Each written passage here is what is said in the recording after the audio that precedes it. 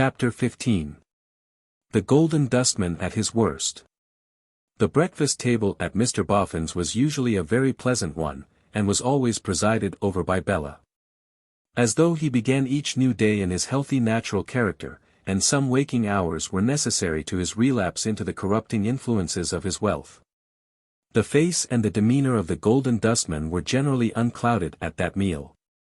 It would have been easy to believe then, that there was no change in him. It was as the day went on that the clouds gathered, and the brightness of the morning became obscured. One might have said that the shadows of avarice and distrust lengthened as his own shadow lengthened, and that the night closed around him gradually. But, one morning long afterwards to be remembered, it was black midnight with the Golden Dustman when he first appeared. His altered character had never been so grossly marked. His bearing towards his secretary was so charged with insolent distrust and arrogance, that the latter rose and left the table before breakfast was half done. The look he directed at the secretary's retiring figure was so cunningly malignant, that Bella would have sat astounded and indignant. Even though he had not gone the length of secretly threatening Rokesmith with his clenched fist as he closed the door. This unlucky morning, of all mornings in the year, was the morning next after Mr. Boffin's interview with Mrs. Lammle in her little carriage. Bella looked to Mrs. Boffin's face for comment on, or explanation of, this stormy humor in her husband, but none was there. An anxious and a distressed observation of her own face was all she could read in it. When they were left alone together, which was not until noon, for Mr. Boffin sat long in his easy chair, by turns jogging up and down the breakfast room, clenching his fist and muttering, Bella, in consternation, asked her what had happened. What was wrong? I am forbidden to speak to you about it, Bella dear, I mustn't tell you, was all the answer she could get. And still, whenever, in her wonder and dismay, she raised her eyes to Mrs. Boffin's face, she saw in it the same anxious and distressed observation of her own. Oppressed by her sense that trouble was impending, and lost in speculations why Mrs. Boffin should look at her as if she had any part in it, Bella found the day long and dreary. It was far on in the afternoon when, she being in her own room, a servant brought her a message from Mr. Boffin begging her to come to his. Mrs. Boffin was there, seated on a sofa, and Mr. Boffin was jogging up and down. On seeing Bella he stopped, beckoned her to him, and drew her arm through his. Don't be alarmed, my dear, he said, gently, I am not angry with you. Why you actually tremble? Don't be alarmed, Bella my dear. I'll see you righted. See me righted, thought Bella. And then repeated aloud in a tone of astonishment, see me righted, sir. I, said Mr. Boffin. See you righted. Send Mr. Rokesmith here, you sir. Bella would have been lost in perplexity if there had been pause enough, but the servant found Mr. Rokesmith near at hand, and he almost immediately presented himself. Shut the door, sir, said Mr. Boffin. I have got something to say to you which I fancy you'll not be pleased to hear. I am sorry to reply, Mr. Boffin, returned the secretary, as, having closed the door, he turned and faced him, that I think that very likely. What do you mean? Blustered Mr. Boffin. I mean that it has become no novelty to me to hear from your lips what I would rather not hear. Oh. Perhaps we shall change that, said Mr. Boffin with a threatening roll of his head. I hope so, returned the secretary. He was quiet and respectful, but stood, as Bella thought, and was glad to think, on his manhood too. Now, sir, said Mr. Boffin, look at this young lady on my arm. Bella involuntarily raising her eyes, when this sudden reference was made to herself, met those of Mr. Rokesmith. He was pale and seemed agitated. Then her eyes passed on to Mrs. Boffin's, and she met the look again. In a flash it enlightened her, and she began to understand what she had done. I say to you, sir, Mr. Boffin repeated, look at this young lady on my arm. I do so, returned the secretary. As his glance rested again on Bella for a moment, she thought there was reproach in it. But it is possible that the reproach was within herself. How dare you, sir, said Mr. Boffin, tamper, unknown to me, with this young lady?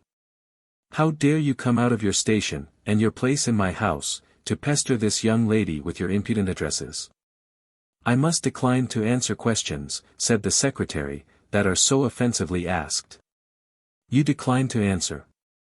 Retorted Mr. Boffin. You decline to answer, do you? Then I'll tell you what it is, Rokesmith, I'll answer for you. There are two sides to this matter, and I'll take them separately. The first side is, sheer insolence. That's the first side.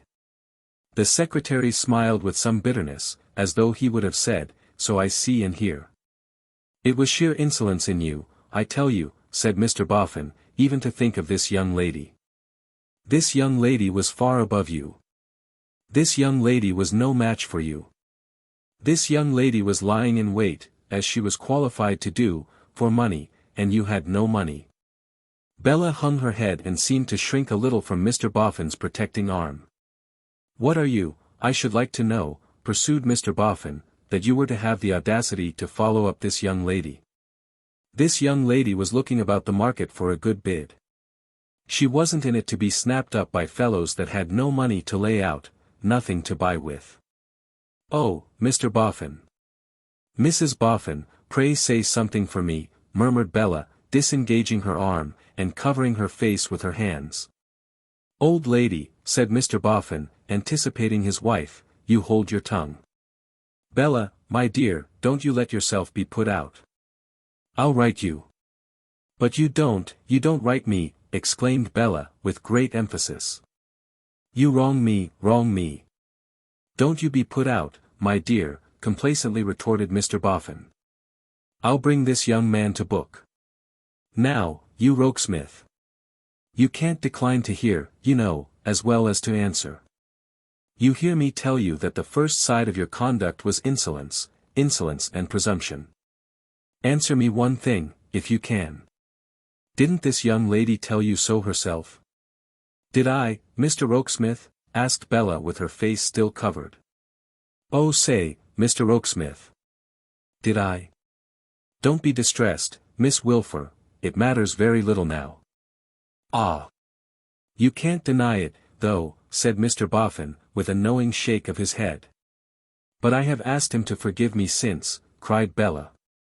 And I would ask him to forgive me now again, upon my knees, if it would spare him.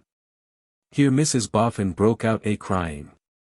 Old lady, said Mr. Boffin, stop that noise. Tender-hearted in you, Miss Bella. But I mean to have it out right through with this young man, having got him into a corner. Now, you Rokesmith. I tell you that's one side of your conduct, insolence and presumption. Now, I may coming to the other, which is much worse. This was a speculation of yours. I indignantly deny it. It's of no use your denying it, it doesn't signify a bit whether you deny it or not, I've got a head upon my shoulders, and it ain't a baby's. What? Said Mr. Boffin, gathering himself together in his most suspicious attitude, and wrinkling his face into a very map of curves and corners. Don't I know what grabs are made at a man with money? If I didn't keep my eyes open, and my pockets buttoned, shouldn't I be brought to the workhouse before I knew where I was? Wasn't the experience of Dancer, and Elwes, and Hopkins, and Blueberry Jones, and ever so many more of M, similar to mine?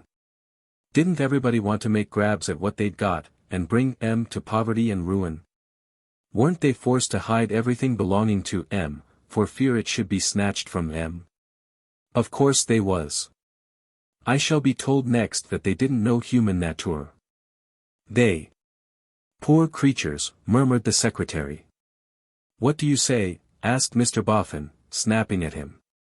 However, you needn't be at the trouble of repeating it, for it ain't worth hearing, and won't go down with me. I may going to unfold your plan, before this young lady, I may going to show this young lady the second view of you. And nothing you can say will stave it off. Now, attend here, Bella, my dear. Rokesmith, you're a needy chap. You're a chap that I pick up in the street. Are you, or ain't you? Go on, Mr. Boffin, don't appeal to me. Not appeal to you, retorted Mr. Boffin as if he hadn't done so. No, I should hope not. Appealing to you, would be rather a rum course. As I was saying, you're a needy chap that I pick up in the street. You come and ask me in the street to take you for a secretary, and I take you. Very good. Very bad, murmured the secretary. What do you say? Asked Mr. Boffin, snapping at him again. He returned no answer. Mr. Boffin, after eyeing him with a comical look of discomfited curiosity, was fain to begin afresh. This Rokesmith is a needy young man that I take for my secretary out of the open street. This Rokesmith gets acquainted with my affairs, and gets to know that I mean to settle a sum of money on this young lady. Oh ho, says this Rokesmith. Here Mr. Boffin clapped a finger against his nose, and tapped it several times with a sneaking air, as embodying Rokesmith confidentially confabulating with his own nose. This will be a good haul, I'll go in for this. And so this Rokesmith, greedy and hungering, begins creeping on his hands and knees towards the money. Not so bad a speculation either, for if this young lady had had less spirit, or had had less sense, through being at all in the romantic line, by George he might have worked it out and made it pay. But fortunately she was too many for him, and a pretty figure he cuts now he is exposed. There he stands, said Mr. Boffin, addressing Rokesmith himself with ridiculous inconsistency. Look at him.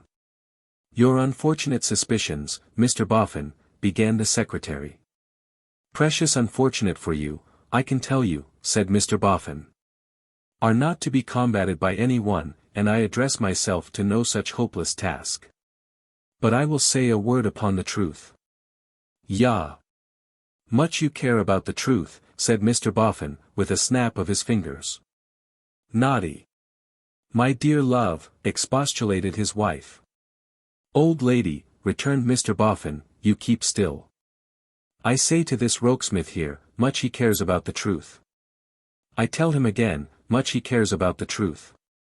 Our connection being at an end, Mr. Boffin, said the secretary, it can be of very little moment to me what you say. Oh. You are knowing enough, retorted Mr. Boffin, with a sly look, to have found out that our connection's at an end, eh? But you can't get beforehand with me. Look at this in my hand. This is your pay, on your discharge. You can only follow suit. You can't deprive me of the lead. Let's have no pretending that you discharge yourself. I discharge you. So that I go, remarked the secretary, waving the point aside with his hand, it is all one to me. Is it? Said Mr. Boffin. But it's two to me, let me tell you. Allowing a fellow that's found out, to discharge himself, is one thing, discharging him for insolence and presumption, and likewise for designs upon his master's money, is another. 1 and 1's 2, not 1. Old lady, don't you cut in. You keep still. Have you said all you wish to say to me? Demanded the secretary. I don't know whether I have or not, answered Mr. Boffin. It depends. Perhaps you will consider whether there are any other strong expressions that you would like to bestow upon me? I'll consider that, said Mr. Boffin, obstinately, at my convenience, and not at yours. You want the last word. It may not be suitable to let you have it. Naughty. My dear, dear Naughty. You sound so hard, cried poor Mrs. Boffin, not to be quite repressed. Old lady, said her husband, but without harshness, if you cut in when requested not, I'll get a pillow and carry you out of the room upon it. What do you want to say, you Rokesmith? To you, Mr. Boffin, nothing. But to Miss Wilfer and to your good kind wife, a word. Out with it then, replied Mr. Boffin, and cut it short, for we've had enough of you. I have borne, said the secretary, in a low voice, with my false position here, that I might not be separated from Miss Wilfer. To be near her, has been a recompense to me from day to day, even for the undeserved treatment I have had here, and for the degraded aspect in which she has often seen me. Since Miss Wilfer rejected me, I have never again urged my suit, to the best of my belief, with a spoken syllable or a look. But I have never changed in my devotion to her, except, if she will forgive my saying so, that it is deeper than it was, and better founded. Now, mark this chap saying Miss Wilfer, when he means LSD, cried Mr. Boffin, with a cunning wink. Now, mark this chap's making Miss Wilfer stand for pounds, shillings, and pence. My feeling for Miss Wilfer, pursued the secretary, without deigning to notice him, is not one to be ashamed of. I avow it. I love her. Let me go where I may. When I presently leave this house, I shall go into a blank life, leaving her. Leaving LSD behind me, said Mr. Boffin, by way of commentary, with another wink. That I am incapable, the secretary went on, still without heeding him, of a mercenary project, or a mercenary thought, in connection with Miss Wilfer, is nothing meritorious in me. Because any prize that I could put before my fancy would sink into insignificance beside her. If the greatest wealth or the highest rank were hers, it would only be important in my sight as removing her still farther from me, and making me more hopeless, if that could be. Say, remarked the secretary, looking full at his late master, say that with a word she could strip Mr. Boffin of his fortune and take possession of it, she would be of no greater worth in my eyes than she is. What do you think by this time, old lady, asked Mr. Boffin, turning to his wife in a bantering tone, about this Rokesmith here, and his caring for the truth? You needn't say what you think, my dear, because I don't want you to cut in, but you can think it all the same. As to taking possession of my property, I warrant you he wouldn't do that himself if he could. No, returned the secretary, with another full look. Ha, ha, ha, laughed Mr. Boffin. There's nothing like a good un while you are about it. I have been for a moment, said the secretary, turning from him and falling into his former manner, diverted from the little I have to say. My interest in Miss Wilfer began when I first saw her, even began when I had only heard of her. It was, in fact, the cause of my throwing myself in Mr. Boffin's way, and entering his service. Miss Wilfer has never known this until now. I mention it now, only as a corroboration, though I hope it may be needless, of my being free from the sordid design attributed to me. Now, this is a very artful dog, said Mr. Boffin, with a deep look. This is a longer-headed schemer than I thought him. See how patiently and methodically he goes to work. He gets to know about me and my property, and about this young lady, and her share in poor young John's story, and he puts this and that together, and he says to himself, I'll get in with Boffin, and I'll get in with this young lady. And I'll work 'em both at the same time, and I'll bring my pigs to market somewhere. I hear him say it, bless you. I look at him, now, and I see him say it. Mr. Boffin pointed at the culprit, as it were in the act, and hugged himself in his great penetration. But luckily he hadn't to deal with the people he supposed. Bella, my dear, said Mr. Boffin. No. Luckily he had to deal with you, and with me, and with Daniel and Miss Dancer, and with Elwes, and with Vulture Hopkins, and with Blueberry Jones and all the rest of us, one down t'other come on. And he's beat, that's what he is, regularly beat. He thought to squeeze money out of us, and he has done for himself instead, Bella my dear. Bella my dear made no response, gave no sign of acquiescence. When she had first covered her face she had sunk upon a chair with her hands resting on the back of it, and had never moved since. There was a short silence at this point, and Mrs. Boffin softly rose as if to go to her. But, Mr. Boffin stopped her with a gesture, and she obediently sat down again and stayed where she was. There's your pay, Mr. Rokesmith, said the Golden Dustman, jerking the folded scrap of paper he had in his hand, towards his late secretary. I dare say you can stoop to pick it up, after what you have stooped to hear.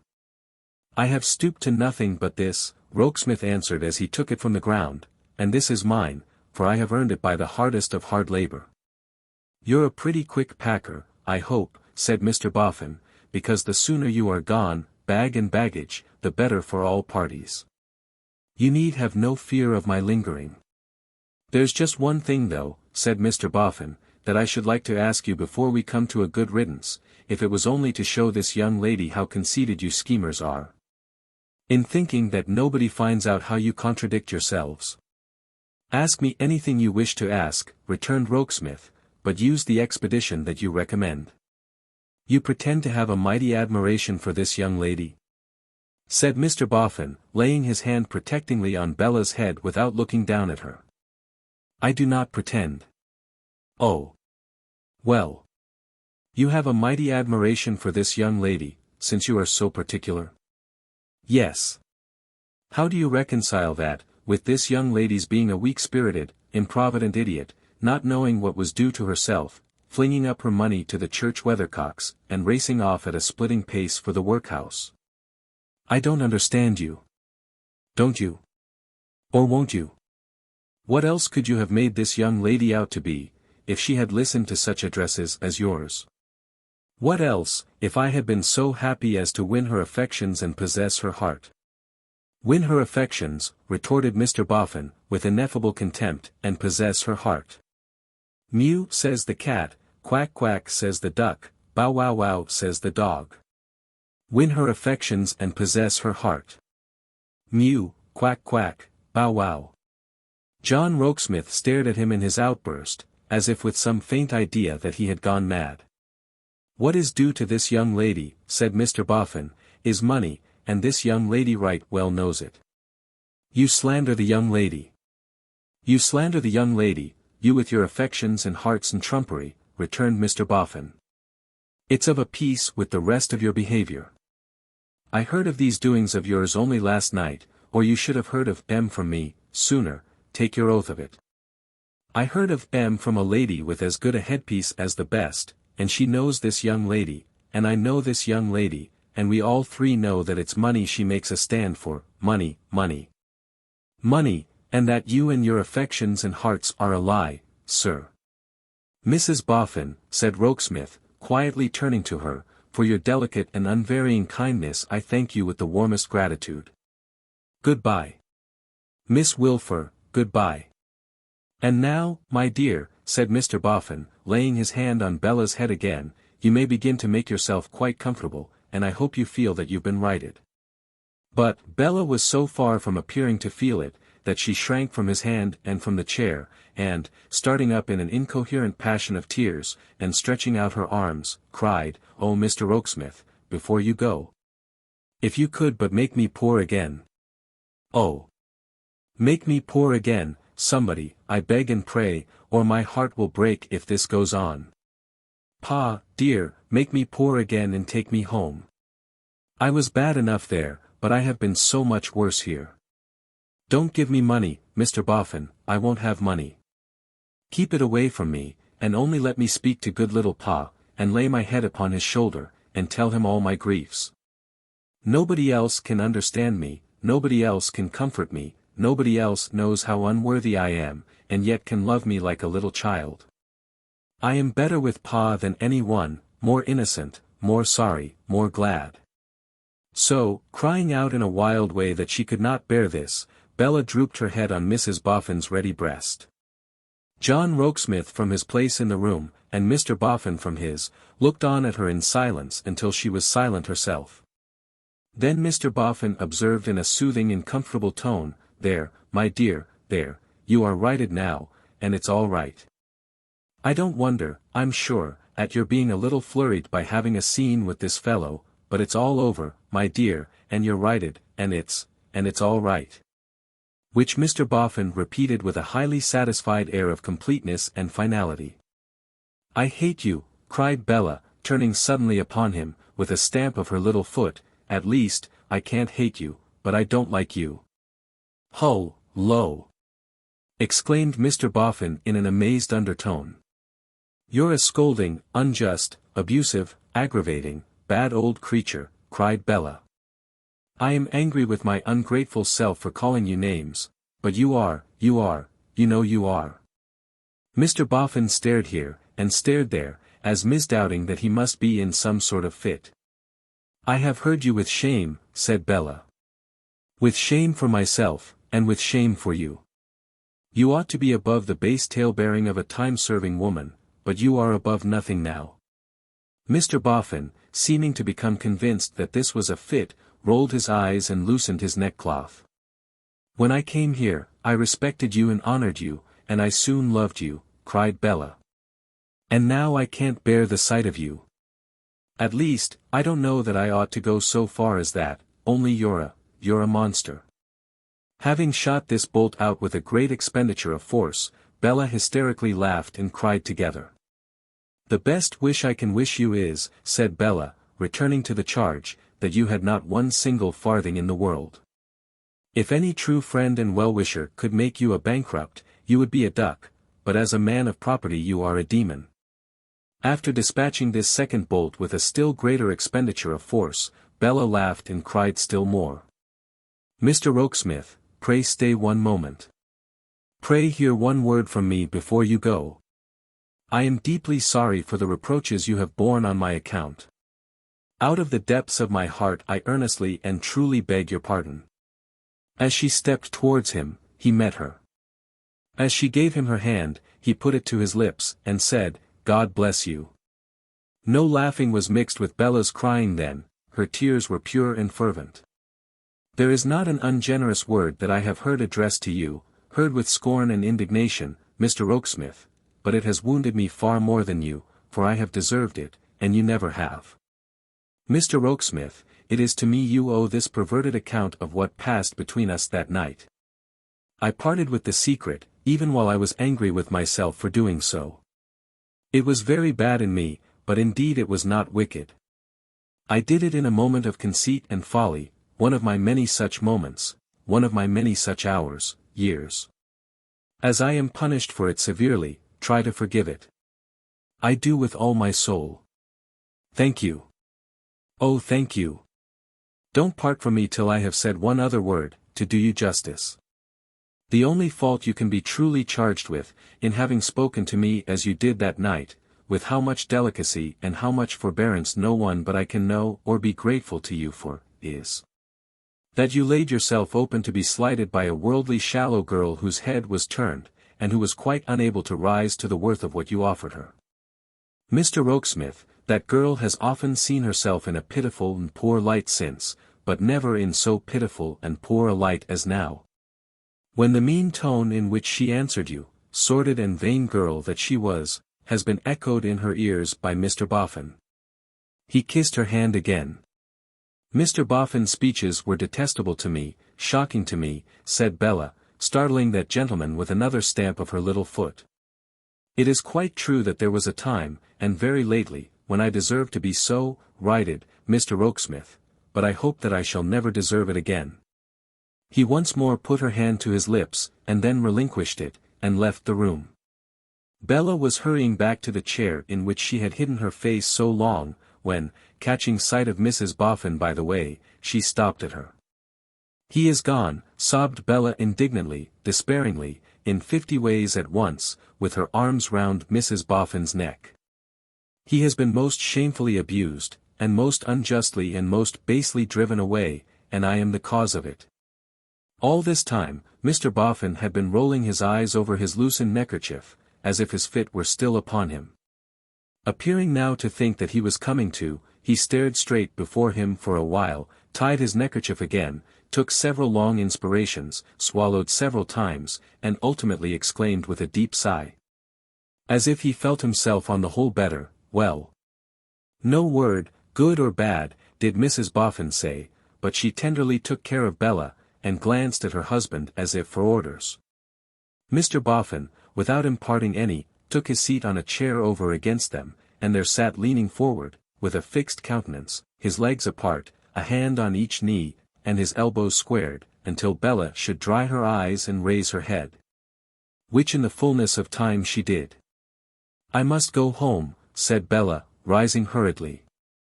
I am very grateful to you for all you have done for me, but I can't stay here. My darling girl, remonstrated Mrs. Boffin. No, I can't stay here, said Bella, I can't indeed. Ugh. You vicious old thing. This to Mr. Boffin. Don't be rash, my love, urged Mrs. Boffin. Think well of what you do. Yes, you had better think well, said Mr. Boffin. I shall never more think well of you, cried Bella, cutting him short, with intense defiance in her expressive little eyebrows, and championship of the late secretary in every dimple. No. Never again. Your money has changed you to marble. You are a hard-hearted miser. You are worse than Dancer, worse than Hopkins, worse than Blackberry Jones, worse than any of the wretches. And more," proceeded Bella, breaking into tears again, "you were wholly undeserving of the gentleman you have lost." "Why, you don't mean to say, Miss Bella," the Golden Dustman slowly remonstrated, "that you set up Rokesmith against me?" "I do," said Bella. "He is worth 1,000,000 of you." Very pretty she looked, though very angry, as she made herself as tall as she possibly could, which was not extremely tall, and utterly renounced her patron with a lofty toss of her rich brown head. "I would rather he thought well of me," said Bella, "though he swept the street for bread, than that you did, though you splashed the mud upon him from the wheels of a chariot of pure gold. There." "Well, I'm sure," cried Mr. Boffin, staring. "And for a long time past, when you have thought you set yourself above him, I have only seen you under his feet," said Bella, "there. And throughout I saw in him the master, and I saw in you the man, there. And when you used him shamefully, I took his part and loved him, there. I boast of it." After which strong avowal Bella underwent reaction, and cried to any extent, with her face on the back of her chair. "Now, look here," said Mr. Boffin, as soon as he could find an opening for breaking the silence and striking in. "Give me your attention, Bella." "I am not angry." "I am," said Bella. "I say," resumed the Golden Dustman, "I am not angry, and I mean kindly to you, and I want to overlook this. So you'll stay where you are, and we'll agree to say no more about it." "No, I can't stay here," cried Bella, rising hurriedly again. "I can't think of staying here. I must go home for good." "Now, don't be silly," Mr. Boffin reasoned. "Don't do what you can't undo, don't do what you're sure to be sorry for." "I shall never be sorry for it," said Bella. "And I should always be sorry, and should every minute of my life despise myself if I remained here after what has happened." "At least, Bella," argued Mr. Boffin, "let there be no mistake about it. Look before you leap, you know. Stay where you are, and all's well, and all's as it was to be. Go away, and you can never come back." "I know that I can never come back, and that's what I mean," said Bella. "You mustn't expect," Mr. Boffin pursued, "that I'm going to settle money on you, if you leave us like this, because I am not. No, Bella. Be careful. Not one brass farthing." "Expect," said Bella, haughtily. "Do you think that any power on earth could make me take it, if you did, sir?" But there was Mrs. Boffin to part from, and, in the full flush of her dignity, the impressible little soul collapsed again.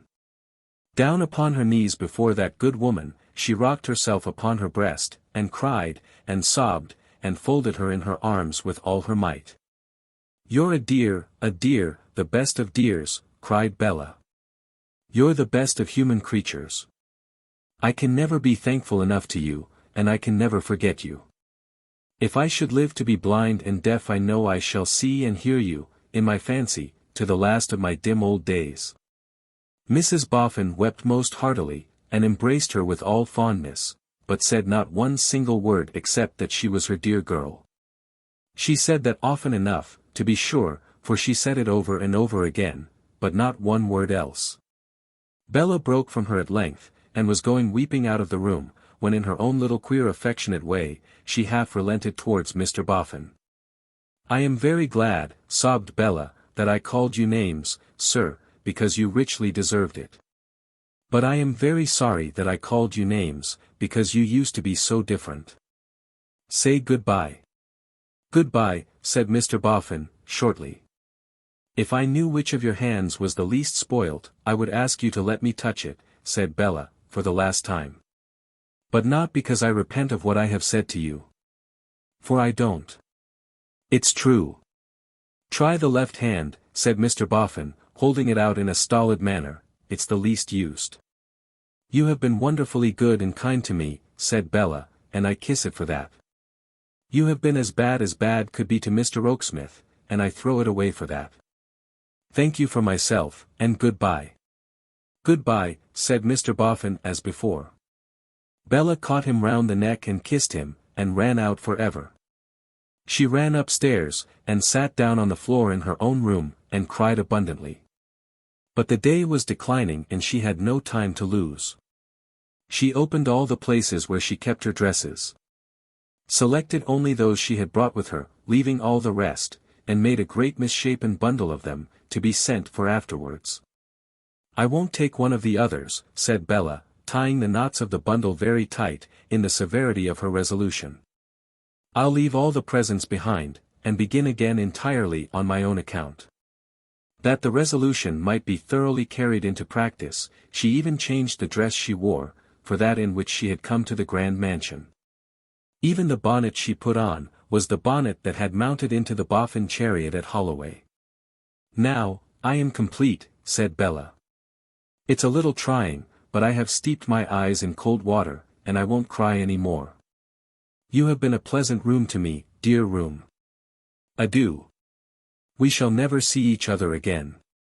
With a parting kiss of her fingers to it, she softly closed the door and went with a light foot down the great staircase, pausing and listening as she went, that she might meet none of the household. No one chanced to be about, and she got down to the hall in quiet. The door of the late secretary's room stood open. She peeped in as she passed, and divined from the emptiness of his table, and the general appearance of things, that he was already gone. Softly opening the great hall door, and softly closing it upon herself, she turned and kissed it on the outside, insensible old combination of wood and iron that it was, before she ran away from the house at a swift pace.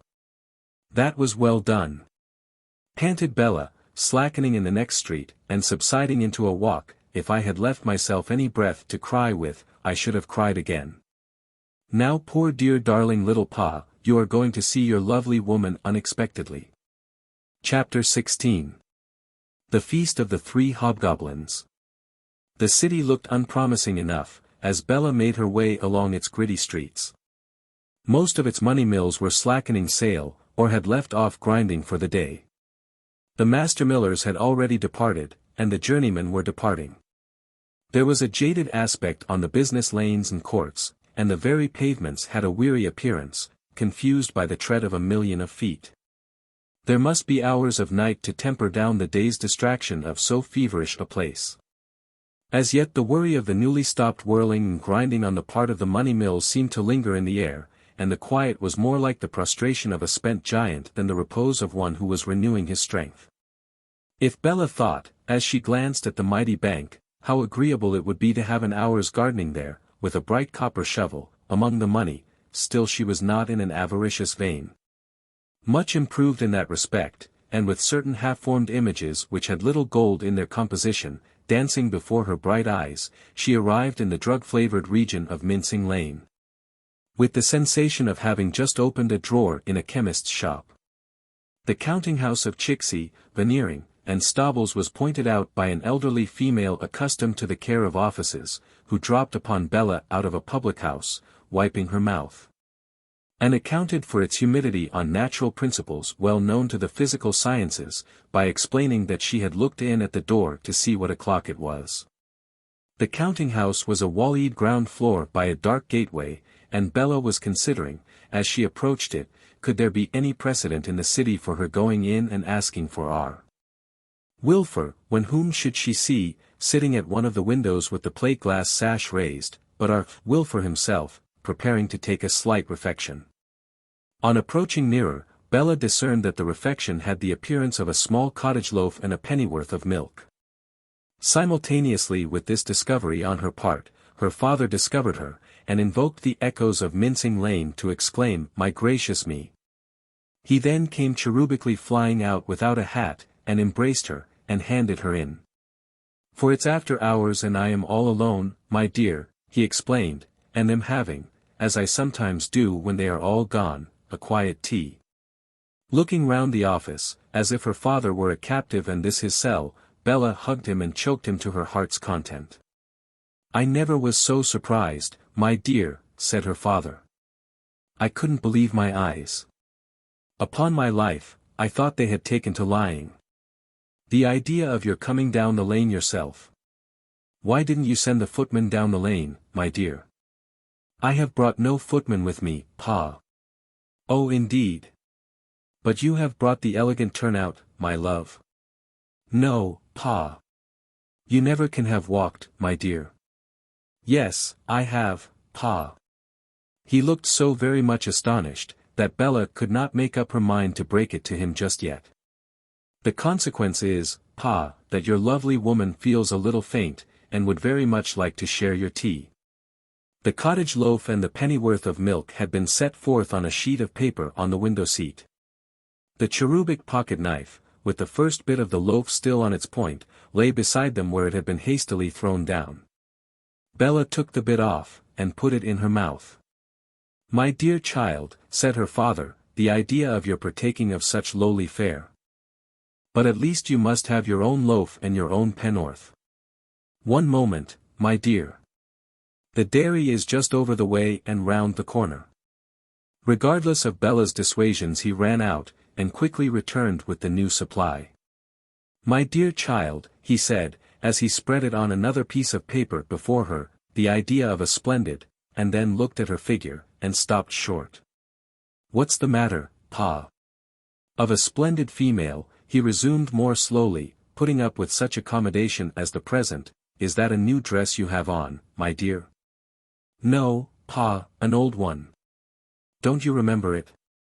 "Why, I thought I remembered it, my dear." "You should, for you bought it, Pa." "Yes, I thought I bought it, my dear," said the cherub, giving himself a little shake, as if to rouse his faculties. "And have you grown so fickle that you don't like your own taste, Pa dear?" "Well, my love," he returned, swallowing a bit of the cottage loaf with considerable effort, for it seemed to stick by the way, "I should have thought it was hardly sufficiently splendid for existing circumstances." "And so, Pa," said Bella, moving coaxingly to his side instead of remaining opposite, "you sometimes have a quiet tea here all alone?"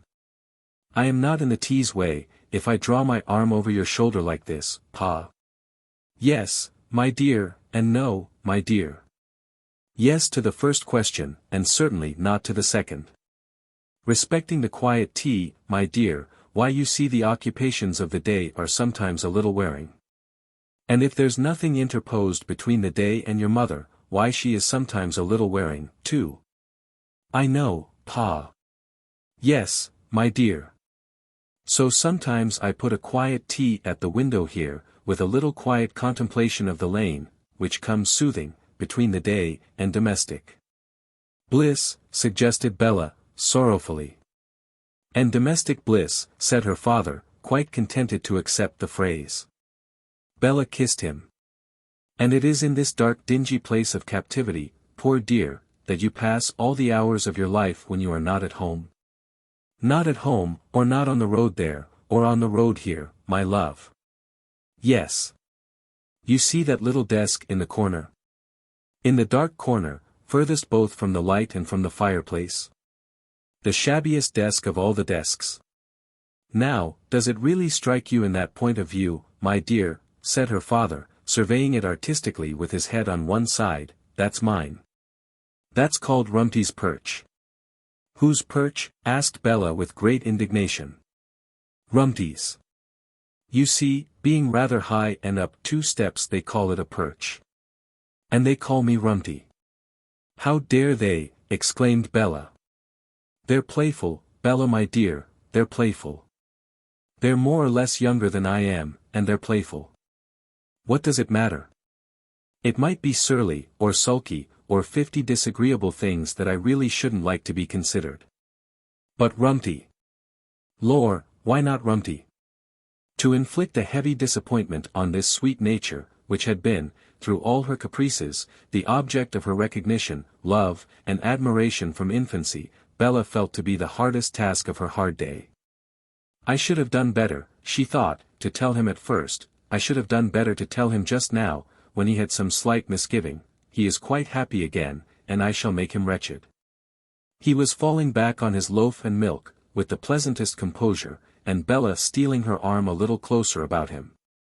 And at the same time sticking up his hair with an irresistible propensity to play with him founded on the habit of her whole life, had prepared herself to say, "Pa dear, don't be cast down, but I must tell you something disagreeable."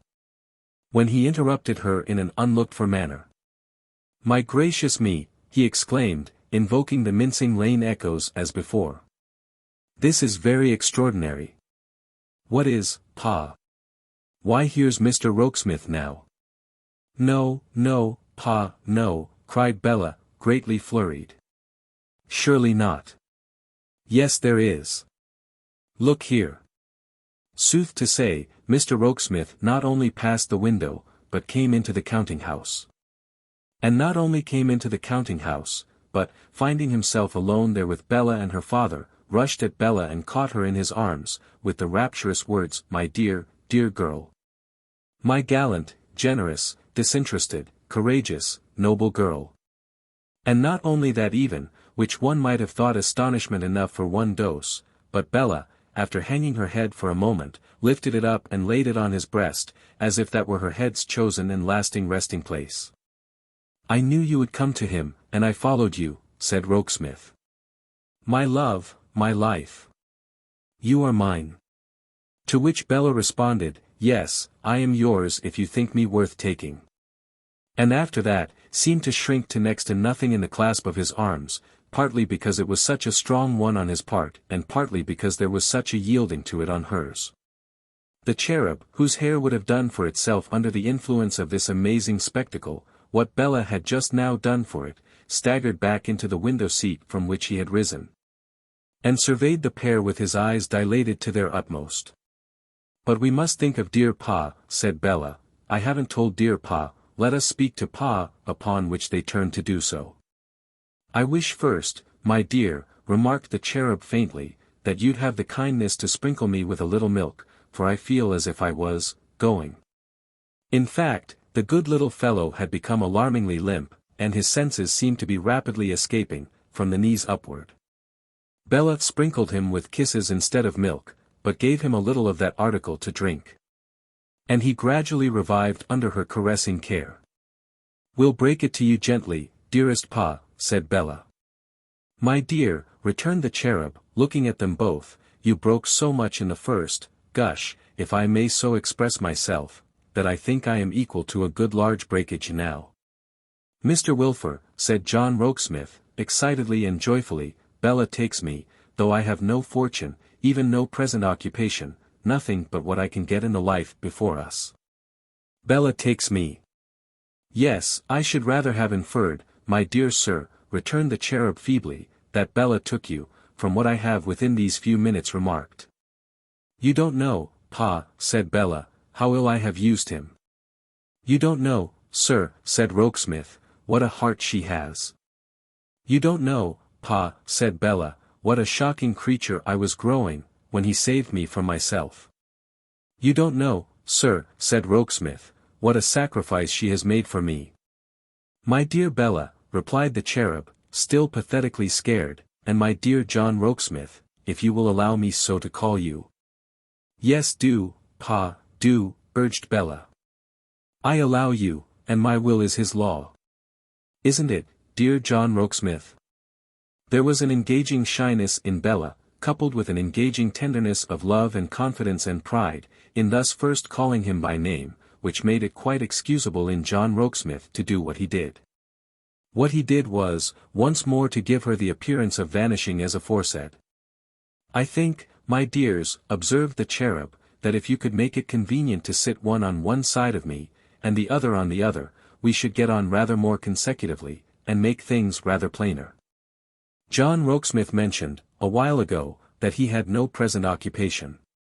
"None," said Rokesmith. "No, Pa, none," said Bella. "From which I argue," proceeded the cherub, "that he has left Mr. Boffin." "Yes, Pa. And so—" "Stop a bit, my dear.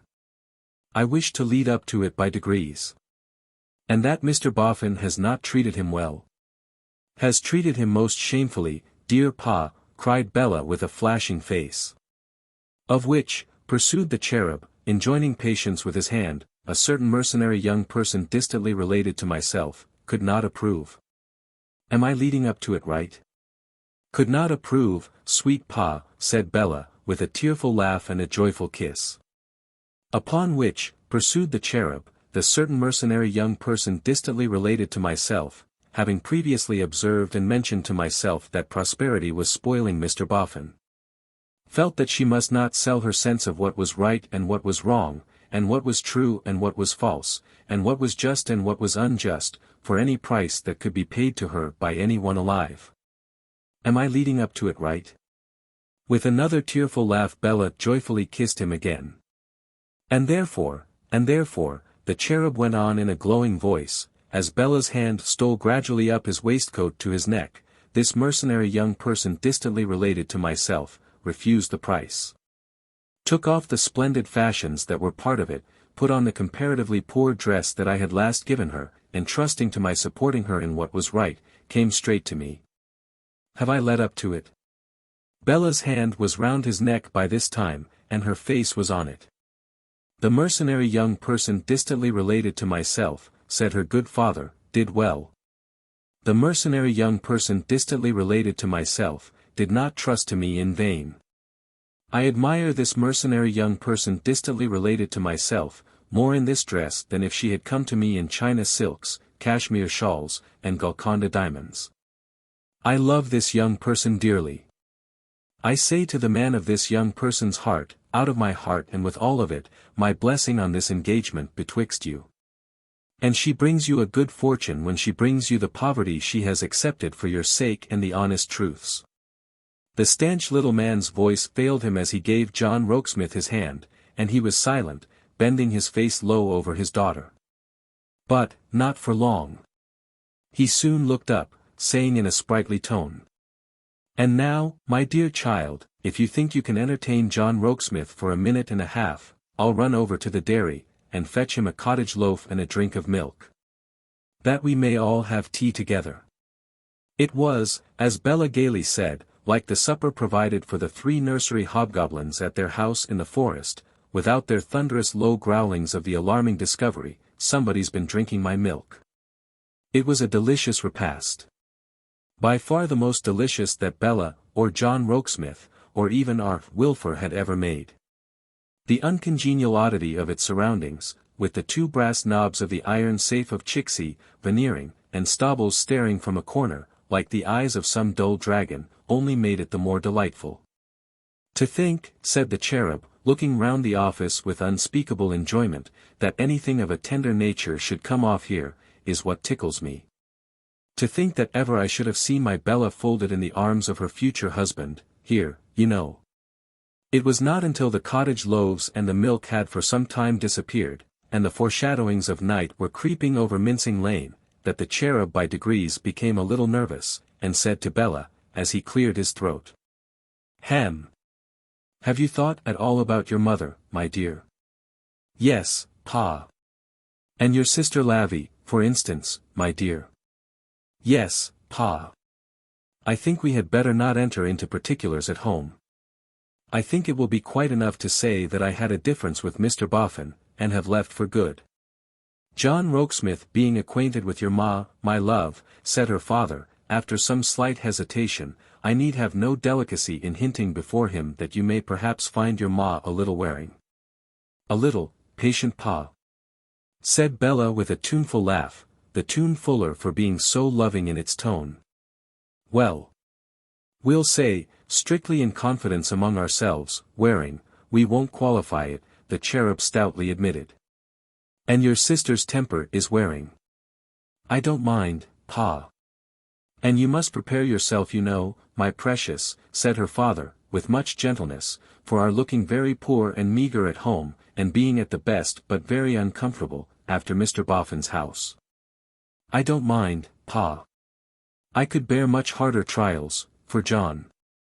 The closing words were not so softly and blushingly said but that John heard them, and showed that he heard them by again assisting Bella to another of those mysterious disappearances. "Well," said the cherub gaily, and not expressing disapproval, when you come back from retirement, my love, and reappear on the surface, I think it will be time to lock up and go." If the counting-house of Chixie, Veneering, and Stobbles had ever been shut up by 3 happier people, glad as most people were to shut it up, they must have been superlatively happy indeed. But first Bella mounted upon Rumty's perch, and said, "Show me what you do here all day long, dear Pa. Do you write like this?" Laying her round cheek upon her plump left arm, and losing sight of her pen in waves of hair, in a highly unbusinesslike manner. Though John Rokesmith seemed to like it. So, the three hobgoblins, having effaced all traces of their feast, and swept up the crumbs, came out of Mincing Lane to walk to Holloway. And if two of the hobgoblins didn't wish the distance twice as long as it was, the third hobgoblin was much mistaken. Indeed, that modest spirit deemed himself so much in the way of their deep enjoyment of the journey, that he apologetically remarked, "I think, my dears, I'll take the lead on the other side of the road, and seem not to belong to you." Which he did, cherubically strewing the path with smiles, in the absence of flowers. It was almost 10 o'clock when they stopped within view of Wilfer Castle. And then, the spot being quiet and deserted, Bella began a series of disappearances which threatened to last all night. "I think, John," the cherub hinted at last, "that if you can spare me the young person distantly related to myself, I'll take her in." "I can't spare her," answered John, "but I must lend her to you, my darling." A word of magic which caused Bella instantly to disappear again. "Now, dearest Pa," said Bella, when she became visible, "put your hand in mine, and we'll run home as fast as ever we can run, and get it over. Now, Pa. Once."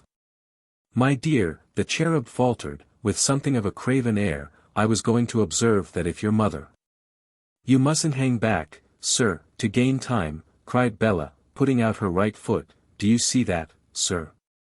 That's the mark. Come up to the mark, sir. Once. Twice. 3 times and away, Pa." Off she skimmed, bearing the cherub along, nor ever stopped, nor suffered him to stop, until she had pulled at the bell. "Now, dear Pa," said Bella, taking him by both ears as if he were a pitcher, and conveying his face to her rosy lips, "we are in for it." Miss Lavvy came out to open the gate, waited on by that attentive cavalier and friend of the family, Mr. George Sampson. "Why, it's never Bella," exclaimed Miss Lavvy, starting back at the sight. And then bawled, "Ma! Here's Bella." This produced, before they could get into the house, Mrs. Wilfer, who, standing in the portal, received them with ghostly gloom, and all her other appliances of ceremony. "My child is welcome, though unlooked for," said she, at the time presenting her cheek as if it were a cool slate for visitors to enroll themselves upon. "You too, are welcome, though late. Does the male domestic of Mrs. Boffin hear me there?" This deep-toned inquiry was cast forth into the night, for response from the menial in question. "There is no one waiting, Ma, dear," said Bella. "There is no one waiting," repeated Mrs. Wilfer in majestic accents. "No, Ma, dear." A dignified shiver pervaded Mrs. Wilfer's shoulders and gloves, as who should say, an enigma, and then she marched at the head of the procession to the family keeping room, where she observed. "Unless, R.W. who started on being solemnly turned upon, you have taken the precaution of making some addition to our frugal supper on your way home, it will prove but a distasteful one to Bella. Cold neck of mutton and a lettuce can ill compete with the luxuries of Mr. Boffin's board." "Pray don't talk like that, Ma dear," said Bella, "Mr. Boffin's board is nothing to me." But, here Miss Lavinia, who had been intently eyeing Bella's bonnet, struck in with, "Why, Bella." "Yes, Lavvy, I know." The irrepressible lowered her eyes to Bella's dress, and stooped to look at it, exclaiming again, "Why, Bella." "Yes, Lavvy, I know what I have got on. I was going to tell Ma when you interrupted. I have left Mr. Boffin's house for good, Ma, and I have come home again." Mrs. Wilfer spake no word, but, having glared at her offspring for a minute or two in an awful silence, retired into her corner of state backward, and sat down, like a frozen article on sale in a Russian market. "In short, dear Ma," said Bella, taking off the depreciated bonnet and shaking out her hair, "I have had a very serious difference with Mr. Boffin on the subject of his treatment of a member of his household, and it's a final difference. And there's an end of all. And I am bound to tell you, my dear, added R.W., submissively, that Bella has acted in a truly brave spirit, and with a truly right feeling. And therefore I hope, my dear, you'll not allow yourself to be greatly disappointed. George, said Miss Lavvy, in a sepulchral, warning voice, founded on her mother's, George Sampson, speak. What did I tell you about those Boffins? Mr. Sampson, perceiving his frail bark to be laboring among shoals and breakers, thought it safest not to refer back to any particular thing that he had been told, lest he should refer back to the wrong thing. With admirable seamanship he got his bark into deep water by murmuring, yes indeed. Yes. I told George Sampson, as George Sampson tells you, said Miss Lavvy, that those hateful Boffins would pick a quarrel with Bella, as soon as her novelty had worn off. Have they done it, or have they not? Was I right, or was I wrong? And what do you say to us, Bella, of your Boffins now? Lavvy and Ma, said Bella, I say of Mr. and Mrs. Boffin what I always have said, and I always shall say of them what I always have said. But nothing will induce me to quarrel with any one tonight. I hope you are not sorry to see me, Ma dear, kissing her, and I hope you are not sorry to see me, Lavvy, kissing her too. And as I noticed the lettuce Ma mentioned, on the table, I'll make the salad. Bella playfully setting herself about the task, Mrs. Wilfer's impressive countenance followed her with glaring eyes, presenting a combination of the once popular sign of the Saracen's Head, with a piece of Dutch clockwork. And suggesting to an imaginative mind that from the composition of the salad, her daughter might prudently omit the vinegar. But no word issued from the majestic matron's lips. And this was more terrific to her husband, as perhaps she knew, than any flow of eloquence with which she could have edified the company. Now, Ma dear, said Bella in due course, the salad's ready, and it's past supper time. Mrs. Wilfer rose, but remained speechless. George, said Miss Lavinia in her voice of warning, Ma's chair. Mr. Sampson flew to the excellent lady's back, and followed her up close chair in hand, as she stalked to the banquet. Arrived at the table, she took her rigid seat, after favoring Mr. Sampson with a glare for himself, which caused the young gentleman to retire to his place in much confusion.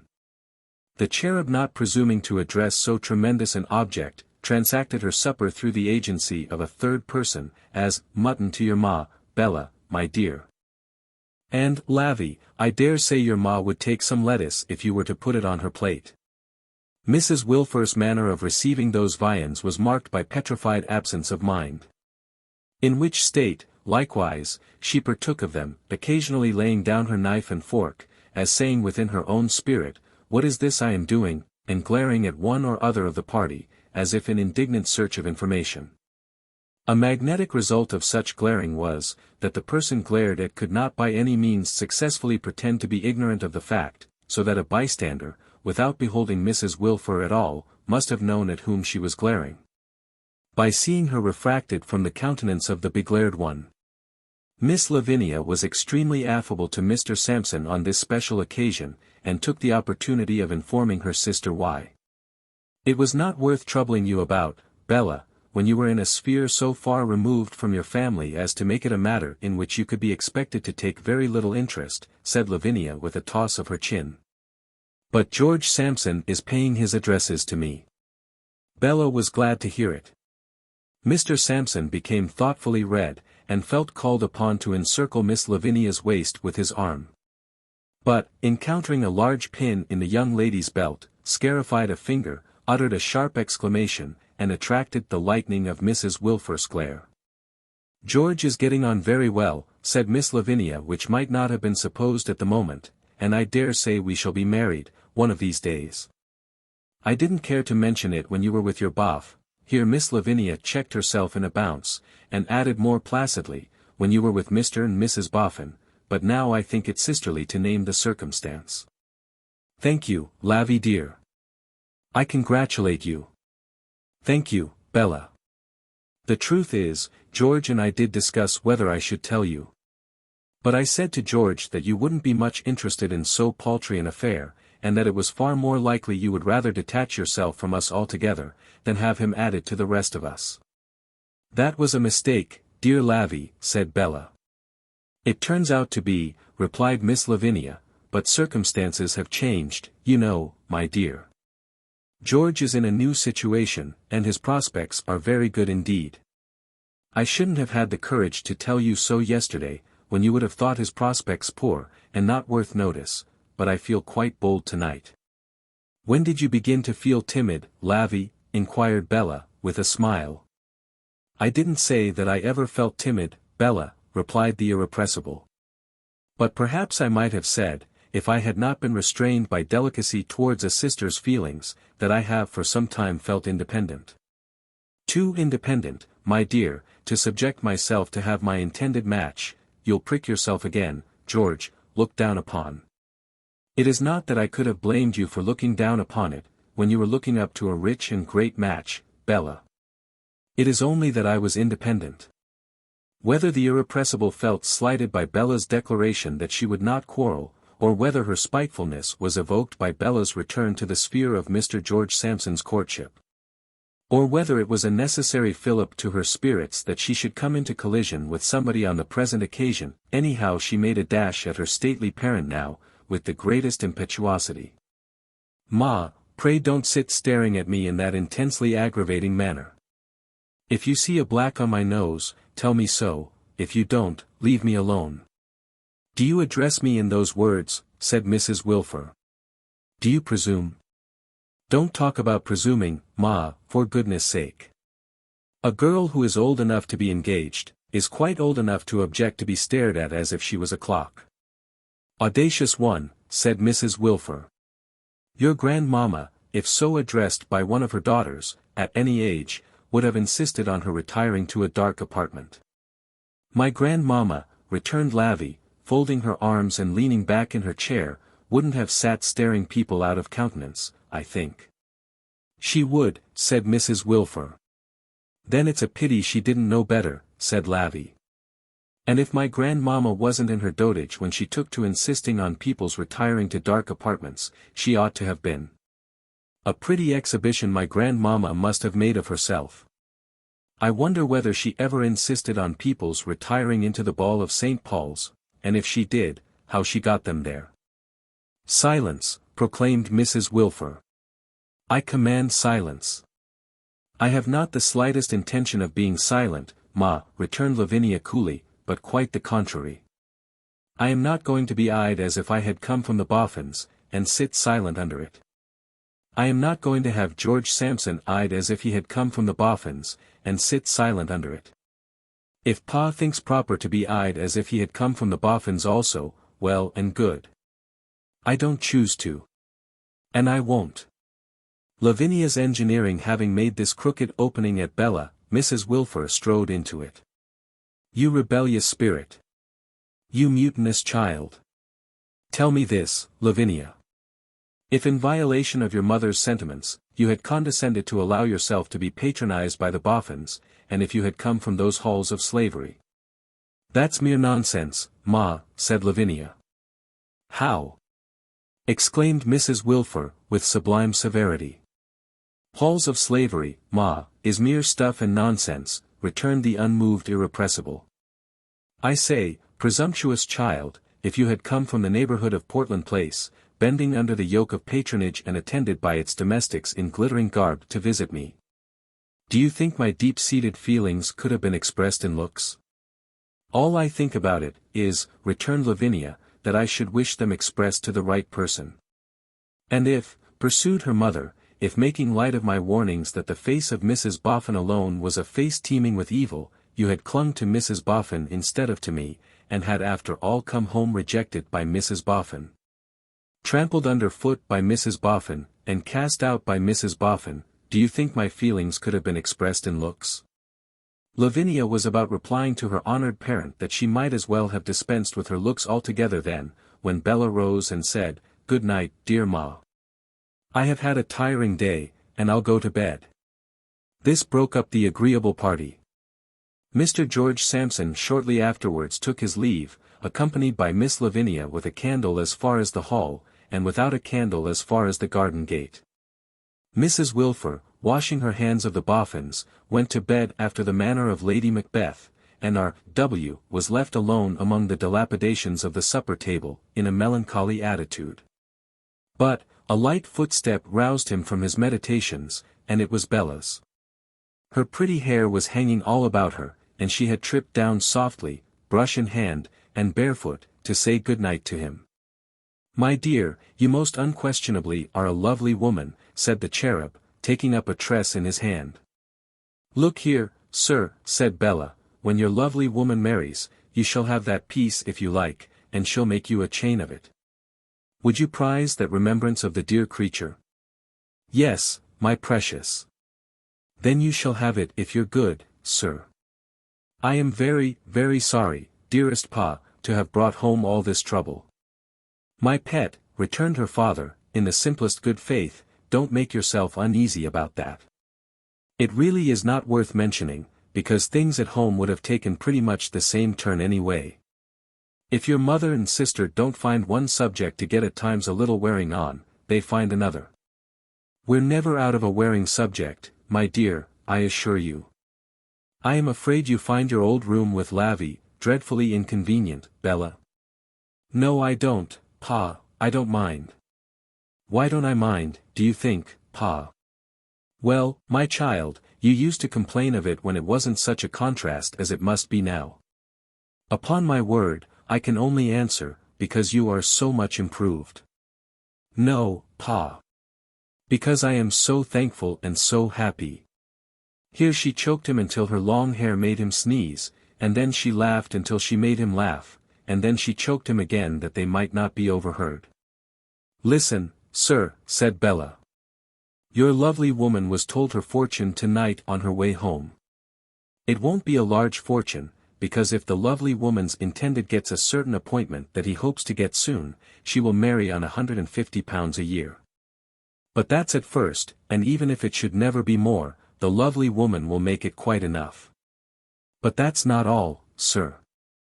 In the fortune there's a certain fair man, a little man, the fortune-teller said, who, it seems, will always find himself near the lovely woman, and will always have kept, expressly for him, such a peaceful corner in the lovely woman's little house as never was." "Tell me the name of that man, sir." "Is he a knave in the pack of cards?" inquired the cherub, with a twinkle in his eyes. "Yes," cried Bella, in high glee, choking him again. "He's the knave of Wilfers. Dear Pa, the lovely woman means to look forward to this fortune that has been told for her, so delightfully, and to cause it to make her a much better lovely woman than she ever has been yet. What the little fair man is expected to do, sir, is to look forward to it also, by saying to himself when he is in danger of being overworried, 'I see land at last.'" "I see land at last," repeated her father. "There's a dear knave of Wilfers," exclaimed Bella, then putting out her small white bare foot, "that's the mark, sir. Come to the mark. Put your boot against it. We keep to it together, mind. Now, sir, you may kiss the lovely woman before she runs away, so thankful and so happy." "Oh yes, fair little man, so thankful and so happy." Chapter 17.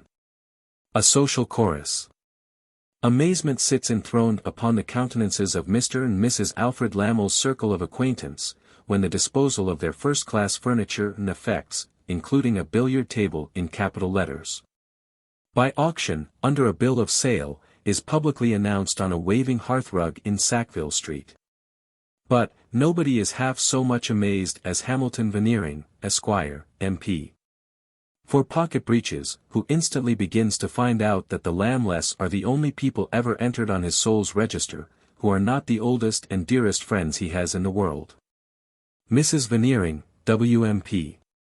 For pocket breeches, like a faithful wife shares her husband's discovery and inexpressible astonishment. Perhaps the Veneerings twain may deem the last unutterable feeling particularly due to their reputation, by reason that once upon a time some of the longer heads in the city are whispered to have shaken themselves when Veneering's extensive dealings and great wealth were mentioned. But it is certain that neither Mr. nor Mrs. Veneering can find words to wonder in, and it becomes necessary that they give to the oldest and dearest friends they have in the world, a wondering dinner. For, it is by this time noticeable that, whatever befalls, the Veneerings must give a dinner upon it. Lady Tippins lives in a chronic state of invitation to dine with the Veneerings, and in a chronic state of inflammation arising from the dinners. Boots and Brewer go about in cabs, with no other intelligible business on earth than to beat up people to come and dine with the Veneerings. Veneering pervades the legislative lobbies, intent upon entrapping his fellow legislators to dinner. Mrs. Veneering dined with 25 brand-new faces overnight, calls upon them all today, sends them every one a dinner card tomorrow, for the week after next. Before that dinner is digested, calls upon their brothers and sisters, their sons and daughters, their nephews and nieces, their aunts and uncles and cousins, and invites them all to dinner. And still, as at first, howsoever, the dining circle widens, it is to be observed that all the diners are consistent in appearing to go to the Veneerings, not to dine with Mr. and Mrs. Veneering, which would seem to be the last thing in their minds, but to dine with one another. Perhaps, after all, who knows, Veneering may find this dining, though expensive, remunerative, in the sense that it makes champions.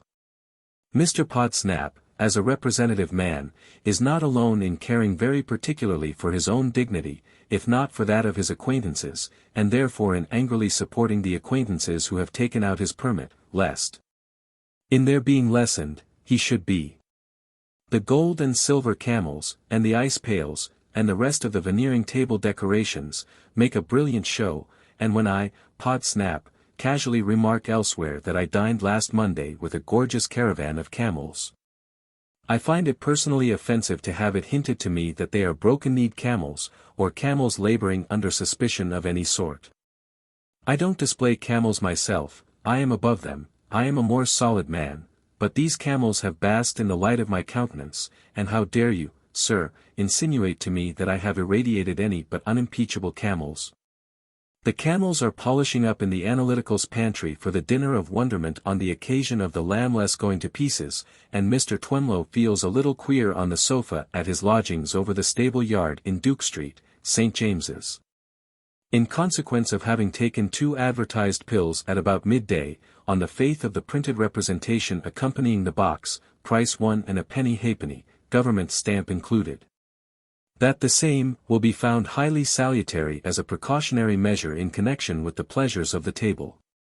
To whom, while sickly with the fancy of an insoluble pill sticking in his gullet, and also with the sensation of a deposit of warm gum languidly wandering within him a little lower down, a servant enters with the announcement that a lady wishes to speak with him.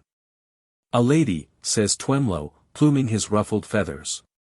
Ask the favor of the lady's name. The lady's name is Lamel. The lady will not detain Mr. Twemlow longer than a very few minutes. The lady is sure that Mr. Twemlow will do her the kindness to see her, on being told that she particularly desires a short interview. The lady has no doubt whatever of Mr. Twemlow's compliance when he hears her name. Has begged the servant to be particular not to mistake her name. Would have sent in a card, but has none. Show the lady in. Lady shown in, comes in. Mr. Twemlow's little rooms are modestly furnished, in an old-fashioned manner, rather like the housekeeper's room at Snigsworthy Park, and would be bare of mere ornament. Were it not for a full-length engraving of the sublime Snigsworth over the chimney-piece, snorting at a Corinthian column, with an enormous roll of paper at his feet, and a heavy curtain going to tumble down on his head. Those accessories being understood to represent the noble lord as somehow in the act of saving his country. Pray take a seat, Mrs. Lamel. Mrs. Lamel takes a seat and opens the conversation. I have no doubt, Mr. Twemlow, that you have heard of a reverse of fortune having befallen us. Of course you have heard of it, for no kind of news travels so fast, among one's friends especially. Mindful of the wondering dinner, Twemlow, with a little twinge, admits the imputation. Probably it will not, says Mrs. Lamel, with a certain hardened manner upon her, that makes Twemlow shrink, have surprised you so much as some others, after what passed between us at the house which is now turned out at windows. I have taken the liberty of calling upon you, Mr. Twemlow, to add a sort of postscript to what I said that day. Mr. Twemlow's dry and hollow cheeks become more dry and hollow at the prospect of some new complication. "Really," says the uneasy little gentleman, "really, Mrs. Lamel, I should take it as a favor if you could excuse me from any further confidence.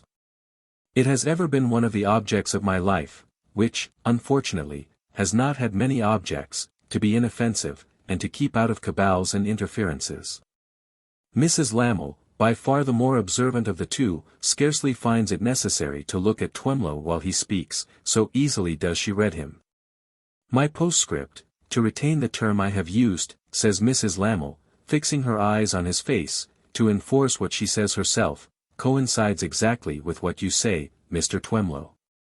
So far from troubling you with any new confidence, I merely wish to remind you what the old one was. So far from asking you for interference, I merely wish to claim your strict neutrality." Twemlow going on to reply, she rests her eyes again, knowing her ears to be quite enough for the contents of so weak a vessel. "I can, I suppose," says Twemlow, nervously, "offer no reasonable objection to hearing anything that you do me the honor to wish to say to me under those heads. But if I may, with all possible delicacy and politeness, entreat you not to range beyond them, I beg to do so." "Sir," says Mrs. Lamel, raising her eyes to his face again, and quite daunting him with her hardened manner, "I imparted to you a certain piece of knowledge, to be imparted again, as you thought best, to a certain person." "Which I did," says Twemlow. "And for doing which, I thank you, though, indeed, I scarcely know why I turned traitress to my husband in the matter, for the girl is a poor little fool. I was a poor little fool once myself. I can find no better reason." Seeing the effect she produces on him by her indifferent laugh and cold look, she keeps her eyes upon him as she proceeds. "Mr. Twemlow, if you should chance to see my husband, or to see me, or to see both of us, in the favor or confidence of any one else, whether of our common acquaintance or not, is of no consequence. You have no right to use against us the knowledge I entrusted you with, for one special purpose which has been accomplished. This is what I came to say. It is not a stipulation, to a gentleman it is simply a reminder." Twemlow sits murmuring to himself with his hand to his forehead. "It is so plain a case," Mrs. Lamel goes on, "as between me, from the first relying on your honor, and you, that I will not waste another word upon it." She looks steadily at Mr. Twemlow, until, with a shrug, he makes her a little one-sided bow, as though saying, "Yes, I think you have a right to rely upon me," and then she moistens her lips, and shows a sense of relief. "I trust one have kept the promise I made through your servant, that I would detain you a very few minutes. I need trouble you no longer, Mr. Twemlow." "Stay," says Twemlow, rising as she rises. "Pardon me a moment. I should never have sought you out, madam, to say what I am going to say, but since you have sought me out and are here, I will throw it off my mind. Was it quite consistent, in candor, with our taking that resolution against Mr. Fledgeby, that you should afterwards address Mr. Fledgeby as your dear and confidential friend, and entreat a favor of Mr. Fledgeby? Always supposing that you did. I assert no knowledge of my own on the subject, it has been represented to me that you did." "Then he told you," retorts Mrs. Lamel, who again has saved her eyes while listening, and uses them with strong effect while speaking. "Yes. It is strange that he should have told you the truth," says Mrs. Lamel, seriously pondering. "Pray where did a circumstance so very extraordinary happen?" Twemlow hesitates. He is shorter than the lady as well as weaker, and, as she stands above him with her hardened manner and her well-used eyes, he finds himself at such a disadvantage that he would like to be of the opposite sex. "May I ask where it happened, Mr. Twemlow?" "In strict confidence." "I must confess," says the mild little gentleman, coming to his answer by degrees, "that I felt some compunctions when Mr. Fledgeby mentioned it. I must admit that I could not regard myself in an agreeable light. More particularly, as Mr. Fledgeby did, with great civility, which I could not feel that I deserved from him, render me the same service that you had entreated him to render you. It is a part of the true nobility of the poor gentleman's soul to say this last sentence. Otherwise, he has reflected, I shall assume the superior position of having no difficulties of my own, while I know of hers. Which would be mean, very mean.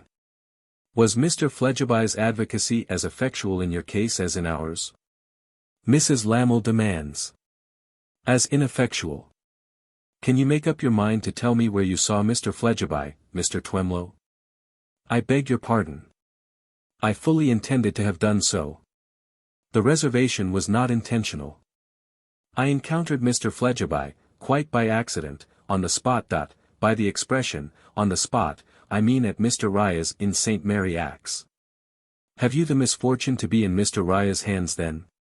Unfortunately, madam, returns Twemlow, the one money obligation to which I stand committed, the one debt of my life, but it is a just debt. Pray observe that I don't dispute it, has fallen into Mr. Rya's hands. Mr. Twemlow, says Mrs. Lamell, fixing his eyes with hers, which he would prevent her doing if he could, but he can't, it has fallen into Mr. Fledgeby's hands. Mr. Rya is his mask. It has fallen into Mr. Fledgeby's hands. Let me tell you that, for your guidance. The information may be of use to you, if only to prevent your credulity, in judging another man's truthfulness by your own, from being imposed upon. Impossible, cries Twemlow, standing aghast. How do you know it? I scarcely know how I know it. The whole train of circumstances seem to take fire at once, and show it to me. Oh. Then you have no proof. It is very strange, says Mrs. Lamell, coldly and boldly, and with some disdain, how like men are to one another in some things, though their characters are as different as can be. No two men can have less affinity between them, one would say, than Mr. Twemlow and my husband. Yet my husband replies to me, you have no proof, and Mr. Twemlow replies to me with the very same words. But why, madam? Twemlow ventures gently to argue. Consider why the very same words. Because they state the fact.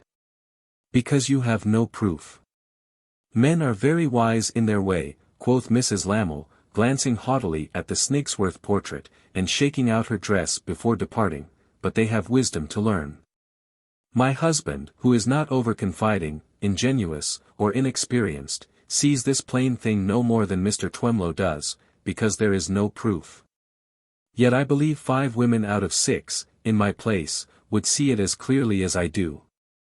However, I will never rest, if only in remembrance of Mr. Fledgeby's having kissed my hand, until my husband does see it. And you will do well for yourself to see it from this time forth, Mr. Twemlow, though I can give you no proof. As she moves towards the door, Mr. Twemlow, attending on her, expresses his soothing hope that the condition of Mr. Lamell's affairs is not irretrievable. I don't know, Mrs. Lamell answers, stopping, and sketching out the pattern of the paper on the wall with the point of her parasol, it depends. There may be an opening for him dawning now, or there may be none. We shall soon find out. If none, we are bankrupt here, and must go abroad, I suppose. Mr. Twemlow, in his good-natured desire to make the best of it, remarks that there are pleasant lives abroad. Yes, returns Mrs. Lamell, still sketching on the wall. But I doubt whether billiard-playing, card-playing, and so forth, for the means to live under suspicion at a dirty table d'hôte, is one of them. It is much for Mr. Lamell, Twemlow politely intimates, though greatly shocked, to have one always beside him who is attached to him in all his fortunes. And whose restraining influence will prevent him from courses that would be discreditable and ruinous. As he says it, Mrs. Lamell leaves off sketching, and looks at him. Restraining influence, Mr. Twemlow. We must eat and drink, and dress, and have a roof over our heads. Always beside him and attached in all his fortunes. Not much to boast of in that. What can a woman at my age do? My husband and I deceived one another when we married. We must bear the consequences of the deception, that is to say, bear one another, and bear the burden of scheming together for today's dinner and tomorrow's breakfast, till death divorces us. With those words, she walks out into Duke Street, St. James's. Mr. Twemlow, returning to his sofa, lays down his aching head on its slippery little horsehair bolster. With a strong internal conviction that a painful interview is not the kind of thing to be taken after the dinner pills which are so highly salutary in connection with the pleasures of the table. But 6 o'clock in the evening finds the worthy little gentleman getting better, and also getting himself into his obsolete little silk stockings and pumps, for the wondering dinner at the Veneerings. And 7 o'clock in the evening finds him trotting out into Duke Street, to trot to the corner and save a sixpence in coach hire. Tippins the divine has dined herself into such a condition by this time, that a morbid mind might desire her, for a blessed change, to sup at last, and turn into bed. Such a mind has Mr. Eugene Wrayburn, whom Twemlow finds contemplating Tippins with the moodiest of visages, while that playful creature rallies him on being so long overdue at the woolsack. Skittish is Tippins with Mortimer Lightwood too, and has raps to give him with her fan for having been best man at the nuptials of these deceiving what's-their-names who have gone to pieces. Though, indeed, the fan is generally lively, and taps away at the men in all directions, with something of a grisly sound suggestive of the clattering of Lady Tippins's bones. A new race of intimate friends has sprung up at Veneerings since he went into Parliament for the public good, to whom Mrs. Veneering is very attentive. These friends, like astronomical distances, are only to be spoken of in the very largest figures. Boots says that one of them is a contractor who, it has been calculated, gives employment, directly and indirectly, to 500,000 men. Brewer says that another of them is a chairman, in such request at so many boards, so far apart, that he never travels less by railway than 3,000 miles a week. Buffer says that another of them hadn't a sixpence 18 months ago, and, through the brilliancy of his genius in getting those shares issued at 85, and buying them all up with no money and selling them at par for cash, has now £375,000, Buffer particularly insisting on the odd 75, and declining to take a farthing less. With Buffer, Boots, and Brewer, Lady Tippins is eminently facetious on the subject of these fathers of the Script Church, surveying them through her eyeglass, and inquiring whether Boots and Brewer and Buffer think they will make her fortune if she makes love to them, with other pleasantries of that nature.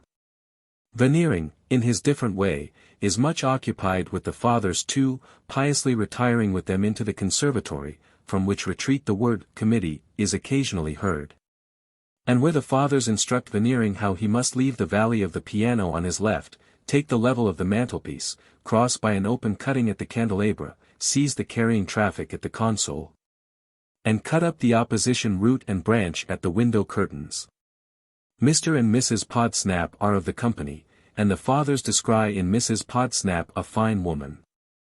She is consigned to a father, Boots's father, who employs 500,000 men, and is brought to anchor on Veneering's left, thus affording opportunity to the sportive Tippins on his right, he, as usual, being mere vacant space, to entreat to be told something about those loves of navvies, and whether they really do live on raw beefsteaks, and drink porter out of their barrows.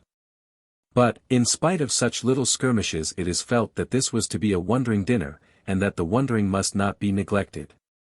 Accordingly, Brewer, as the man who has the greatest reputation to sustain, becomes the interpreter of the general instinct. "I took," says Brewer in a favourable pause, "a cab this morning, and I rattled off to that sale." Boots, devoured by envy, says, "So did I." Buffer says, "So did I, but can find nobody to care whether he did or not." "And what was it like?" inquires Veneering.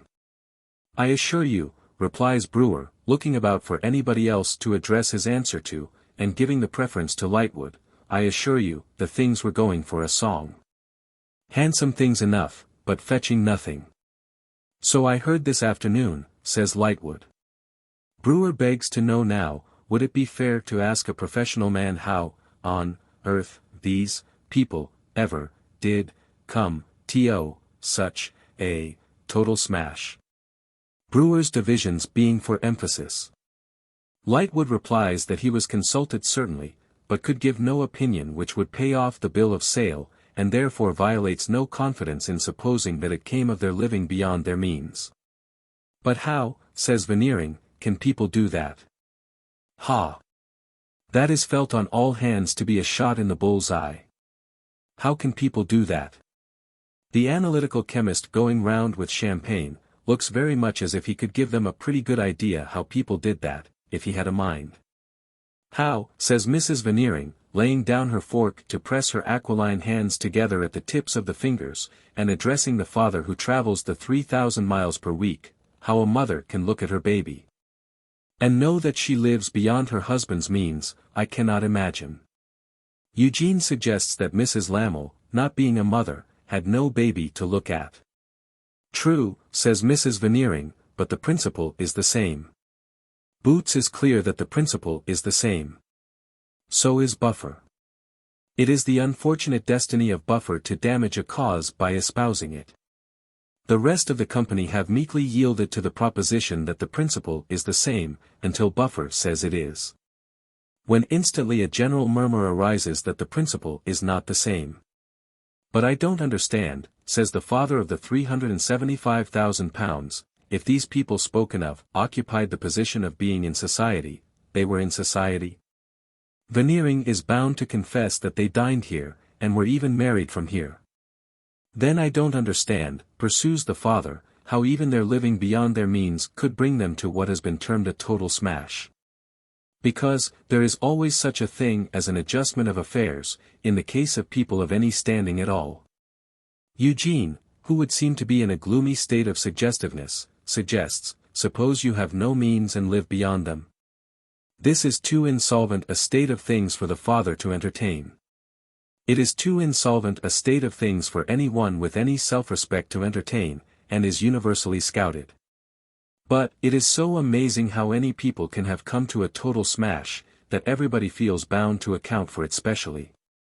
One of the fathers says, gaming table. Another of the fathers says, speculated without knowing that speculation is a science. Boots says, horses. Lady Tippins says to her fan, 2 establishments. Mr. Podsnap, saying nothing, is referred to for his opinion, which he delivers as follows, much flushed and extremely angry. Don't ask me. I desire to take no part in the discussion of these people's affairs. I abhor the subject. It is an odious subject, an offensive subject, a subject that makes me sick, and with his favorite right arm flourish which sweeps away everything and settles it for ever. Mr. Podsnap sweeps these inconveniently unexplainable wretches who have lived beyond their means and gone to total smash, off the face of the universe. Eugene, leaning back in his chair, is observing Mr. Podsnap with an irreverent face, and may be about to offer a new suggestion, when the analytical is beheld in collision with the coachman. The coachman manifesting a purpose of coming at the company with a silver salver, as though intent upon making a collection for his wife and family, the analytical cutting him off at the sideboard.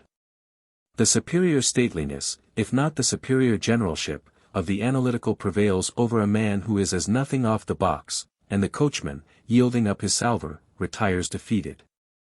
Then, the analytical, perusing a scrap of paper lying on the salver, with the air of a literary censor, adjusts it, takes his time about going to the table with it, and presents it to Mr. Eugene Wrayburn.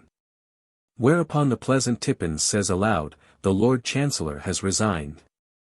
With distracting coolness and slowness, for he knows the curiosity of the charmer to be always devouring, Eugene makes a pretense of getting out an eyeglass, polishing it, and reading the paper with difficulty. Long after he has seen what is written on it. What is written on it in wet ink, is Young Blight. Waiting, says Eugene over his shoulder, in confidence, with the analytical. Waiting, returns the analytical in responsive confidence. Eugene looks, excuse me, towards Mrs. Veneering, goes out, and finds young Blight, Mortimer's clerk, at the hall door. You told me to bring him, sir, to wherever you was, if he come while you was out and I was in, says that discreet young gentleman, standing on tiptoe to whisper, and I've brought him. Sharp boy. Where is he? Asks Eugene. He's in a cab, sir, at the door. I thought it best not to show him, you see, if it could be helped, for he's shaking all over, like, Blight's simile is perhaps inspired by the surrounding dishes of sweets, like glue mange. Sharp boy again, returns Eugene. I'll go to him. Goes out straightway, and, leisurely leaning his arms on the open window of a cab in waiting, looks in at Mr. Dawes, who has brought his own atmosphere with him, and would seem from its odour to have brought it, for convenience of carriage. In a rum cask. Now Dawes, wake up. Mr. Wrayburn. Drection. 15 shillings. After carefully reading the dingy scrap of paper handed to him, and as carefully tucking it into his waistcoat pocket, Eugene tells out the money. Beginning incautiously by telling the first shilling into Mr. Dawes's hand, which instantly jerks it out of window, and ending by telling the 15 shillings on the seat. Give him a ride back to Charing Cross, sharp boy, and there get rid of him. Returning to the dining room, and pausing for an instant behind the screen at the door, Eugene overhears, above the hum and clatter, the fair Tippins saying, "I am dying to ask him what he was called out for." "Are you?" mutters Eugene, "then perhaps if you can't ask him, you'll die. So I'll be a benefactor to society, and go. A stroll and a cigar, and I can think this over. Think this over."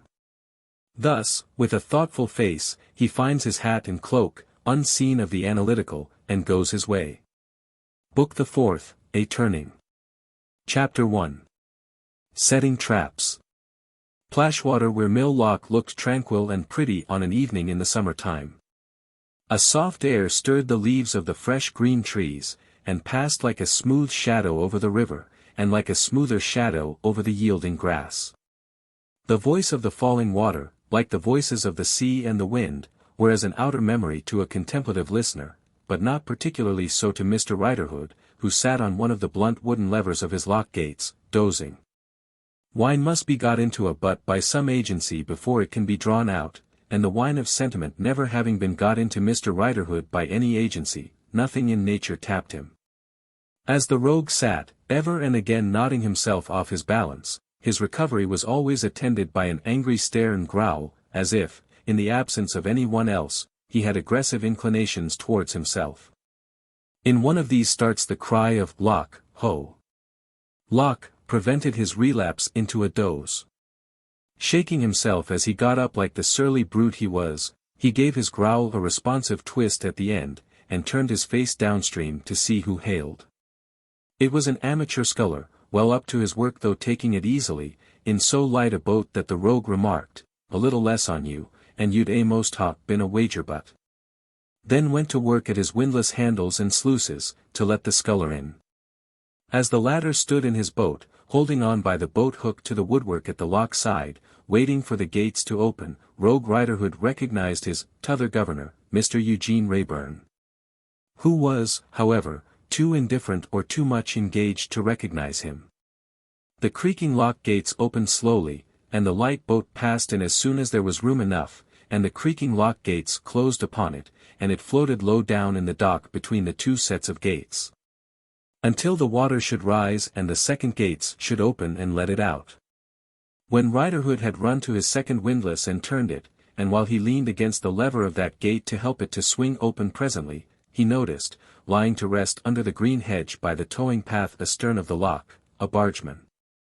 The water rose and rose as the sluice poured in, dispersing the scum which had formed behind the lumbering gates, and sending the boat up, so that the sculler gradually rose like an apparition against the light from the bargeman's point of view.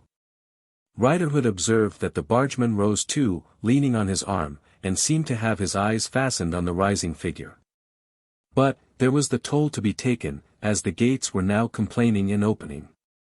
The t'other governor tossed it ashore, twisted in a piece of paper, and as he did so, knew his man. "Aye. It's you, is it, honest friend?" said Eugene, seating himself preparatory to resuming his sculls. "You got the place, then?" "I got the place, and no thanks to you for it, nor yet none to Lawyer Lightwood," gruffly answered Riderhood. "We saved our recommendation, honest fellow," said Eugene, "for the next candidate, the one who will offer himself when you are transported or hanged. Don't be long about it, will you be so good?" So imperturbable was the air with which he gravely bent to his work that Riderhood remained staring at him, without having found a retort, until he had rowed past a line of wooden objects by the weir, which showed like huge teetotums standing at rest in the water, and was almost hidden by the drooping boughs on the left bank, as he rowed away, keeping out of the opposing current. It being then too late to retort with any effect, if that could ever have been done, the honest man confined himself to cursing and growling in a grim undertone. Having then got his gates shut, he crossed back by his plank lock bridge to the towing path side of the river. If, in so doing, he took another glance at the bargeman, he did it by stealth. He cast himself on the grass by the lock side, in an indolent way, with his back in that direction, and, having gathered a few blades, fell to chewing them. The dip of Eugene Wrayburn's sculls had become hardly audible in his ears when the bargeman passed him, putting the utmost width that he could between them, and keeping under the hedge. Then, Riderhood sat up and took a long look at his figure, and then cried, "Hi, I. Lock, ho! Lock! Plashwater Weir Mill Lock!" The bargeman stopped, and looked back. "Plashwater Weir Mill Lock, t'otherest gov, nor, or," cried Mr. Riderhood, with his hands to his mouth. The bargeman turned back. Approaching nearer and nearer, the bargeman became Bradley Headstone, in rough waterside second-hand clothing. "Wish I may die," said Riderhood, smiting his right leg, and laughing, as he sat on the grass, "if you ain't been imitating me, t'otherest governor. Never thought myself so good-looking afore." Truly, Bradley Headstone had taken careful note of the honest man's dress in the course of that night walk they had had together. He must have committed it to memory, and slowly got it by heart. It was exactly reproduced in the dress he now wore. And whereas, in his own schoolmaster clothes, he usually looked as if they were the clothes of some other man, he now looked, in the clothes of some other man or men, as if they were his own. "This your lock?" said Bradley, whose surprise had a genuine air. "They told me, where I last inquired, it was the third I should come to. This is only the second." "It's my belief, governor," returned Riderhood, with a wink and shake of his head, "that you've dropped one in your counting. It ain't locks as you've been giving your mind to. No. As he expressively jerked his pointing finger in the direction the boat had taken, a flush of impatience mounted into Bradley's face, and he looked anxiously up the river. "It ain't locks as you've been a-reckoning up," said Riderhood, when the schoolmaster's eyes came back again. No. What other calculations do you suppose I have been occupied with? Mathematics? I never heard it called that. It's a long word for it. Hows'ever, perhaps you call it so," said Riderhood, stubbornly chewing his grass. "It. What? I'll say them, instead of it, if you like," was the coolly growled reply. "It's safer talk too." "What do you mean that I should understand by them?" "Spites, affronts, offences give and took, deadly aggravations, such like," answered Riderhood. Do what Bradley Headstone would, he could not keep that former flush of impatience out of his face, or so master his eyes as to prevent their again looking anxiously up the river. "Ha! Don't be afeard, t'otherest," said Riderhood. "The t'other's got to make way agin the stream, and he takes it easy. You can soon come up with him. But what's the good of saying that to you? You know how fur you could have outwalked him betwixt anywheres about where he lost the tide, say Richmond, and this, if you had a mind to it." "You think I have been following him," said Bradley. "I know you have," said Riderhood. "Well. I have, Bradley admitted. "But, with another anxious look up the river, he may land." "Easy you. He won't be lost if he does land," said Riderhood. "He must leave his boat behind him. He can't make a bundle or a parcel on it, and carry it ashore with him under his arm." "He was speaking to you just now," said Bradley, kneeling on one knee on the grass beside the lock-keeper. "What did he say?" "Cheek," said Riderhood. "What?" "Cheek," repeated Riderhood, with an angry oath, "cheek is what he said. He can't say nothing but cheek. I'd like to plump down aboard of him, neck and crop, with a heavy jump, and sunk him." Bradley turned away his haggard face for a few moments, and then said, tearing up a tuft of grass. "Damn him!" "Hurroar!" cried Riderhood. "Does you credit?" "Hurroar!" I cry chorus to the t'otherest. "What turn," said Bradley, with an effort at self-repression that forced him to wipe his face, "did his insolence take today?" "It took the turn," answered Riderhood, with sullen ferocity, "of hoping as I was getting ready to be hanged." "Let him look to that," cried Bradley. "Let him look to that. It will be bad for him when men he has injured, and at whom he has jeered, are thinking of getting hanged. Let him get ready for his fate, when that comes about." There was more meaning in what he said than he knew of, or he wouldn't have had brains enough to say it. Let him look to it, let him look to it. When men he has wronged, and on whom he has bestowed his insolence, are getting ready to be hanged, there is a death bell ringing. And not for them. Riderhood, looking fixedly at him, gradually arose from his recumbent posture while the schoolmaster said these words with the utmost concentration of rage and hatred. So, when the words were all spoken, he too kneeled on one knee on the grass, and the two men looked at one another. "Oh," said Riderhood, very deliberately spitting out the grass he had been chewing. "Then, I make out, t'otherest, as he is going to her." "He left London," answered Bradley, "yesterday. I have hardly a doubt, this time, that at last he is going to her." "You ain't sure, then?" "I am as sure here," said Bradley, with a clutch at the breast of his coarse shirt, as if it was written there, "with a blow or a stab at the sky." "Ah! But judging from the looks on you," retorted Riderhood, completely ridding himself of his grass, and drawing his sleeve across his mouth, "you've made equally sure afore, and have got disappointed. It has told upon you." "Listen," said Bradley, in a low voice, bending forward to lay his hand upon the lock-keeper's shoulder. "These are my holidays." "Are they, by George?" muttered Riderhood, with his eyes on the passion-wasted face. "Your working days must be stiff, uns, if these is your holidays." "And I have never left him," pursued Bradley, waving the interruption aside with an impatient hand, "since they began. And I never will leave him now, till I have seen him with her." "And when you have seen him with her," said Riderhood, "I'll come back to you." Riderhood stiffened the knee on which he had been resting, got up, and looked gloomily at his new friend. After a few moments they walked side by side in the direction the boat had taken, as if by tacit consent, Bradley pressing forward, and Riderhood holding back. Bradley getting out his neat prim purse into his hand, a present made him by penny subscription among his pupils, and Riderhood, unfolding his arms to smear his coat cuff across his mouth with a thoughtful air. "I have £1 for you," said Bradley. "You've 2, said Riderhood. Bradley held a sovereign between his fingers. Slouching at his side with his eyes upon the towing path, Riderhood held his left hand open, with a certain slight drawing action towards himself.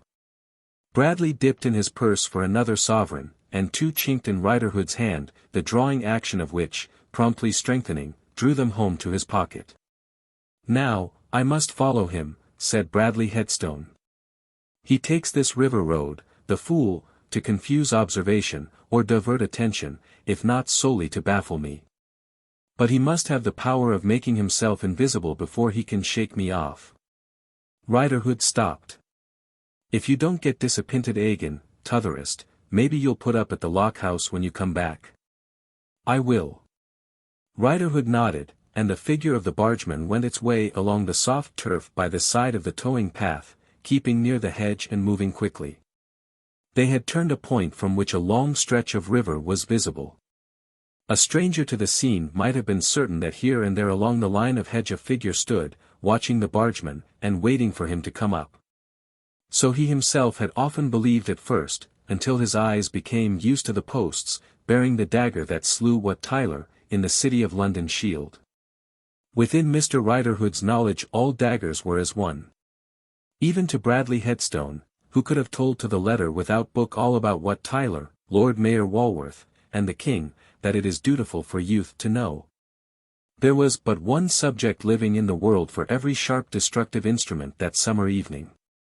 So, Riderhood looking after him as he went, and he with his furtive hand laid upon the dagger as he passed it, and his eyes upon the boat, were much upon a par. The boat went on, under the arching trees, and over their tranquil shadows in the water. The bargeman skulking on the opposite bank of the stream, went on after it. Sparkles of light showed riderhood when and where the rower dipped his blades, until, even as he stood idly watching, the sun went down and the landscape was dyed red. And then the red had the appearance of fading out of it and mounting up to heaven, as we say that blood, guiltily shed, does. Turning back towards his lock, he had not gone out of view of it, the rogue pondered as deeply as it was within the contracted power of such a fellow to do. Why did he copy my clothes? He could have looked like what he wanted to look like, without that. This was the subject matter in his thoughts. In which, too, there came lumbering up, by times, like any half-floating and half-sinking rubbish in the river, the question, was it done by accident?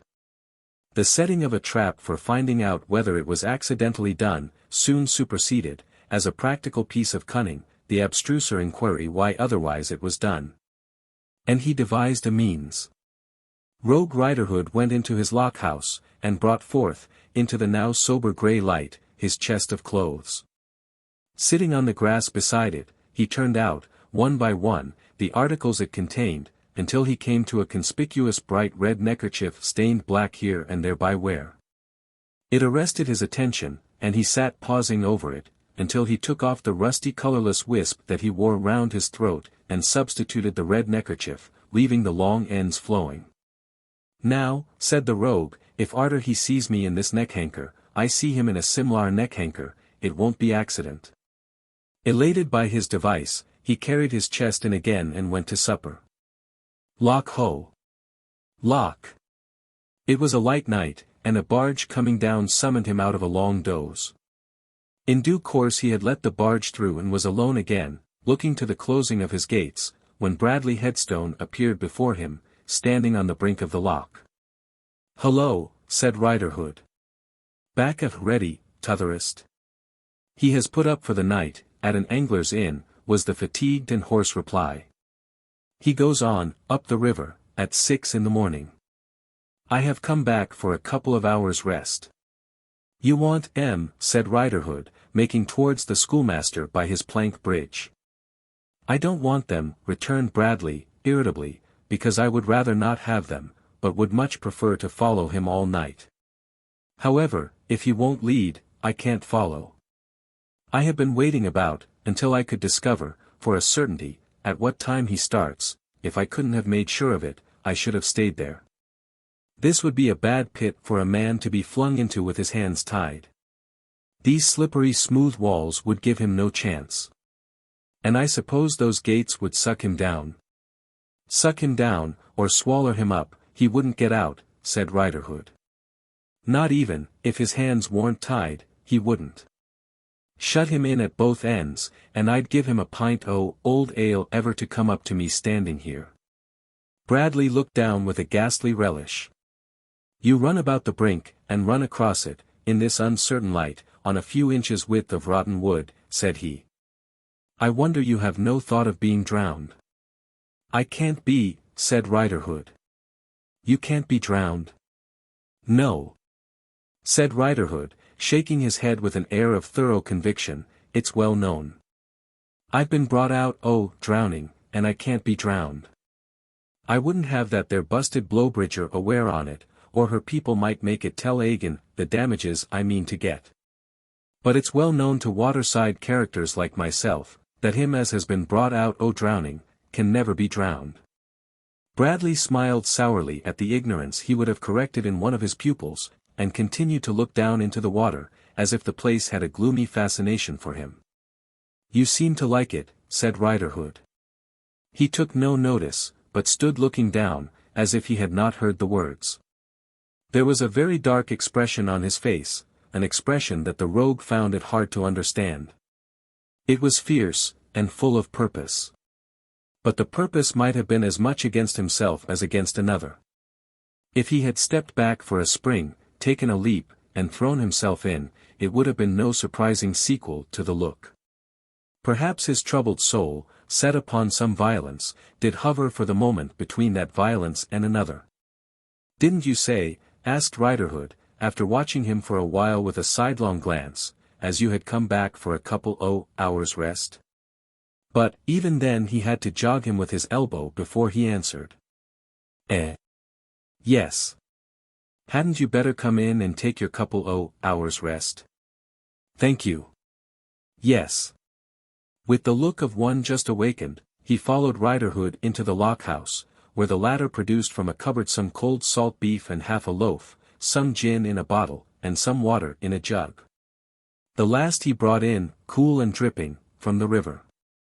"There, T'otherest," said Riderhood, stooping over him to put it on the table. "You'd better take a bite and a sup, afore you takes your snooze." The draggling ends of the red neckerchief caught the schoolmaster's eyes. Riderhood saw him look at it. "Oh," thought that worthy. "You're taking notice, are you? Come. You shall have a good squint at it then."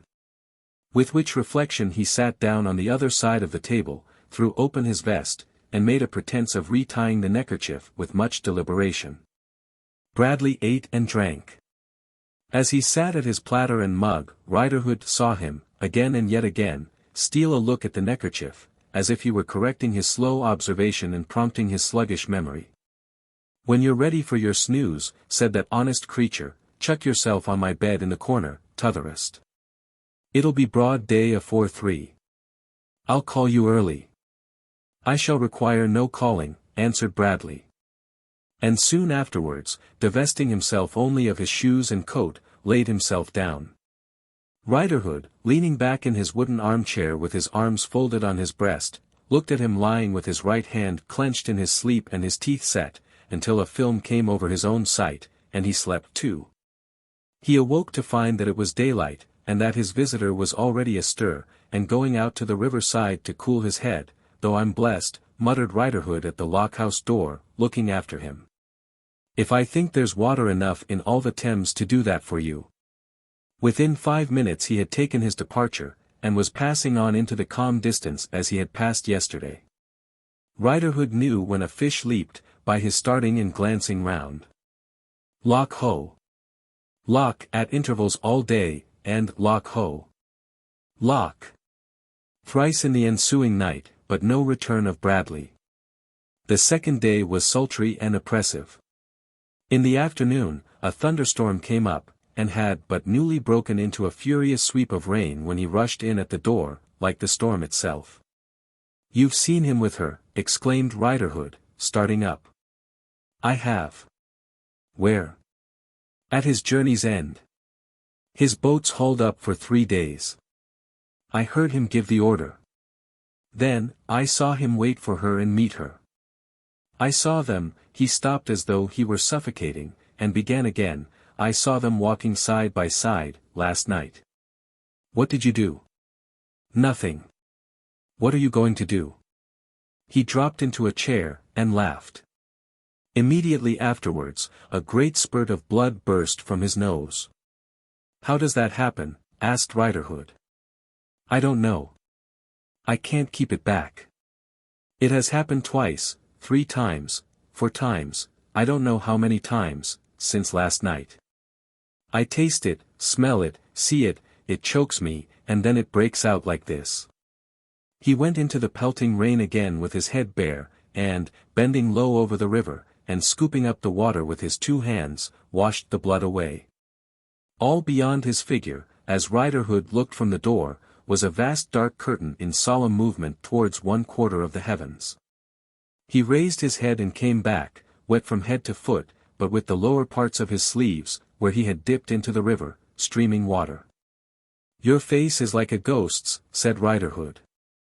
"Did you ever see a ghost?" was the sullen retort. "I mean to say, you're quite wore out." "That may well be. I have had no rest since I left here. I don't remember that I have so much as sat down since I left here." "Lie down now, then," said Riderhood. "I will, if you'll give me something to quench my thirst first." The bottle and jug were again produced, and he mixed a weak draught, and another, and drank both in quick succession. "You asked me something," he said then. "No, I didn't," replied Riderhood. "I tell you," retorted Bradley, turning upon him in a wild and desperate manner, "you asked me something, before I went out to wash my face in the river." "Oh. Then," said Riderhood, backing a little. "I asked you what you was going to do." "How can a man in this state know?" he answered, protesting with both his tremulous hands, with an action so vigorously angry that he shook the water from his sleeves upon the floor, as if he had wrung them. "How can I plan anything, if I haven't sleep?" "Why, that's what I as good as said," returned the other. "Didn't I say lie down?" "Well, perhaps you did. Well. Anyways, I says it again. Sleep where you slept last. The sounder and longer you can sleep, the better you'll know arterwards what you're up to." His pointing to the truckle bed in the corner, seemed gradually to bring that poor couch to Bradley's wandering remembrance. He slipped off his worn downtrodden shoes, and cast himself heavily, all wet as he was, upon the bed. Riderhood sat down in his wooden armchair, and looked through the window at the lightning, and listened to the thunder. But, his thoughts were far from being absorbed by the thunder and the lightning, for again and again and again he looked very curiously at the exhausted man upon the bed. The man had turned up the collar of the rough coat he wore, to shelter himself from the storm, and had buttoned it about his neck. Unconscious of that, and of most things, he had left the coat so, both when he had laved his face in the river, and when he had cast himself upon the bed, though it would have been much easier to him if he had unloosened it. The thunder rolled heavily, and the forked lightning seemed to make jagged rents in every part of the vast curtain without, as Riderhood sat by the window, glancing at the bed. Sometimes, he saw the man upon the bed, by a red light. Sometimes, by a blue, sometimes, he scarcely saw him in the darkness of the storm, sometimes he saw nothing of him in the blinding glare of palpitating white fire. Anon, the rain would come again with a tremendous rush, and the river would seem to rise to meet it, and a blast of wind, bursting upon the door, would flutter the hair and dress of the man. As if invisible messengers were come around the bed to carry him away. From all these phases of the storm, Riderhood would turn, as if they were interruptions, rather striking interruptions possibly, but interruptions still, of his scrutiny of the sleeper. "He sleeps sound," he said within himself. "Yet he's that up to me and that noticing of me that my getting out of my chair may wake him, when a rattling peal won't, let alone my touching of him." He very cautiously rose to his feet. "T'otherest," he said, in a low, calm voice, "are you a-lying easy? There's a chill in the air, governor. Shall I put a coat over you?" No answer. "That's about what it is ready, you see," muttered Riderhood in a lower and a different voice. "A coat over you, a coat over you." The sleeper moving an arm, he sat down again in his chair, and feigned to watch the storm from the window. It was a grand spectacle, but not so grand as to keep his eyes, for half a minute together, from stealing a look at the man upon the bed. It was at the concealed throat of the sleeper that Riderhood so often looked so curiously, until the sleep seemed to deepen into the stupor of the dead tired in mind and body. Then, Riderhood came from the window cautiously, and stood by the bed. "Poor man," he murmured in a low tone, with a crafty face, and a very watchful eye and ready foot, lest he should start up, "this here coat of his must make him uneasy in his sleep. Shall I loosen it for him, and make him more comfortable?" "Ah! I think I ought to do it, poor man. I think I will." He touched the first button with a very cautious hand, and a step backward. But, the sleeper remaining in profound unconsciousness, he touched the other buttons with a more assured hand, and perhaps the more lightly on that account. Softly and slowly, he opened the coat and drew it back. The draggling ends of a bright red neckerchief were then disclosed, and he had even been at the pains of dipping parts of it in some liquid, to give it the appearance of having become stained by wear. With a much perplexed face, Riderhood looked from it to the sleeper, and from the sleeper to it, and finally crept back to his chair, and there, with his hand to his chin, sat long in a brown study, looking at both. Chapter 2. The Golden Dustman rises a little. Mr. and Mrs. Lamel had come to breakfast with Mr. and Mrs. Boffin.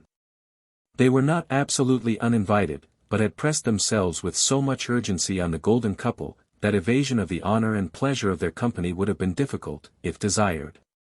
They were in a charming state of mind, were Mr. and Mrs. Lamel, and almost as fond of Mr. and Mrs. Boffin as of one another. "My dear Mrs. Boffin," said Mrs. Lamel, "it imparts new life to me, to see my Alfred in confidential communication with Mr. Boffin." The two were formed to become intimate. So much simplicity combined with so much force of character, such natural sagacity united to such amiability and gentleness, these are the distinguishing characteristics of both. This being said aloud, gave Mr. Lamel an opportunity, as he came with Mr. Boffin from the window to the breakfast table, of taking up his dear and honored wife. "My Sophronia," said that gentleman, "your too partial estimate of your husband's character." "No. Not too partial, Alfred," urged the lady, tenderly moved, "never say that. My child, your favorable opinion, then, of your husband, you don't object to that phrase, darling?" "How can I, Alfred? Your favorable opinion then, my precious, does less than justice to Mr. Boffin, and more than justice to me. To the first charge, Alfred, I plead guilty. But to the second, oh no, no. Less than justice to Mr. Boffin, Sophronia," said Mr. Lamel, soaring into a tone of moral grandeur, "because it represents Mr. Boffin as on my lower level. More than justice to me, Sophronia, because it represents me as on Mr. Boffin's higher level. Mr. Boffin bears and forbears far more than I could. Far more than you could for yourself, Alfred. My love, that is not the question." "Not the question, lawyer," said Mrs. Lamel, archly. "No, dear Sophronia. From my lower level, I regard Mr. Boffin as too generous, as possessed of too much clemency, as being too good to persons who are unworthy of him and ungrateful to him. To those noble qualities I can lay no claim. On the contrary, they rouse my indignation when I see them in action. Alfred. They rouse my indignation, my dear, against the unworthy persons, and give me a combative desire to stand between Mr. Boffin and all such persons. Why? Because, in my lower nature I am more worldly and less delicate. Not being so magnanimous as Mr. Boffin, I feel his injuries more than he does himself, and feel more capable of opposing his injurers." It struck Mrs. Lamel that it appeared rather difficult this morning to bring Mr. and Mrs. Boffin into agreeable conversation. Here had been several lures thrown out, and neither of them had uttered a word. Here were she, Mrs. Lamel, and her husband discoursing at once affectingly and effectively, but discoursing alone.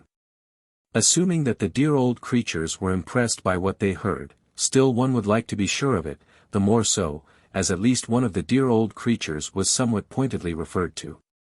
If the dear old creatures were too bashful or too dull to assume their required places in the discussion, why then it would seem desirable that the dear old creatures should be taken by their heads and shoulders and brought into it.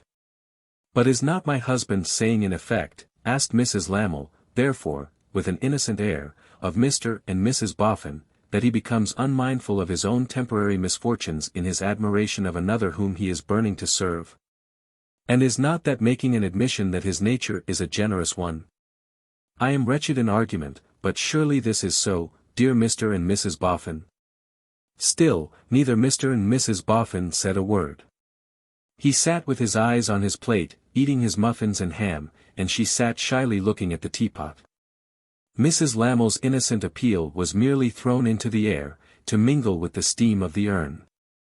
Glancing towards Mr. and Mrs. Boffin, she very slightly raised her eyebrows, as though inquiring of her husband, "Do I notice anything wrong here?" Mr. Lamel, who had found his chest effective on a variety of occasions, maneuvered his capacious shirt front into the largest demonstration possible, and then smiling retorted on his wife, thus. "Sophronia, darling.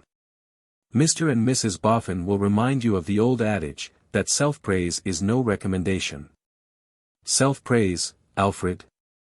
Do you mean because we are one and the same?" "No, my dear child.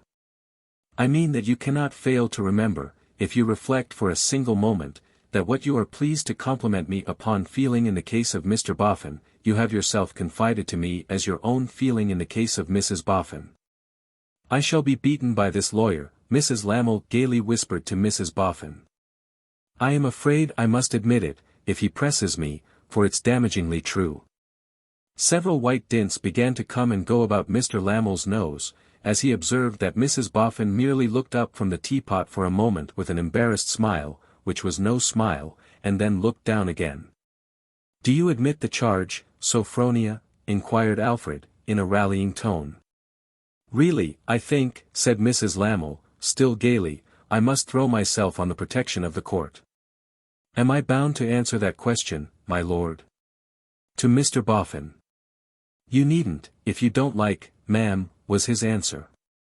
It's not of the least consequence. Both husband and wife glanced at him, very doubtfully. His manner was grave, but not coarse, and derived some dignity from a certain repressed dislike of the tone of the conversation. Again Mrs. Lamell raised her eyebrows for instruction from her husband.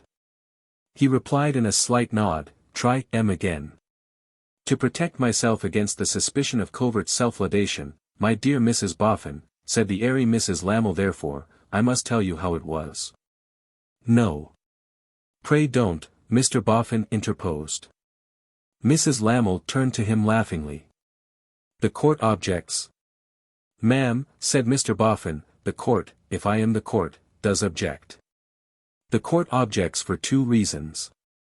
First, because the court don't think it fair. Secondly, because the dear old lady, Mrs. Court, if I am Mr., gets distressed by it. A very remarkable wavering between two bearings, between her propitiatory bearing there, and her defiant bearing at Mr. Twemlow's, was observable on the part of Mrs. Lamell as she said. What does the court not consider fair? Letting you go on, replied Mr. Boffin, nodding his head soothingly, as who should say, we won't be harder on you than we can help, we'll make the best of it. It's not above board and it's not fair. When the old lady is uncomfortable, there's sure to be good reason for it. I see she is uncomfortable, and I plainly see this is the good reason wherefore. Have you breakfasted, ma'am? Mrs. Lamell, settling into her defiant manner, pushed her plate away, looked at her husband, and laughed, but by no means gaily. Have you breakfasted, sir? Inquired Mr. Boffin. Thank you, replied Alfred, showing all his teeth. If Mrs. Boffin will oblige me, I'll take another cup of tea. He spilled a little of it over the chest which ought to have been so effective, and which had done so little. But on the whole drank it with something of an air, though the coming and going dints got almost as large, the while, as if they had been made by pressure of the teaspoon. 1,000 thanks, he then observed. I have breakfasted. Now, which, said Mr. Boffin softly, taking out a pocket-book, which of you two is cashier? Sophronia, my dear, remarked her husband, as he leaned back in his chair, waving his right hand towards her, while he hung his left hand by the thumb in the armhole of his waistcoat, it shall be your department. I would rather, said Mr. Boffin, that it was your husband's, ma'am, because, but never mind, because, I would rather have to do with him. However, what I have to say, I will say with as little offence as possible. If I can say it without any, I shall be heartily glad. You two have done me a service, a very great service, in doing what you did, my old lady knows what it was, and I have put into this envelope a bank note for £100.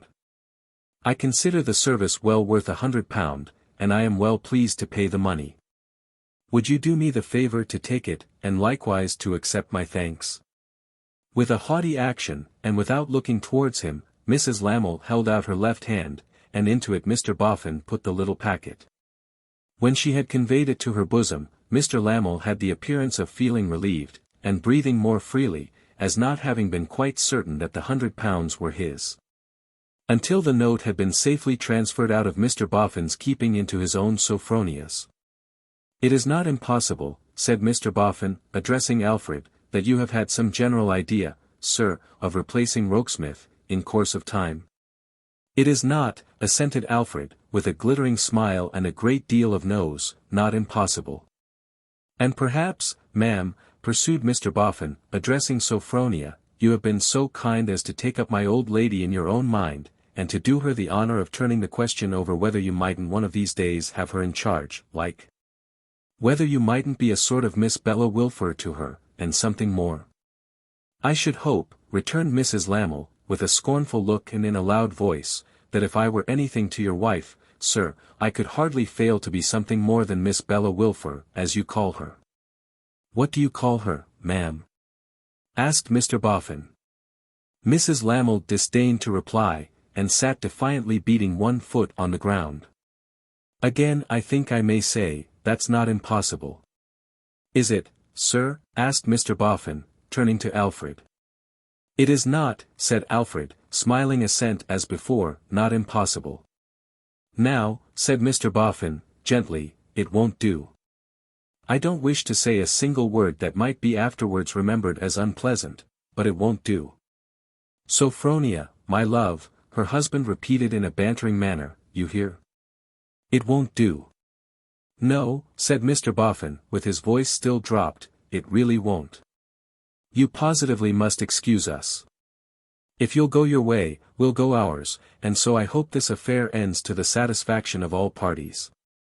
Mrs. Lamel gave him the look of a decidedly dissatisfied party demanding exemption from the category, but said nothing. The best thing we can make of the affair, said Mr. Boffin, is a matter of business, and as a matter of business it's brought to a conclusion. You have done me a great service, a very great service, and I have paid for it. Is there any objection to the price? Mr. and Mrs. Lamel looked at one another across the table, but neither could say that there was. Mr. Lamel shrugged his shoulders, and Mrs. Lamel sat rigid. Very good, said Mr. Boffin. We hope, my old lady and me, that you'll give us credit for taking the plainest and honestest shortcut that could be taken under the circumstances. We have talked it over with a deal of care, my old lady and me, and we have felt that at all to lead you on, or even at all to let you go on of your own selves, wouldn't be the right thing. So, I have openly given you to understand that. Mr. Boffin sought for a new turn of speech, but could find none so expressive as his former one, repeated in a confidential tone, that it won't do. If I could have put the case more pleasantly I would, but I hope I haven't put it very unpleasantly, at all events I haven't meant to. So, said Mr. Boffin, by way of peroration, wishing you well in the way you go, we now conclude with the observation that perhaps you'll go it. Mr. Lamel rose with an impudent laugh on his side of the table, and Mrs. Lamel rose with a disdainful frown on hers. At this moment a hasty foot was heard on the staircase, and Georgiana Podsnap broke into the room, unannounced and in tears. Oh, my dear Sophronia, cried Georgiana, wringing her hands as she ran up to embrace her, to think that you and Alfred should be ruined. Oh, my poor dear Sophronia, to think that you should have had a sale at your house after all your kindness to me. Oh, Mr. and Mrs. Boffin, pray forgive me for this intrusion, but you don't know how fond I was of Sophronia when Pa wouldn't let me go there any more, or what I have felt for Sophronia since I heard from Ma of her having been brought low in the world. You don't, you can't, you never can, think, how I have lain awake at night and cried for my good Sophronia, my first and only friend. Mrs. Lamel's manner changed under the poor silly girl's embraces, and she turned extremely pale, directing one appealing look, first to Mrs. Boffin, and then to Mr. Boffin. Both understood her instantly, with a more delicate subtlety than much better educated people, whose perception came less directly from the heart, could have brought to bear upon the case. I haven't a minute, said poor little Georgiana, to stay. I am out shopping early with Ma, and I said I had a headache and got Ma to leave me outside in the phaeton, in Piccadilly, and ran round to Sackville Street, and heard that Sophronia was here, and then Ma came to see. Oh, such a dreadful old stony woman from the country in a turban in Portland Place, and I said I wouldn't go up with Ma but would drive round and leave cards for the Boffins, which is taking a liberty with the name. But oh my goodness, I am distracted, and the phaeton's at the door, and what would Pa say if he knew it? Don't ye be timid, my dear, said Mrs. Boffin. You came in to see us. Oh, no, I didn't, cried Georgiana. It's very impolite, I know, but I came to see my poor Sophronia, my only friend. Oh! How I felt the separation, my dear Sophronia, before I knew you were brought low in the world, and how much more I feel it now. There were actually tears in the bold woman's eyes, as the soft-headed and soft-hearted girl twined her arms about her neck. "But I've come on business," said Georgiana, sobbing and drying her face, and then searching in a little reticule, "and if I don't dispatch it I shall have come for nothing, and oh good gracious!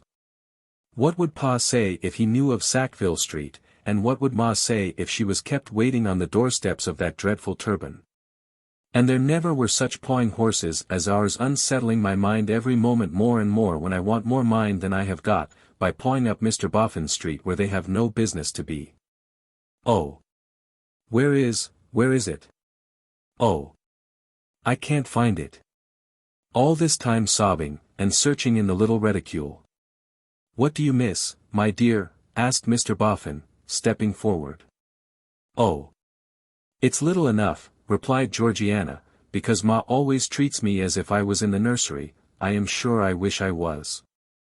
But I hardly ever spend it, and it has mounted up to £15, Sophronia, and I hope 3 5-pound notes are better than nothing, though so little, so little. And now I have found that, oh, my goodness! There's the other gone next. Oh no, it isn't, here it is." With that, always sobbing and searching in the reticule, Georgiana produced a necklace. "Ma says chits and jewels have no business together," pursued Georgiana, "and that's the reason why I have no trinkets except this, but I suppose my Aunt Hawkinson was of a different opinion, because she left me this. Though I used to think she might just as well have buried it, for it's always kept in jeweller's cotton. However, here it is, I am thankful to say, and of use at last, and you'll sell it, dear Sophronia, and buy things with it." "Give it to me," said Mr. Boffin, gently taking it. "I'll see that it's properly disposed of." "Oh! Are you such a friend of Sophronia's, Mr. Boffin?" cried Georgiana. "Oh, how good of you! Oh, my gracious! There was something else, and it's gone out of my head." "Oh no, it isn't, I remember what it was. My grandmamma's property, that'll come to me when I am of age, Mr. Boffin, will be all my own, and neither Pa nor Ma nor anybody else will have any control over it, and what I wish to do it so make some of it over somehow to Sophronia and Alfred. By signing something somewhere that'll prevail on somebody to advance them something. I want them to have something handsome to bring them up in the world again. Oh, my goodness me! Being such a friend of my dear Sophronia's, you won't refuse me, will you?" "No, no," said Mr. Boffin, "it shall be seen to." "Oh, thank you," cried Georgiana. "If my maid had a little note and half a crown, I could run round to the pastrycook's to sign something, or I could sign something in the square if somebody would come and call for me to let em in with the key. And would bring a pen and ink with em and a bit of blotting paper. Oh, my gracious! I must tear myself away, or Pa and Ma will both find out. Dear, dear Sophronia, goodbye." The credulous little creature again embraced Mrs. Lamel most affectionately, and then held out her hand to Mr. Lamel. "Goodbye, dear Mr. Lamel, I mean Alfred. You won't think after today that I have deserted you and Sophronia because you have been brought low in the world, will you? Oh me! Oh me! I have been crying my eyes out of my head, and Ma will be sure to ask me what's the matter. Oh, take me down, somebody, please, please, please." Mr. Boffin took her down, and saw her driven away, with her poor little red eyes and weak chin peering over the great apron of the custard-colored phaeton. As if she had been ordered to expiate some childish misdemeanor by going to bed in the daylight, and were peeping over the counterpane in a miserable flutter of repentance and low spirits. Returning to the breakfast-room, he found Mrs. Lamel still standing on her side of the table, and Mr. Lamel on his. "I'll take care," said Mr. Boffin, showing the money in the necklace, "that these are soon given back." Mrs. Lamel had taken up her parasol from a side table, and stood sketching with it on the pattern of the damask cloth, as she had sketched on the pattern of Mr. Twemlow's papered wall. "You will not undeceive her, I hope, Mr. Boffin," she said, turning her head towards him, but not her eyes. "No," said Mr. Boffin. "I mean, as to the worth and value of her friend," Mrs. Lamell explained, in a measured voice, and with an emphasis on her last word. "No," he returned. "I may try to give a hint at her home that she is in want of kind and careful protection, but I shall say no more than that to her parents, and I shall say nothing to the young lady herself." "Mr. and Mrs. Boffin," said Mrs. Lamell, still sketching, and seeming to bestow great pains upon it, "there are not many people, I think, who, under the circumstances, would have been so considerate and sparing as you have been to me just now. Do you care to be thanked?" "Thanks are always worth having," said Mrs. Boffin, in her ready good nature. "Then thank you both." "Sophronia," asked her husband, mockingly, "are you sentimental?" "Well, well, my good sir," Mr. Boffin interposed, "it's a very good thing to think well of another person, and it's a very good thing to be thought well of by another person. Mrs. Lamell will be none the worse for it, if she is." "Much obliged." "But I asked Mrs. Lamell if she was." She stood sketching on the tablecloth, with her face clouded and set, and was silent. "Because," said Alfred, "I am disposed to be sentimental myself, on your appropriation of the jewels and the money, Mr. Boffin. As our little Georgiana said, 3 5-pound notes are better than nothing, and if you sell a necklace you can buy things with the produce." "If you sell it," was Mr. Boffin's comment, as he put it in his pocket. Alfred followed it with his looks, and also greedily pursued the notes until they vanished into Mr. Boffin's waistcoat pocket. Then he directed a look, half exasperated and half jeering, at his wife. She still stood sketching. But, as she sketched, there was a struggle within her, which found expression in the depth of the few last lines the parasol point indented into the tablecloth, and then some tears fell from her eyes. "Why, confound the woman," exclaimed Lamell, "she is sentimental." She walked to the window, flinching under his angry stare, looked out for a moment, and turned round quite coldly. "You have had no former cause of complaint on the sentimental score, Alfred, and you will have none in future. It is not worth your noticing. We go abroad soon, with the money we have earned here. You know we do, you know we must. There is no fear of my taking any sentiment with me. I should soon be eased of it, if I did. But it will be all left behind. It is all left behind. Are you ready, Alfred? What the deuce have I been waiting for but you, Sophronia? Let us go then. I am sorry I have delayed our dignified departure." She passed out and he followed her. Mr. and Mrs. Boffin had the curiosity softly to raise a window and look after them as they went down the long street. They walked arm in arm, showily enough, but without appearing to interchange a syllable. It might have been fanciful to suppose that under their outer bearing there was something of the shamed air of two cheats who were linked together by concealed handcuffs. But, not so, to suppose that they were haggardly weary of one another, of themselves, and of all this world. In turning the street corner they might have turned out of this world, for anything Mr. and Mrs. Boffin ever saw of them to the contrary. For, they set eyes on the Lamless nevermore. Chapter 3. The Golden Dustman sinks again. The evening of that day being one of the reading evenings at the Bower, Mr. Boffin kissed Mrs. Boffin after a 5 o'clock dinner, and trotted out, nursing his big stick in both arms, so that, as of old, it seemed to be whispering in his ear.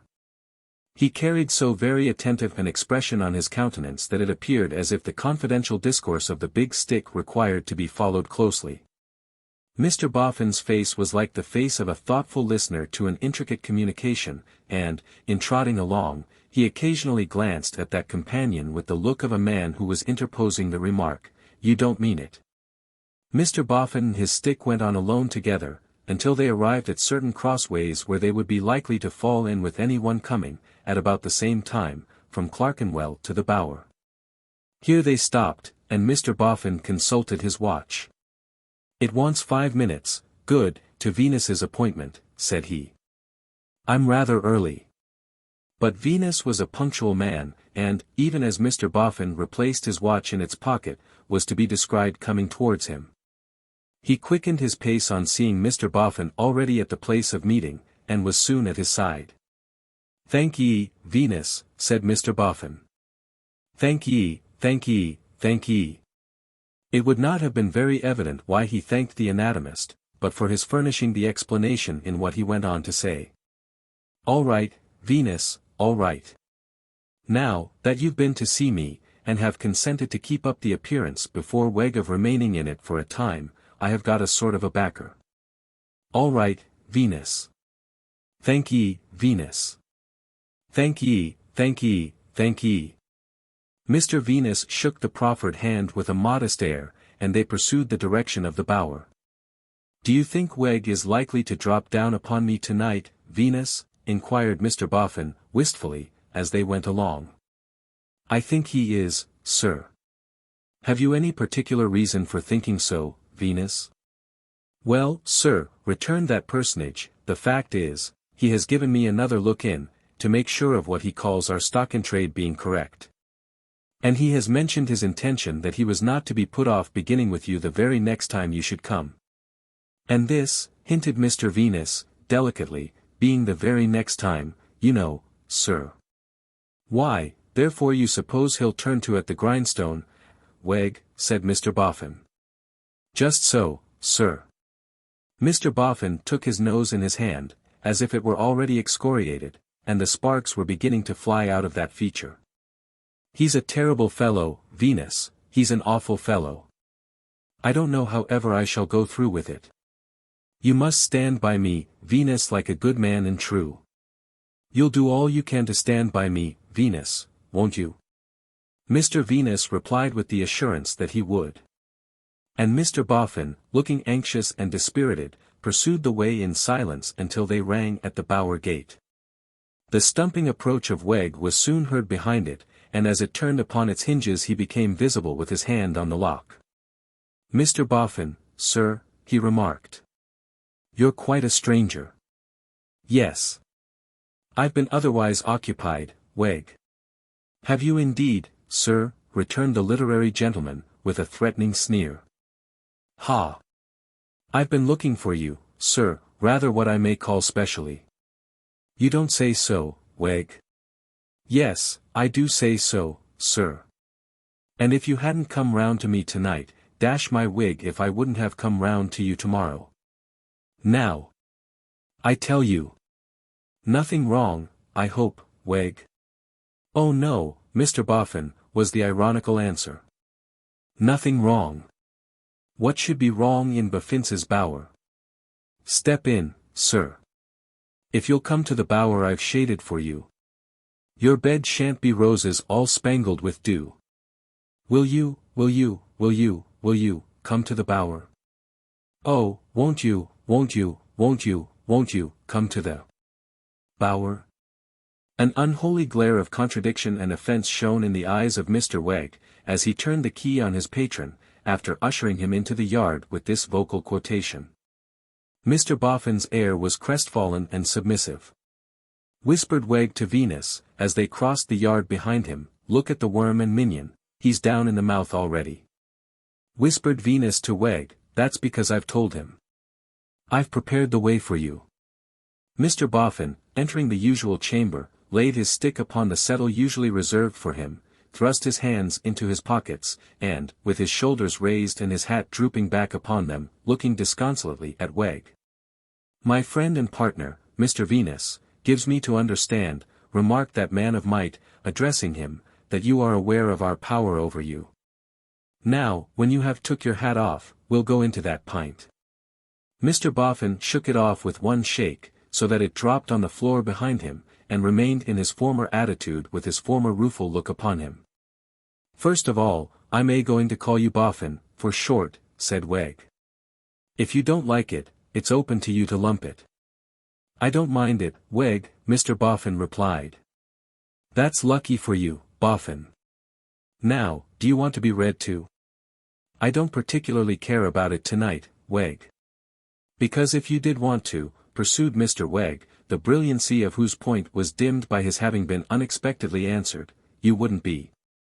I've been your slave long enough.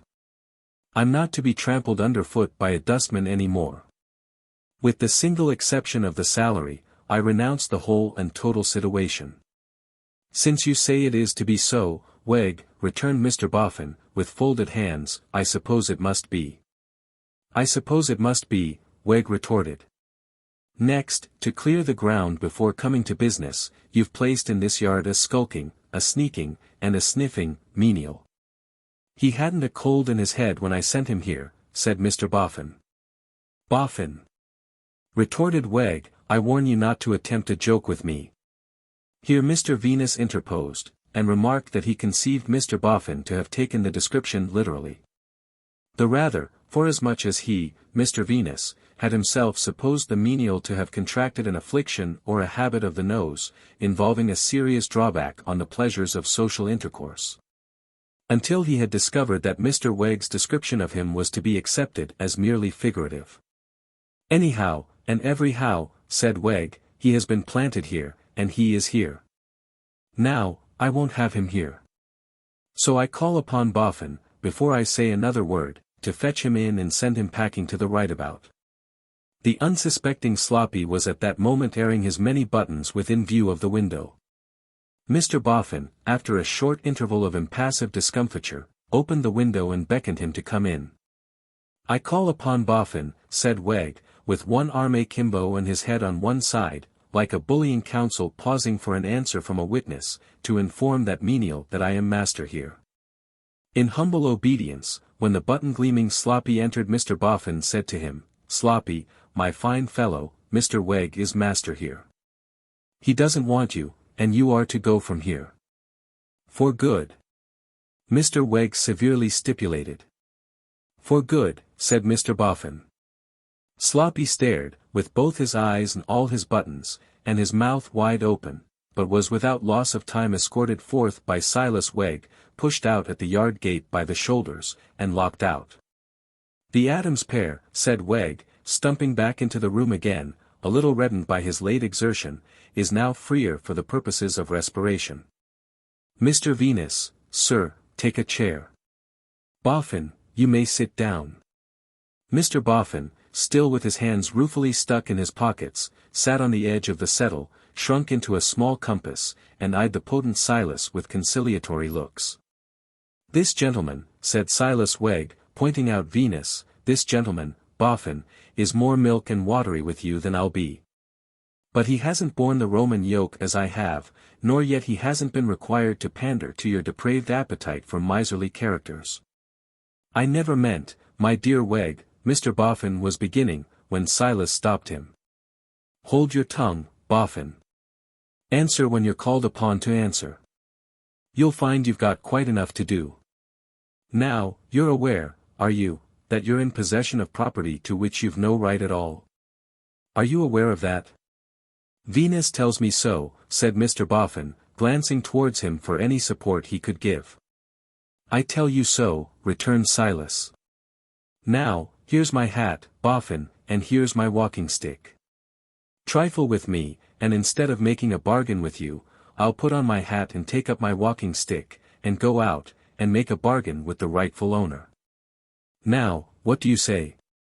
I say, returned Mr. Boffin, leaning forward in alarmed appeal, with his hands on his knees, that I am sure I don't want to trifle, Weg. I have said so to Venus. You certainly have, sir, said Venus. You're too milk and watery with our friend, you are indeed, remonstrated Silas, with a disapproving shake of his wooden head. Then at once you confess yourself desirous to come to terms, do you, Boffin? Before you answer, keep this hat well in your mind and also this walking stick. I am willing, Weg, to come to terms. Willing won't do, Boffin. I won't take willing. Are you desirous to come to terms?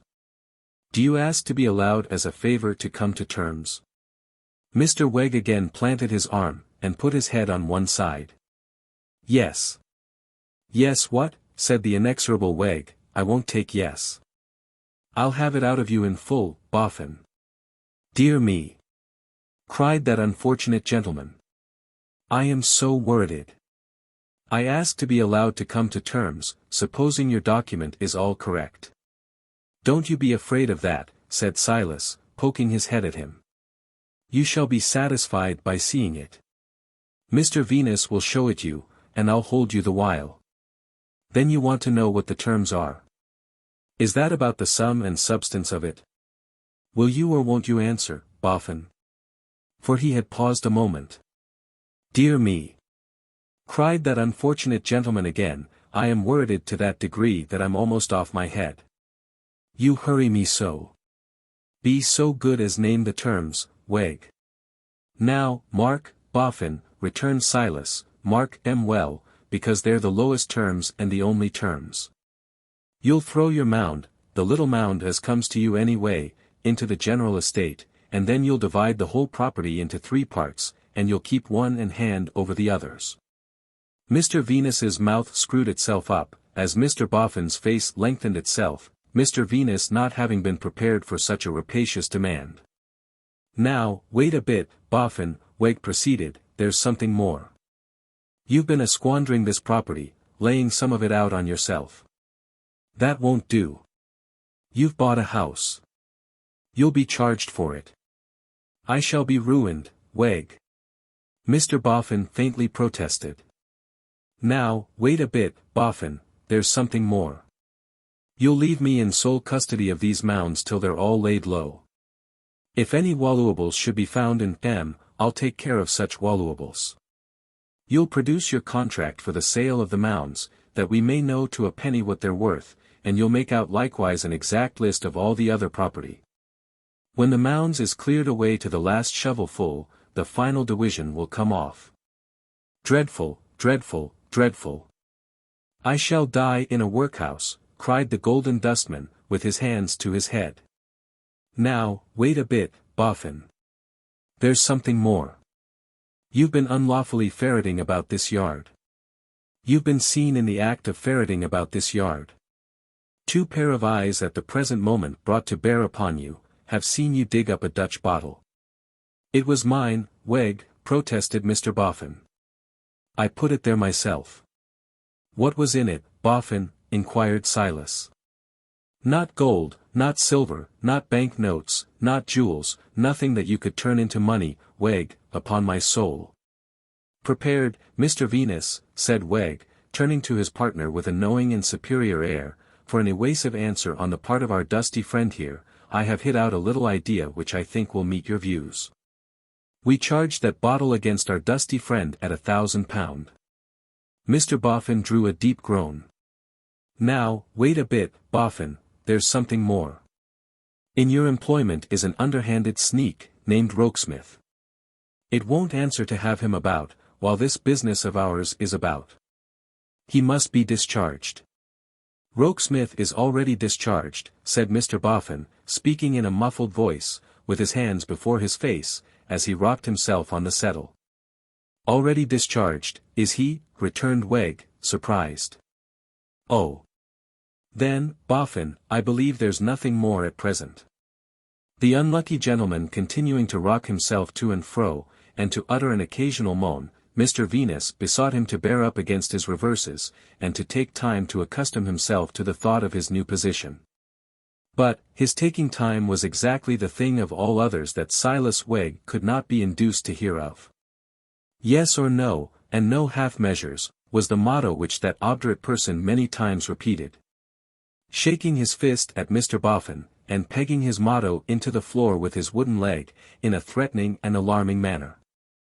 At length, Mr. Boffin entreated to be allowed a quarter of an hour's grace, and a cooling walk of that duration in the yard. With some difficulty Mr. Weg granted this great favor, but only on condition that he accompanied Mr. Boffin in his walk, as not knowing what he might fraudulently unearth if he were left to himself. A more absurd sight than Mr. Boffin in his mental irritation trotting very nimbly, and Mr. Weg hopping after him with great exertion, eager to watch the slightest turn of an eyelash, lest it should indicate a spot rich with some secret. Assuredly had never been seen in the shadow of the mounds. Mr. Weg was much distressed when the quarter of an hour expired, and came hopping in, a very bad second. "I can't help myself," cried Mr. Boffin, flouncing on the settle in a forlorn manner, with his hands deep in his pockets, as if his pockets had sunk. "What's the good of my pretending to stand out, when I can't help myself? I must give in to the terms. But I should like to see the document." Wegg, who was all for clinching the nail he had so strongly driven home, announced that Boffin should see it without an hour's delay. Taking him into custody for that purpose, or overshadowing him as if he really were his evil genius in visible form, Mr. Wegg clapped Mr. Boffin's hat upon the back of his head, and walked him out by the arm. Asserting a proprietorship over his soul and body that was at once more grim and more ridiculous than anything in Mr. Venus's rare collection. That light-haired gentleman followed close upon their heels, at least backing up Mr. Boffin in a literal sense, if he had not had recent opportunities of doing so spiritually. While Mr. Boffin, trotting on as hard as he could trot, involved Silas Wegg in frequent collisions with the public, much as a preoccupied blind man's dog may be seen to involve his master.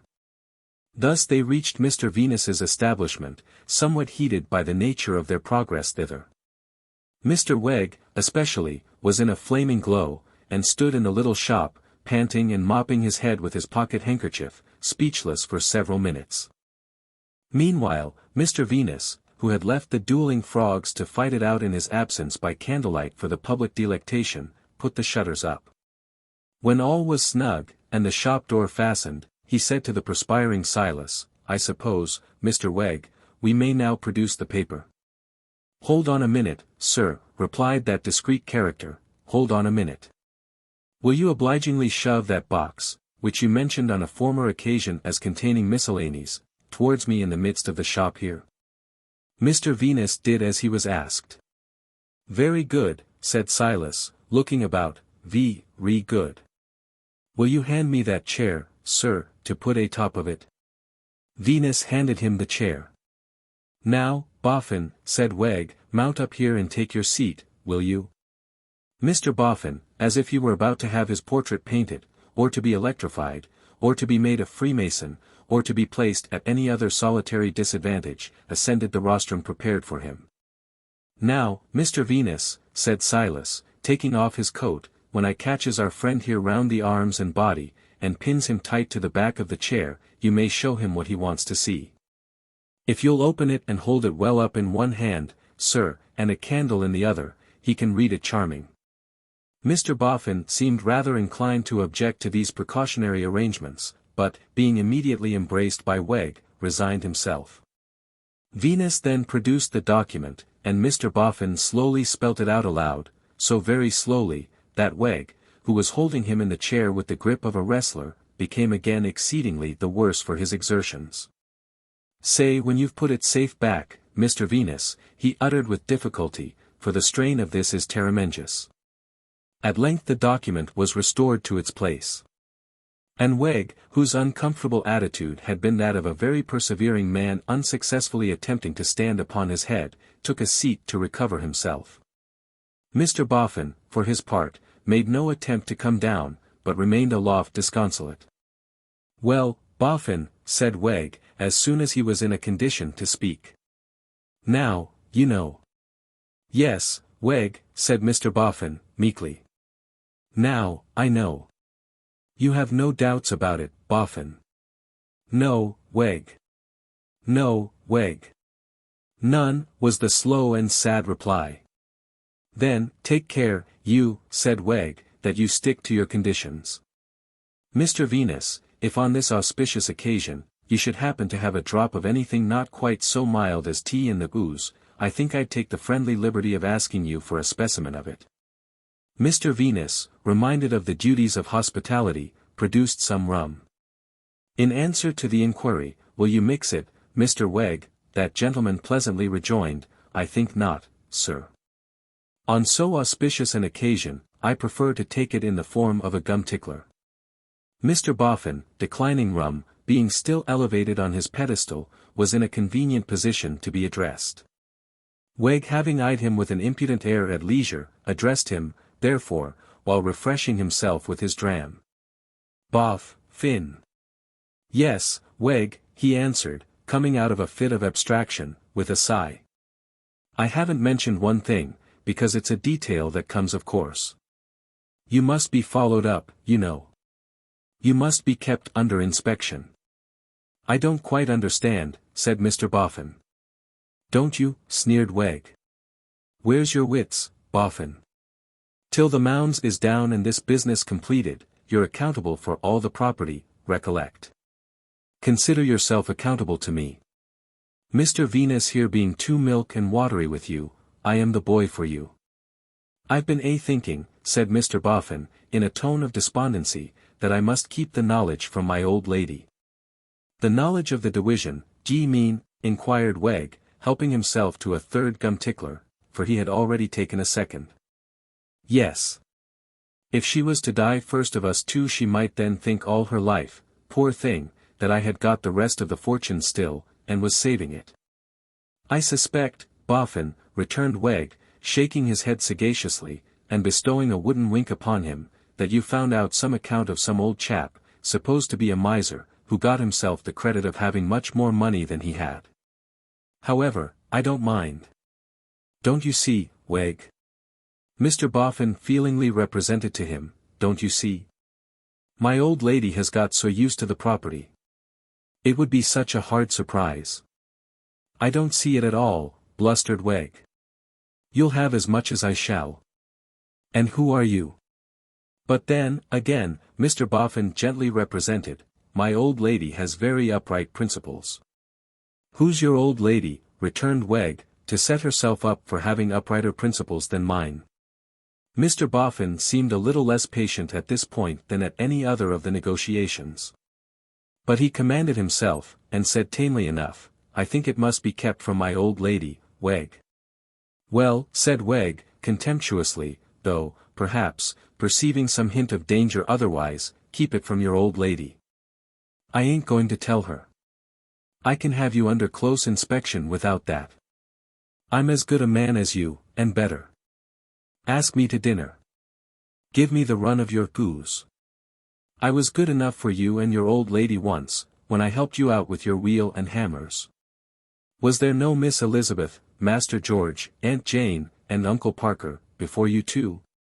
Gently, Mr. Wegg, gently, Venus urged. Milk and water rarely you mean, sir, he returned, with some little thickness of speech, in consequence of the gum ticklers having tickled it. I've got him under inspection, and I'll inspect him. Along the line the signal ran. England expects as this present man. Will keep Boffin to his duty. Boffin, I'll see you home. Mr. Boffin descended with an air of resignation, and gave himself up, after taking friendly leave of Mr. Venus. Once more, inspector and inspected went through the streets together, and so arrived at Mr. Boffin's door. But even there, when Mr. Boffin had given his keeper good night, and had let himself in with his key, and had softly closed the door, even there and then, the all-powerful Silas must needs claim another assertion of his newly asserted power. Boffin, he called through the keyhole. Yes, Wegg, was the reply through the same channel. Come out. Show yourself again. Let's have another look at you. Mr. Boffin, how fallen from the high estate of his honest simplicity. Opened the door and obeyed. Go in. You may get to bed now, said Wegg, with a grin. The door was hardly closed, when he again called through the keyhole, Boffin. Yes, Wegg. This time Silas made no reply, but labored with a will at turning an imaginary grindstone outside the keyhole, while Mr. Boffin stooped at it within. He then laughed silently, and stumped home. Chapter 4. A Runaway Match. Cherubic Pa arose with as little noise as possible from beside majestic Ma, one morning early, having a holiday before him. Pa and the lovely woman had a rather particular appointment to keep. Yet Pa and the lovely woman were not going out together. Bella was up before 4, but had no bonnet on. She was waiting at the foot of the stairs, was sitting on the bottom stair, in fact, to receive Pa when he came down, but her only object seemed to be to get Pa well out of the house. Your breakfast is ready, sir, whispered Bella, after greeting him with a hug, and all you have to do, is, to eat it up and drink it up, and escape. How do you feel, Pa? To the best of my judgment, like a housebreaker new to the business, my dear, who can't make himself quite comfortable till he is off the premises. Bella tucked her arm in his with a merry noiseless laugh, and they went down to the kitchen on tiptoe. She stopping on every separate stair to put the tip of her forefinger on her rosy lips, and then lay it on his lips, according to her favorite petting way of kissing Pa. "How do you feel, my love?" asked R.W., as she gave him his breakfast. "I feel as if the fortune-teller was coming true, dear Pa, and the fair little man was turning out as was predicted." "Ho!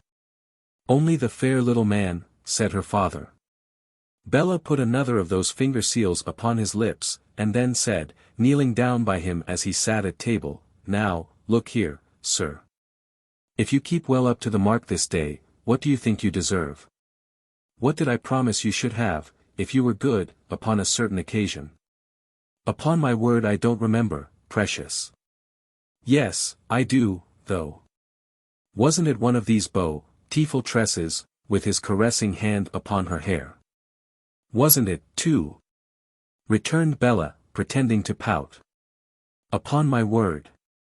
Do you know, sir, that the fortune-teller would give 5,000 guineas, if it was quite convenient to him, which it isn't, for the lovely piece I have cut off for you? You can form no idea, sir, of the number of times he kissed quite a scrubby little piece, in comparison, that I cut off for him. And he wears it, too, round his neck, I can tell you." "Near his heart," said Bella, nodding. "Ah! Very near his heart. However, you have been a good boy, and you are the best of all the dearest boys that ever were, this morning, and here's the chain I have made of it, Pa, and you must let me put it round your neck with my own loving hands." As Pa bent his head, she cried over him a little, and then said, after having stopped to dry her eyes on his white waistcoat, the discovery of which incongruous circumstance made her laugh, "Now, darling Pa, give me your hands that I may fold them together, and do you say after me, my little Bella." "My little Bella," repeated Pa. "I am very fond of you." "I am very fond of you, my darling," said Pa. "You mustn't say anything not dictated to you, sir. You daren't do it in your responses at church, and you mustn't do it in your responses out of church." "I withdraw the darling," said Pa. "That's a pious boy. Now again, you were always." "You were always," repeated Pa. "A vexatious." "No you weren't," said Pa. "A vexatious, do you hear, sir, a vexatious, capricious, thankless, troublesome animal, but I hope you'll do better in the time to come, and I bless you and forgive you." Here, she quite forgot that it was Pa's turn to make the responses, and clung to his neck. "Dear Pa, if you knew how much I think this morning of what you told me once, about the first time of our seeing old Mr. Harmon, when I stamped and screamed and beat you with my detestable little bonnet. I feel as if I had been stamping and screaming and beating you with my hateful little bonnet, ever since I was born, darling." "Nonsense, my love.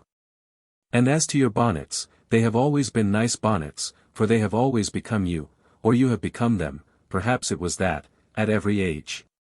"Did I hurt you much, poor little Pa?" asked Bella, laughing, notwithstanding her repentance, with fantastic pleasure in the picture, "when I beat you with my bonnet?" "No, my child. Wouldn't have hurt a fly." But I am afraid I shouldn't have beat you at all, unless I had meant to hurt you," said Bella. "Did I pinch your legs, Pa?"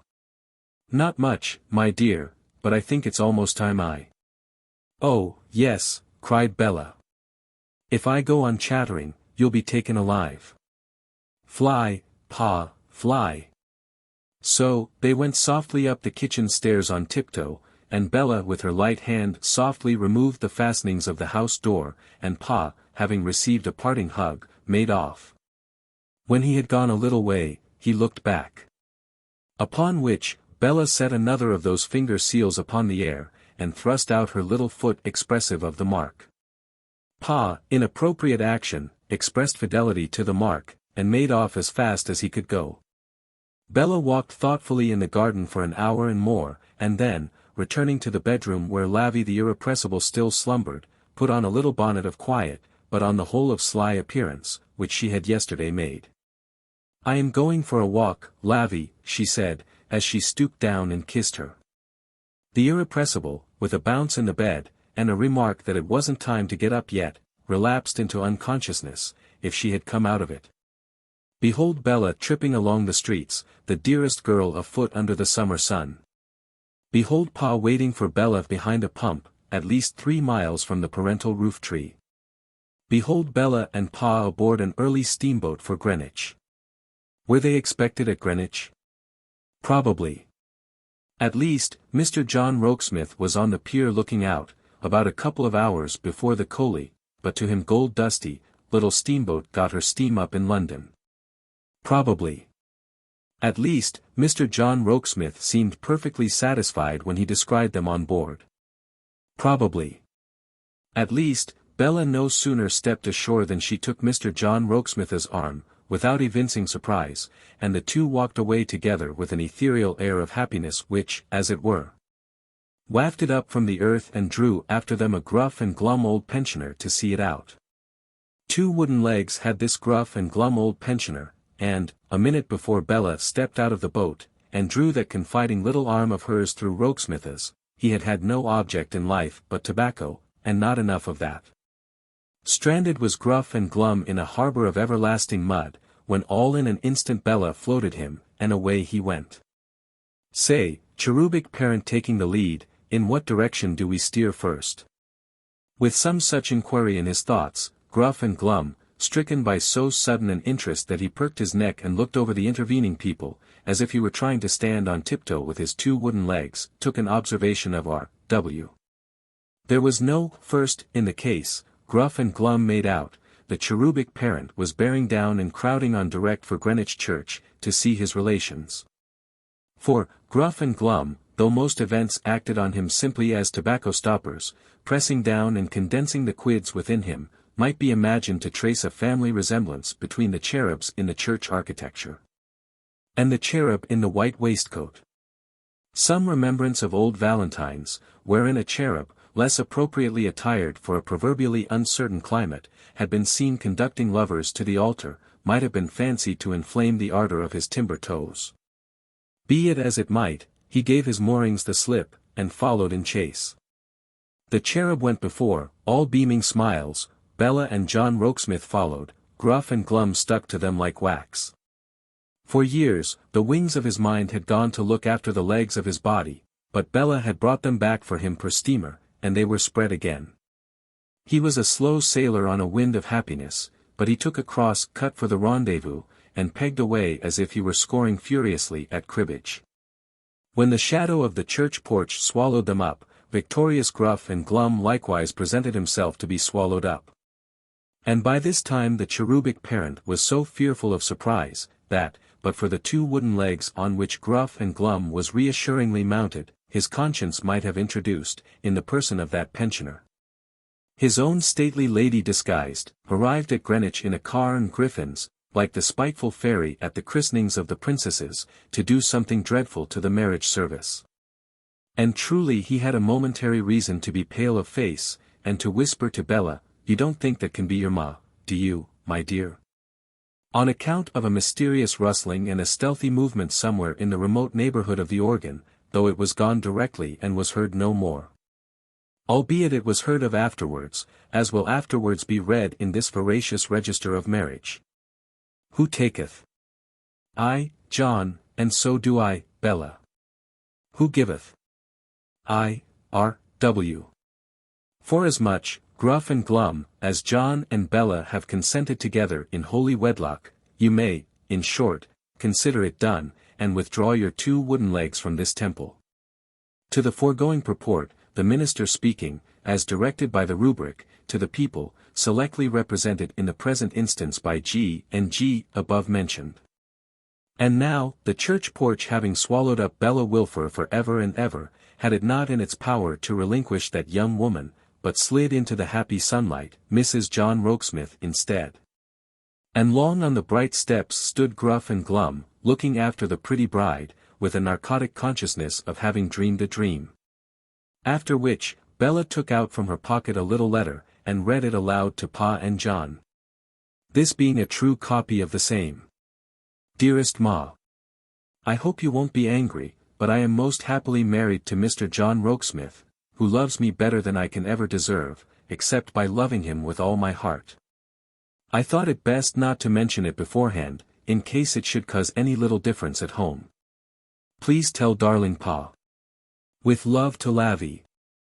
Ever dearest Ma, your affectionate daughter, Bella, P.S. Rokesmith. Then, John Rokesmith put the Queen's countenance on the letter, when had her gracious Majesty looked so benign as on that blessed morning. And then Bella popped it into the post office, and said merrily, Now, dearest Pa, you are safe, and will never be taken alive. Pa was, at first, in the stirred depths of his conscience, so far from sure of being safe yet, that he made out majestic matrons lurking in ambush among the harmless trees of Greenwich Park, and seemed to see a stately countenance tied up in a well-known pocket-handkerchief glooming down at him from a window of the observatory, where the familiars of the Astronomer Royal nightly outwatched the winking stars. But, the minutes passing on and no Mrs. Wilfer in the flesh appearing, he became more confident, and so repaired with good heart and appetite to Mr. and Mrs. John Rokesmith's cottage on Blackheath, where breakfast was ready. A modest little cottage but a bright and a fresh, and on the snowy tablecloth the prettiest of little breakfasts. In waiting, too, like an attendant summer breeze, a fluttering young damsel, all pink and ribbons, blushing as if she had been married instead of Bella, and yet asserting the triumph of her sex over both John and Pa. In an exulting and exalted flurry, as who should say, This is what you must all come to, gentlemen, when we choose to bring you to book. This same young damsel was Bella's serving maid, and unto her did deliver a bunch of keys, commanding treasures in the way of dry saltery, groceries, jams and pickles, the investigation of which made pastime after breakfast. When Bella declared that Pa must taste everything, John dear, or it will never be lucky, and when Pa had all sorts of things poked into his mouth, and didn't quite know what to do with them when they were put there. Then they, all three, out for a charming ride, and for a charming stroll among heath and bloom, and there behold the identical Gruff and Glum with his wooden legs horizontally disposed before him, apparently sitting meditating on the vicissitudes of life. To whom said Bella, in her light-hearted surprise, Oh! How do you do again? What a dear old pensioner you are! To which Gruff and Glum responded that he see her married this morning, my beauty, and that if it warn't a liberty he wished her G and the fairest of fair wind and weather, further, in a general way requesting to know what cheer. And scrambling up on his two wooden legs to salute, hat in hand, ship-shape, with the gallantry of a man-of-warsman in a heart of oak. It was a pleasant sight, in the midst of the golden bloom, to see this salt old Gruff and Glum, waving his shovel hat at Bella, while his thin white hair flowed free, as if she had once more launched him into blue water again. You are a charming old pensioner, said Bella, and I am so happy that I wish I could make you happy, too. Answered Gruff and Glum, give me leave to kiss your hand, my lovely, and it's done. So it was done to the general contentment. And if Gruff and Glum didn't in the course of the afternoon splice the main brace, it was not for want of the means of inflicting that outrage on the feelings of the infant bands of hope. But, the marriage dinner was the crowning success, for what had bride and bridegroom plotted to do, but to have and to hold that dinner in the very room of the very hotel where Pa and the lovely woman had once dined together. Bella sat between Pa and John, and divided her attentions pretty equally, but felt it necessary, in the waiter's absence before dinner, to remind Pa that she was his lovely woman no longer. I am well aware of it, my dear, returned the cherub, and I resign you willingly. Willingly, sir. You ought to be broken-hearted. So I should be, my dear, if I thought that I was going to lose you. But you know you are not. Don't you, poor dear Pa? You know that you have only made a new relation who will be as fond of you and as thankful to you, for my sake and your own sake both, as I am, don't you, dear little Pa? Look here, Pa. Bella put her finger on her own lip, and then on Pa's, and then on her own lip again, and then on her husband's. Now, we are a partnership of three, dear Pa.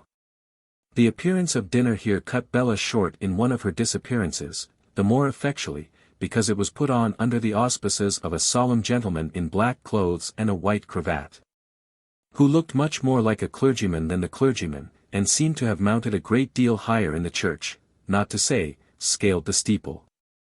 This dignitary, conferring in secrecy with John Rokesmith on the subject of punch and wines, bent his head as though stooping to the papistical practice of receiving auricular confession. Likewise, on John's offering a suggestion which didn't meet his views, his face became overcast and reproachful, as enjoining penance. What a dinner! Specimens of all the fishes that swim in the sea surely had swum their way to it, and if samples of the fishes of divers colors that made a speech in the Arabian Nights, quite a ministerial explanation in respect of cloudiness, and then jumped out of the frying pan, were not to be recognized, it was only because they had all become of one hue by being cooked in batter among the whitebait. And the dishes being seasoned with bliss, an article which they are sometimes out of, at Greenwich, were of perfect flavor, and the golden drinks had been bottled in the golden age and hoarding up their sparkles ever since. The best of it was, that Bella and John and the cherub had made a covenant that they would not reveal to mortal eyes any appearance whatever of being a wedding party. Now, the supervising dignitary, the Archbishop of Greenwich, knew this as well as if he had performed the nuptial ceremony.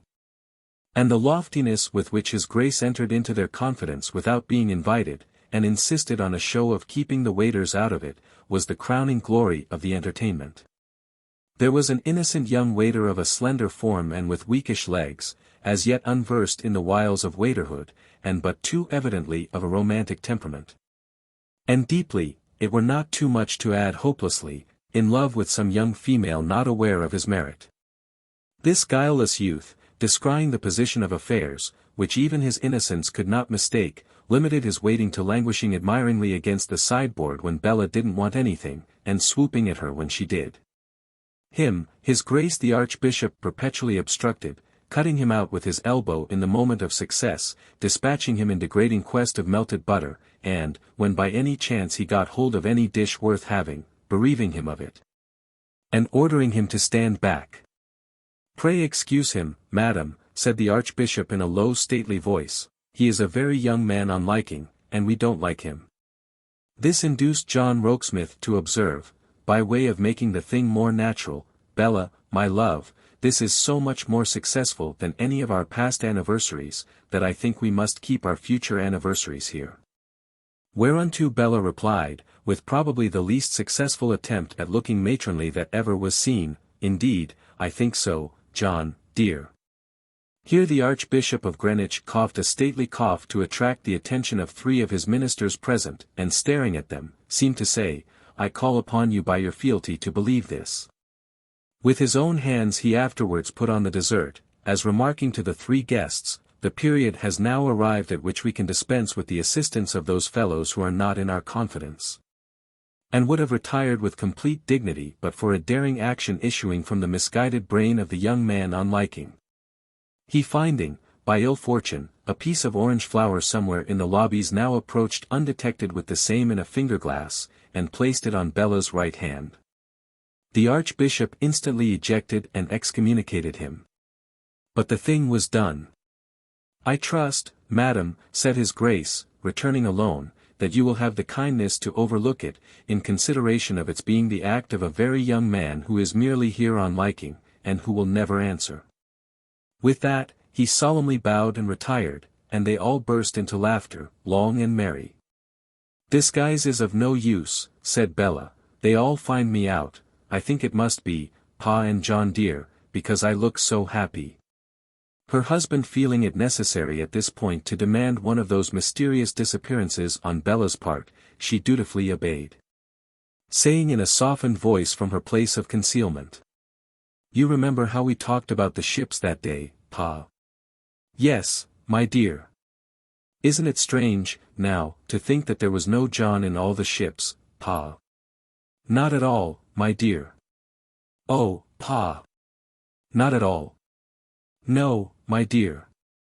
How can we tell what coming people are aboard the ships that may be sailing to us now from the unknown seas?"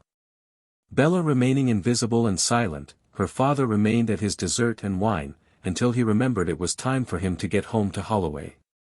Though I positively cannot tear myself away, he cherubically added, it would be a sin, without drinking to many, many happy returns of this most happy day.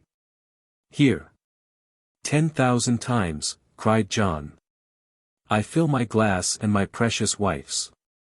Gentlemen, said the cherub, inaudibly addressing, in his Anglo-Saxon tendency to throw his feelings into the form of a speech, the boys down below, who were bidding against each other to put their heads in the mud for sixpence, gentlemen, and Bella and John, you will readily suppose that it is not my intention to trouble you with many observations on the present occasion. You will also at once infer the nature and even the terms of the toast I am about to propose on the present occasion.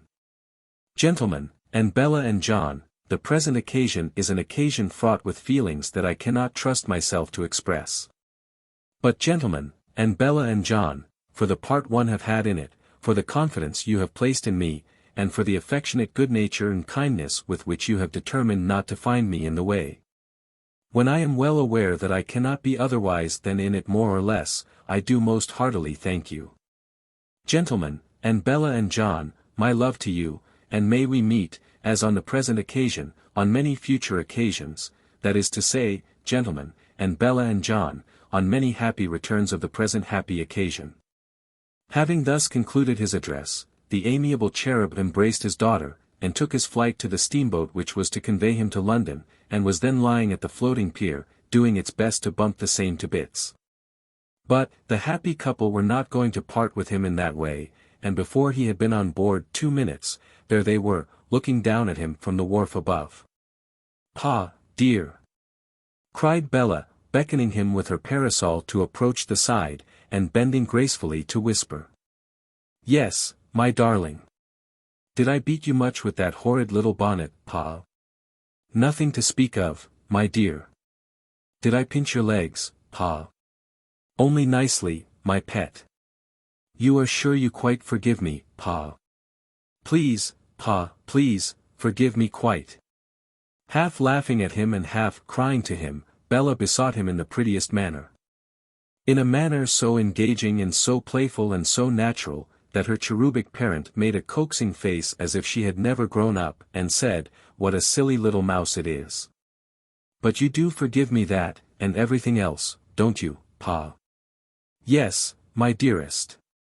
And you don't feel solitary or neglected, going away by yourself, do you, Pa? Lord bless you. No, my life. Goodbye, dearest Pa, goodbye. Goodbye, my darling. Take her away, my dear John. Take her home. So, she leaning on her husband's arm, they turned homeward by a rosy path which the gracious sun struck out for them in its setting. And oh, there are days in this life and worth death. And oh, what a bright old song it is, that oh, 'tis love, 'tis love, 'tis love that makes the world go round. Chapter 5. Concerning the Mendicant's Bride.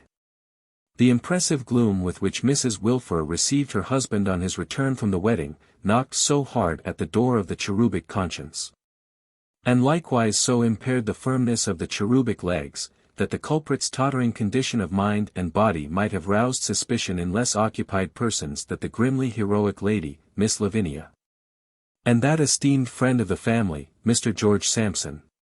But, the attention of all three being fully possessed by the main fact of the marriage, they had happily none to bestow on the guilty conspirator, to which fortunate circumstance he owed the escape for which he was in no wise indebted to himself. You do not, R.W., said Mrs. Wilfer from her stately corner, inquire for your daughter Bella. To be sure, my dear, he returned, with a most flagrant assumption of unconsciousness, I did omit it. How, or perhaps I should rather say where, is Bella? Not here, Mrs. Wilfer proclaimed, with folded arms. The cherub faintly muttered something to the abortive effect of, oh, indeed, my dear. Not here, repeated Mrs. Wilfer, in a stern sonorous voice. In a word, R.W., you have no daughter Bella. No daughter Bella, my dear. No. Your daughter Bella, said Mrs. Wilfer, with a lofty air of never having had the least copartnership in that young lady, of whom she now made reproachful mention as an article of luxury which her husband had set up entirely on his own account. And in direct opposition to her advice, your daughter Bella has bestowed herself upon a mendicant. Good gracious, my dear. Show your father his daughter Bella's letter, Lavinia, said Mrs. Wilfer, in her monotonous Act of Parliament tone, and waving her hand. I think your father will admit it to be documentary proof of what I tell him. I believe your father is acquainted with his daughter Bella's writing. But I do not know. He may tell you he is not. Nothing will surprise me.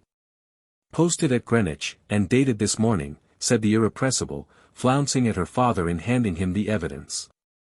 Hopes Ma won't be angry, but is happily married to Mr. John Rokesmith, and didn't mention it beforehand to avoid words, and please tell darling you, and love to me. And I should like to know what you'd have said if any other unmarried member of the family had done it. He read the letter, and faintly exclaimed, Dear me. You may well say dear me, rejoined Mrs. Wilfer, in a deep tone. Upon which encouragement he said it again, though scarcely with the success he had expected. For the scornful lady then remarked, with extreme bitterness, You said that before. It's very surprising. But I suppose, my dear, hinted the cherub, as he folded the letter after a disconcerting silence, that we must make the best of it? Would you object to my pointing out, my dear, that Mr. John Rokesmith is not, so far as I am acquainted with him, strictly speaking, a mendicant? Indeed, returned Mrs. Wilfer, with an awful air of politeness. Truly so. I was not aware that Mr. John Rokesmith was a gentleman of landed property. But I am much relieved to hear it. I doubt if you have heard it, my dear, the cherub submitted with hesitation. Thank you, said Mrs. Wilfer. I make false statements, it appears. So be it. If my daughter flies in my face, surely my husband may. The one thing is not more unnatural than the other. There seems a fitness in the arrangement. By all means. Assuming, with a shiver of resignation, a deadly cheerfulness. But, here the irrepressible skirmished into the conflict, dragging the reluctant form of Mr. Sampson after her. Ma, interposed the young lady, I must say I think it would be much better if you would keep to the point, and not hold forth about people's flying into people's faces, which is nothing more nor less than impossible nonsense. How? Exclaimed Mrs. Wilfer, knitting her dark brows.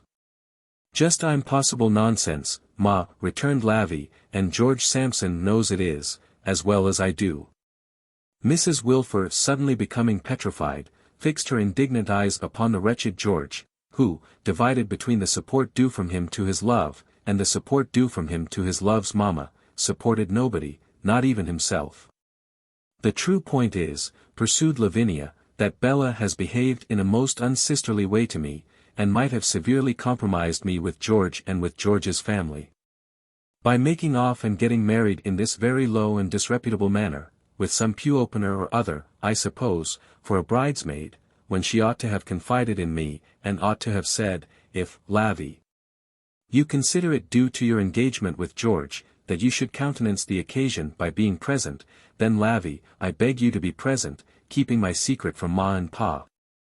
As of course I should have done. As of course you would have done. Ingrate, exclaimed Mrs. Wilfer. Viper. I say. You know, ma'am. Upon my honor you mustn't, Mr. Sampson remonstrated, shaking his head seriously, with the highest respect for you, ma'am, upon my life you mustn't. No really, you know. When a man with the feelings of a gentleman finds himself engaged to a young lady, and it comes, even on the part of a member of the family, to vipers, you know. I would merely put it to your own good feeling, you know, said Mr. Sampson, in rather lame conclusion. Mrs. Wilfer's baleful stare at the young gentleman in acknowledgment of his obliging interference was of such a nature that Miss Lavinia burst into tears, and caught him round the neck for his protection. My own unnatural mother, screamed the young lady, wants to annihilate George. But you shan't be annihilated, George. I'll die first. Mr. Sampson, in the arms of his mistress, still struggled to shake his head at Mrs. Wilfer, and to remark, with every sentiment of respect for you, you know, ma'am, vipers really doesn't do you credit. You shall not be annihilated, George," cried Miss Lavinia. "Ma shall destroy me first, and then she'll be contented. Oh, oh, oh. Have I lured George from his happy home to expose him to this? George, dear, be free. Leave me, ever dearest George, to Ma and to my fate. Give my love to your aunt, George dear, and implore her not to curse the viper that has crossed your path and blighted your existence. Oh, oh, oh." The young lady who, hysterically speaking, was only just come of age, and had never gone off yet, here fell into a highly creditable crisis, which, regarded as a first performance, was very successful. Mr. Sampson, bending over the body meanwhile, in a state of distraction, which induced him to address Mrs. Wilfer in the inconsistent expressions, "Demon, with the highest respect for you, behold your work." The cherub stood helplessly rubbing his chin and looking on, but on the whole was inclined to welcome this diversion as one in which, by reason of the absorbent properties of hysterics, the previous question would become absorbed. And so, indeed, it proved, for the irrepressible gradually coming to herself, in asking with wild emotion, "George dear, are you safe?" and further, "George love, what has happened? Where is Ma?" Mr. Sampson, with words of comfort, raised her prostrate form, and handed her to Mrs. Wilfer as if the young lady were something in the nature of refreshments. Mrs. Wilfer with dignity partaking of the refreshments, by kissing her once on the brow, as if accepting an oyster, Miss Lavy, tottering, returned to the protection of Mr. Sampson, to whom she said, "George dear, I am afraid I have been foolish. But I am still a little weak and giddy, don't let go my hand, George." And whom she afterwards greatly agitated at intervals, by giving utterance, when least expected, to a sound between a sob and a bottle of soda water, that seemed to rend the bosom of her frock. Among the most remarkable effects of this crisis may be mentioned its having, when peace was restored, an inexplicable moral influence, of an elevating kind, on Miss Lavinia, Mrs. Wilfer, and Mr. George Sampson, from which a W. was altogether excluded, as an outsider and non-sympathizer. Miss Lavinia assumed a modest air of having distinguished herself, Mrs. Wilfer, a serene air of forgiveness and resignation, Mr. Sampson, an air of having been improved and chastened. The influence pervaded the spirit in which they returned to the previous question. "George dear," said Lavy, with a melancholy smile, "after what has passed, I am sure Ma will tell Pa that he may tell Bella we shall all be glad to see her and her husband." Mr. Sampson said he was sure of it too, murmuring how eminently he respected Mrs. Wilfer, and ever must, and ever would. Never more eminently, he added, than after what had passed. "Far be it from me," said Mrs. Wilfer, making deep proclamation from her corner, "to run counter to the feelings of a child of mine, and of a youth, Mr. Sampson hardly seemed to like that word, who is the object of her maiden preference. I may feel, nay, no, that I have been deluded and deceived. I may feel, nay, no, that I have been set aside and passed over. I may feel, nay, no, that after having so far overcome my repugnance towards Mr. and Mrs. Boffin as to receive them under this roof, and to consent to your daughter Bella's, here turning to her husband, residing under theirs. It were well if your daughter Bella, again turning to her husband, had profited in a worldly point of view by a connection so distasteful, so disreputable.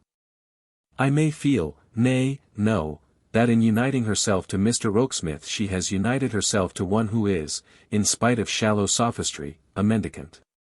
And I may feel well assured that your daughter Bella, again turning to her husband, does not exalt her family by becoming a mendicant's bride.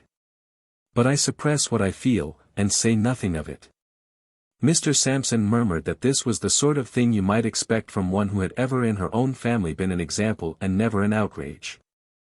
"And ever more so," Mr. Sampson added, with some degree of obscurity, "and never more so, than in and through what had passed." He must take the liberty of adding, that what was true of the mother was true of the youngest daughter, and that he could never forget the touching feelings that the conduct of both had awakened within him. In conclusion, He did hope that there wasn't a man with a beating heart who was capable of something that remained undescribed, in consequence of Miss Lavinia's stopping him as he reeled in his speech. Therefore, R.W. said Mrs. Wilfer, resuming her discourse and turning to her lord again, let your daughter Bella come when she will, and she will be received. So, after a short pause, and an air of having taken medicine in it, so will her husband. And I beg, Pa, said Lavinia, that you will not tell Bella what I have undergone. It can do no good, and it might cause her to reproach herself. My dearest girl, urged Mr. Sampson, she ought to know it. No, George, said Lavinia, in a tone of resolute self-denial. No, dearest George, let it be buried in oblivion. Mr. Sampson considered that, too noble. Nothing is too noble, dearest George, returned Lavinia. And Pa, I hope you will be careful not to refer before Bella, if you can help it, to my engagement to George. It might seem like reminding her of her having cast herself away. And I hope, Pa, that you will think it equally right to avoid mentioning George's rising prospects, when Bella is present. It might seem like taunting her with her own poor fortunes. Let me ever remember that I am her younger sister, and ever spare her painful contrasts, which could not but wound her sharply. Mr. Sampson expressed his belief that such was the demeanor of angels. Miss Lavy replied with solemnity, no, dearest George, I am but too well aware that I am merely human. Mrs. Wilfer, for her part, still further improved the occasion by sitting with her eyes fastened on her husband, like two great black notes of interrogation, severely inquiring, are you looking into your breast? Do you deserve your blessings? Can you lay your hand upon your heart and say that you are worthy of so hysterical a daughter? I do not ask you if you are worthy of such a wife, put me out of the question, but are you sufficiently conscious of, and thankful for, the pervading moral grandeur of the family spectacle on which you are gazing? These inquiries proved very harassing to R.W., who, besides being a little disturbed by wine, was in perpetual terror of committing himself by the utterance of stray words that would betray his guilty foreknowledge. However, the scene being over, and, all things considered, well over, he sought refuge in a doze, which gave his lady immense offence. Can you think of your daughter Bella, and sleep? She disdainfully inquired. To which he mildly answered, yes, I think I can, my dear. Then, said Mrs. Wilfer, with solemn indignation, I would recommend you, if you have a human feeling, to retire to bed. Thank you, my dear, he replied. I think it is the best place for me. And with these unsympathetic words very gladly withdrew. Within a few weeks afterwards, the mendicant's bride, arm in arm with the mendicant, came to tea, in fulfillment of an engagement made through her father. And the way in which the mendicant's bride dashed at the unassailable position so considerately to be held by Miss Lavy, and scattered the whole of the works in all directions in a moment, was triumphant. Dearest Ma, cried Bella, running into the room with a radiant face, how do you do, dearest Ma? And then embraced her, joyously. And Lavy darling, how do you do, and how's George Sampson, and how is he getting on, and when are you going to be married, and how rich are you going to grow? You must tell me all about it, Lavy dear, immediately. John, love, kiss Ma and Lavy, and then we shall all be at home and comfortable. Mrs. Wilfer stared, but was helpless. Miss Lavinia stared, but was helpless. Apparently with no compunction, and assuredly with no ceremony, Bella tossed her bonnet away, and sat down to make the tea. Dearest Ma and Lavy, you both take sugar, I know. And Pa, you good little Pa, you don't take milk. John does. I didn't before I was married, but I do now, because John does. John dear, did you kiss Ma and Lavy? Oh, you did. Quite correct, John dear, but I didn't see you do it, so I asked. Cut some bread and butter, John, that's a love.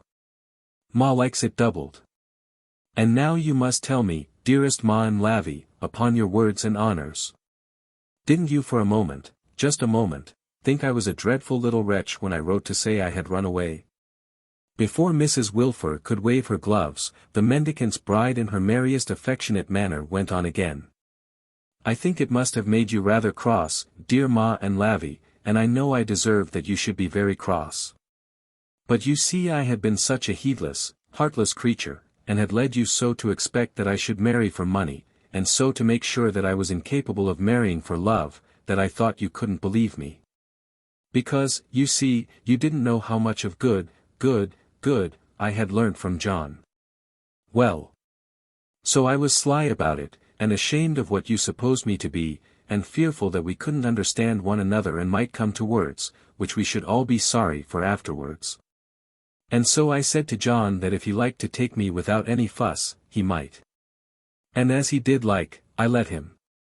And we were married at Greenwich Church in the presence of nobody, except an unknown individual who dropped in, here her eyes sparkled more brightly, and half a pensioner.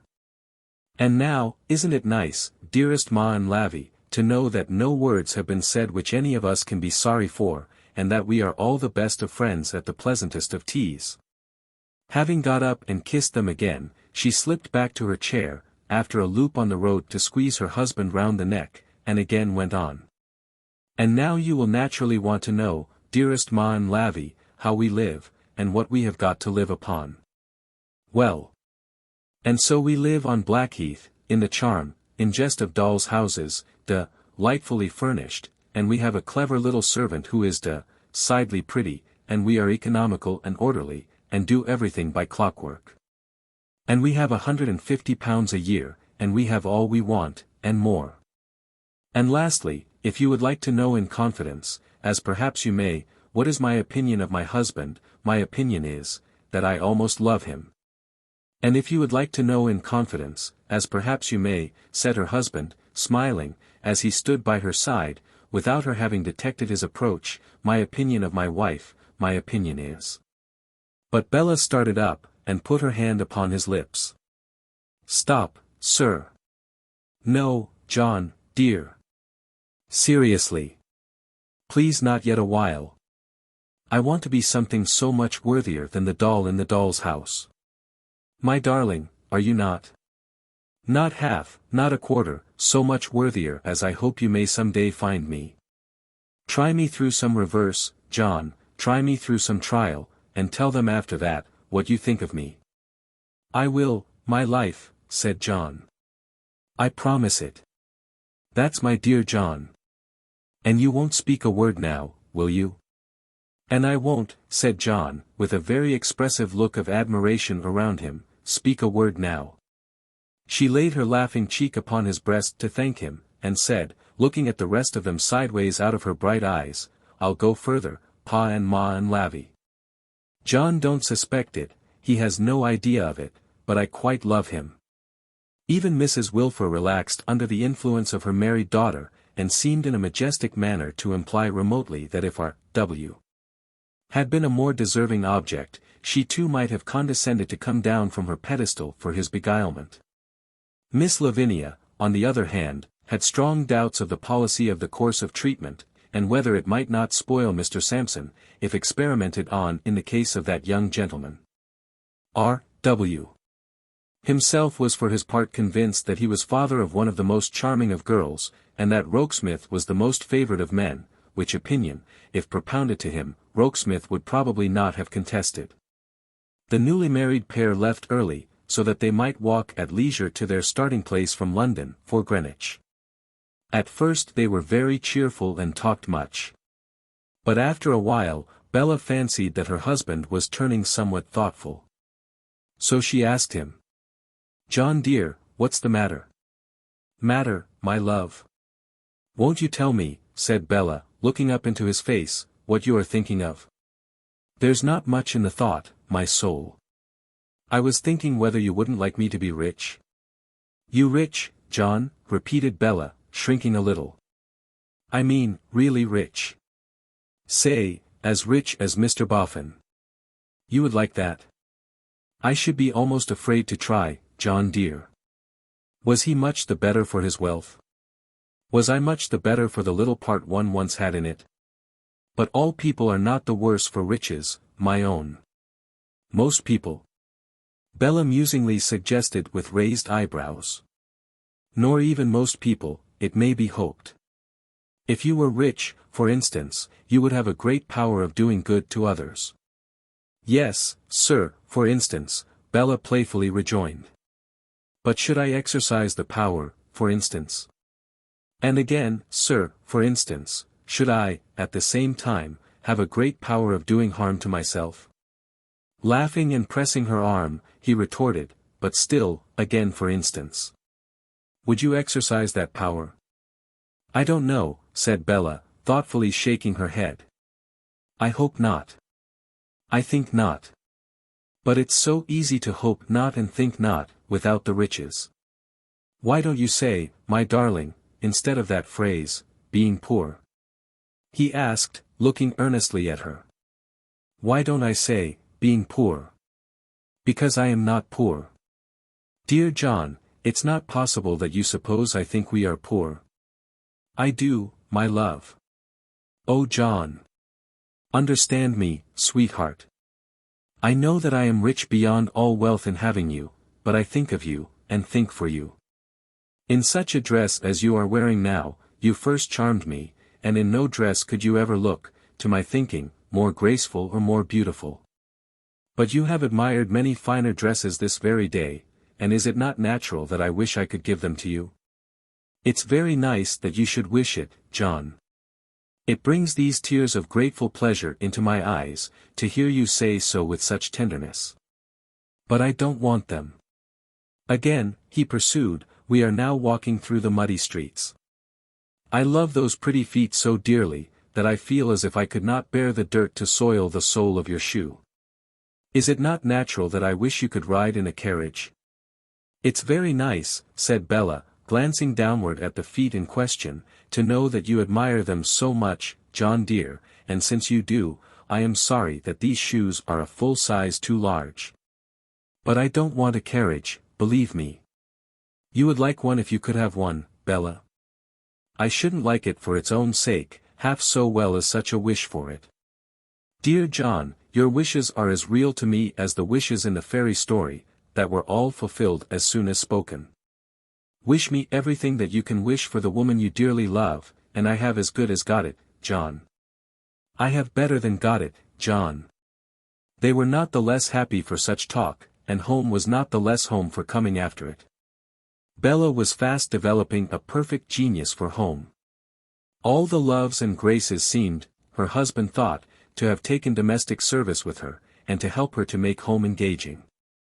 Her married life glided happily on. She was alone all day, for, after an early breakfast her husband repaired every morning to the city, and did not return until their late dinner hour. He was, in a China house, he explained to Bella, which she found quite satisfactory, without pursuing the China house into minuter details than a wholesale vision of tea, rice, odd-smelling silks, carved boxes, and tight-eyed people in more than double-soled shoes, with their pigtails pulling their heads of hair off, painted on transparent porcelain. She always walked with her husband to the railroad, and was always there again to meet him, her old coquettish ways a little sobered down, but not much, and her dress as daintily managed as if she managed nothing else. But, John gone to business and Bella returned home, the dress would be laid aside, trim little wrappers and aprons would be substituted, and Bella, putting back her hair with both hands, as if she were making the most business-like arrangements for going dramatically distracted, would enter on the household affairs of the day. Such weighing and mixing and chopping and grating, such dusting and washing and polishing, such snipping and weeding and trowelling and other small gardening, such making and mending and folding and airing, such diverse arrangements. And above all such severe study. For Mrs. J. R., who had never been wont to do too much at home as Miss B. W. was under the constant necessity of referring for advice and support to a sage volume entitled The Complete British Family Housewife, which she would sit consulting, with her elbows on the table and her temples on her hands, like some perplexed enchantress poring over the black art. This, principally because the Complete British Housewife, however sound a Briton at heart, was by no means an expert Briton at expressing herself with clearness in the British tongue, and sometimes might have issued her directions to equal purpose in the Kamskatchan language. In any crisis of this nature, Bella would suddenly exclaim aloud, "Oh, you ridiculous old thing, what do you mean by that? You must have been drinking." And having made this marginal note, would try the housewife again, with all her dimples screwed into an expression of profound research. There was likewise a coolness on the part of the British housewife, which Mrs. John Rokesmith found highly exasperating. She would say, "Take a salamander," as if a general should command a private to catch a Tartar. Or, she would casually issue the order, "Throw in a handful," of something entirely unattainable. In these, the housewife's most glaring moments of unreason, Bella would shut her up and knock her on the table, apostrophizing her with the compliment, "Oh, you are a stupid old donkey. Where am I to get it, do you think?" Another branch of study claimed the attention of Mrs. John Rokesmith for a regular period every day. This was the mastering of the newspaper, so that she might be close up with John on general topics when John came home. In her desire to be in all things his companion, she would have set herself with equal zeal to master algebra, or Euclid, if he had divided his soul between her neither. Wonderful was the way in which she would store up the city intelligence, and beamingly shed it upon John in the course of the evening. Incidentally mentioning the commodities that were looking up in the markets, and how much gold had been taken to the bank, and trying to look wise and serious over it until she would laugh at herself most charmingly and would say, kissing him, "It all comes of my love, John dear." For a city man, John certainly did appear to care as little as might be for the looking up or looking down of things, as well as for the gold that got taken to the bank. But he cared, beyond all expression, for his wife, as a most precious and sweet commodity that was always looking up, and that never was worth less than all the gold in the world. And she, being inspired by her affection, and having a quick wit and a fine ready instinct, made amazing progress in her domestic efficiency, though, as an endearing creature, she made no progress at all. This was her husband's verdict, and he justified it by telling her that she had begun her married life as the most endearing creature that could possibly be. "And you have such a cheerful spirit," he said, fondly. "You are like a bright light in the house." "Am I truly, John? Are you truly?" "Yes, indeed. Only much more, and much better. Do you know, John dear," said Bella, taking him by a button of his coat, "that I sometimes, at odd moments, don't laugh, John, please." Nothing should induce John to do it, when she asked him not to do it. "That I sometimes think, John, I feel a little serious." "Are you too much alone, my darling?" "Oh dear, no, John. The time is so short that I have not a moment too much in the week." "Why serious, my life, then?" "When serious?" "When I laugh, I think," said Bella, laughing as she laid her head upon his shoulder. "You wouldn't believe, sir, that I feel serious now. But I do." And she laughed again, and something glistened in her eyes. "Would you like to be rich, pet?" he asked her coaxingly. "Rich, John? How can you ask such goose's questions? Do you regret anything, my love?" "Regret anything? No," Bella confidently answered. But then, suddenly changing, she said, between laughing and glistening, "Oh yes, I do though. I regret Mrs. Boffin. I, too, regret that separation very much. But perhaps it is only temporary. Perhaps things may so fall out, as that you may sometimes see her again, as that we may sometimes see her again." Bella might be very anxious on the subject, but she scarcely seemed so at the moment. With an absent air, she was investigating that button on her husband's coat, when Pa came in to spend the evening. Pa had his special chair and his special corner reserved for him on all occasions, and, without disparagement of his domestic joys, was far happier there, than anywhere. It was always pleasantly droll to see Pa and Bella together. But on this present evening her husband thought her more than usually fantastic with him. "You are a very good little boy," said Bella, "to come unexpectedly, as soon as you could get out of school. And how have they used you at school today, you dear?" "Well, my pet," replied the cherub, smiling and rubbing his hands as she sat him down in his chair, "I attend 2 schools. There's the Mincing Lane establishment, and there's your mother's academy. Which might you mean, my dear? Both, said Bella. Both, eh? Why, to say the truth, both have taken a little out of me today, my dear, but that was to be expected. There's no royal road to learning, and what is life but learning? And what do you do with yourself when you have got your learning by heart, you silly child?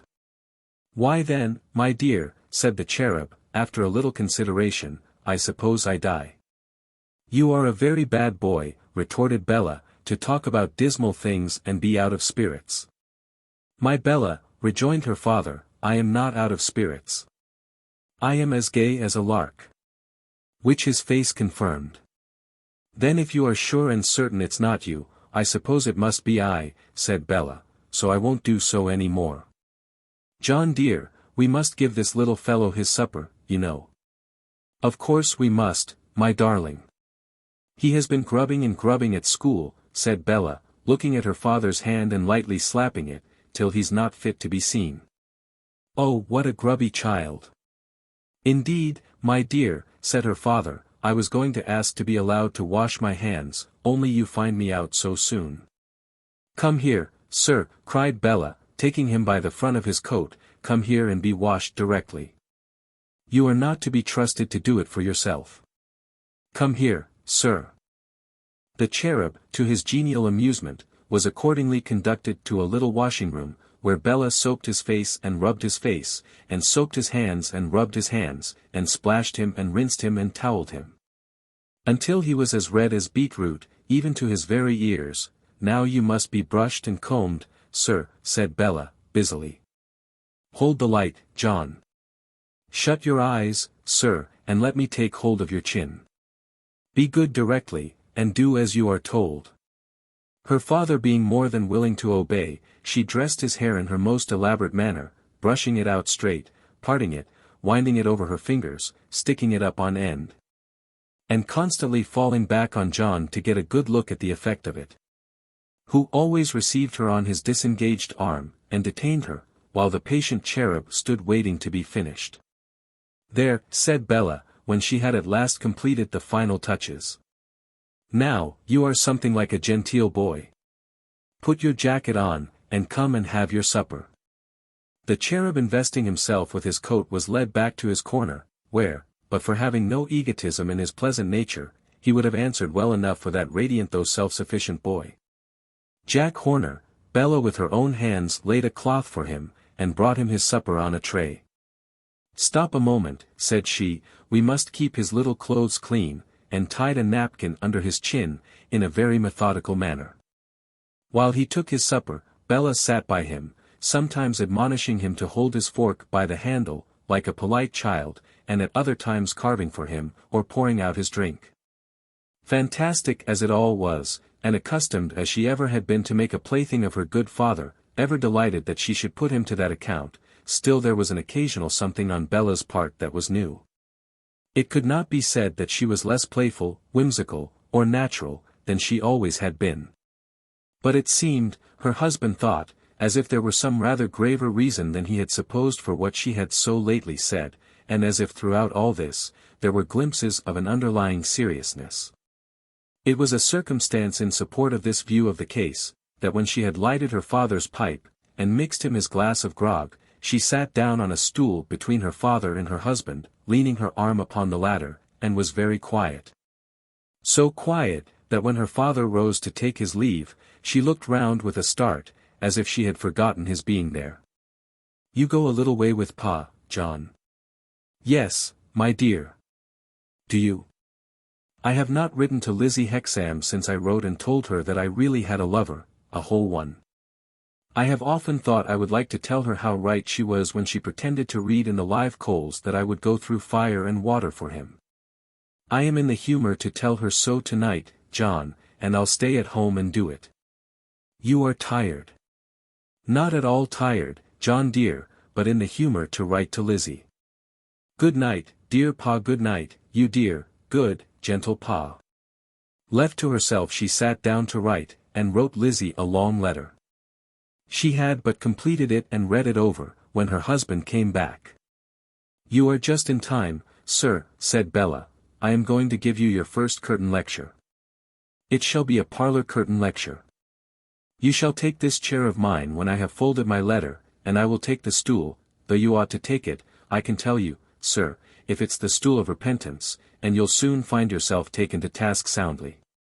Her letter folded, sealed, and directed, and her pen wiped, and her middle finger wiped, and her desk locked up and put away, and these transactions performed with an air of severe business sedateness, which the complete British housewife might have assumed, and certainly would not have rounded off and broken down in with a musical laugh, as Bella did.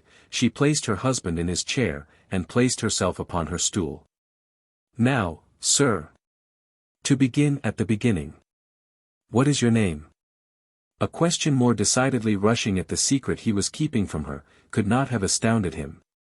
But he kept his countenance and his secret, and answered, John Rokesmith, my dear. Good boy. Who gave you that name? With a returning suspicion that something might have betrayed him to her, he answered, interrogatively, my godfathers and my godmothers, dear love.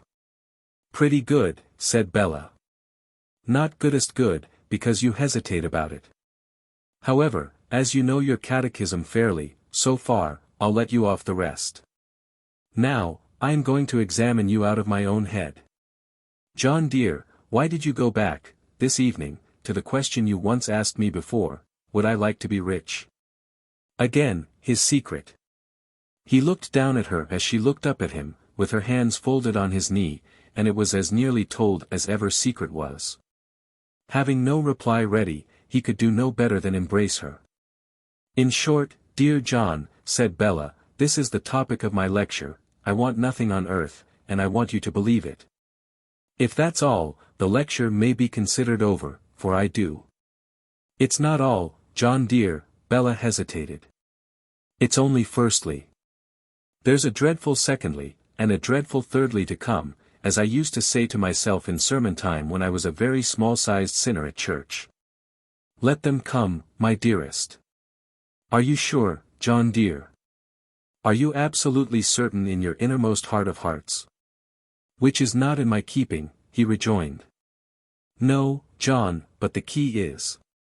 Are you absolutely certain that down at the bottom of that heart of hearts, which you have given to me as I have given mine to you, there is no remembrance that I was once very mercenary? Why, if there were no remembrance in me of the time you speak of, he softly asked her with his lips to hers, could I love you quite as well as I do, could I have in the calendar of my life the brightest of its days? Could I whenever I look at your dear face, or hear your dear voice, see and hear my noble champion? It can never have been that which made you serious, darling.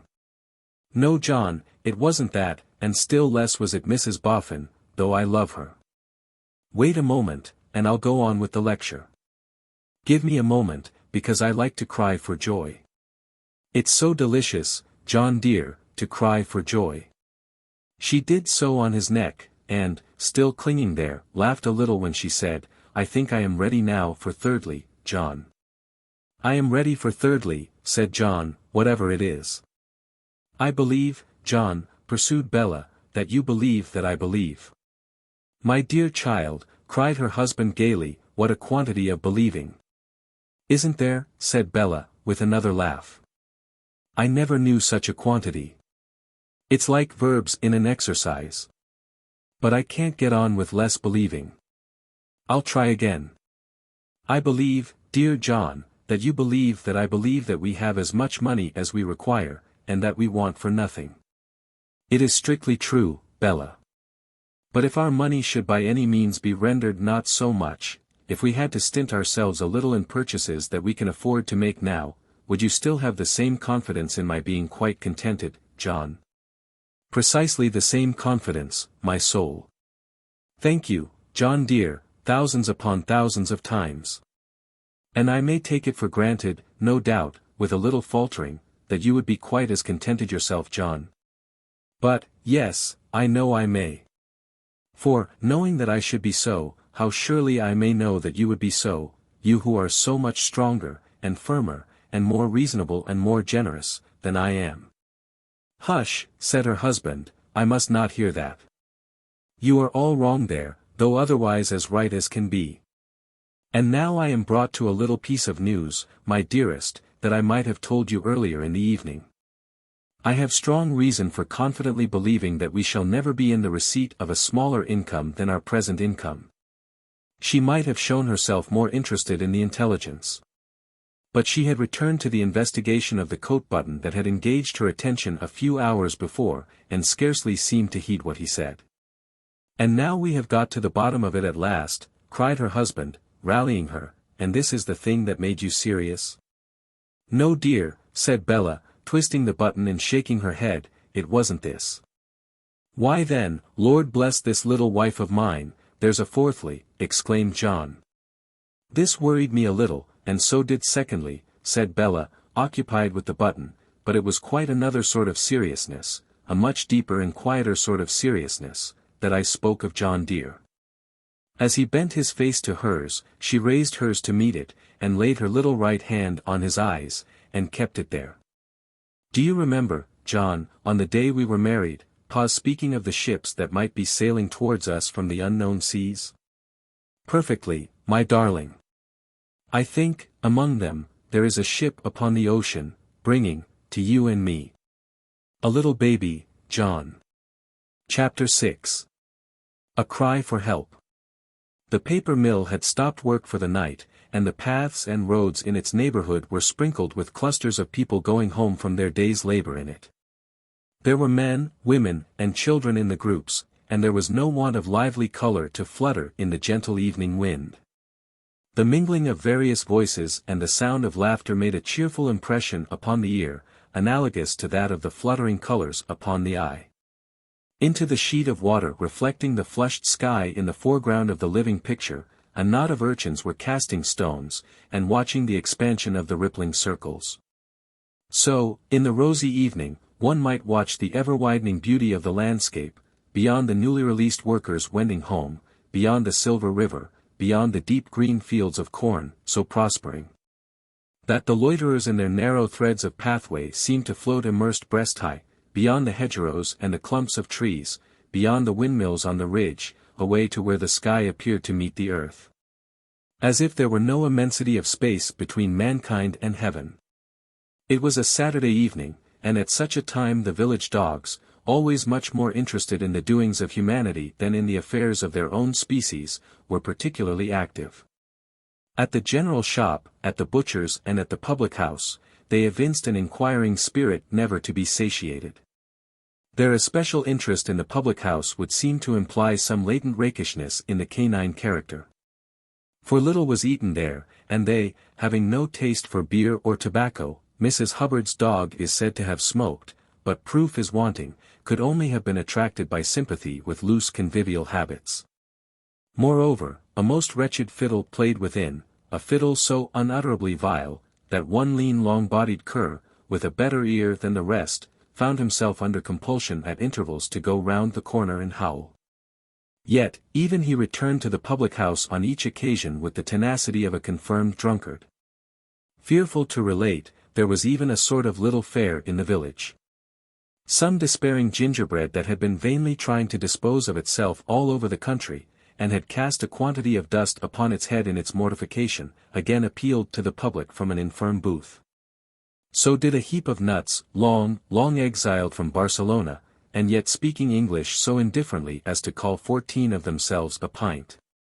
A peep show which had originally started with the Battle of Waterloo, and had since made it every other battle of later date by altering the Duke of Wellington's nose, tempted the student of illustrated history. A fat lady, perhaps in part sustained upon postponed pork, her professional associate being a learned pig, displayed her life-size picture in a low dress as she appeared when presented at court, several yards round. All this was a vicious spectacle as any poor idea of amusement on the part of the rougher hewers of wood and drawers of water in this land of England ever is and shall be. They must not vary the rheumatism with amusement. They may vary it with fever and ague, or with as many rheumatic variations as they have joints, but positively not with entertainment after their own manner. The various sounds arising from this scene of depravity, and floating away into the still evening air, made the evening, at any point which they just reached fitfully, mellowed by the distance, more still by contrast. Such was the stillness of the evening to Eugene Wrayburn, as he walked by the river with his hands behind him. He walked slowly, and with the measured step and preoccupied air of one who was waiting. He walked between the 2 points, an osier bed at this end and some floating lilies at that, and at each point stopped and looked expectantly in one direction. "It is very quiet," said he. It was very quiet.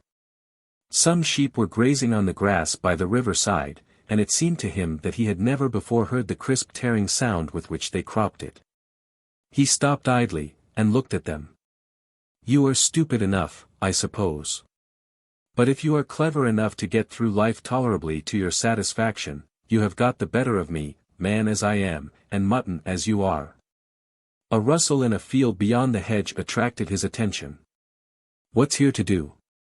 he asked himself leisurely, going towards the gate and looking over. No jealous papermiller. No pleasures of the chase in this part of the country. Mostly fishing hereabouts. The field had been newly mown, and there were yet the marks of the scythe on the yellow-green ground, and the track of wheels where the hay had been carried. Following the tracks with his eyes, the view closed with the new hayrick in a corner. Now, if he had gone on to the hayrick, and gone round it? But, say that the event was to be, as the event fell out, and how idle are such suppositions. Besides, if he had gone, what is there of warning in a bargeman lying on his face? A bird flying to the hedge, was all he thought about it, and came back, and resumed his walk. "If I had not a reliance on her being truthful," said Eugene, after taking some half-dozen turns, "I should begin to think she had given me the slip for the second time. But she promised, and she is a girl of her word." Turning again at the water lilies, he saw her coming, and advanced to meet her. "I was saying to myself, Lizzie, that you were sure to come, though you were late. I had to linger through the village as if I had no object before me, and I had to speak to several people in passing along, Mr. Wrayburn. Are the lads of the village, and the ladies, such scandalmongers?" he asked, as he took her hand and drew it through his arm. She submitted to walk slowly on, with downcast eyes. He put her hand to his lips, and she quietly drew it away. "Will you walk beside me, Mr. Wrayburn, and not touch me?" For, his arm was already stealing round her waist. She stopped again, and gave him an earnest supplicating look. "Well, Lizzie, well," said he, in an easy way though ill at ease with himself, "don't be unhappy, don't be reproachful." "I cannot help being unhappy, but I do not mean to be reproachful. Mr. Wrayburn, I implore you to go away from this neighborhood, tomorrow morning." "Lizzie, Lizzie, Lizzie," he remonstrated. "As well be reproachful as wholly unreasonable. I can't go away." "Why not?" "Faith," said Eugene in his airily candid manner. "Because you won't let me."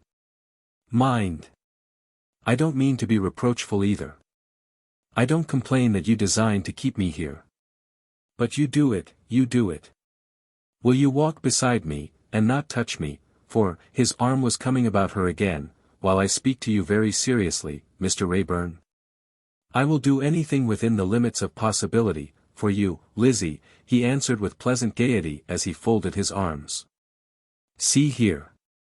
Napoleon Bonaparte at St. Helena. When you spoke to me as I came from the mill the night before last," said Lizzie, fixing her eyes upon him with the look of supplication which troubled his better nature, "you told me that you were much surprised to see me. And that you were on a solitary fishing excursion. Was it true?" "It was not," replied Eugene composedly, "in the least true. I came here, because I had information that I should find you here. Can you imagine why I left London, Mr. Wrayburn?" "I am afraid, Lizzie," he openly answered, "that you left London to get rid of me. It is not flattering to my self-love, but I am afraid you did." "I did. How could you be so cruel?"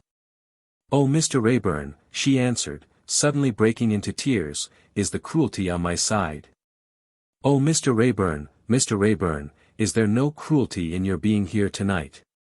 In the name of all that's good, and that is not conjuring you in my own name, for heaven knows I am not good," said Eugene, "don't be distressed. What else can I be, when I know the distance and the difference between us? What else can I be, when to tell me why you came here, is to put me to shame, said Lizzie, covering her face. He looked at her with a real sentiment of remorseful tenderness and pity. It was not strong enough to impel him to sacrifice himself and spare her, but it was a strong emotion. Lizzie. I never thought before, that there was a woman in the world who could affect me so much by saying so little. But don't be hard in your construction of me. You don't know what my state of mind towards you is. You don't know how you haunt me and bewilder me. You don't know how the cursed carelessness that is over-officious in helping me at every other turning of my life, won't help me here. You have struck it dead, I think, and I sometimes almost wish you had struck me dead along with it. She had not been prepared for such passionate expressions, and they awakened some natural sparks of feminine pride and joy in her breast. To consider, wrong as he was, that he could care so much for her, and that she had the power to move him so. It grieves you to see me distressed, Mr. Wrayburn, it grieves me to see you distressed. I don't reproach you. Indeed I don't reproach you. You have not felt this as I feel it, being so different from me, and beginning from another point of view. You have not thought. But I entreat you to think now, think now. What am I to think of? Asked Eugene, bitterly. Think of me. Tell me how not to think of you, Lizzie, and you'll change me altogether. I don't mean in that way. Think of me, as belonging to another station, and quite cut off from you in honor. Remember that I have no protector near me, unless I have one in your noble heart. Respect my good name. If you feel towards me, in one particular, as you might if I was a lady, give me the full claims of a lady upon your generous behavior. I am removed from you and your family by being a working girl. How true a gentleman to be as considerate of me as if I was removed by being a queen. He would have been base indeed to have stood untouched by her appeal. His face expressed contrition and indecision as he asked. Have I injured you so much, Lizzie? No, no. You may set me quite right. I don't speak of the past, Mr. Wrayburn, but of the present and the future. Are we not here now, because through 2 days you have followed me so closely where there are so many eyes to see you, that I consented to this appointment as an escape? Again, not very flattering to my self-love, said Eugene, moodily, but yes. Yes. Yes. Then I beseech you, Mr. Wrayburn, I beg and pray you, leave this neighborhood. If you do not, consider to what you will drive me. He did consider within himself for a moment or two, and then retorted, drive you? To what shall I drive you, Lizzie? You will drive me away. I live here peacefully and respected, and I am well employed here. You will force me to quit this place as I quitted London, and, by following me again, will force me to quit the next place in which I may find refuge, as I quitted this. Are you so determined, Lizzie, forgive the word I am going to use, for its literal truth, to fly from a lover? I am so determined, she answered resolutely, though trembling, to fly from such a lover. There was a poor woman died here but a little while ago, scores of years older than I am, whom I found by chance, lying on the wet earth. You may have heard some account of her. I think I have, he answered, if her name was Higden. Her name was Higden. Though she was so weak and old, she kept true to one purpose to the very last. Even at the very last, she made me promise that her purpose should be kept to, after she was dead, so settled was her determination. What she did, I can do. Mr. Wrayburn, if I believed, but I do not believe, that you could be so cruel to me as to drive me from place to wear me out, you should drive me to death and not do it. He looked full at her handsome face, and in his own handsome face there was a light of blended admiration, anger, and reproach, which she, who loved him so in secret whose heart had long been so full, and he the cause of its overflowing, drooped before. She tried hard to retain her firmness, but he saw it melting away under his eyes. In the moment of its dissolution, and of his first full knowledge of his influence upon her, she dropped, and he caught her on his arm. Lizzie! Rest so a moment. Answer what I ask you. If I had not been what you call removed from you and cut off from you, would you have made this appeal to me to leave you? I don't know, I don't know. Don't ask me, Mr. Wrayburn. Let me go back. I swear to you, Lizzie, you shall go directly. I swear to you, you shall go alone. I'll not accompany you, I'll not follow you, if you will reply. How can I, Mr. Wrayburn? How can I tell you what I should have done, if you had not been what you are? If I had not been what you make me out to be, he struck in, skillfully changing the form of words, would you still have hated me? Oh, Mr. Wrayburn, she replied appealingly, and weeping, you know me better than to think I do. If I had not been what you make me out to be, Lizzie, would you still have been indifferent to me? Oh, Mr. Wrayburn, she answered as before, you know me better than that too. There was something in the attitude of her whole figure as he supported it, and she hung her head, which besought him to be merciful and not force her to disclose her heart. He was not merciful with her, and he made her do it. If I know you better than quite to believe, unfortunate dog though I am, that you hate me, or even that you are wholly indifferent to me, Lizzie, let me know so much more from yourself before we separate. Let me know how you would have dealt with me if you had regarded me as being what you would have considered on equal terms with you. It is impossible, Mr. Wrayburn. How can I think of you as being on equal terms with me? If my mind could put you on equal terms with me, you could not be yourself. How could I remember, then, the night when I first saw you, and when I went out of the room because you looked at me so attentively? Or, the night that passed into the morning when you broke to me that my father was dead? Or, the nights when you used to come to see me at my next home? Or, your having known how uninstructed I was, and having caused me to be taught better? Or, my having so looked up to you and wondered at you, and at first thought you so good to be at all mindful of me? Only, at first, thought me so good, Lizzie. What did you think me after, at first? So bad? I don't say that. I don't mean that. But after the first wonder and pleasure of being noticed by one so different from anyone who had ever spoken to me, I began to feel that it might have been better if I had never seen you. Why? Because you were so different, she answered in a lower voice. Because it was so endless, so hopeless. Spare me. Did you think for me at all, Lizzie? He asked, as if he were a little stung. Not much, Mr. Wrayburn. Not much until tonight. Will you tell me why? I never supposed until tonight that you needed to be thought for. But if you do need to be. If you do truly feel at heart that you have indeed been towards me what you have called yourself tonight, and that there is nothing for us in this life but separation, then heaven help you, and heaven bless you. The purity with which in these words she expressed something of her own love and her own suffering, made a deep impression on him for the passing time. He held her, almost as if she were sanctified to him by death, and kissed her, once, almost as he might have kissed the dead. I promised that I would not accompany you, nor follow you. Shall I keep you in view? You have been agitated, and it's growing dark. I am used to be out alone at this hour, and I entreat you not to do so. I promise. I can bring myself to promise nothing more tonight, Lizzie, except that I will try what I can do. There is but one means, Mr. Wrayburn, of sparing yourself and of sparing me, every way.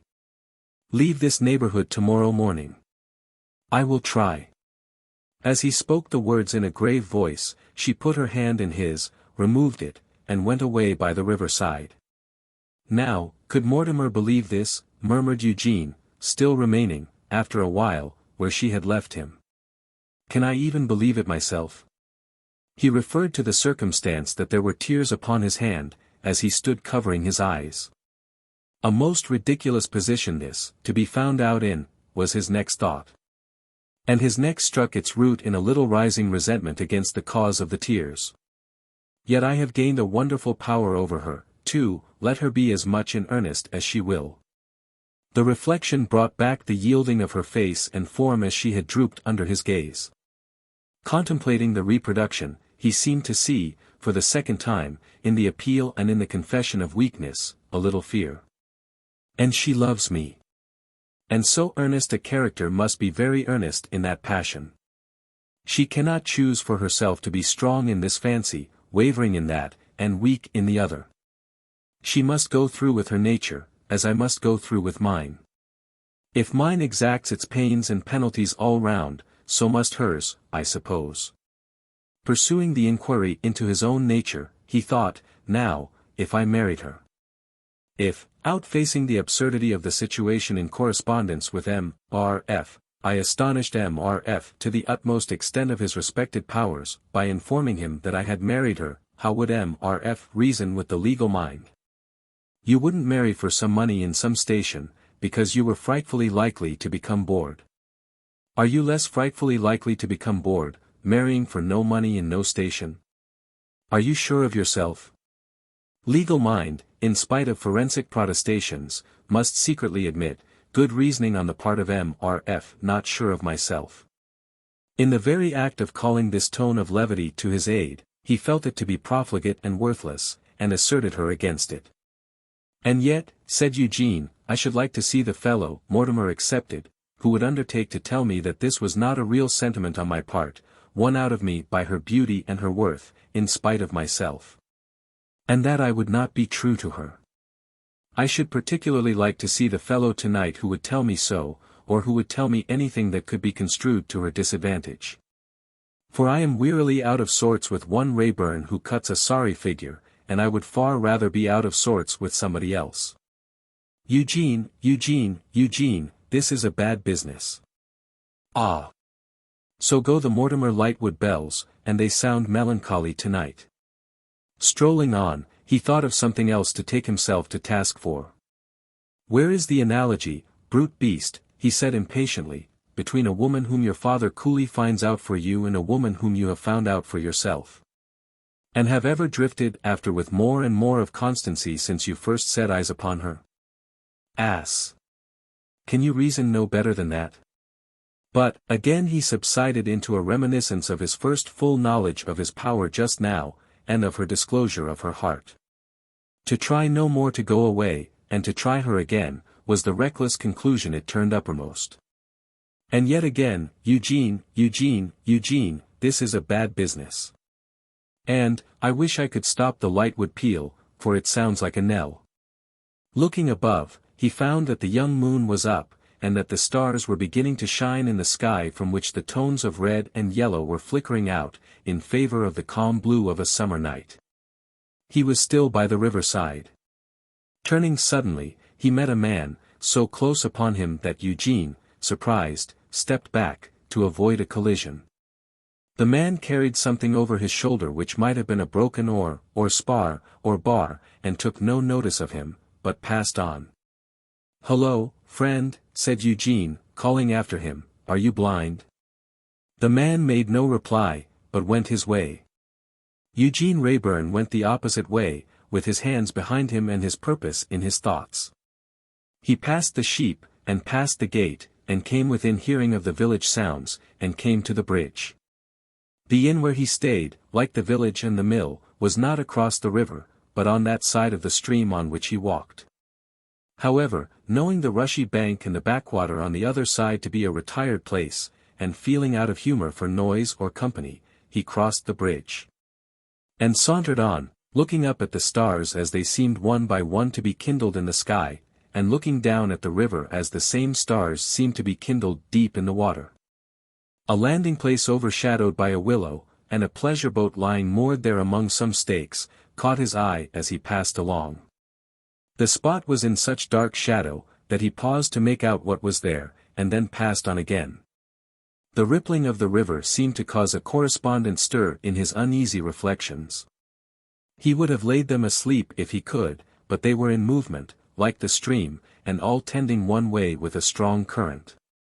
As the ripple under the moon broke unexpectedly now and then, and palely flashed in a new shape and with a new sound, so parts of his thought started, unbidden, from the rest, and revealed their wickedness. Out of the question to marry her, said Eugene, and out of the question to leave her. The crisis. He had sauntered far enough. Before turning to retrace his steps, he stopped upon the margin, to look down at the reflected night.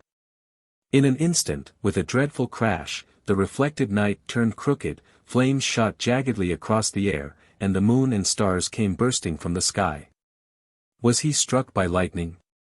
With some incoherent half-formed thought to that effect, he turned under the blows that were blinding him and mashing his life, and closed with a murderer, whom he caught by a red neckerchief, unless the raining down of his own blood gave it that hue. Eugene was light, active, and expert, but his arms were broken, or he was paralyzed, and could do no more than hang on to the man, with his head swung back, so that he could see nothing but the heaving sky. After dragging at the assailant, he fell on the bank with him, and then there was another great crash, and then a splash, and all was done. Lizzie Hexam, too, had avoided the noise, and the Saturday movement of people in the straggling street, and chose to walk alone by the water until her tears should be dry. And she could so compose herself as to escape remark upon her looking ill or unhappy on going home. The peaceful serenity of the hour and place, having no reproaches or evil intentions within her breast to contend against, sank healingly into its depths. She had meditated and taken comfort. She, too, was turning homeward, when she heard a strange sound. It startled her, for it was like a sound of blows. She stood still, and listened. It sickened her, for blows fell heavily and cruelly on the quiet of the night. As she listened, undecided, all was silent. As she yet listened, she heard a faint groan, and a fall into the river. Her old bold life and habit instantly inspired her. Without vain waste of breath in crying for help where there were none to hear, she ran towards the spot from which the sounds had come. It lay between her and the bridge, but it was more removed from her than she had thought. The night being so very quiet, and sound travelling far with the help of water. At length, she reached a part of the green bank, much and newly trodden, where there lay some broken splintered pieces of wood and some torn fragments of clothes. Stooping, she saw that the grass was bloody. Following the drops and smears, she saw that the watery margin of the bank was bloody. Following the current with her eyes, she saw a bloody face turned up towards the moon, and drifting away. Now, merciful heaven be thanked for that old time, and grant, O blessed Lord, that through thy wonderful workings it may turn to good at last.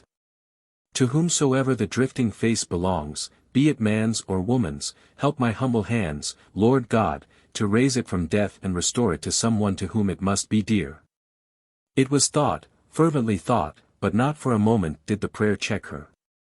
She was away before it welled up in her mind, away, swift and true, yet steady above all, for without steadiness it could never be done, to the landing place under the willow tree, where she also had seen the boat lying moored among the stakes.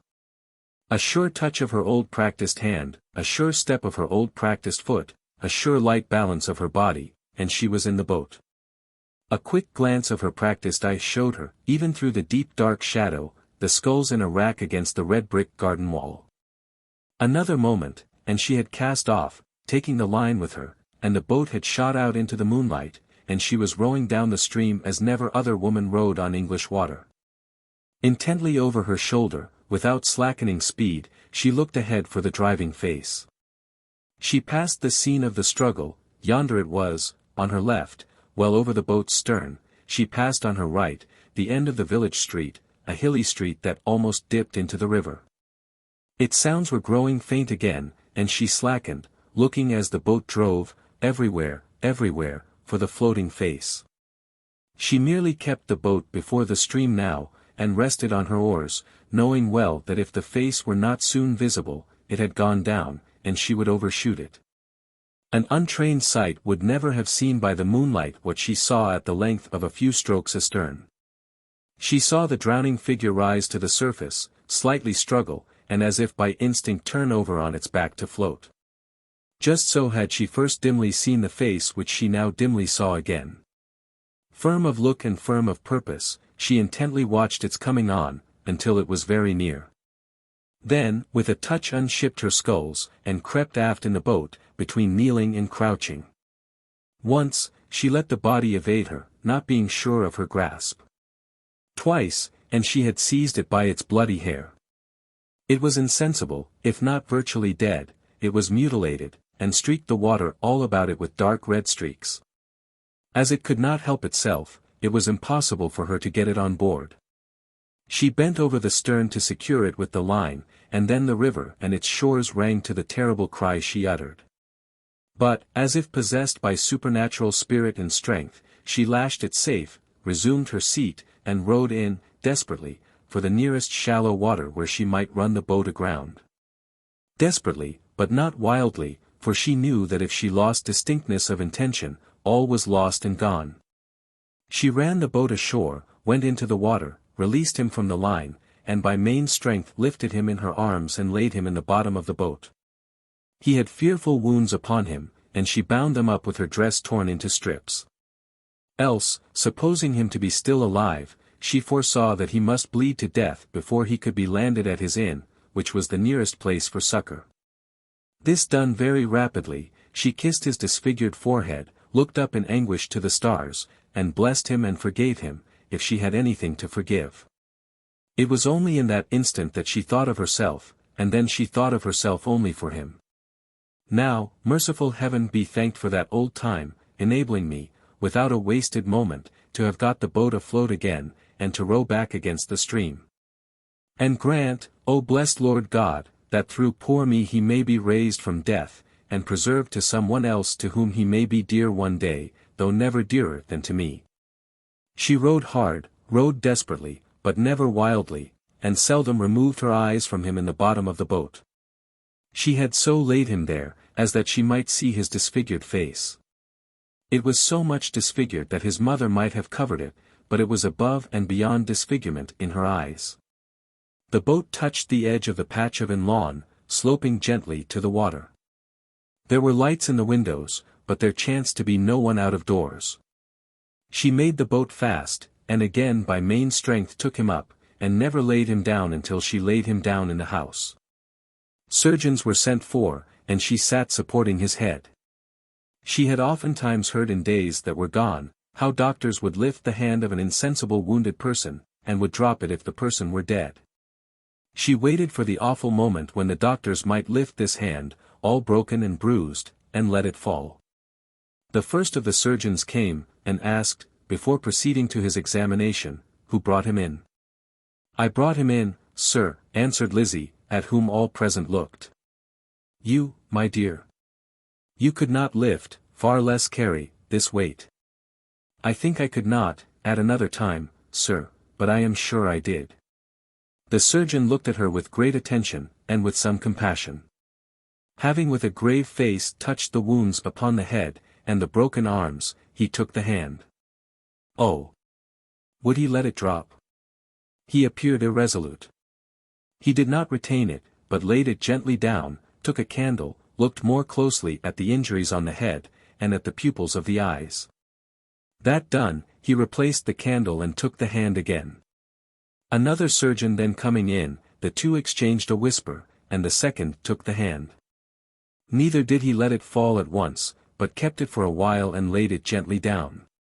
"Attend to the poor girl," said the first surgeon then. "She is quite unconscious. She sees nothing and hears nothing. All the better for her. Don't rouse her, if you can help it, only move her. Poor girl, poor girl. She must be amazingly strong of heart, but it is much to be feared that she has set her heart upon the dead. Be gentle with her." Chapter 7. Better to be able than Cain.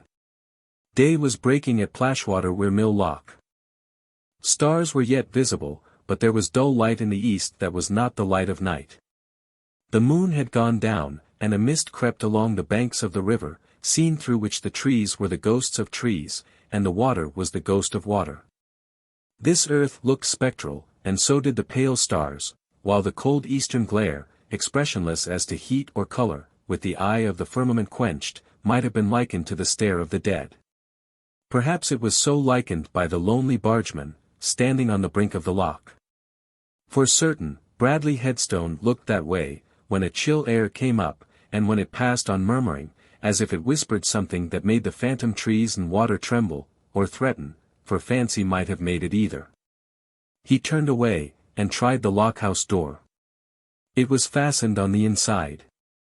Is he afraid of me? He muttered, knocking. Rogue Riderhood was soon roused, and soon undrew the bolt and let him in. Why, T'otherest, I thought you had been and got lost. 2 nights away.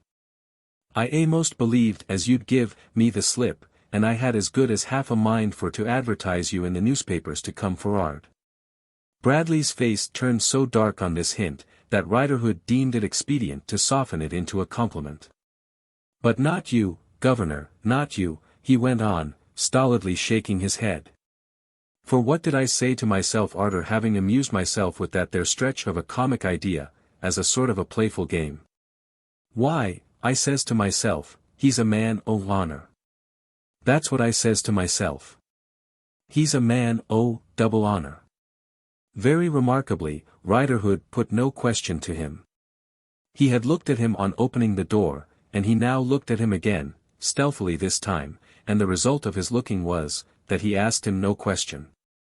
You'll be for another 40 on Governor, as I judges, afore you turns your mind to breakfast, said Riderhood, when his visitor sat down, resting his chin on his hand, with his eyes on the ground.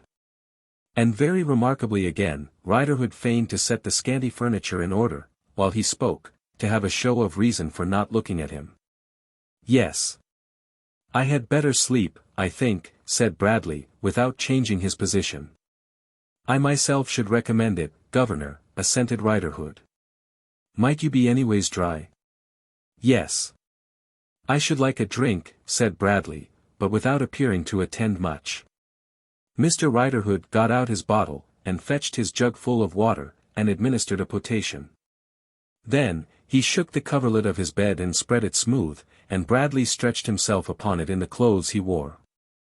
Mr. Riderhood, poetically remarking that he would pick the bones of his night's rest, in his wooden chair, sat in the window as before, but, as before, watched the sleeper narrowly until he was very sound asleep.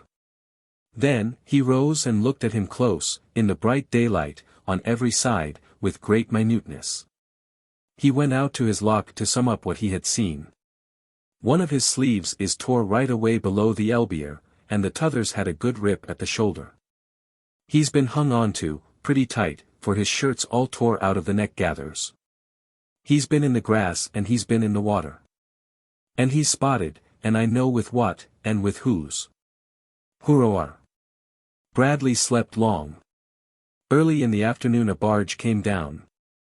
Other barges had passed through, both ways, before it. But the lock-keeper hailed only this particular barge, for news, as if he had made a time calculation with some nicety. The men on board told him a piece of news, and there was a lingering on their part to enlarge upon it. 12 hours had intervened since Bradley's lying down, when he got up. Not that I swaller it, said Riderhood, squinting at his lock, when he saw Bradley coming out of the house, as you've been a-sleeping all the time, old boy. Bradley came to him, sitting on his wooden lever, and asked what o'clock it was. Riderhood told him it was between 2 and 3. When are you relieved? Asked Bradley. Day arter tomorrow, Governor. Not sooner. Not a inch sooner, Governor. On both sides, importance seemed attached to this question of relief. Riderhood quite petted his reply, saying a second time, and prolonging a negative roll of his head, not a inch sooner, Governor. Did I tell you I was going on tonight? Asked Bradley. No, Governor, returned Riderhood, in a cheerful, affable, and conversational manner, you did not tell me so. But most like you meant to it and forgot to it. How, otherways, could a doubt have come into your head about it, Governor? As the sun goes down, I intend to go on, said Bradley. So much the more necessary is a peck, returned Riderhood. Come in and have it, T'otherest. The formality of spreading a tablecloth not being observed in Mr. Riderhood's establishment, the serving of the peck was the affair of a moment. It merely consisting in the handing down of a capacious baking dish with 3/4 of an immense meat pie in it, and the production of 2 pocket knives, an earthenware mug, and a large brown bottle of beer. Both ate and drank, but Riderhood much the more abundantly. In lieu of plates, that honest man cut 2 triangular pieces from the thick crust of the pie, and laid them, inside uppermost, upon the table, the one before himself, and the other before his guest. Upon these platters he placed 2 goodly portions of the contents of the pie, thus imparting the unusual interest to the entertainment that each partaker scooped out the inside of his plate, and consumed it with his other fare. Besides having the sport of pursuing the clots of congealed gravy over the plane of the table, and successfully taking them into his mouth at last from the blade of his knife, in case of their not first sliding off it. Bradley Headstone was so remarkably awkward at these exercises, that the rogue observed it.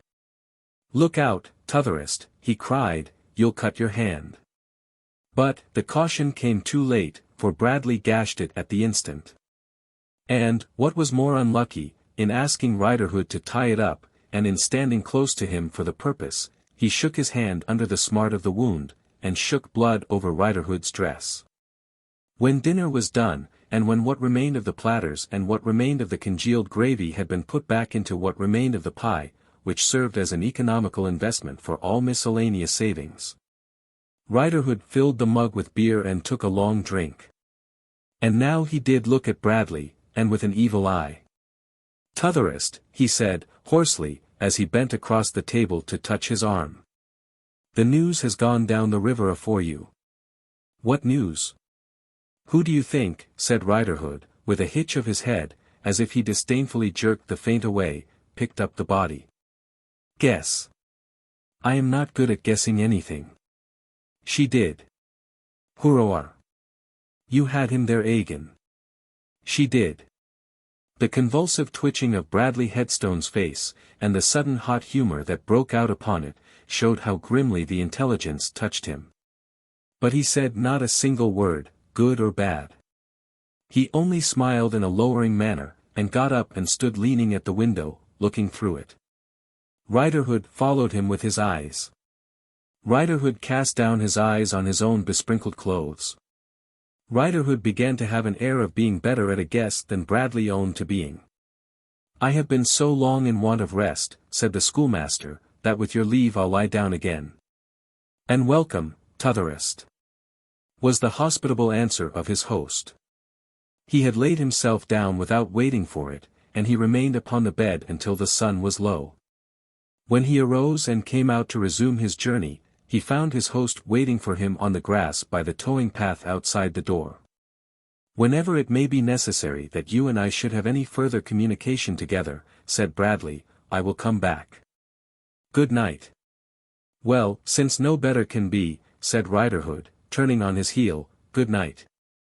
But he turned again as the other set forth, and added under his breath, looking after him with a leer, "You wouldn't be let to go like that, if my relief warn't as good as come. I'll catch you up in a mile." In a word, his real time of relief being that evening at sunset, his mate came lounging in, within a quarter of an hour. Not staying to fill up the utmost margin of his time, but borrowing an hour or so, to be repaid again when he should relieve his reliever, Riderhood straightway followed on the track of Bradley Headstone. He was a better follower than Bradley. It had been the calling of his life to slink and skulk and dog and waylay, and he knew his calling well. He effected such a forced march on leaving the Lock House that he was close up with him, that is to say, as close up with him as he deemed it convenient to be, before another lock was passed. His man looked back pretty often as he went, but got no hint of him. He knew how to take advantage of the ground, and where to put the hedge between them, and where the wall, and when to duck, and when to drop, and had 1,000 arts beyond the doomed Bradley's slow conception. But, all his arts were brought to a standstill, like himself when Bradley, turning into a green lane or riding by the river side, a solitary spot run wild in nettles, briars, and brambles, and encumbered with the scathed trunks of a whole hedgerow of felled trees, on the outskirts of a little wood, began stepping on these trunks and dropping down among them and stepping on them again, apparently as a schoolboy might have done. But assuredly with no schoolboy purpose, or want of purpose. "What are you up to?" muttered Riderhood, down in the ditch, and holding the hedge a little open with both hands. And soon his actions made a most extraordinary reply. "By George and the Dragon," cried Riderhood, "if he ain't a-going to bathe." He had passed back, on and among the trunks of trees again, and has passed on to the waterside and had begun undressing on the grass. For a moment it had a suspicious look of suicide, arranged to counterfeit accident. But you wouldn't have fetched a bundle under your arm, from among that timber, if such was your game, said Riderhood. Nevertheless it was a relief to him when the bather after a plunge and a few strokes came out. For I shouldn't, he said in a feeling manner, have liked to lose you till I had made more money out of you neither. Prone in another ditch, he had changed his ditch as his man had changed his position, and holding apart so small a patch of the hedge that the sharpest eyes could not have detected him, Rogue Riderhood watched the bather dressing.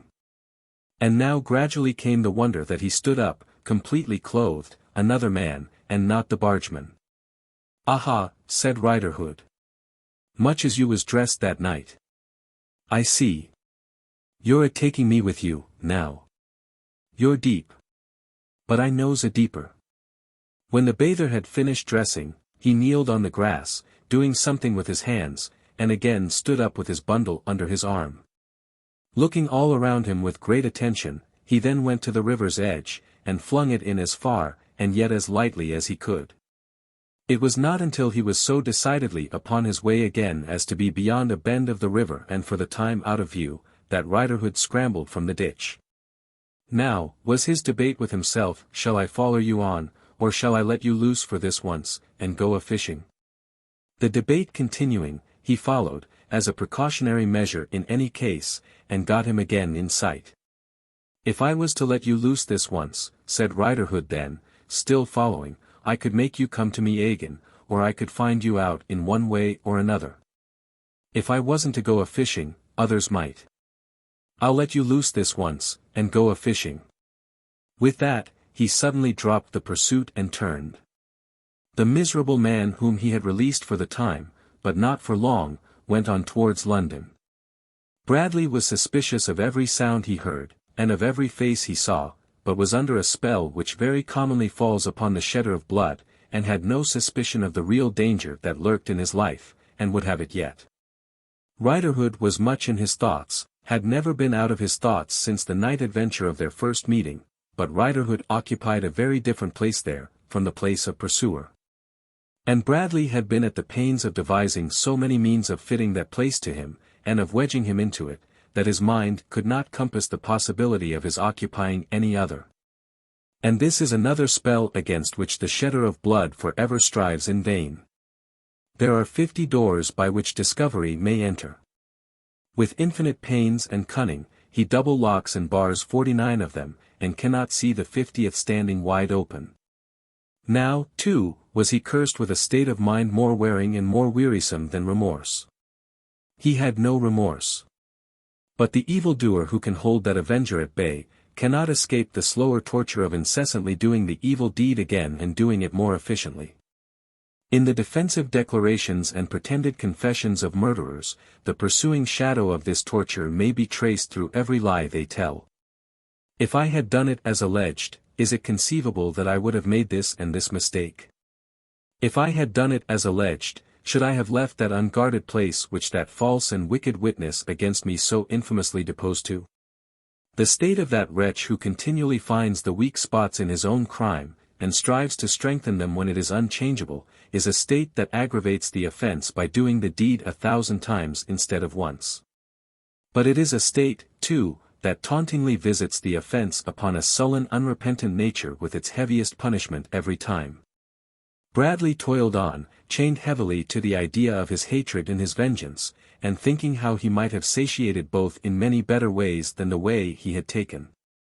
The instrument might have been better, the spot and the hour might have been better chosen.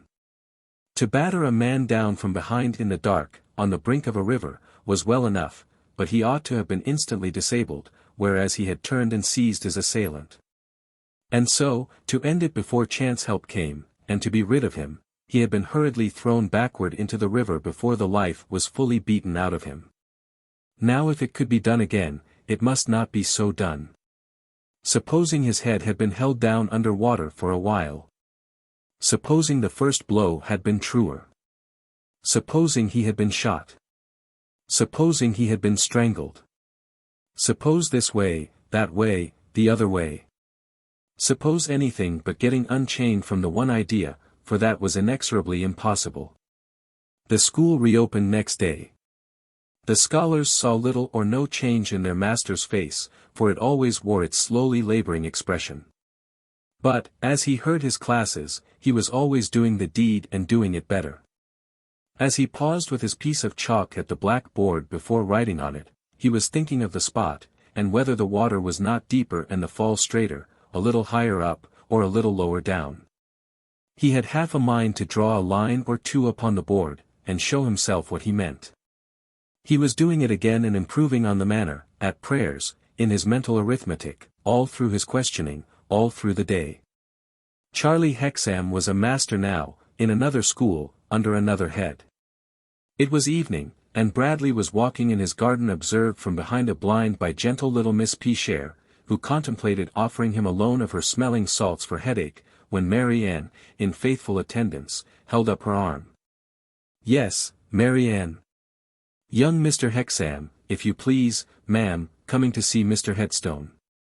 "Very good, Mary Ann." Again Mary Ann held up her arm. "You may speak, Mary Ann." "Mr. Headstone has beckoned young Mr. Hexam into his house, ma'am, and he has gone in himself without waiting for young Mr. Hexam to come up, and now he has gone in too, ma'am, and has shut the door." "With all my heart, Mary Ann." Again Mary Ann's telegraphic arm worked. "What more, Mary Ann?" "They must find it rather dull and dark, Miss P-Share, for the parlor blinds down, and neither of them pulls it up." "There is no accounting," said good Miss P-Share with a little sad sigh which she repressed by laying her hand on her neat methodical bodice, "there is no accounting for tastes, Mary Ann."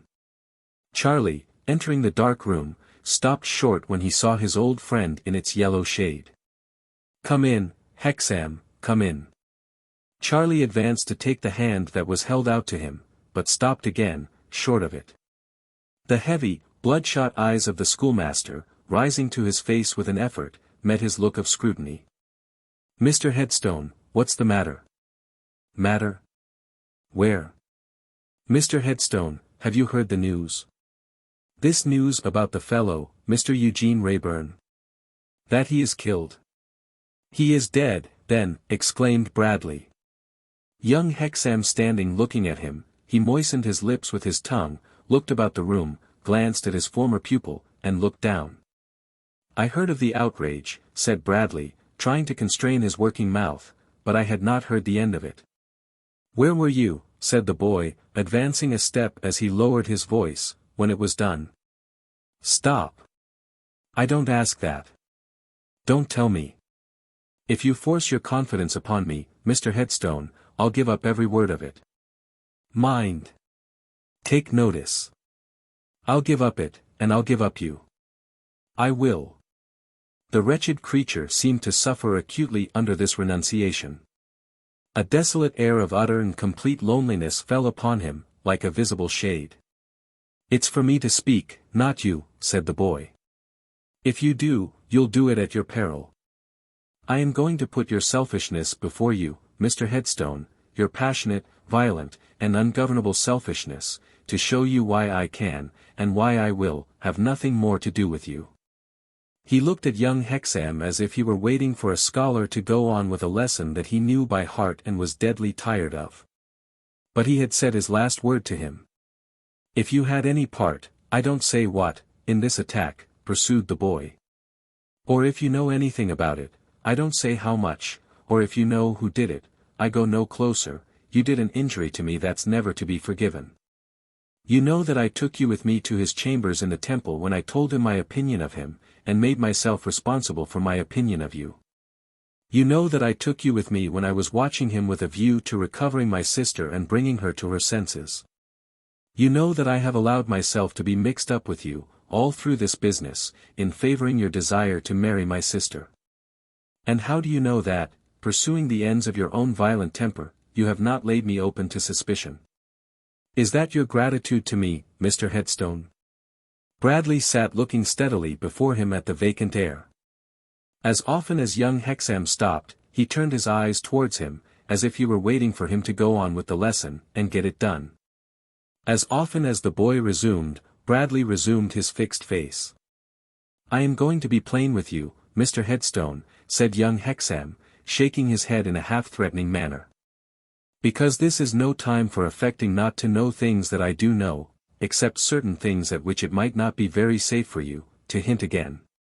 What I mean is this: if you were a good master, I was a good pupil.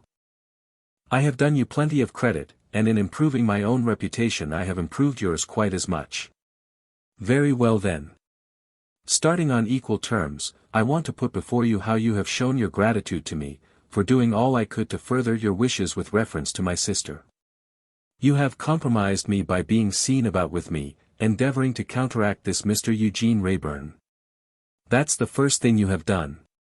If my character, and my now dropping you, help me out of that, Mr. Headstone, the deliverance is to be attributed to me, and not to you. No thanks to you for it." The boy stopping again, he moved his eyes again. "I am going on, Mr. Headstone, don't you be afraid. I am going on to the end, and I have told you beforehand what the end is. Now, you know my story. You are as well aware as I am, that I have had many disadvantages to leave behind me in life. You have heard me mention my father, and you are sufficiently acquainted with the fact that the home from which I, as I may say, escaped, might have been a more creditable one than it was. My father died, and then it might have been supposed that my way to respectability was pretty clear. No. For then my sister begins." He spoke as confidently, and with as entire an absence of any telltale color in his cheek, as if there were no softening old time behind him. Not wonderful, for there was none in his hollow empty heart. What is there but self, for selfishness to see behind it? When I speak of my sister, I devoutly wish that you had never seen her, Mr. Headstone. However, you did see her, and that's useless now. I confided in you about her. I explained her character to you, and how she interposed some ridiculous fanciful notions in the way of our being as respectable as I tried for. You fell in love with her, and I favored you with all my might. She could not be induced to favor you, and so we came into collision with this Mr. Eugene Wrayburn. Now, what have you done? Why, you have justified my sister in being firmly set against you from first to last, and you have put me in the wrong again. And why have you done it? Because, Mr. Headstone, you are in all your passions so selfish, and so concentrated upon yourself that you have not bestowed one proper thought on me. The cool conviction with which the boy took up and held his position, could have been derived from no other vice in human nature. It is, he went on, actually with tears, an extraordinary circumstance attendant on my life, that every effort I make towards perfect respectability, is impeded by somebody else through no fault of mine. Not content with doing what I have put before you, you will drag my name into notoriety through dragging my sister's, which you are pretty sure to do, if my suspicions have any foundation at all, and the worse you prove to be. The harder it will be for me to detach myself from being associated with you in people's minds. When he had dried his eyes and heaved a sob over his injuries, he began moving towards the door. However, I have made up my mind that I will become respectable in the scale of society, and that I will not be dragged down by others. I have done with my sister as well as with you. Since she cares so little for me as to care nothing for undermining my respectability, she shall go her way and I will go mine. My prospects are very good, and I mean to follow them alone. Mr. Headstone, I don't say what you have got upon your conscience, for I don't know. Whatever lies upon it, I hope you will see the justice of keeping wide and clear of me, and will find a consolation in completely exonerating all but yourself. I hope, before many years are out, to succeed the master in my present school, and the mistress being a single woman, though some years older than I am, I might even marry her. If it is any comfort to you to know what plans I may work out by keeping myself strictly respectable in the scale of society, these are the plans at present occurring to me. In conclusion, if you feel a sense of having injured me, and a desire to make some small reparation, I hope you will think how respectable you might have been yourself and will contemplate your blighted existence. Was it strange that the wretched man should take this heavily to heart? Perhaps he had taken the boy to heart, first, through some long laborious years. Perhaps through the same years he had found his drudgery lightened by communication with a brighter and more apprehensive spirit than his own. Perhaps a family resemblance of face and voice between the boy and his sister, smote him hard in the gloom of his fallen state. For whichsoever reason, or for all, he drooped his devoted head when the boy was gone, and shrank together on the floor, and grovelled there, with the palms of his hands tight clasping his hot temples, in unutterable misery. And unrelieved by a single tear. Rogue Riderhood had been busy with the river that day. He had fished with assiduity on the previous evening, but the light was short, and he had fished unsuccessfully. He had fished again that day with better luck, and had carried his fish home to Plashwater Weir Mill Lock House, in a bundle. Chapter 8. A few grains of pepper. The doll's dressmaker went no more to the business premises of Pubsey and Company. In St. Mary Axe, after chance had disclosed to her, as she supposed, the flinty and hypocritical character of Mr. Raya. She often moralized over her work on the tricks and the manners of that venerable cheat, but made her little purchases elsewhere, and lived a secluded life. After much consultation with herself, she decided not to put Lizzie Hexam on her guard against the old man, arguing that the disappointment of finding him out would come upon her quite soon enough. Therefore, in her communication with her friend by letter, she was silent on this theme, and principally dilated on the backslidings of her bad child, who every day grew worse and worse. "You wicked old boy," Miss Wren would say to him, with a menacing forefinger, "you'll force me to run away from you, after all, you will, and then you'll shake to bits, and there'll be nobody to pick up the pieces."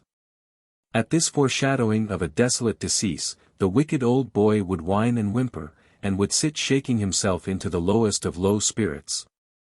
Until such time as he could shake himself out of the house and shake another threepennyworth into himself.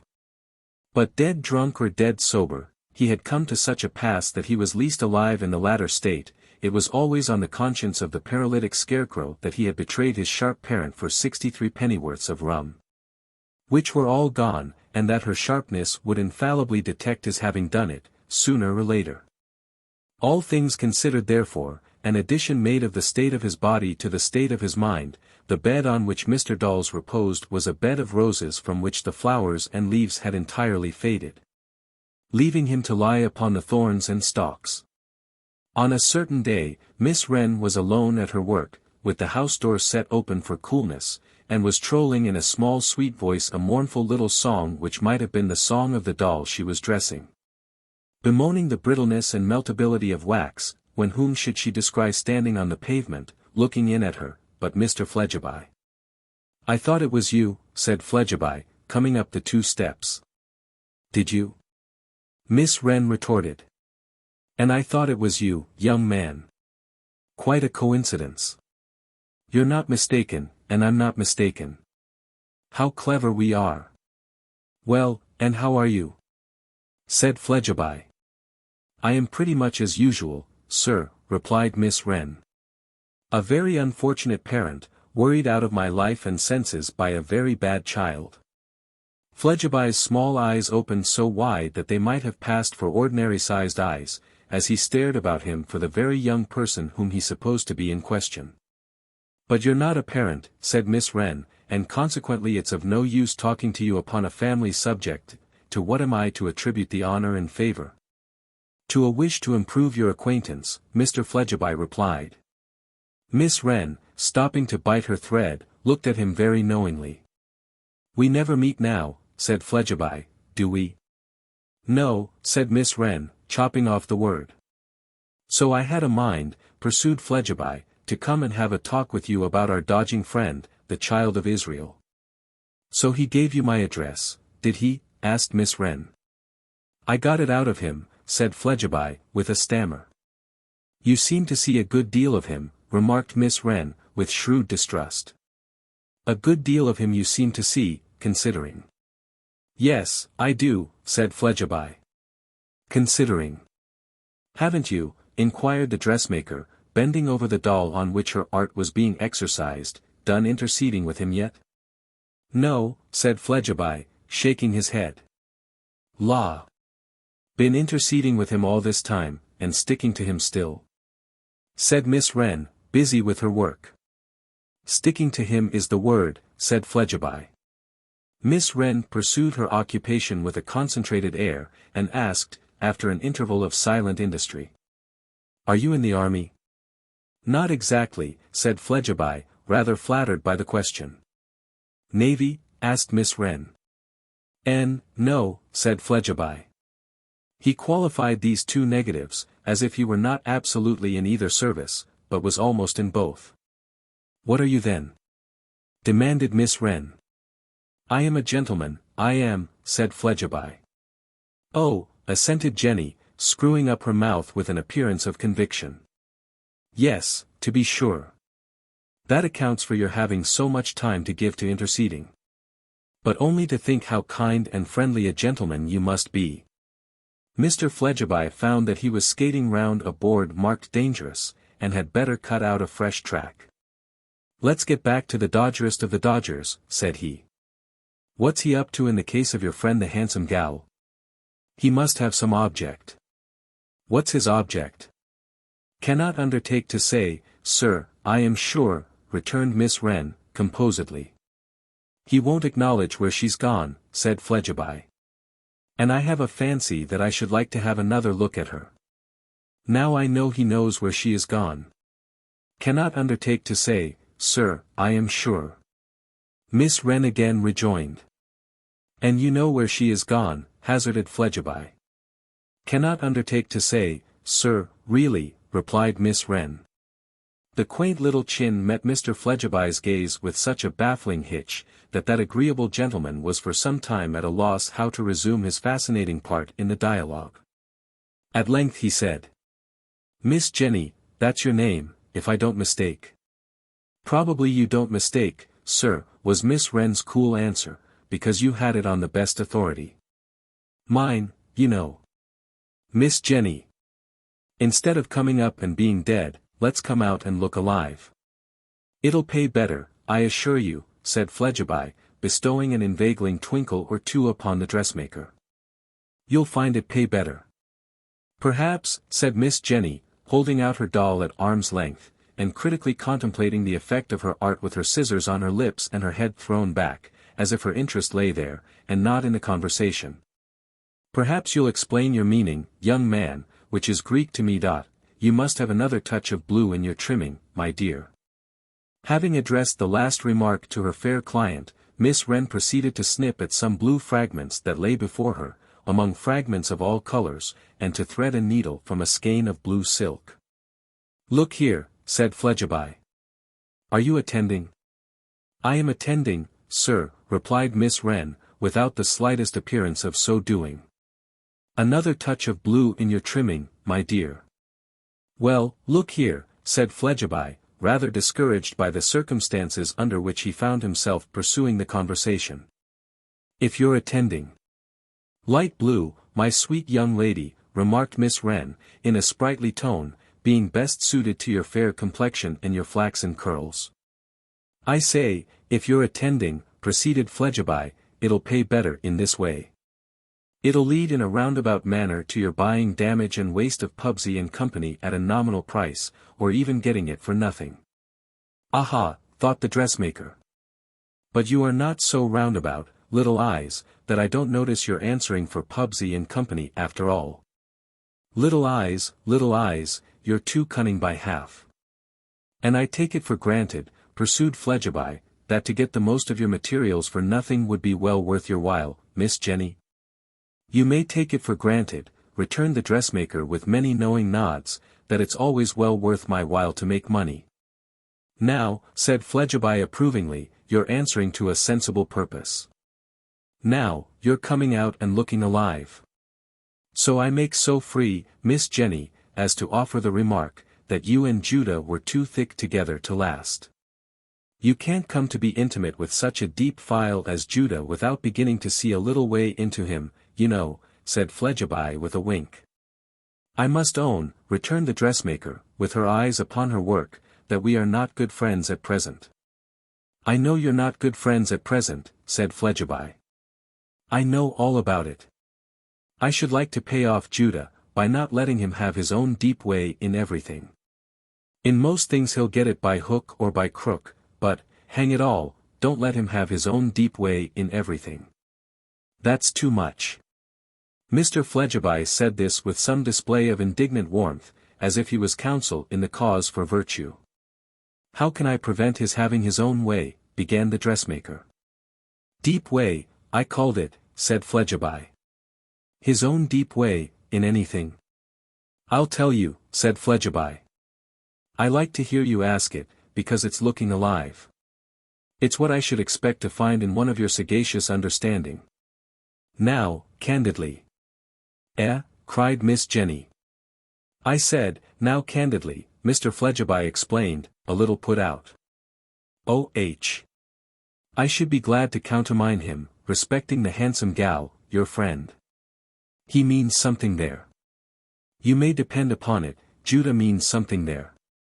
He has a motive, and of course his motive is a dark motive. Now, whatever his motive is, it's necessary to his motive. Mr. Fledgeby's constructive powers were not equal to the avoidance of some tautology here, that it should be kept from me, what he has done with her. So I put it to you, who know, what has he done with her? I ask no more. And is that asking much, when you understand that it will pay? Miss Jenny Wren, who had cast her eyes upon the bench again after her last interruption, sat looking at it, needle in hand but not working, for some moments. She then briskly resumed her work, and said with a sidelong glance of her eyes and chin at Mr. Fledgeby. Where d'ye live? Albany, Piccadilly, replied Fledgeby. When are you at home? When you like. Breakfast time? Said Jenny, in her abruptest and shortest manner. No better time in the day, said Fledgeby. I'll look in upon you tomorrow, young man. Those two ladies, pointing to dolls, have an appointment in Bond Street at 10 precisely. When I've dropped there, I'll drive round to you. With a weird little laugh, Miss Jenny pointed to her crutch stick as her equipage. This is looking alive indeed, cried Fledgeby, rising. Mark you. I promise you nothing, said the doll's dressmaker, dabbing 2 dabs at him with her needle, as if she put out both his eyes. No. I understand, returned Fledgeby. The damage and waste question shall be settled first. It shall be made to pay. Don't you be afraid. Good day, Miss Jenny. Good day, young man. Mr. Fledgeby's prepossessing form withdrew itself. And the little dressmaker, clipping and snipping and stitching and snipping and clipping, fell to work at a great rate, musing and muttering all the time. Misty. Can't make it out. Little Eyes and the Wolf in a conspiracy? Or Little Eyes and the Wolf against one another? Can't make it out. My poor Lizzie, have they both designs against you, either way? Can't make it out. Is Little Eyes Pubsy, and the Wolf Co? Can't make it out. Pubsy true to Co, and Co to Pubsy. Pubsy false to Co, and Co to Pubsy. Can't make it out. What said Little Eyes? Now, candidly. However the cat jumps, he's a liar. That's all I can make out at present. But you may go to bed in the Albany, Piccadilly, with that for your pillow, young man. Thereupon, the little dressmaker again dabbed out his eyes separately, and making a loop in the air of her thread and deftly catching it into a knot with her needle, seemed to bowstring him into the bargain. For the terrors undergone by Mr. Dolls that evening when his little parent sat profoundly meditating over her work, and when he imagined himself found out, as often as she changed her attitude, or turned her eyes towards him. There is no adequate name. Moreover, it was her habit to shake her head at that wretched old boy whenever she caught his eye as he shivered and shook. What are popularly called the trembles being in full force upon him that evening, and likewise what are popularly called the horrors, he had a very bad time of it. Which was not made better by his being so remorseful as frequently to moan 60 threepennorths. This imperfect sentence not being at all intelligible as a confession, but sounding like a gargantuan order for a dram, brought him into new difficulties by occasioning his parent to pounce at him in a more than usually snappish manner, and to overwhelm him with bitter reproaches. What was a bad time for Mr. Dolls, could not fail to be a bad time for the doll's dressmaker. However, she was on the alert next morning, and drove to Bond Street, and set down the two ladies punctually, and then directed her equipage to conduct her to the Albany. Arrived at the doorway of the house in which Mr. Fledgeby's chambers were, she found a lady standing there in a travelling dress, holding in her hand, of all things in the world, a gentleman's hat. "You want some one?" said the lady in a stern manner. "I am going upstairs to Mr. Fledgeby's." "You cannot do that at this moment.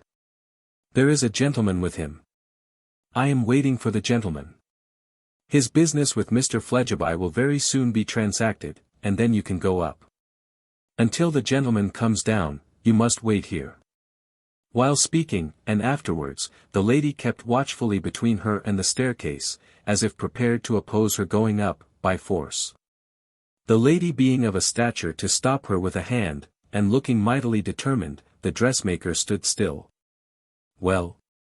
Why do you listen?" asked the lady. "I am not listening," said the dressmaker. "What do you hear?"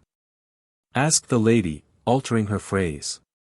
"Is it a kind of a spluttering somewhere?" said the dressmaker, with an inquiring look. "Mr. Fledgeby in his shower bath, perhaps," remarked the lady, smiling. "And somebody's beating a carpet, I think." "Mr. Fledgeby's carpet, I dare say," replied the smiling lady. Miss Wren had a reasonably good eye for smiles, being well accustomed to them on the part of her young friends, though their smiles mostly ran smaller than in nature. But she had never seen so singular a smile as that upon this lady's face. It twitched her nostrils open in a remarkable manner, and contracted her lips and eyebrows. It was a smile of enjoyment too, though of such a fierce kind that Miss Wren thought she would rather not enjoy herself than do it in that way. "Well," said the lady, watching her. "What now? I hope there's nothing the matter," said the dressmaker. "Where?" inquired the lady. "I don't know where," said Miss Wren, staring about her. "But I never heard such odd noises. Don't you think I had better call somebody?" "I think you had better not," returned the lady with a significant frown, and drawing closer. On this hint, the dressmaker relinquished the idea, and stood looking at the lady as hard as the lady looked at her. Meanwhile the dressmaker listened with amazement to the odd noises which still continued, and the lady listened too, but with a coolness in which there was no trace of amazement. Soon afterwards, came a slamming and banging of doors. And then came running downstairs, a gentleman with whiskers, and out of breath, who seemed to be red-hot. "Is your business done, Alfred?" inquired the lady. "Very thoroughly done," replied the gentleman, as he took his hat from her. "You can go up to Mr. Fledgeby as soon as you like," said the lady, moving haughtily away. "Oh! And you can take these 3 pieces of stick with you," added the gentleman politely, "and say, if you please, that they come from Mr. Alfred Lamell, with his compliments on leaving England." "Mr. Alfred Lamell. Be so good as not to forget the name." The 3 pieces of stick were 3 broken and frayed fragments of a stout lithe cane. Miss Jenny taking them wonderingly, and the gentleman repeating with a grin, "Mr. Alfred Lamell, if you'll be so good." Compliments, on leaving England, the lady and gentleman walked away quite deliberately, and Miss Jenny and her crutch stick went upstairs. "Lamell, Lamell, Lamell," Miss Jenny repeated as she panted from stair to stair. "Where have I heard that name? Lamell, Lamell. I know. St. Mary Axe." With a gleam of new intelligence in her sharp face, the doll's dressmaker pulled at Fledgeby's bell. No one answered. But, from within the chambers, there proceeded a continuous spluttering sound of a highly singular and unintelligible nature. "Good gracious! Is Little Eyes choking?" cried Miss Jenny. Pulling at the bell again and getting no reply, she pushed the outer door, and found it standing ajar. No one being visible on her opening it wider, and the spluttering continuing, she took the liberty of opening an inner door, and then beheld the extraordinary spectacle of Mr. Fledgeby in a shirt, a pair of Turkish trousers, and a Turkish cap, rolling over and over on his own carpet, and spluttering wonderfully. "Oh Lord," gasped Mr. Fledgeby. "Oh my eye. Stop, thief. I am strangling. Fire. Oh my eye. A glass of water. Give me a glass of water. Shut the door. Murder. Oh Lord." And then rolled and spluttered more than ever. Hurrying into another room, Miss Jenny got a glass of water, and brought it for Fledgeby's relief, who, gasping, spluttering, and rattling in his throat between whiles, drank some water, and laid his head faintly on her arm. "Oh my eye!" cried Fledgeby, struggling anew. "It's salt and snuff. It's up my nose, and down my throat, and in my windpipe. Ugh! Ow! Ow! Ow! Ah! H! H! H!" And here, crowing fearfully, with his eyes starting out of his head, appeared to be contending with every mortal disease incidental to poultry. "And oh my eye, I'm so sore!" cried Fledgeby, starting, over on his back, in a spasmodic way that caused the dressmaker to retreat to the wall. "Oh, I smart so! Do put something to my back and arms, and legs and shoulders. Ugh! It's down my throat again and can't come up. Ow! Ow! Ow! Ah! H! H! H! Oh, I smart so!" Here Mr. Fledgeby bounded up, and bounded down, and went rolling over and over again. The doll's dressmaker looked on until he rolled himself into a corner with his Turkish slippers uppermost, and then, resolving in the first place to address her ministration to the salt and snuff, gave him more water and slapped his back. But, the latter application was by no means a success, causing Mr. Fledgeby to scream, and to cry out, "Oh my eye! Don't slap me! I'm covered with wheals and I smart so!" However, he gradually ceased to choke and crow, saving at intervals, and Miss Jenny got him into an easy chair, where, with his eyes red and watery, with his features swollen, and with some half-dozen livid bars across his face, he presented a most rueful sight. "Whatever possessed you to take salt and snuff, young man?" inquired Miss Jenny. "I didn't take it," the dismal youth replied. "It was crammed into my mouth." "Who crammed it?" asked Miss Jenny. "He did," answered Fledgeby. "The assassin. Lamel. He rubbed it into my mouth and up my nose and down my throat. Ow! Ow! Ow! Ah! H! H! H! Ugh! To prevent my crying out, and then cruelly assaulted me." "With this?" asked Miss Jenny, showing the pieces of cane.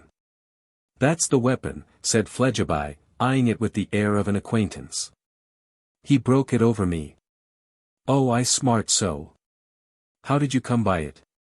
When he ran downstairs and joined the lady he had left in the hall with his hat, Miss Jenny began. "Oh!" groaned Mr. Fledgeby, writhing. "She was holding his hat, was she? I might have known she was in it. When he came downstairs and joined the lady who wouldn't let me come up, he gave me the pieces for you, and I was to say, with Mr. Alfred Lamel's compliments on his leaving England." Miss Jenny said it with such spiteful satisfaction, and such a hitch of her chin and eyes as might have added to Mr. Fledgeby's miseries, if he could have noticed either, in his bodily pain with his hand to his head. "Shall I go for the police?" inquired Miss Jenny, with a nimble start towards the door. "Stop! No, don't," cried Fledgeby. "Don't, please. We had better keep it quiet. Will you be so good as shut the door? Oh, I do smart so!" In testimony of the extent to which he smarted, Mr. Fledgeby came wallowing out of the easy chair, and took another roll on the carpet. "Now the door's shut," said Mr. Fledgeby, sitting up in anguish, with his Turkish cap half on and half off, and the bars on his face getting bluer. "Do me the kindness to look at my back and shoulders. They must be in an awful state, for I hadn't got my dressing gown on, when the brute came rushing in. Cut my shirt away from the collar, there's a pair of scissors on that table." "Oh," groaned Mr. Fledgeby, with his hand to his head again. "How I do smart, to be sure." "There?" inquired Miss Jenny, alluding to the back and shoulders. "Oh Lord, yes," moaned Fledgeby, rocking himself. "And all over. Everywhere."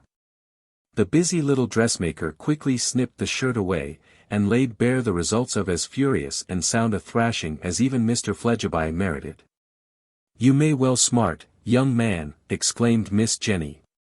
And stealthily rubbed her little hands behind him, and poked a few exultant pokes with her 2 forefingers over the crown of his head. "What do you think of vinegar and brown paper?" inquired the suffering Fledgeby, still rocking and moaning.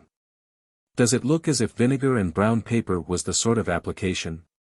"Yes," said Miss Jenny, with a silent chuckle. "It looks as if it ought to be pickled." Mr. Fledgeby collapsed under the word "pickled," and groaned again. "My kitchen is on this floor," he said. "You'll find brown paper in a dresser drawer there, and a bottle of vinegar on a shelf. Would you have the kindness to make a few plasters and put them on? It can't be kept too quiet. 1, 2, 5, 6. "You'll want 6, said the dressmaker. "There's smart enough," whimpered Mr. Fledgeby, groaning and writhing again, "for 60. Miss Jenny repaired to the kitchen, scissors in hand, found the brown paper and found the vinegar, and skillfully cut out and steeped 6 large plasters. When they were all lying ready on the dresser, an idea occurred to her as she was about to gather them up. "I think," said Miss Jenny with a silent laugh, "he ought to have a little pepper. Just a few grains. I think the young man's tricks and manners make a claim upon his friends for a little pepper." Mr. Fledgeby's evil star showing her the pepper box on the chimney-piece, she climbed upon a chair, and got it down, and sprinkled all the plasters with a judicious hand. She then went back to Mr. Fledgeby, and stuck them all on him, Mr. Fledgeby uttering a sharp howl as each was put in its place. "There, young man," said the doll's dressmaker. "Now I hope you feel pretty comfortable." Apparently, Mr. Fledgeby did not, for he cried by way of answer, "Oh, how I do smart." Miss Jenny got his Persian gown upon him, extinguished his eyes crookedly with his Persian cap, and helped him to his bed, upon which he climbed groaning. "Business between you and me being out of the question today, young man, and my time being precious," said Miss Jenny then, "I'll make myself scarce. Are you comfortable now?" "Oh my eye," cried Mr. Fledgeby. "No, I ain't. Oh, how I do smart." The last thing Miss Jenny saw, as she looked back before closing the room door, was Mr. Fledgeby in the act of plunging and gambolling all over his bed, like a porpoise or dolphin in its native element. She then shut the bedroom door, and all the other doors, and going downstairs and emerging from the Albany into the busy streets, took omnibus for St. Mary Axe, pressing on the road all the gaily dressed ladies whom she could see from the window, and making them unconscious lay figures for dolls, while she mentally cut them out and basted them. Chapter 9. 2 places vacated. Set down by the omnibus at the corner of St. Mary Axe, and trusting to her feet and her crutch stick within its precincts, the doll's dressmaker proceeded to the place of business of Pubsey and Company. All there was sunny and quiet externally, and shady and quiet internally. Hiding herself in the entry outside the glass door, she could see from that post of observation the old man in his spectacles sitting writing at his desk. "Bo!" cried the dressmaker, popping in her head at the glass door. "Mr. Wolfe at home?" The old man took his glasses off, and mildly laid them down beside him. "Ah, Jenny, is it you? I thought you had given me up." "And so I had given up the treacherous wolf of the forest," she replied, "but, godmother, it strikes me you have come back. I am not quite sure, because the wolf and you change forms. I want to ask you a question or two, to find out whether you are really godmother or really wolf. May I?" "Yes, Jenny, yes." But Ria glanced towards the door, as if he thought his principal might appear there, unseasonably. "If you're afraid of the fox," said Miss Jenny, "you may dismiss all present expectations of seeing that animal. He won't show himself abroad, for many a day." "What do you mean, my child?" "I mean, godmother," replied Miss Wren, sitting down beside the Jew, that the fox has caught a famous flogging, and that if his skin and bones are not tingling, aching, and smarting at this present instant, no fox did ever tingle, ache, and smart. Therewith Miss Jenny related what had come to pass in the Albany, omitting the few grains of pepper. Now, godmother, she went on, I particularly wish to ask you what has taken place here, since I left the wolf here. Because I have an idea about the size of a marble, rolling about in my little noddle.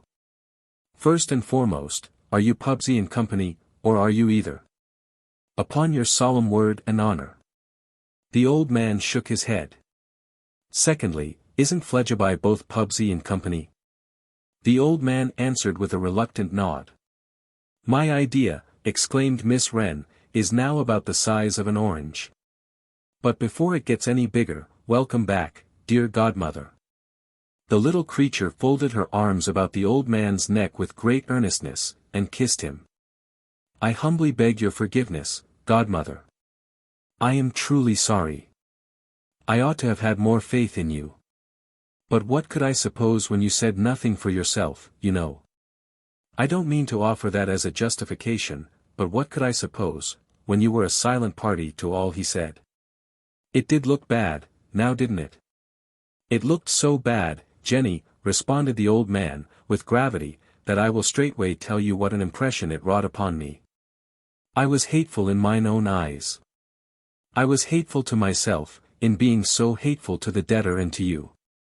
But more than that, and worse than that, and to pass out far and broad beyond myself, I reflected that evening, sitting alone in my garden on the housetop, that I was doing dishonor to my ancient faith and race. I reflected, clearly reflected for the first time, that in bending my neck to the yoke I was willing to wear, I bent the unwilling necks of the whole Jewish people. For it is not, in Christian countries, with the Jews as with other peoples. Men say, this is a bad Greek, but there are good Greeks. This is a bad Turk, but there are good Turks. Not so with the Jews. Men find the bad among us easily enough, among what peoples are the bad not easily found? But they take the worst of us as samples of the best, they take the lowest of us as presentations of the highest, and they say, all Jews are alike. If, doing what I was content to do here, because I was grateful for the past and have small need of money now, I had been a Christian, I could have done it, compromising no one but my individual self. But doing it as a Jew, I could not choose but compromise the Jews of all conditions and all countries. It is a little hard upon us, but it is the truth. I would that all our people remembered it. Though I have little right to say so, seeing that it came home so late to me.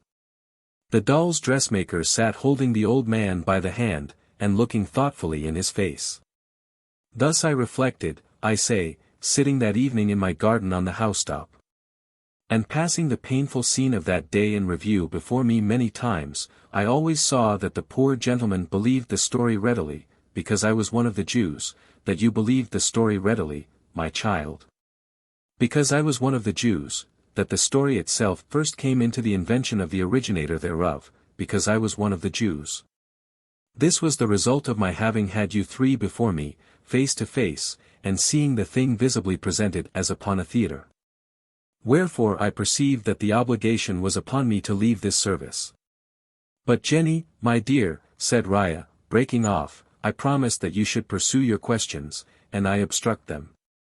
On the contrary, godmother, my idea is as large now as a pumpkin, and you know what a pumpkin is, don't you? So you gave notice that you were going? Does that come next? Asked Miss Jenny with a look of close attention. I indited a letter to my master. Yes. To that effect. And what said tingling, tossing, aching, screaming, scratching, smarter? Asked Miss Wren with an unspeakable enjoyment in the utterance of those honorable titles and in the recollection of the pepper. He held me to certain months of servitude, which were his lawful term of notice. They expire tomorrow. Upon their expiration, not before, I had meant to set myself right with my Cinderella. My idea is getting so immense now, cried Miss Wren, clasping her temples, that my head won't hold it. Listen, godmother, I am going to expound. Little Eyes, that screaming, scratching smarter, owes you a heavy grudge for going. Little Eyes casts about how best to pay you off. Little Eyes thinks of Lizzie.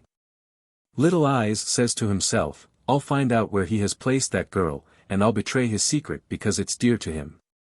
Perhaps Little Eyes thinks, I'll make love to her myself too, but that I can't swear, all the rest I can. So, Little Eyes comes to me, and I go to Little Eyes. That's the way of it. And now the murder's all out, I'm sorry, added the doll's dressmaker, rigid from head to foot with energy as she shook her little fist before her eyes, that I didn't give him cayenne pepper and chopped pickled capsicum. This expression of regret being but partially intelligible to Mr. Raya, the old man reverted to the injuries Fledgeby had received, and hinted at the necessity of his at once going to tend that beaten cur. Godmother, godmother, godmother! Cried Miss Wren irritably, I really lose all patience with you. One would think you believed in the Good Samaritan. How can you be so inconsistent? Jenny dear, began the old man gently, it is the custom of our people to help. Oh! Bother your people, interposed Miss Wren, with a toss of her head. If your people don't know better than to go and help Little Eyes, it's a pity they ever got out of Egypt. Over and above that, she added, he wouldn't take your help if you offered it. Too much ashamed. Wants to keep it close and quiet, and to keep you out of the way. They were still debating this point when a shadow darkened the entry, and the glass door was opened by a messenger who brought a letter unceremoniously addressed, Raya. To which he said there was an answer wanted. The letter, which was scrawled in pencil uphill and downhill and round crooked corners, ran thus. Old Raya. Your accounts being all squared, go. Shut up the place, turn out directly, and send me the key by bearer. Go. You are an unthankful dog of a Jew. Get out. F. The doll's dressmaker found it delicious to trace the screaming and smarting of Little Eyes in the distorted writing of this epistle.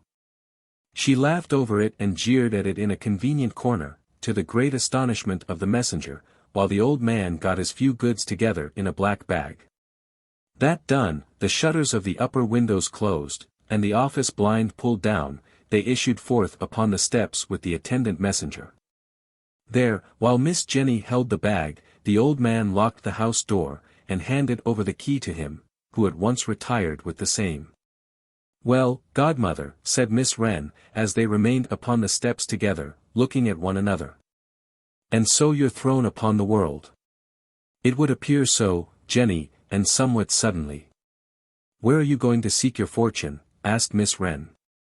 The old man smiled, but looked about him with a look of having lost his way in life, which did not escape the doll's dressmaker. Verily, Jenny, said he, the question is to the purpose, and more easily asked than answered. But as I have experience of the ready goodwill and good help of those who have given occupation to Lizzie, I think I will seek them out for myself. On foot? Asked Miss Wren, with a chop. Aye, said the old man. Have I not my staff? It was exactly because he had his staff, and presented so quaint an aspect, that she mistrusted his making the journey. The best thing you can do, said Jenny, for the time being, at all events, is to come home with me, godmother. Nobody's there but my bad child, and Lizzie's lodging stands empty. The old man, when satisfied that no inconvenience could be entailed on any one by his compliance, readily complied. And the singularly assorted couple once more went through the streets together. Now, the bad child having been strictly charged by his parent to remain at home in her absence, of course went out. And, being in the very last stage of mental decrepitude, went out with two objects, firstly, to establish a claim he conceived himself to have upon any licensed victualler living, to be supplied with threepennyworth of rum for nothing. And secondly, to bestow some maudlin remorse on Mr. Eugene Wrayburn, and see what profit came of it. Stumblingly pursuing these two designs, they both meant rum, the only meaning of which he was capable. The degraded creature staggered into Covent Garden Market and there bivouacked. To have an attack of the trembles succeeded by an attack of the horrors, in a doorway. This market of Covent Garden was quite out of the creature's line of road, but it had the attraction for him which it has for the worst of the solitary members of the drunken tribe. It may be the companionship of the nightly stir, or it may be the companionship of the gin and beer that slop about among carters and hucksters. Or it may be the companionship of the trodden vegetable refuse which is so like their own dress that perhaps they take the market for a great wardrobe. But be it what it may, you shall see no such individual drunkards on doorsteps anywhere, as there. Of dozing women drunkards especially, you shall come upon such specimens there, in the morning sunlight, as you might seek out of doors in vain through London. Such stale vapid rejected cabbage leaf and cabbage stalk dress, such damaged orange countenance, such squashed pulp of humanity, are open to the day nowhere else.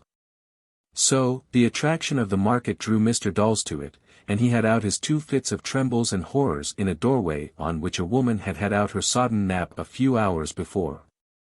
There is a swarm of young savages always flitting about this same place, creeping off with fragments of orange chests, and mouldy litter, heaven knows into what holes they can convey them, having no home. Whose bare feet fall with a blunt dull softness on the pavement as the policeman hunts them, and who are, perhaps for that reason, little heard by the powers that be, whereas in top boots they would make a deafening clatter. These, delighting in the trembles and the horrors of Mr. Dolls, as in a gratuitous drama, flocked about him in his doorway, butted at him, leaped at him, and pelted him. Hence, when he came out of his invalid retirement and shook off that ragged train, he was much bespattered, and in worse case than ever. But, not yet at his worst. For, going into a public house, and being supplied in stress of business with his rum, and seeking to vanish without payment, he was collared, searched, found penniless, and admonished not to try that again, by having a pail of dirty water cast over him. This application superinduced another fit of the trembles, after which Mr. Dolls, as finding himself in good cue for making a call on a professional friend, addressed himself to the Temple. There was nobody at the chambers but young Blight. That discreet youth, sensible of a certain incongruity in the association of such a client with the business that might be coming some day, with the best intentions temporized with Dolls, and offered a shilling for coach hire home. Mr. Dolls, accepting the shilling, promptly laid it out in 2 3-pennyworths of conspiracy against his life, and 2 3-pennyworths of raging repentance. Returning to the chambers with which burden, he was descried coming round into the court, by the wary young Blight watching from the window, who instantly closed the outer door, and left the miserable object to expend his fury on the panels. The more the door resisted him, the more dangerous and imminent became that bloody conspiracy against his life. Force of police arriving, he recognized in them the conspirators, and laid about him hoarsely, fiercely, staringly, convulsively, foamingly. A humble machine, familiar to the conspirators and called by the expressive name of stretcher, being unavoidably sent for, he was rendered a harmless bundle of torn rags by being strapped down upon it, with voice and consciousness gone out of him, and life fast going. As this machine was borne out at the Temple gate by 4 men, the poor little doll's dressmaker and her Jewish friend were coming up the street. "Let us see what it is," cried the dressmaker. "Let us make haste and look, godmother." The brisk little crutch-stick was but too brisk. "Oh gentlemen, gentlemen, he belongs to me." "Belongs to you?" said the head of the party, stopping it. "Oh yes, dear gentlemen, he's my child, out without leave. My poor bad boy. And he don't know me, he don't know me. Oh what shall I do," cried the little creature, wildly beating her hands together, "when my own child don't know me?" The head of the party looked, as well he might, to the old man for explanation.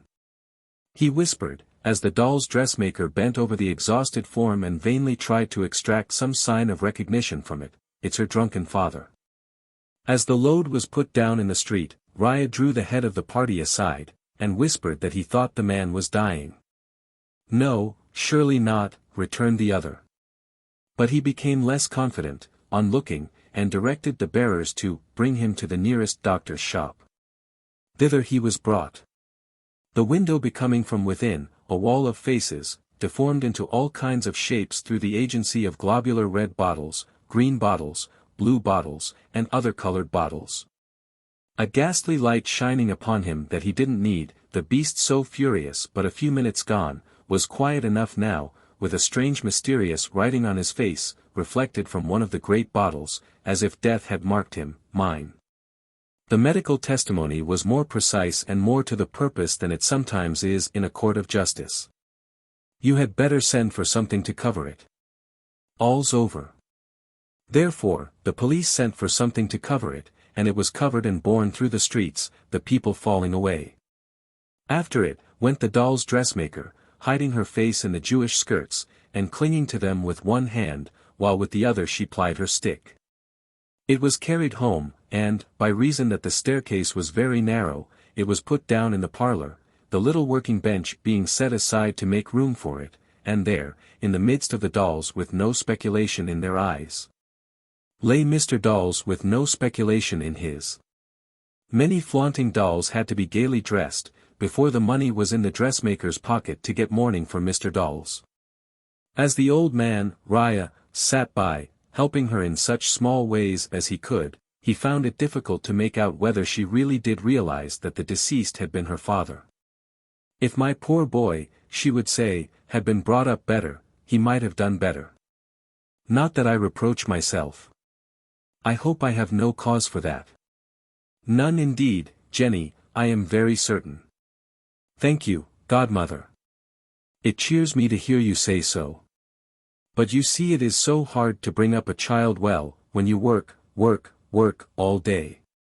When he was out of employment, I couldn't always keep him near me. He got fractious and nervous, and I was obliged to let him go into the streets. And he never did well in the streets, he never did well out of sight. How often it happens with children. Too often, even in this sad sense, thought the old man. How can I say what I might have turned out myself, but for my back having been so bad and my legs so queer, when I was young, the dressmaker would go on. I had nothing to do but work, and so I worked. I couldn't play. But my poor unfortunate child could play, and it turned out the worse for him. And not for him alone, Jenny. Well, I don't know, godmother. He suffered heavily, did my unfortunate boy. He was very, very ill sometimes. And I called him a quantity of names, shaking her head over her work, and dropping tears. I don't know that his going wrong was much the worse for me. If it ever was, let us forget it. You are a good girl, you are a patient girl. As for Patience, she would reply with a shrug, not much of that, godmother. If I had been patient, I should never have called him names. But I hope I did it for his good. And besides, I felt my responsibility as a mother, so much. I tried reasoning, and reasoning failed. I tried coaxing, and coaxing failed. I tried scolding and scolding failed. But I was bound to try everything, you know, with such a charge upon my hands. Where would have been my duty to my poor lost boy, if I had not tried everything? With such talk, mostly in a cheerful tone on the part of the industrious little creature, the day work and the night work were beguiled until enough of smart dolls had gone forth to bring into the kitchen, where the working bench now stood, the sombre stuff that the occasion required, and to bring into the house the other sombre preparations. And now, said Miss Jenny, having knocked off my rosy-cheeked young friends, I'll knock off my white-cheeked self. This referred to her making her own dress, which at last was done. The disadvantage of making for yourself, said Miss Jenny, as she stood upon a chair to look at the result in the glass, is, that you can't charge anybody else for the job, and the advantage is, that you haven't to go out to try on. Humph. Very fair indeed. If he could see me now, whoever he is, I hope he wouldn't repent of his bargain. The simple arrangements were of her own making, and were stated to Ria thus. I mean to go alone, godmother, in my usual carriage, and you'll be so kind as keep house while I am gone. It's not far off. And when I return, we'll have a cup of tea, and a chat over future arrangements. It's a very plain last house that I have been able to give my poor unfortunate boy, but he'll accept the will for the deed if he knows anything about it. And if he doesn't know anything about it, with a sob, and wiping her eyes, why, it won't matter to him. I see the service in the prayer book says, that we brought nothing into this world and it is certain we can take nothing out.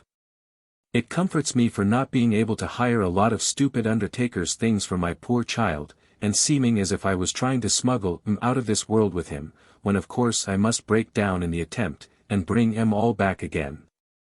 As it is, there'll be nothing to bring back but me, and that's quite consistent, for I shan't be brought back, some day. After that previous carrying of him in the streets, the wretched old fellow seemed to be twice buried. He was taken on the shoulders of half a dozen blossom-faced men, who shuffled with him to the churchyard, and who were preceded by another blossom-faced man, affecting a stately stalk, as if he were a policeman of the D.th Division. And ceremoniously pretending not to know his intimate acquaintances, as he led the pageant. Yet, the spectacle of only one little mourner hobbling after, caused many people to turn their heads with a look of interest. At last the troublesome deceased was got into the ground, to be buried no more, and the stately stalker stalked back before the solitary dressmaker, as if she were bound in honor to have no notion of the way home. Those furies, the conventionalities, being thus appeased, he left her. I must have a very short cry, godmother, before I cheer up for good, said the little creature, coming in. Because after all a child is a child, you know. It was a longer cry than might have been expected. Howbeit, it wore itself out in a shadowy corner, and then the dressmaker came forth, and washed her face, and made the tea. You wouldn't mind my cutting out something while we are at tea, would you? She asked her Jewish friend, with a coaxing air. Cinderella, dear child, the old man expostulated, will you never rest? Oh. It's not work, cutting out a pattern isn't, said Miss Jenny, with her busy little scissors already snipping at some paper. The truth is, godmother, I want to fix it while I have it correct in my mind. Have you seen it today then? Asked Raya. Yes, godmother. Saw it just now. It's a surplice, that's what it is. Thing our clergymen wear, you know, explained Miss Jenny, in consideration of his professing another faith. And what have you to do with that, Jenny? Why, godmother, replied the dressmaker, you must know that we professors who live upon our taste and invention, are obliged to keep our eyes always open.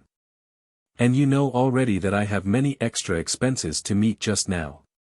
So, it came into my head while I was weeping at my poor boy's grave, that something in my way might be done with a clergyman. What can be done? Asked the old man. Not a funeral, never fear. Returned Miss Jenny, anticipating his objection with a nod. The public don't like to be made melancholy, I know very well. I am seldom called upon to put my young friends into mourning, not into real mourning, that is. Court mourning they are rather proud of. But a dull clergyman, my dear, glossy black curls and whiskers, uniting two of my young friends in matrimony, said Miss Jenny, shaking her forefinger, is quite another affair. If you don't see those three at the altar in Bond Street, in a jiffy, my name's Jack Robinson. With her expert little ways in sharp action, she had got a doll into whitey brown paper orders, before the meal was over, and was displaying it for the edification of the Jewish mind, when a knock was heard at the street door. Raya went to open it, and presently came back, ushering in, with the grave and courteous air that sat so well upon him, a gentleman. The gentleman was a stranger to the dressmaker. But even in the moment of his casting his eyes upon her, there was something in his manner which brought to her remembrance Mr. Eugene Wrayburn. Pardon me, said the gentleman. You are the doll's dressmaker. I am the doll's dressmaker, sir. Lizzie Hexam's friend? Yes, sir, replied Miss Jenny, instantly on the defensive. And Lizzie Hexam's friend. Here is a note from her, entreating you to accede to the request of Mr. Mortimer Lightwood, the bearer. Mr. Raya chances to know that I am Mr. Mortimer Lightwood, and will tell you so. Raya bent his head in corroboration. Will you read the note? It's very short, said Jenny, with a look of wonder, when she had read it. There was no time to make it longer. Time was so very precious. My dear friend Mr. Eugene Wrayburn is dying. The dressmaker clasped her hands, and uttered a little piteous cry. "Is dying," repeated Lightwood, with emotion, "at some distance from here. He is sinking under injuries received at the hands of a villain who attacked him in the dark. I come straight from his bedside. He is almost always insensible. In a short restless interval of sensibility, or partial sensibility, I made out that he asked for you to be brought to sit by him. Hardly relying on my own interpretation of the indistinct sounds he made, I caused Lizzie to hear them. We were both sure that he asked for you." The dressmaker, with her hands still clasped, looked affrightedly from the one to the other of her two companions. "If you delay, he may die with his request unratified, with his last wish, entrusted to me. We have long been much more than brothers, unfulfilled. I shall break down, if I try to say more."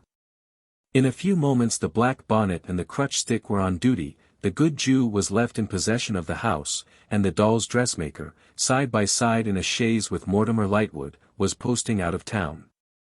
Chapter 10. The doll's dressmaker discovers a word. A darkened and hushed room, the river outside the windows flowing on to the vast ocean.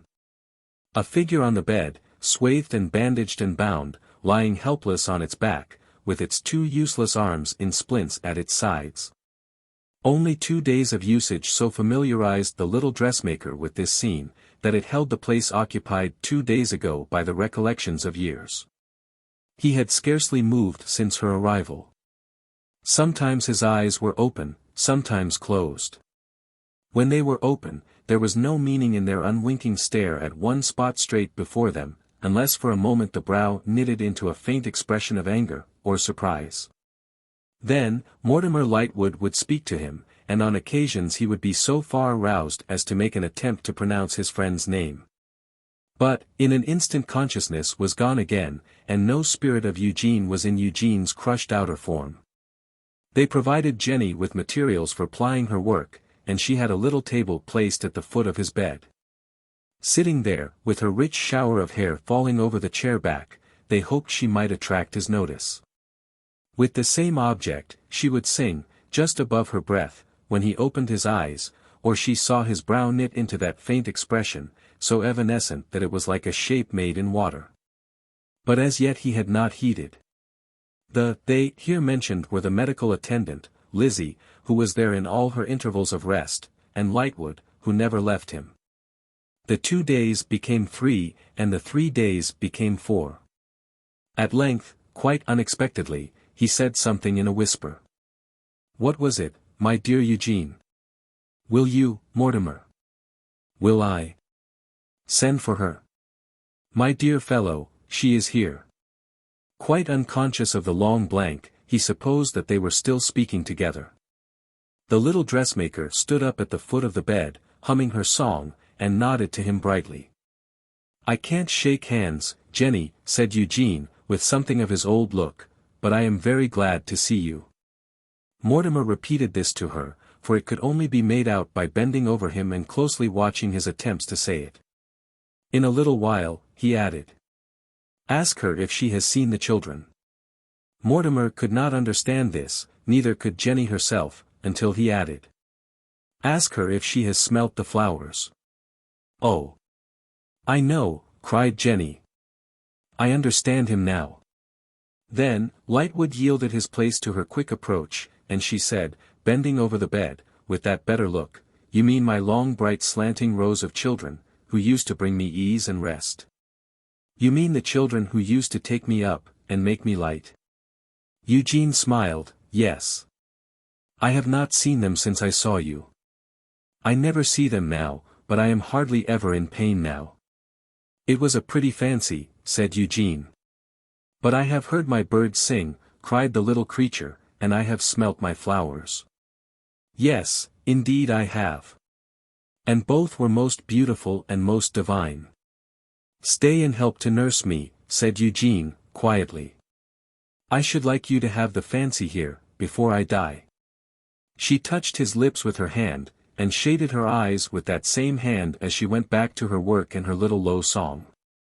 He heard the song with evident pleasure, until she allowed it gradually to sink away into silence. "Mortimer! My dear Eugene. If you can give me anything to keep me here for only a few minutes. To keep you here, Eugene. To prevent my wandering away I don't know where, for I begin to be sensible that I have just come back, and that I shall lose myself again. Do so, dear boy. Mortimer gave him such stimulants as could be given him with safety. They were always at hand, ready, and bending over him once more, was about to caution him, when he said, "Don't tell me not to speak, for I must speak. If you knew the harassing anxiety that gnaws and wears me when I am wandering in those places, where are those endless places, Mortimer? They must be at an immense distance." He saw in his friend's face that he was losing himself. For he added after a moment, "Don't be afraid, I am not gone yet." "What was it?" "You wanted to tell me something, Eugene. My poor dear fellow, you wanted to say something to your old friend, to the friend who has always loved you, admired you, imitated you, founded himself upon you, been nothing without you, and who, God knows, would be here in your place if he could." "Tut, tut," said Eugene with a tender glance as the other put his hand before his face. "I am not worth it. I acknowledge that I like it, dear boy, but I am not worth it. This attack, my dear Mortimer. This murder." His friend leaned over him with renewed attention, saying, "You and I suspect someone. More than suspect. But, Mortimer, while I lie here, and when I lie here no longer, I trust to you that the perpetrator is never brought to justice. Eugene. Her innocent reputation would be ruined, my friend. She would be punished, not he. I have wronged her enough in fact, I have wronged her still more in intention. You recollect what pavement is said to be made of good intentions. It is made of bad intentions too. Mortimer, I am lying on it, and I know. Be comforted, my dear Eugene. I will, when you have promised me. Dear Mortimer, the man must never be pursued. If he should be accused, you must keep him silent and save him. Don't think of avenging me. Think only of hushing the story and protecting her. You can confuse the case, and turn aside the circumstances. Listen to what I say to you. It was not the schoolmaster, Bradley Headstone. Do you hear me? Twice. It was not the schoolmaster, Bradley Headstone. Do you hear me?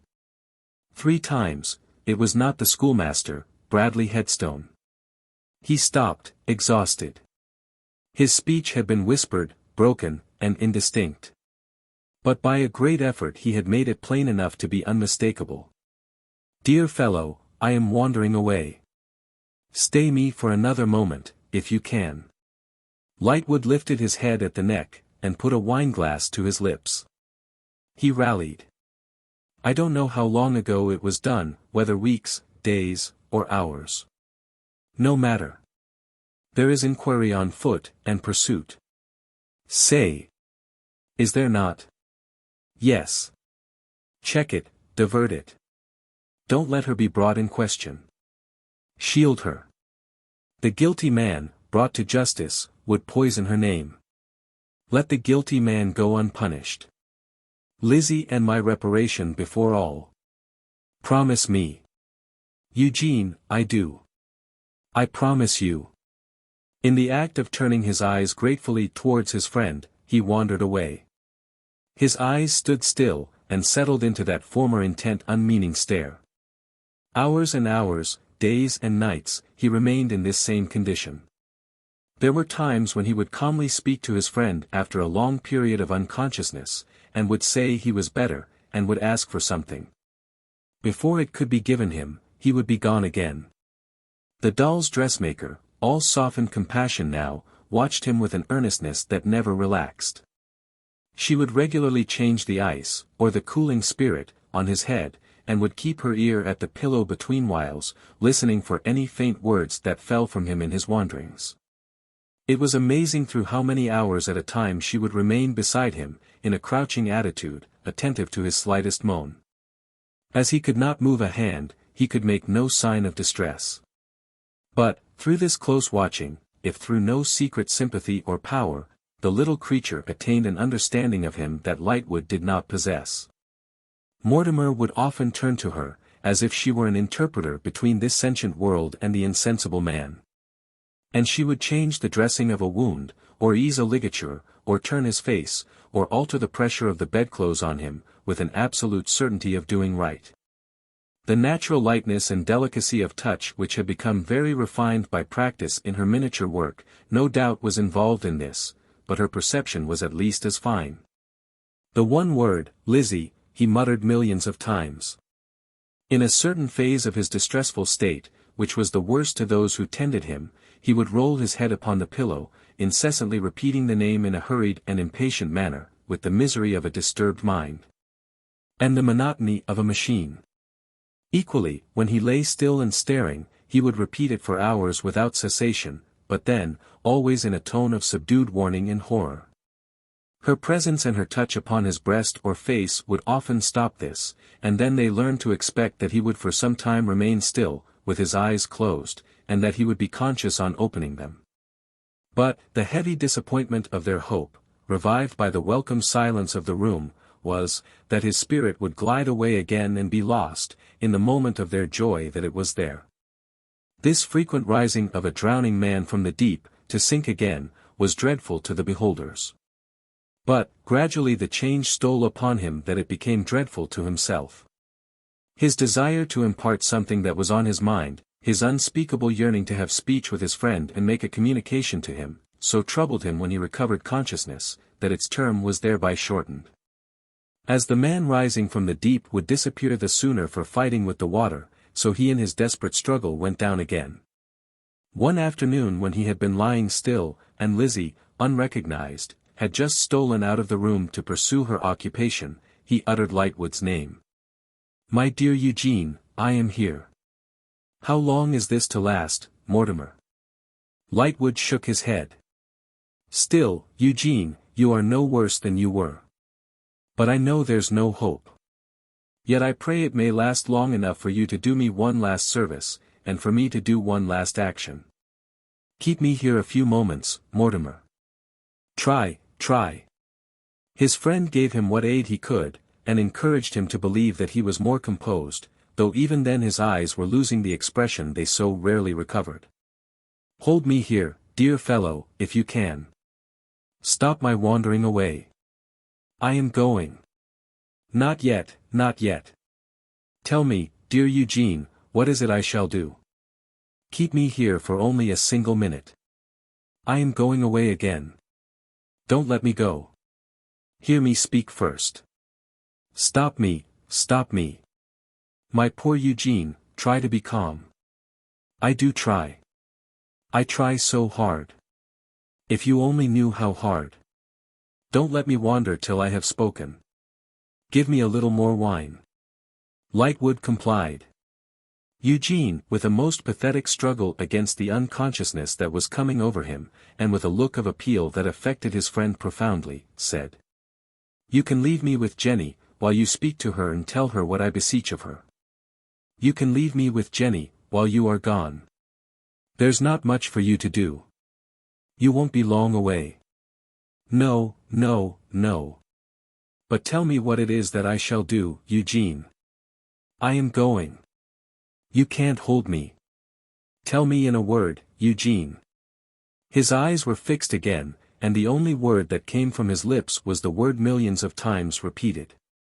"Lizzie. But, the watchful little dressmaker had been vigilant as ever in her watch, and she now came up and touched Lightwood's arm as he looked down at his friend, despairingly.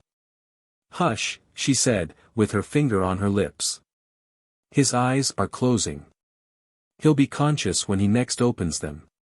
Shall I give you a leading word to say to him? Oh Jenny, if you could only give me the right word." "I can." "Stoop down." He stooped, and she whispered in his ear. She whispered in his ear one short word of a single syllable. Lightwood started, and looked at her. "Try it," said the little creature, with an excited and exultant face. She then bent over the unconscious man, and, for the first time, kissed him on the cheek, and kissed the poor maimed hand that was nearest to her. Then, she withdrew to the foot of the bed. Some 2 hours afterwards, Mortimer Lightwood saw his consciousness come back, and instantly, but very tranquilly, bent over him. "Don't speak, Eugene. Do no more than look at me, and listen to me. You follow what I say." He moved his head in assent. "I am going on from the point where we broke off. Is the word we should soon have come to, is it, wife?" "Oh, God bless you, Mortimer." "Hush. Don't be agitated. Don't speak. Hear me, dear Eugene. Your mind will be more at peace, lying here, if you make Lizzie your wife. You wish me to speak to her, and tell her so, and entreat her to be your wife.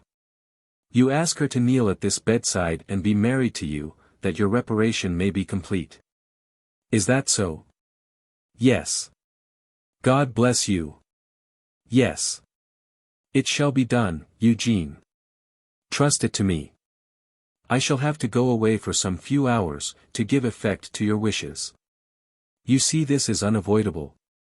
Dear friend, I said so. True. But I had not the clue then. How do you think I got it?" Glancing wistfully around, Eugene saw Miss Jenny at the foot of the bed, looking at him with her elbows on the bed, and her head upon her hands. There was a trace of his whimsical air upon him, as he tried to smile at her. "Yes indeed," said Lightwood, "the discovery was hers. Observe, my dear Eugene, while I am away you will know that I have discharged my trust with Lizzie, by finding her here, in my present place at your bedside, to leave you no more. A final word before I go. This is the right course of a true man, Eugene. And I solemnly believe, with all my soul, that if Providence should mercifully restore you to us, you will be blessed with a noble wife in the preserver of your life, whom you will dearly love. Amen. I am sure of that. But I shall not come through it, Mortimer. You will not be the less hopeful or less strong, for this, Eugene. No. Touch my face with yours, in case I should not hold out till you come back. I love you, Mortimer. Don't be uneasy for me while you are gone. If my dear brave girl will take me, I feel persuaded that I shall live long enough to be married, dear fellow." Miss Jenny gave up altogether on this parting taking place between the friends, and sitting with her back towards the bed in the bower made by her bright hair, wept heartily, though noiselessly. Mortimer Lightwood was soon gone. As the evening light lengthened the heavy reflections of the trees in the river, another figure came with a soft step into the sick room. "Is he conscious?" asked the little dressmaker, as the figure took its station by the pillow. For, Jenny had given place to it immediately, and could not see the sufferer's face, in the dark room, from her new and removed position. "He is conscious, Jenny," murmured Eugene for himself. "He knows his wife." Chapter 11. Effect is given to the doll's dressmaker's discovery. Mrs. John Rokesmith sat at needlework in her neat little room, beside a basket of neat little articles of clothing, which presented so much of the appearance of being in the doll's dressmaker's way of business, that one might have supposed she was going to set up in opposition to Miss Wren. Whether the complete British family housewife had imparted sage counsel anent them, did not appear, but probably not, as that cloudy oracle was nowhere visible. For certain, however, Mrs. John Rokesmith stitched at them with so dexterous a hand, that she must have taken lessons of somebody. Love is in all things a most wonderful teacher, and perhaps love, from a pictorial point of view, with nothing on but a thimble, had been teaching this branch of needlework to Mrs. John Rokesmith. It was near John's time for coming home, but as Mrs. John was desirous to finish a special triumph of her skill before dinner, she did not go out to meet him. Placidly, though rather consequentially smiling, she sat stitching away with a regular sound, like a sort of dimpled little charming Dresden china clock by the very best maker. A knock at the door, and a ring at the bell. Not John. Or Bella would have flown out to meet him. Then who, if not John? Bella was asking herself the question, when that fluttering little fool of a servant fluttered in, saying, "Mr. Lightwood." Oh good gracious! Bella had but time to throw a handkerchief over the basket, when Mr. Lightwood made his bow. There was something amiss with Mr. Lightwood, for he was strangely grave and looked ill. With a brief reference to the happy time when it had been his privilege to know Mrs. Rokesmith as Miss Wilfer, Mr. Lightwood explained what was amiss with him and why he came. He came bearing Lizzie Hexam's earnest hope that Mrs. John Rokesmith would see her married. Bella was so fluttered by the request, and by the short narrative he had feelingly given her, that there never was a more timely-smelling bottle than John's knock. "My husband," said Bella, "I'll bring him in." But, that turned out to be more easily said than done, for, the instant she mentioned Mr. Lightwood's name, John stopped, with his hand upon the lock of the room door. "Come upstairs, my darling." Bella was amazed by the flush in his face, and by his sudden turning away. "What can it mean?" she thought, as she accompanied him upstairs. "Now, my life," said John, taking her on his knee, "tell me all about it." All very well to say, "Tell me all about it," but John was very much confused. His attention evidently trailed off, now and then, even while Bella told him all about it. Yet she knew that he took a great interest in Lizzie and her fortunes. What could it mean? "You will come to this marriage with me, John dear?" No, my love, I can't do that." "You can't do that, John?" "No, my dear, it's quite out of the question. Not to be thought of." "Am I to go alone, John?" "No, my dear, you will go with Mr. Lightwood." "Don't you think it's time we went down to Mr. Lightwood, John dear?" Bella insinuated. "My darling, it's almost time you went, but I must ask you to excuse me to him altogether." "You never mean, John dear, that you are not going to see him?" "Why, he knows you have come home." "I told him so." "That's a little unfortunate, but it can't be helped." "Unfortunate or fortunate, I positively cannot see him, my love."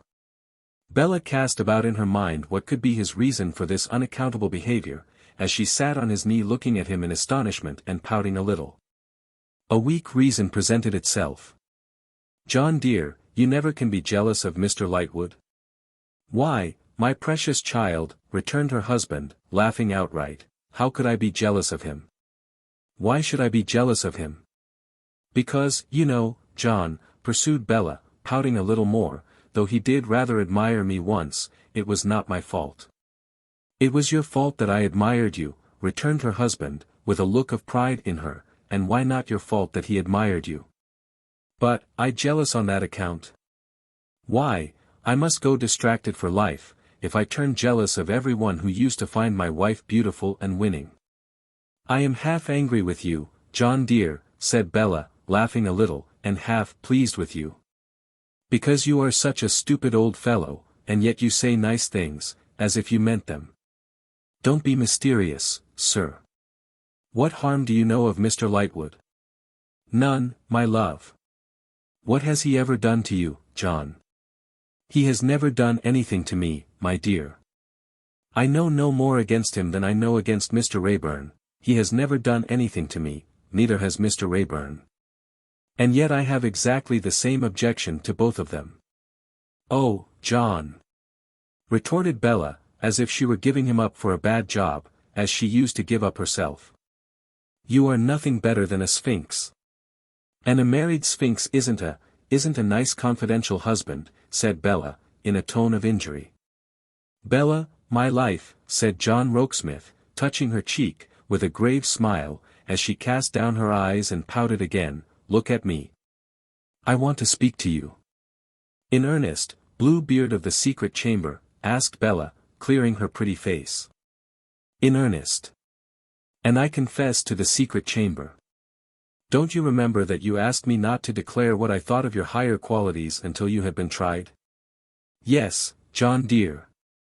And I fully meant it, and I fully mean it. The time will come, my darling, I am no prophet, but I say so, when you will be tried. The time will come, I think, when you will undergo a trial through which you will never pass quite triumphantly for me, unless you can put perfect faith in me. Then you may be sure of me, John dear, for I can put perfect faith in you, and I do, and I always, always will. Don't judge me by a little thing like this, John. In little things, I am a little thing myself, I always was. But in great things, I hope not. I don't mean to boast, John dear, but I hope not. He was even better convinced of the truth of what she said than she was, as he felt her loving arms about him. If the Golden Dustman's riches had been his to stake, he would have staked them to the last farthing on the fidelity through good and evil of her affectionate and trusting heart. Now, I'll go down to, and go away with, Mr. Lightwood, said Bella, springing up. You are the most creasing and tumbling clumsy boots of a packer, John, that ever was.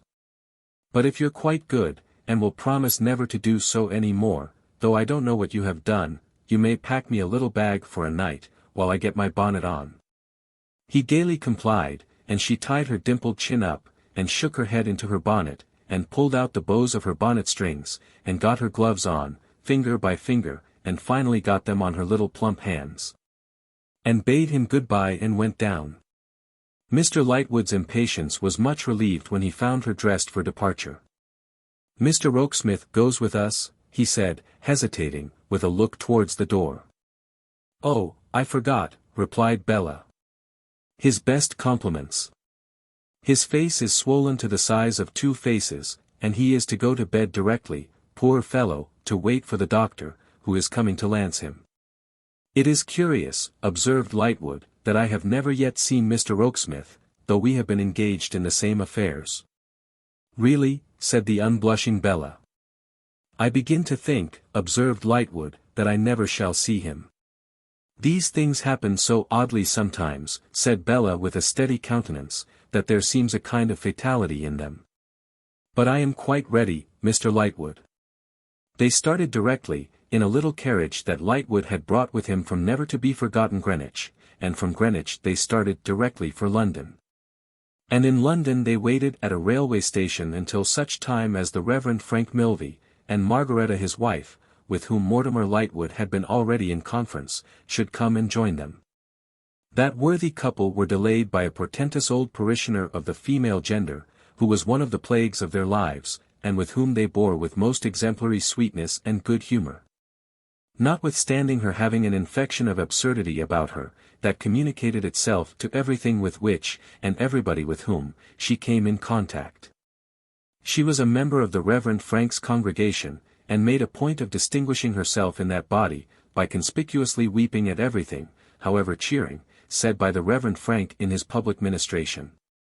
Also by applying to herself the various lamentations of David, and complaining in a personally injured manner, much in arrear of the clerk and the rest of the respondents, that her enemies were digging pitfalls about her, and breaking her with rods of iron.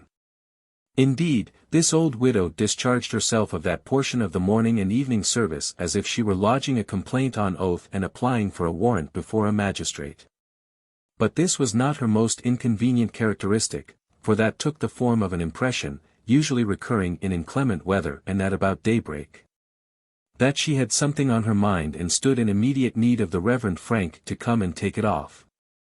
Many a time had that kind creature got up, and gone out to Mrs. Sprotchkin, such was the disciple's name, suppressing a strong sense of her comicality by his strong sense of duty, and perfectly knowing that nothing but a cold would come of it. However, beyond themselves, the Reverend Frank Milvey and Mrs. Milvey seldom hinted that Mrs. Sprotchkin was hardly worth the trouble she gave. But both made the best of her, as they did of all their troubles. This very exacting member of the fold appeared to be endowed with a sixth sense, in regard of knowing when the Reverend Frank Milvey least desired her company, and with promptitude appearing in his little hall. Consequently, when the Reverend Frank had willingly engaged that he and his wife would accompany Lightwood back, he said, as a matter of course, we must make haste to get out, Margaretta, my dear, or we shall be descended on by Mrs. Sprotchkin. To which Mrs. Milvey replied, in her pleasantly emphatic way, oh yes, for she is such a marplot, Frank, and does worry so. Words that were scarcely uttered when their theme was announced as in faithful attendance below, desiring counsel on a spiritual matter. The points on which Mrs. Sprotchkin sought elucidation being seldom of a pressing nature, as who begot whom, or some information concerning the Amorites. Mrs. Milvey on this special occasion resorted to the device of buying her off with a present of tea and sugar, and a loaf and butter. These gifts Mrs. Sprodgkin accepted, but still insisted on dutifully remaining in the hall, to curtsy to the Reverend Frank as he came forth. Who, incautiously saying in his genial manner, "Well, Sally, there you are," involved himself in a discursive address from Mrs. Sprodgkin, revolving around the result that she regarded tea and sugar in the light of myrrh and frankincense, and considered bread and butter identical with locusts and wild honey. Having communicated this edifying piece of information, Mrs. Sprodgkin was left still unadjourned in the hall, and Mr. and Mrs. Milvey hurried in a heated condition to the railway station. All of which is here recorded to the honor of that good Christian pair, representatives of hundreds of other good Christian pairs as conscientious and as useful, who merge the smallness of their work in its greatness, and feel in no danger of losing dignity when they adapt themselves to incomprehensible humbugs. Detained at the last moment by one who had a claim upon me, was the Reverend Frank's apology to Lightwood, taking no thought of himself. To which Mrs. Milvey added, taking thought for him, like the championing little wife she was. "Oh yes, detained at the last moment. But as to the claim, Frank, I must say that I do think you are over-considerate sometimes, and allow that to be a little abused." Bella felt conscious, in spite of her late pledge for herself, that her husband's absence would give disagreeable occasion for surprise to the Milveys. Nor could she appear quite at her ease when Mrs. Milvey asked, "How is Mr. Rokesmith, and is he gone before us, or does he follow us?" It becoming necessary, upon this, to send him to bed again and hold him in waiting to be lanced again, Bella did it. But not half as well on the second occasion as on the first, for, a twice-told white one seems almost to become a black one, when you are not used to it. "Oh dear," said Mrs. Milvey, "I am so sorry. Mr. Rokesmith took such an interest in Lizzie Hexam, when we were there before. And if we had only known of his face, we could have given him something that would have kept it down long enough for so short a purpose." By way of making the white one whiter, Bella hastened to stipulate that he was not in pain. Mrs. Milvey was so glad of it. "I don't know how it is," said Mrs. Milvey, "and I am sure you don't, Frank, but the clergy and their wives seem to cause swelled faces. Whenever I take notice of a child in the school, it seems to me as if its face swelled instantly. Frank never makes acquaintance with a new old woman, but she gets the face ache. And another thing is, we do make the poor children sniff so. I don't know how we do it, and I should be so glad not to. But the more we take notice of them, the more they sniff. Just as they do when the text is given out. Frank, that's a schoolmaster. I have seen him somewhere." The reference was to a young man of reserved appearance, in a coat and waistcoat of black, and pantaloons of pepper and salt. He had come into the office of the station, from its interior, in an unsettled way, immediately after Lightwood had gone out to the train, and he had been hurriedly reading the printed bills and notices on the wall. He had had a wandering interest in what was said among the people waiting there and passing to and fro. He had drawn nearer, at about the time when Mrs. Milvey mentioned Lizzie Hexam, and had remained near, since, though always glancing towards the door by which Lightwood had gone out. He stood with his back towards them, and his gloved hands clasped behind him. There was now so evident a faltering upon him, expressive of indecision whether or no he should express his having heard himself referred to, that Mr. Milvey spoke to him. "I cannot recall your name," he said, "but I remember to have seen you in your school." "My name is Bradley Headstone, sir," he replied, backing into a more retired place. "I ought to have remembered it," said Mr. Milvey, giving him his hand. "I hope you are well." "A little overworked, I am afraid." "Yes, I am overworked just at present, sir." "Had no play in your last holiday time?" "No, sir." "All work and no play, Mr. Headstone, will not make dullness, in your case, I dare say. But it will make dyspepsia, if you don't take care." "I will endeavor to take care, sir. Might I beg leave to speak to you, outside, a moment?" "By all means." It was evening, and the office was well lighted. The schoolmaster, who had never remitted his watch on Lightwood's door, now moved by another door to a corner without, where there was more shadow than light, and said, plucking at his gloves, One of your ladies, sir, mentioned within my hearing a name that I am acquainted with, I may say, well acquainted with. The name of the sister of an old pupil of mine. He was my pupil for a long time, and has got on and gone upward rapidly. The name of Hexam. The name of Lizzie Hexam. He seemed to be a shy man, struggling against nervousness, and spoke in a very constrained way. The break he set between his last two sentences was quite embarrassing to his hearer. Yes, replied Mr. Milvey. We are going down to see her. I gathered as much, sir. I hope there is nothing amiss with the sister of my old pupil. I hope no bereavement has befallen her. I hope she is in no affliction. Has lost no relation. Mr. Milvey thought this a man with a very odd manner, and a dark downward look, but he answered in his usual open way. I am glad to tell you, Mr. Headstone, that the sister of your old pupil has not sustained any such loss. You thought I might be going down to bury someone? That may have been the connection of ideas, sir, with your clerical character, but I was not conscious of it. Then you are not, sir. A man with a very odd manner indeed, and with a lurking look that was quite oppressive. No. In fact, said Mr. Milvey, since you are so interested in the sister of your old pupil, I may as well tell you that I am going down to marry her. The schoolmaster started back. Not to marry her, myself, said Mr. Milvey, with a smile, because I have a wife already. To perform the marriage service at her wedding. Bradley Headstone caught hold of a pillar behind him. If Mr. Milvey knew an ashy face when he saw it then. You are quite ill, Mr. Headstone. It is not much, sir. It will pass over very soon. I am accustomed to be seized with giddiness. Don't let me detain you, sir. I stand in need of no assistance, I thank you. Much obliged by your sparing me these minutes of your time. As Mr. Milvey, who had no more minutes to spare, made a suitable reply and turned back into the office, he observed the schoolmaster to lean against the pillar with his hat in his hand. And to pull at his neckcloth as if he were trying to tear it off.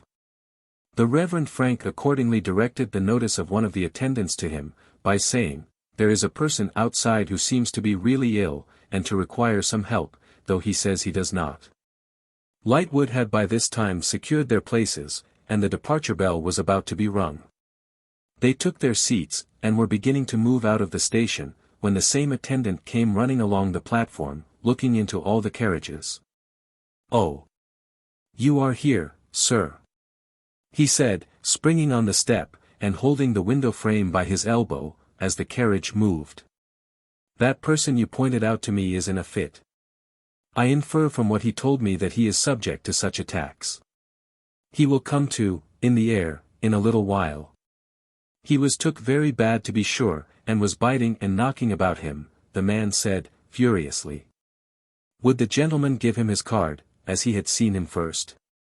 The gentleman did so, with the explanation that he knew no more of the man attacked than that he was a man of a very respectable occupation, who had said he was out of health, as his appearance would of itself have indicated. The attendant received the card, watched his opportunity for sliding down, slid down, and so it ended. Then, the train rattled among the housetops, and among the ragged sides of houses torn down to make way for it, and over the swarming streets, and under the fruitful earth. Until it shot across the river, bursting over the quiet surface like a bombshell, and gone again as if it had exploded in the rush of smoke and steam and glare. A little more, and again it roared across the river, a great rocket, spurning the watery turnings and doublings with ineffable contempt, and going straight to its end, as Father Time goes to his. To whom it is no matter what living waters run high or low, reflect the heavenly lights and darknesses, produce their little growth of weeds and flowers, turn here, turn there, are noisy or still, are troubled or at rest. For their course has one sure termination, though their sources and devices are many. Then, a carriage ride succeeded, near the solemn river, stealing away by night, as all things steal away, by night and by day, so quietly yielding to the attraction of the lodestone rock of eternity. And the nearer they drew to the chamber where Eugene lay, the more they feared that they might find his wanderings done. At last they saw its dim light shining out, and it gave them hope, though Lightwood faltered as he thought, if he were gone, she would still be sitting by him.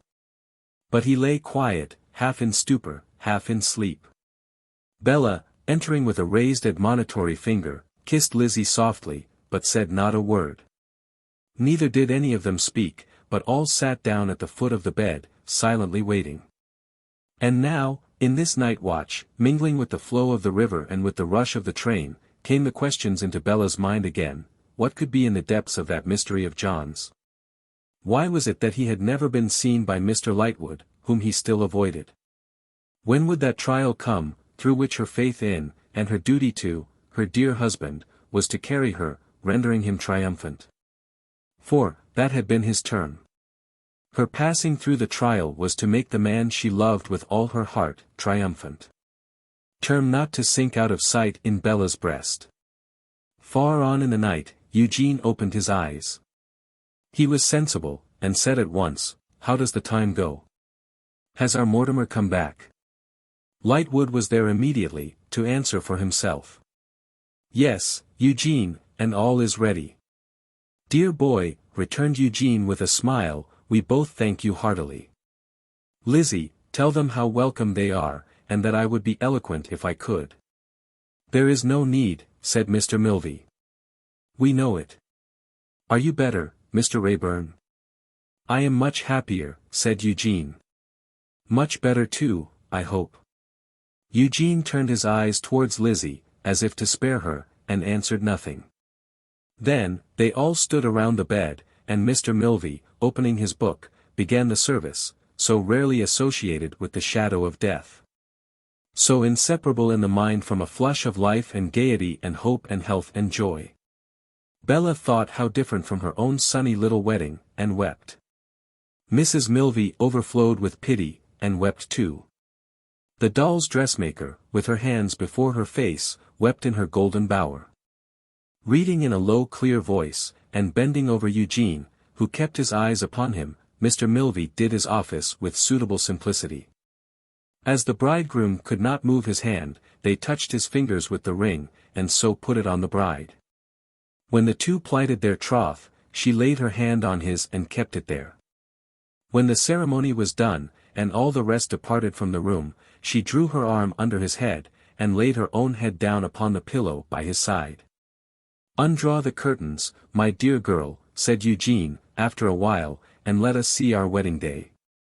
The sun was rising, and his first rays struck into the room, as she came back, and put her lips to his.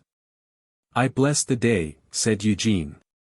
"I bless the day," said Lizzie. "You have made a poor marriage of it, my sweet wife," said Eugene. "A shattered graceless fellow, stretched at his length here, and next to nothing for you when you are a young widow." "I have made the marriage that I would have given all the world to dare to hope for," she replied. "You have thrown yourself away," said Eugene, shaking his head. "But you have followed the treasure of your heart. My justification is, that you had thrown that away first, dear girl." "No. I had given it to you." "The same thing, my poor Lizzie." "Hush. Hush. A very different thing." There were tears in his eyes, and she besought him to close them. "No," said Eugene, again shaking his head, "let me look at you, Lizzie, while I can. You brave devoted girl. You heroine." Her own eyes filled under his praises. And when he mustered strength to move his wounded head a very little way, and lay it on her bosom, the tears of both fell. "Lizzie," said Eugene, after a silence, "when you see me wandering away from this refuge that I have so ill deserved, speak to me by my name, and I think I shall come back." "Yes, dear Eugene." "There," he exclaimed, smiling. "I should have gone then, but for that." A little while afterwards, when he appeared to be sinking into insensibility, she said, in a calm loving voice, "Eugene, my dear husband." He immediately answered, "There again. You see how you can recall me." And afterwards, when he could not speak, he still answered by a slight movement of his head upon her bosom. The sun was high in the sky, when she gently disengaged herself to give him the stimulants and nourishment he required. The utter helplessness of the wreck of him that lay cast ashore there, now alarmed her, but he himself appeared a little more hopeful. "Ah, my beloved Lizzie," he said, faintly. "How shall I ever pay all I owe you, if I recover?" "Don't be ashamed of me," she replied, "and you will have more than paid all." "It would require a life, Lizzie, to pay all, more than a life." "Live for that, then, live for me, Eugene. Live to see how hard I will try to improve myself, and never to discredit you." "My darling girl," he replied, rallying more of his old manner than he had ever yet got together. "On the contrary, I have been thinking whether it is not the best thing I can do, to die. The best thing you can do, to leave me with a broken heart." "I don't mean that, my dear girl. I was not thinking of that. What I was thinking of was this. Out of your compassion for me, in this maimed and broken state, you make so much of me, you think so well of me, you love me so dearly. Heaven knows I love you dearly. And heaven knows I prize it. Well, if I live, you'll find me out. I shall find out that my husband has a mind of purpose and energy, and will turn it to the best account." "I hope so, dearest Lizzie," said Eugene, wistfully, and yet somewhat whimsically. "I hope so. But I can't summon the vanity to think so. How can I think so, looking back on such a trifling wasted youth as mine? I humbly hope it, but I daren't believe it. There is a sharp misgiving in my conscience that if I were to live, I should disappoint your good opinion and my own, and that I ought to die, my dear." Chapter 12. The Passing Shadow.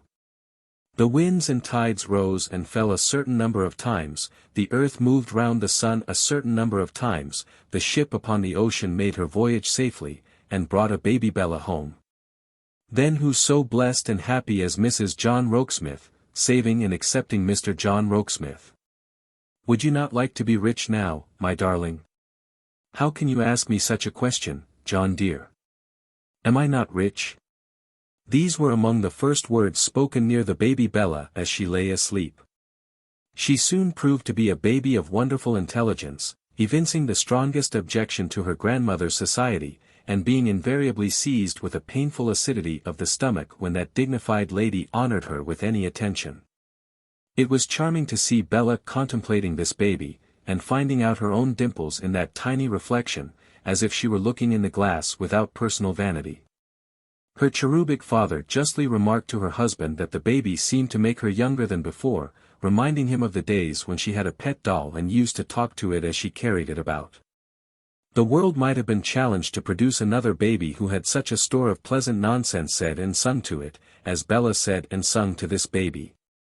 Or who was dressed and undressed as often in 24 hours as Bella dressed and undressed this baby, or who was held behind doors and poked out to stop its father's way when he came home, as this baby was. Or, in a word, who did half the number of baby things, through the lively invention of a gay and proud young mother, that this inexhaustible baby did. The inexhaustible baby was 2 or 3 months old, when Bella began to notice a cloud upon her husband's brow. Watching it, she saw a gathering and deepening anxiety there, which caused her great disquiet. More than once, she awoke him muttering in his sleep, and, though he muttered nothing worse than her own name, it was plain to her that his restlessness originated in some load of care. Therefore, Bella at length put in her claim to divide this load, and hear her half of it. "You know, John dear," she said, cheerily reverting to their former conversation, "that I hope I may safely be trusted in great things. And it surely cannot be a little thing that causes you so much uneasiness. It's very considerate of you to try to hide from me that you are uncomfortable about something, but it's quite impossible to be done, John love.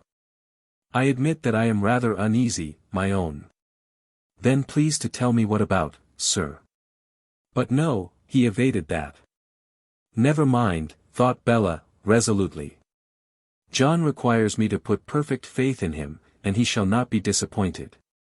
She went up to London one day, to meet him, in order that they might make some purchases. She found him waiting for her at her journey's end, and they walked away together through the streets. He was in gay spirits, though still harping on that notion of their being rich, and he said, now let them make believe that yonder fine carriage was theirs, and that it was waiting to take them home to a fine house they had. What would Bella, in that case, best like to find in the house? Well, Bella didn't know, already having everything she wanted, she couldn't say. But, by degrees she was led on to confess that she would like to have for the inexhaustible baby such a nursery as never was seen. It was to be a very rainbow for colors, as she was quite sure baby noticed colors. And the staircase was to be adorned with the most exquisite flowers, as she was absolutely certain baby noticed flowers. And there was to be an aviary somewhere, of the loveliest little birds, as there was not the smallest doubt in the world that baby noticed birds. Was there nothing else?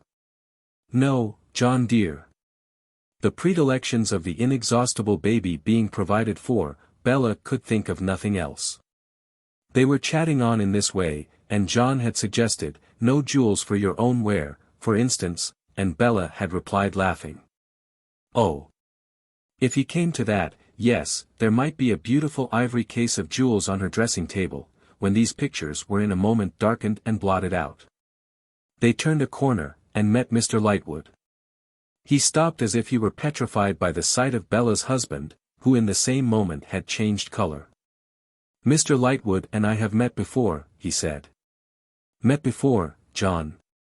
Bella repeated in a tone of wonder. Mr. Lightwood told me he had never seen you. I did not then know that I had, said Lightwood, discomposed on her account. I believed that I had only heard of Mr. Rokesmith.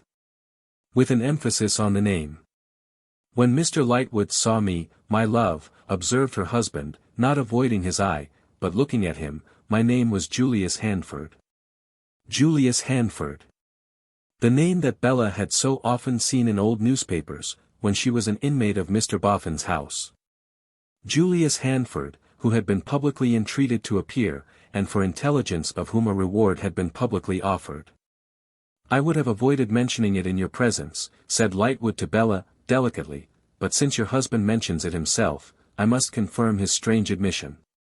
I saw him as Mr. Julius Handford, and I afterwards, unquestionably to his knowledge, took great pains to trace him out. Quite true. But it was not my object or my interest, said Rokesmith, quietly, to be traced out.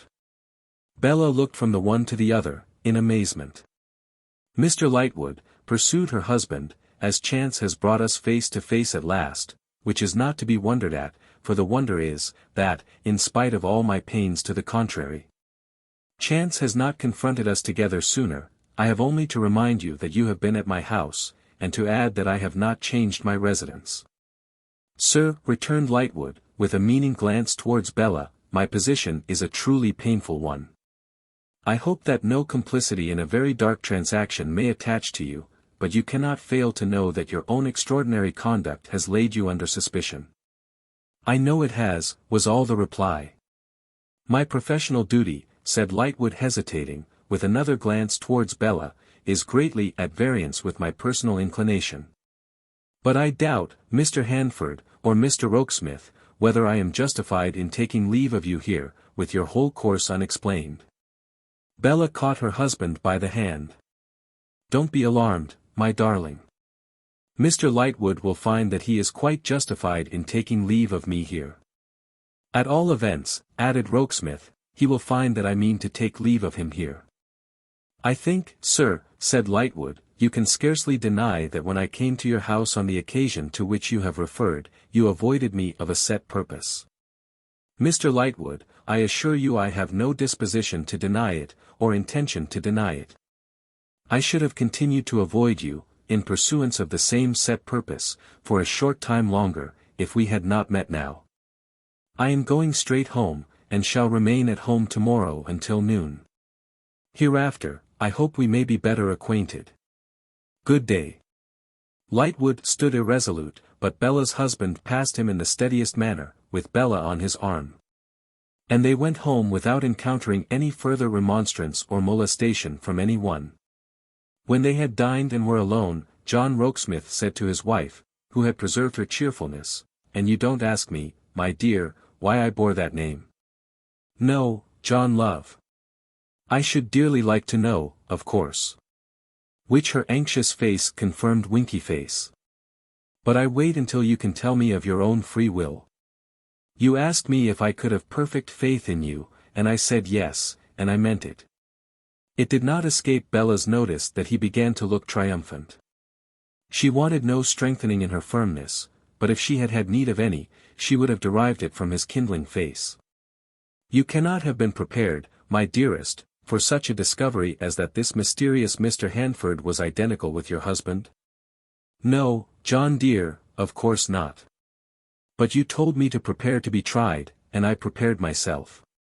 He drew her to nestle closer to him, and told her it would soon be over, and the truth would soon appear.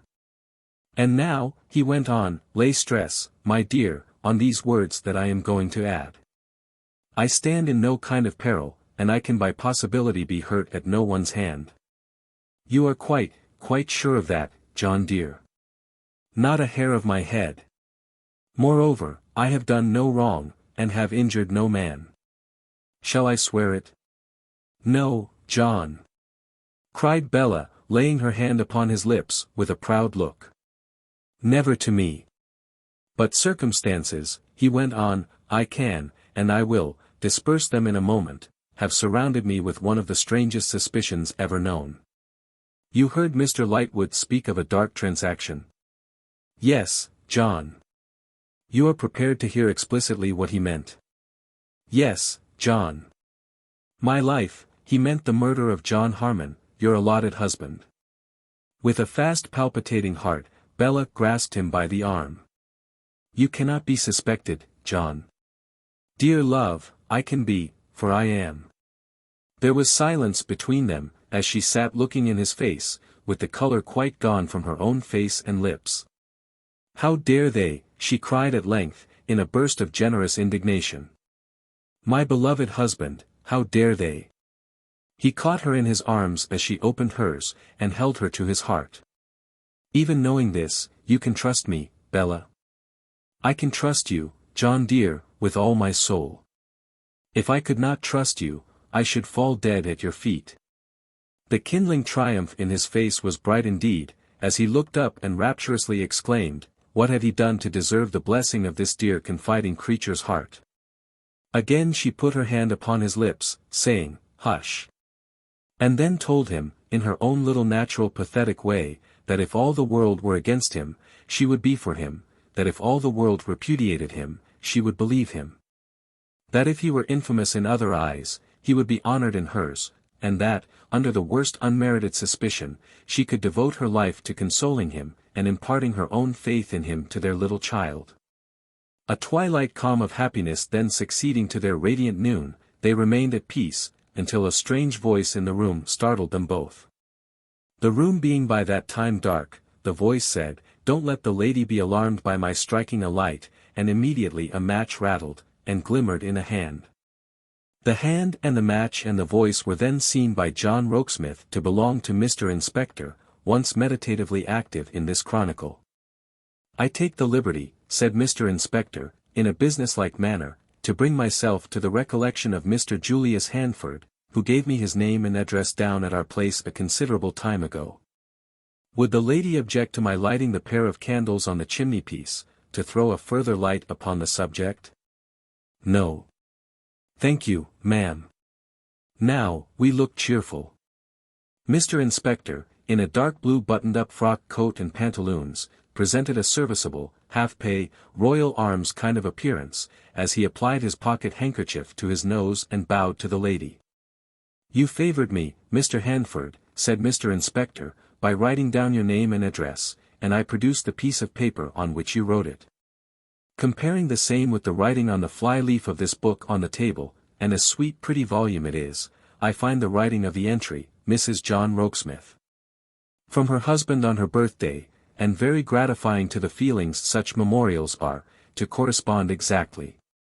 Can I have a word with you? Certainly.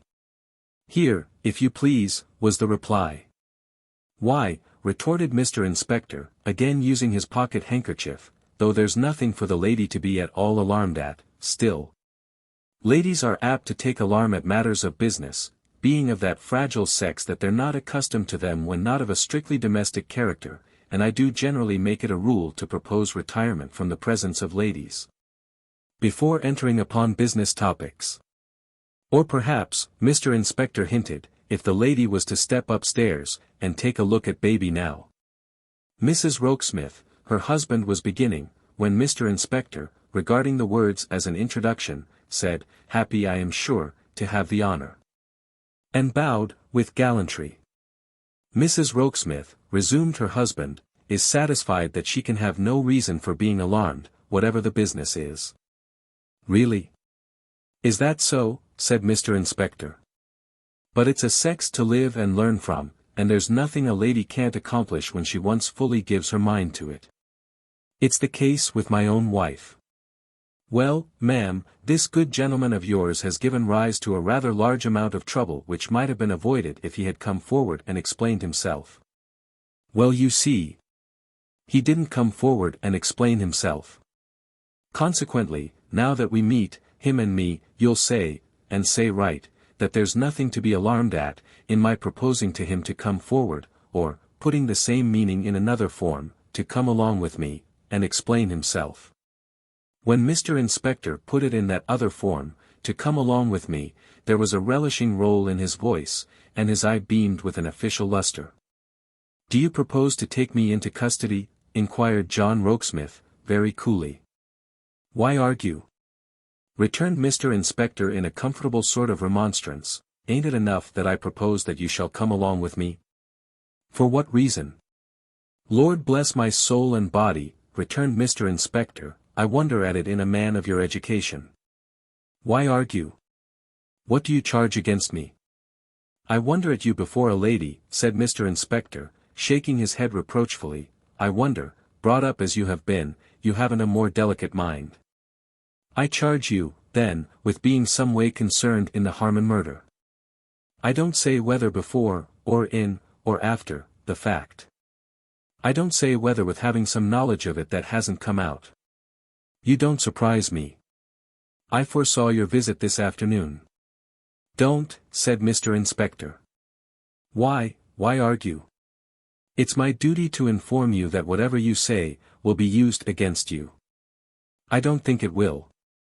But I tell you it will, said Mr. Inspector. Now, having received the caution, do you still say that you foresaw my visit this afternoon? Yes. And I will say something more, if you will step with me into the next room. With a reassuring kiss on the lips of the frightened Bella, her husband, to whom Mr. Inspector obligingly offered his arm, took up a candle, and withdrew with that gentleman. They were a full half-hour in conference. When they returned, Mr. Inspector looked considerably astonished. I have invited this worthy officer, my dear, said John, to make a short excursion with me in which you shall be a sharer. He will take something to eat and drink, I dare say, on your invitation, while you are getting your bonnet on. Mr. Inspector declined eating, but assented to the proposal of a glass of brandy and water. Mixing this cold, and pensively consuming it, he broke at intervals into such soliloquies as that he never did know such a move, that he never had been so gravelled. And that what a game was this to try the sort of stuff a man's opinion of himself was made of. Concurrently with these comments, he more than once burst out a-laughing, with the half-enjoying and half-piqued air of a man, who had given up a good conundrum, after much guessing, and been told the answer. Bella was so timid of him, that she noted these things in a half-shrinking, half-perceptive way, and similarly noted that there was a great change in his manner towards John. That coming along with him deportment was now lost in long musing looks at John and at herself, and sometimes in slow heavy rubs of his hand across his forehead, as if he were ironing cut the creases which his deep pondering made there. He had had some coughing and whistling satellites secretly gravitating towards him about the premises, but they were now dismissed, and he eyed John as if he had meant to do him a public service, but had unfortunately been anticipated. Whether Bella might have noted anything more, if she had been less afraid of him, she could not determine, but it was all inexplicable to her, and not the faintest flash of the real state of the case broke in upon her mind. Mr. Inspector's increased notice of herself and knowing way of raising his eyebrows when their eyes by any chance met, as if he put the question, "Don't you see?" augmented her timidity, and, consequently, her perplexity. For all these reasons, when he and she and John, at towards 9 o'clock of a winter evening went to London, and began driving from London Bridge, among low-lying waterside wharves and docks and strange places, Bella was in the state of a dreamer. Perfectly unable to account for her being there, perfectly unable to forecast what would happen next, or whither she was going, or why. Certain of nothing in the immediate present, but that she confided in John, and that John seemed somehow to be getting more triumphant. But what a certainty was that! They alighted at last at the corner of a court, where there was a building with a bright lamp and wicket gate. Its orderly appearance was very unlike that of the surrounding neighborhood, and was explained by the inscription police station. "We are not going in here, John," said Bella, clinging to him. "Yes, my dear, but of our own accord. We shall come out again as easily, never fear." The whitewashed room was pure white as of old, the methodical bookkeeping was in peaceful progress as of old, and some distant howler was banging against a cell door as of old. The sanctuary was not a permanent abiding place, but a kind of criminal Pickford's. The lower passions and vices were regularly ticked off in the books, warehoused in the cells, carted away as per accompanying invoice, and left little mark upon it.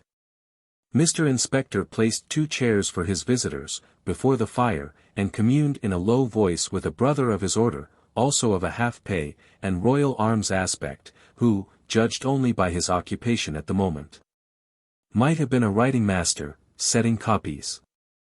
Their conference done, Mr. Inspector returned to the fireplace, and, having observed that he would step round to the fellowships and see how matters stood, went out. He soon came back again, saying, nothing could be better, for they're at supper with Miss Abby in the bar, and then they all 3 went out together.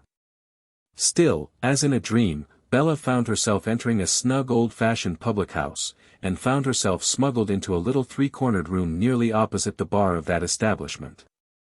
Mr. Inspector achieved the smuggling of herself and John into this queer room, called cozy in an inscription on the door, by entering in the narrow passage first in order, and suddenly turning round upon them with extended arms, as if they had been 2 sheep.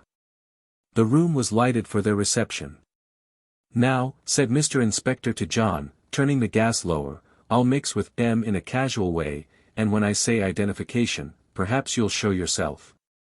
John nodded, and Mr. Inspector went alone to the half-door of the bar. From the dim doorway of cozy, within which Bella and her husband stood, they could see a comfortable little party of 3 persons sitting at supper in the bar, and could hear everything that was said. The 3 persons were Miss Abby and 2 male guests, to whom collectively, Mr. Inspector remarked that the weather was getting sharp for the time of year. "It need be sharp to suit your wits, sir," said Miss Abby. "What have you got in hand now?" "Thanking you for your compliment, not much, Miss Abby," was Mr. Inspector's rejoinder. "Who have you got in cozy?" asked Miss Abby. "Only a gentleman and his wife, Mississippi." "And who are they?" "If one may ask it without detriment to your deep plans and the interests of the honest public," said Miss Abby, proud of Mr. Inspector as an administrative genius. "They are strangers in this part of the town, Miss Abby. They are waiting till I shall want the gentleman to show himself somewhere, for half a moment." "While they're waiting," said Miss Abby, "couldn't you join us?" Mr. Inspector immediately slipped into the bar, and sat down at the side of the half-door, with his back towards the passage, and directly facing the 2 guests. "I don't take my supper till later in the night," said he, "and therefore I won't disturb the compactness of the table. But I'll take a glass of flip, if that's flip in the jug in the fender." "That's flip," replied Miss Abby, "and it's my making, and if even you can find out better, I shall be glad to know where." Filling him, with hospitable hands, a steaming tumbler, Miss Abby replaced the jug by the fire. The company not having yet arrived at the flip stage of their supper, but being as yet skirmishing with strong ale. "Ah, cried Mr. Inspector. "That's the smack. There's not a detective in the force, Miss Abby, that could find out better stuff than that." Glad to hear you say so, rejoined Miss Abby. You ought to know, if anybody does. Mr. Job Potterson, Mr. Inspector continued, I drink your health. Mr. Jacob Kibble, I drink yours. Hope you have made a prosperous voyage home, gentlemen both. Mr. Kibble, an unctuous broad man of few words and many mouthfuls, said, more briefly than pointedly, raising his ale to his lips, same to you. Mr. Job Potterson, a semi-seafaring man of obliging demeanor, said, thank you, sir. Lord bless my soul and body, cried Mr. Inspector. Talk of trades, Miss Abby, and the way they set their marks on men, a subject which nobody had approached. Who wouldn't know your brother to be a steward? There's a bright and ready twinkle in his eye, there's a neatness in his action, there's a smartness in his figure, there's an air of reliability about him in case you wanted a basin, which points out the steward. And Mr. Kibble. Ain't he passenger, all over? While there's that mercantile cut upon him which would make you happy to give him credit for £500, don't you see the salt sea shining on him too? You do, I dare say, returned Miss Abby, but I don't. And as for stewarding, I think it's time my brother gave that up, and took his house in hand on his sister's retiring. The house will go to pieces if he don't. I wouldn't sell it for any money that could be told out, to a person that I couldn't depend upon to be a law to the porters, as I have been. There you're right, miss, said Mr. Inspector. A better kept house is not known to our men. What do I say? Half so well a kept house is not known to our men. Show the force the 6 jolly fellowship porters, and the force, to a constable, will show you a piece of perfection, Mr. Kibble. That gentleman, with a very serious shake of his head, subscribed the article. And talk of time slipping by you, as if it was an animal at rustic sports with its tail soaped, said Mr. Inspector, again, a subject which nobody had approached. Why, well you may. Well you may. How has it slipped by us, since the time when Mr. Job Potterson here present, Mr. Jacob Kibble here present, and an officer of the force here present, first came together on a matter of identification? Bella's husband stepped softly to the half-door of the bar, and stood there. How has time slipped by us, Mr. Inspector went on slowly, with his eyes narrowly observant of the 2 guests, since we 3 very men, at an inquest in this very house, Mr. Kibble. Taken ill, sir. Mr. Kibble had staggered up, with his lower jaw dropped, catching Potterson by the shoulder, and pointing to the half-door. He now cried out, Potterson. Look! Look there! Potterson started up, started back, and exclaimed, Heaven defend us, what's that? Bella's husband stepped back to Bella, took her in his arms, for she was terrified by the unintelligible terror of the 2 men, and shut the door of the little room. A hurry of voices succeeded, in which Mr. Inspector's voice was busiest. It gradually slackened and sank, and Mr. Inspector reappeared. Sharp's the word, sir, he said, looking in with a knowing wink. We'll get your lady out at once. Immediately, Bella and her husband were under the stars, making their way back, alone, to the vehicle they had kept in waiting. All this was most extraordinary, and Bella could make nothing of it but that John was in the right. How in the right, and how suspected of being in the wrong, she could not divine. Some vague idea that he had never really assumed the name of Handford, and that there was a remarkable likeness between him and that mysterious person, was her nearest approach to any definite explanation. But John was triumphant. That much was made apparent, and she could wait for the rest. When John came home to dinner next day, he said, sitting down on the sofa by Bella and baby Bella, My dear, I have a piece of news to tell you. I have left the China house. As he seemed to like having left it, Bella took it for granted that there was no misfortune in the case. In a word, my love, said John, the China house is broken up and abolished. There is no such thing any more. Then, are you already in another house, John? Yes, my darling. I am in another way of business. And I am rather better off. The inexhaustible baby was instantly made to congratulate him, and to say, with appropriate action on the part of a very limp arm and a speckled fist, 3 cheers, ladies and gentlemen. Hoo-ray! I am afraid, my life, said John, that you have become very much attached to this cottage. Afraid I have, John. Of course I have. The reason why I said afraid, returned John, is, because we must move.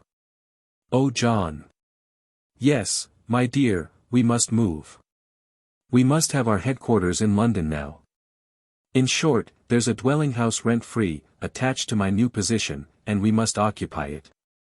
That's a gain, John.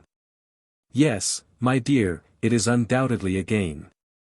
He gave her a very blithe look, and a very sly look, which occasioned the inexhaustible baby to square at him with the speckled fists, and demand in a threatening manner what he meant. My love, you said it was a gain, and I said it was a gain. A very innocent remark, surely.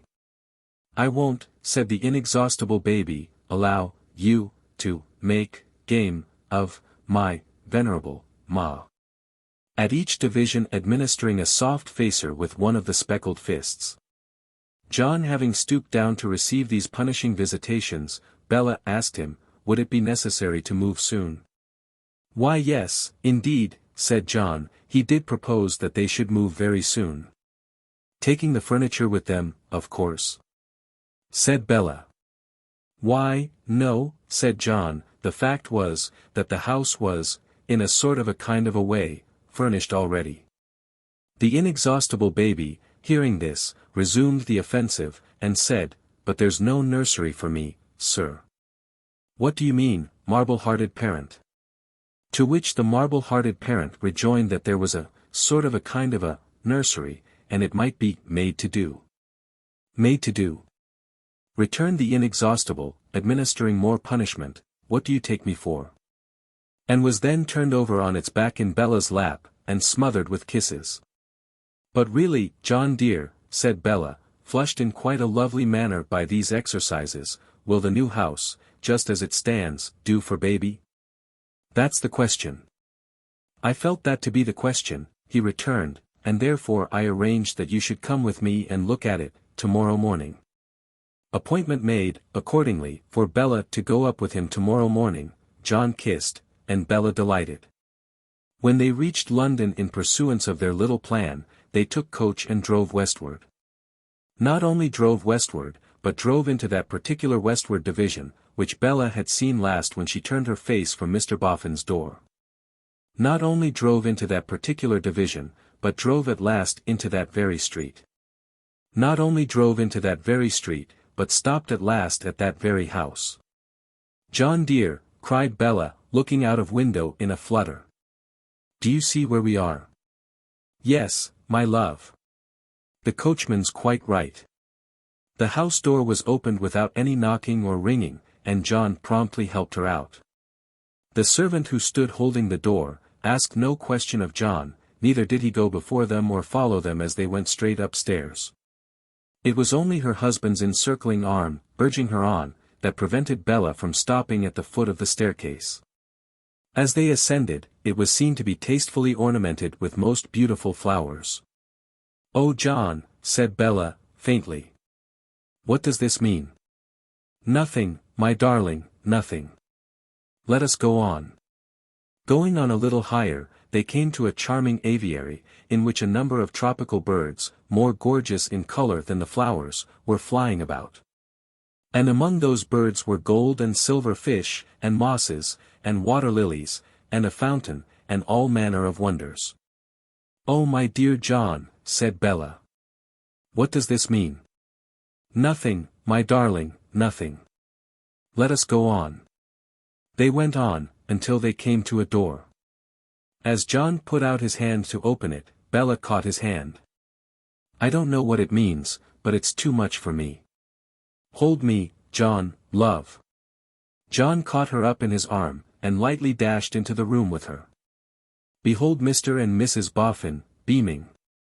Behold Mrs. Boffin clapping her hands in an ecstasy, running to Bella with tears of joy pouring down her comely face, and folding her to her breast, with the words, "My dearie dearie, dearie girl, that naughty in me saw married and couldn't wish joy to. Or so much as speak to. My dearie, dearie, dearie, wife of John and mother of his little child. My loving loving, bright bright, pretty pretty. Welcome to your house and home, my dearie." Chapter 13.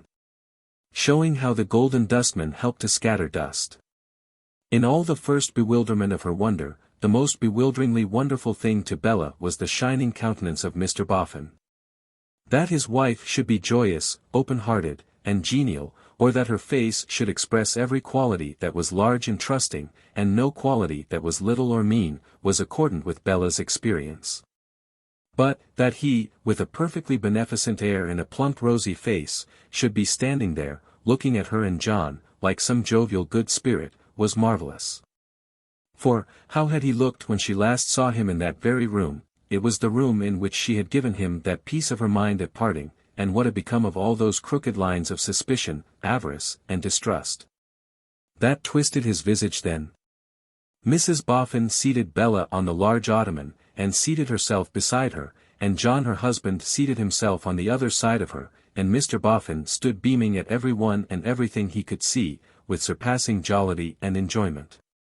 Mrs. Boffin was then taken with a laughing fit of clapping her hands, and clapping her knees, and rocking herself to and fro, and then with another laughing fit of embracing Bella, and rocking her to and fro, both fits, of considerable duration. Old lady," said Mr. Boffin, at length, "if you don't begin somebody else must." "I'm a-going to begin, naughty, my dear," returned Mrs. Boffin. "Only it isn't easy for a person to know where to begin, when a person is in this state of delight and happiness. Bella, my dear. Tell me, who's this?" "Who is this?" repeated Bella. "My husband." "Ah. But tell me his name, dearie," cried Mrs. Boffin. "Rokesmith." "No, it ain't," cried Mrs. Boffin, clapping her hands, and shaking her head. "Not a bit of it." "Handford then," suggested Bella. "No, it ain't," cried Mrs. Boffin, again clapping her hands and shaking her head. "Not a bit of it." "At least, his name is John, I suppose," said Bella. "Ah. I should think so, dearie," cried Mrs. Boffin. "I should hope so. Many and many is the time I have called him by his name of John. But what's his other name, his true other name? Give a guess, my pretty." "I can't guess," said Bella, turning her pale face from one to another. "I could," cried Mrs. Boffin, "and what's more, I did. I found him out, all in a flash as I may say, one night. Didn't I, naughty?" "Aye. That the old lady did," said Mr. Boffin, with stout pride in the circumstance. "Hark ye to me, dearie," pursued Mrs. Boffin, taking Bella's hands between her own, and gently beating on them from time to time. It was after a particular night when John had been disappointed, as he thought, in his affections. It was after a night when John had made an offer to a certain young lady, and the certain young lady had refused it. It was after a particular night, when he felt himself cast away like, and had made up his mind to go seek his fortune. It was the very next night. My Naughty wanted a paper out of his secretary's room, and I says to Naughty, "I am going by the door, and I'll ask him for it." I tapped at his door, and he didn't hear me. I looked in, and saw him a-sitting lonely by his fire, brooding over it. He chanced to look up with a pleased kind of smile in my company when he saw me, and then in a single moment every grain of the gunpowder that had been lying sprinkled thick about him ever since I first set eyes upon him as a man at the Bower, took fire. Too many a time had I seen him sitting lonely, when he was a poor child, to be pitied, heart and hand. Too many a time had I seen him in need of being brightened up with a comforting word. Too many a time to be mistaken, when that glimpse of him come at last. No, no. I just makes out to cry, "I know you now. You're John." And he catches me as I drops. "So what," says Mrs. Boffin, breaking off in the rush of her speech to smile most radiantly, "might you think by this time that your husband's name was, dear?" Not, returned Bella, with quivering lips, not Harmon. That's not possible. Don't tremble. Why not possible, dearie, when so many things are possible, demanded Mrs. Boffin, in a soothing tone. He was killed, gasped Bella. Thought to be, said Mrs. Boffin. But if ever John Harmon drew the breath of life on earth, that is certainly John Harmon's arm round your waist now, my pretty. If ever John Harmon had a wife on earth, that wife is certainly you. If ever John Harmon and his wife had a child on earth, that child is certainly this. By a masterstroke of secret arrangement, the inexhaustible baby here appeared at the door, suspended in mid-air by invisible agency. Mrs. Boffin, plunging at it, brought it to Bella's lap, where both Mrs. and Mr. Boffin, as the saying is, took it out of the inexhaustible in a shower of caresses. It was only this timely appearance that kept Bella from swooning. This, and her husband's earnestness in explaining further to her how it had come to pass that he had been supposed to be slain, and had even been suspected of his own murder. Also, how he had put a pious fraud upon her which had preyed upon his mind, as the time for its disclosure approached, lest she might not make full allowance for the object with which it had originated, and in which it had fully developed. But bless ye, my beauty, cried Mrs. Boffin, taking him up short at this point, with another hearty clap of her hands. It wasn't John only that was in it. We was all of us in it. I don't, said Bella, looking vacantly from one to another, yet understand. Of course you don't, my dearie, exclaimed Mrs. Boffin. How can you till you're told? So now I am a-going to tell you. So you put your 2 hands between my 2 hands again, cried the comfortable creature, embracing her, with that blessed little picture lying on your lap, and you shall be told all the story. Now, I'm a-going to tell the story. Once, twice, 3 times, and the horses is off. Here they go. When I cries out that night, I know you now, you're John. Which was my exact words, wasn't they, John? Your exact words, said John, laying his hand on hers. That's a very good arrangement, cried Mrs. Boffin. Keep it there, John. And as we was all of us in it, naughty you come and lay yours atop of his, and we won't break the pile till the story's done. Mr. Boffin hitched up a chair, and added his broad brown right hand to the heap. That's capital, said Mrs. Boffin, giving it a kiss. Seems quite a family building, don't it? But the horses is off. Well. When I cries out that night, I know you now. You're John.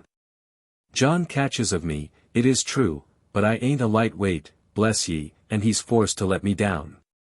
Naughty, he hears a noise, and in he trots, and as soon as I anyways comes to myself I calls to him, naughty, well I might say as I did say, that night at the Bower, for the Lord be thankful this is John. On which he gives a heave, and down he goes likewise, with his head under the writing table. This brings me round comfortable, and that brings him round comfortable, and then John and him and me we all fall a-crying for joy. Yes. They cry for joy, my darling, her husband struck in. You understand. These 2, whom I come to life to disappoint and dispossess, cry for joy. Bella looked at him confusedly, and looked again at Mrs. Boffin's radiant face. That's right, my dear, don't you mind him, said Mrs. Boffin, stick to me. Well. Then we sits down, gradually gets cool, and holds a confabulation. John, he tells us how he is despairing in his mind on accounts of a certain fair young person, and how, if I hadn't found him out, he was going away to seek his fortune far and wide, and had fully meant never to come to life, but to leave the property as our wrongful inheritance for ever and a day. At which you never see a man so frightened as my naughty was. For to think that he should have come into the property wrongful, however innocent, and, more than that, might have gone on keeping it to his dying day, turned him whiter than chalk. And you too, said Mr. Boffin. Don't you mind him, neither, my dearie, resumed Mrs. Boffin, stick to me. This brings up a confabulation regarding the certain fair young person, when naughty he gives it as his opinion that she is a dearie creetur.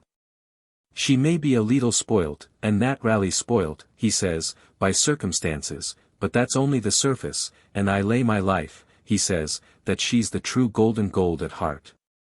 So did you, said Mr. Boffin. Don't you mind him a single morsel, my dear, proceeded Mrs. Boffin, but stick to me. Then says John, oh, if he could but prove so. Then we both of us ups and says, that minute, prove so. With a start, Bella directed a hurried glance towards Mr. Boffin. But, he was sitting thoughtfully smiling at that broad brown hand of his, and either didn't see it, or would take no notice of it. Prove it, John, we says, repeated Mrs. Boffin. Prove it and overcome your doubts with triumph, and be happy for the first time in your life, and for the rest of your life. This puts John in a state, to be sure. Then we says, what will content you? If she was to stand up for you when you was slighted, if she was to show herself of a generous mind when you was oppressed, if she was to be truest to you when you was poorest and friendliest, and all this against her own seeming interest. How would that do? Do, says John, it would raise me to the skies. Then, says my naughty, make your preparations for the ascent, John, it being my firm belief that up you go. Bella caught Mr. Boffin's twinkling eye for half an instant. But he got it away from her, and restored it to his broad brown hand. From the first, you was always a special favorite of Noddy's, said Mrs. Boffin, shaking her head. Oh, you were. And if I had been inclined to be jealous, I don't know what I mightn't have done to you. But as I wasn't, why, my beauty, with a hearty laugh and an embrace, I made you a special favorite of my own too. But the horses is coming round the corner. Well. Then says my naughty, shaking his sides till he was fit to make them ache again, look out for being slighted and oppressed, John, for if ever a man had a hard master, he shall find me from this present time to be such to you. And then he began, cried Mrs. Boffin, in an ecstasy of admiration. Lord bless you, then he began. And how he did begin, didn't he? Bella looked half frightened, and yet half laughed. But, bless you, pursued Mrs. Boffin, if you could have seen him of a night, at that time of it. The way he'd sit and chuckle over himself. The way he'd say, I've been a regular brown bear today, and take himself in his arms and hug himself at the thoughts of the brute he had pretended. But every night he says to me, better and better, old lady. What did we say of her? She'll come through it, the true golden gold. This'll be the happiest piece of work we ever done. And then he'd say, I'll be a grislier old growler tomorrow. And laugh, he would, till John and me was often forced to slap his back, and bring it out of his windpipes with a little water. Mr. Boffin, with his face bent over his heavy hand, made no sound, but rolled his shoulders when thus referred to, as if he were vastly enjoying himself. And so, my good and pretty, pursued Mrs. Boffin, you was married, and there was we hid up in the church organ by this husband of yours, for he wouldn't let us out with it then, as was first meant. No, he says, she's so unselfish and contented, that I can't afford to be rich yet. I must wait a little longer. Then, when baby was expected, he says, she is such a cheerful, glorious housewife that I can't afford to be rich yet. I must wait a little longer. Then when baby was born, he says, she is so much better than she ever was, that I can't afford to be rich yet. I must wait a little longer. And so he goes on, till I says outright, now, John, if you don't fix a time for setting her up in her own house and home, and letting us walk out of it, I'll turn informer. Then he says he'll only wait to triumph beyond what we ever thought possible, and to show her to us better than even we ever supposed. And he says, she shall see me under suspicion of having murdered myself, and you shall see how trusting and how true she'll be. Well. Noddy and me agreed to that, and he was right, and here you are, and the horses is in, and the story is done, and God bless you my beauty, and God bless us all. The pile of hands dispersed, and Bella and Mrs. Boffin took a good long hug of one another, to the apparent peril of the inexhaustible baby, lying staring in Bella's lap. But is the story done? Said Bella, pondering. Is there no more of it? What more of it should there be, dearie? returned Mrs. Boffin, full of glee. "Are you sure you have left nothing out of it?" asked Bella. "I don't think I have," said Mrs. Boffin, archly. "John dear," said Bella, "you're a good nurse. Will you please hold baby?" Having deposited the inexhaustible in his arms with those words, Bella looked hard at Mr. Boffin, who had moved to a table where he was leaning his head upon his hand with his face turned away, and, quietly settling herself on her knees at his side, and drawing one arm over his shoulder, said, "Please, I beg your pardon, and I made a small mistake of a word when I took leave of you last.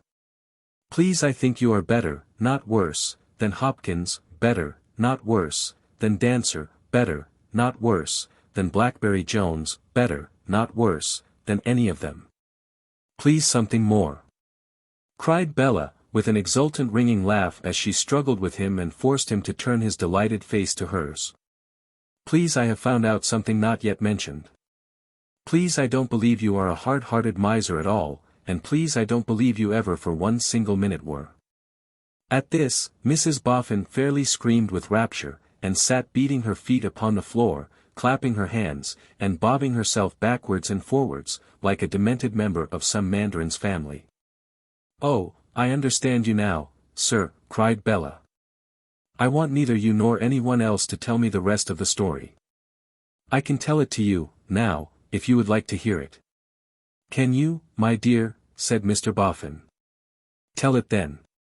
"What?" cried Bella, holding him prisoner by the coat with both hands.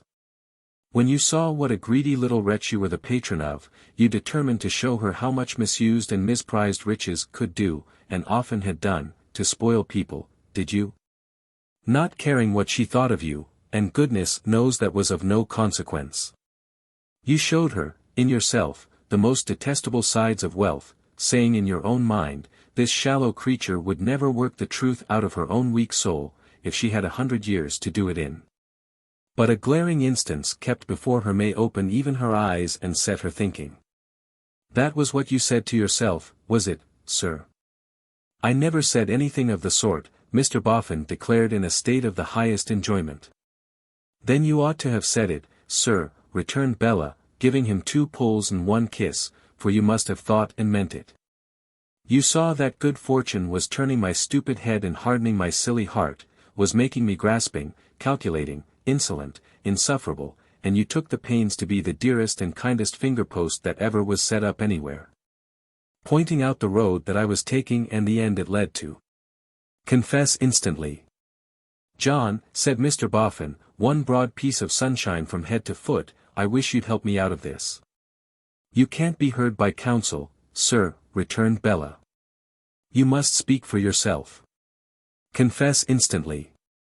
"Well, my dear," said Mr. Boffin, "the truth is, that when we did go in for the little scheme that my old lady has pined out, I did put it to John, what did he think of going in for some such general scheme as you have pined out?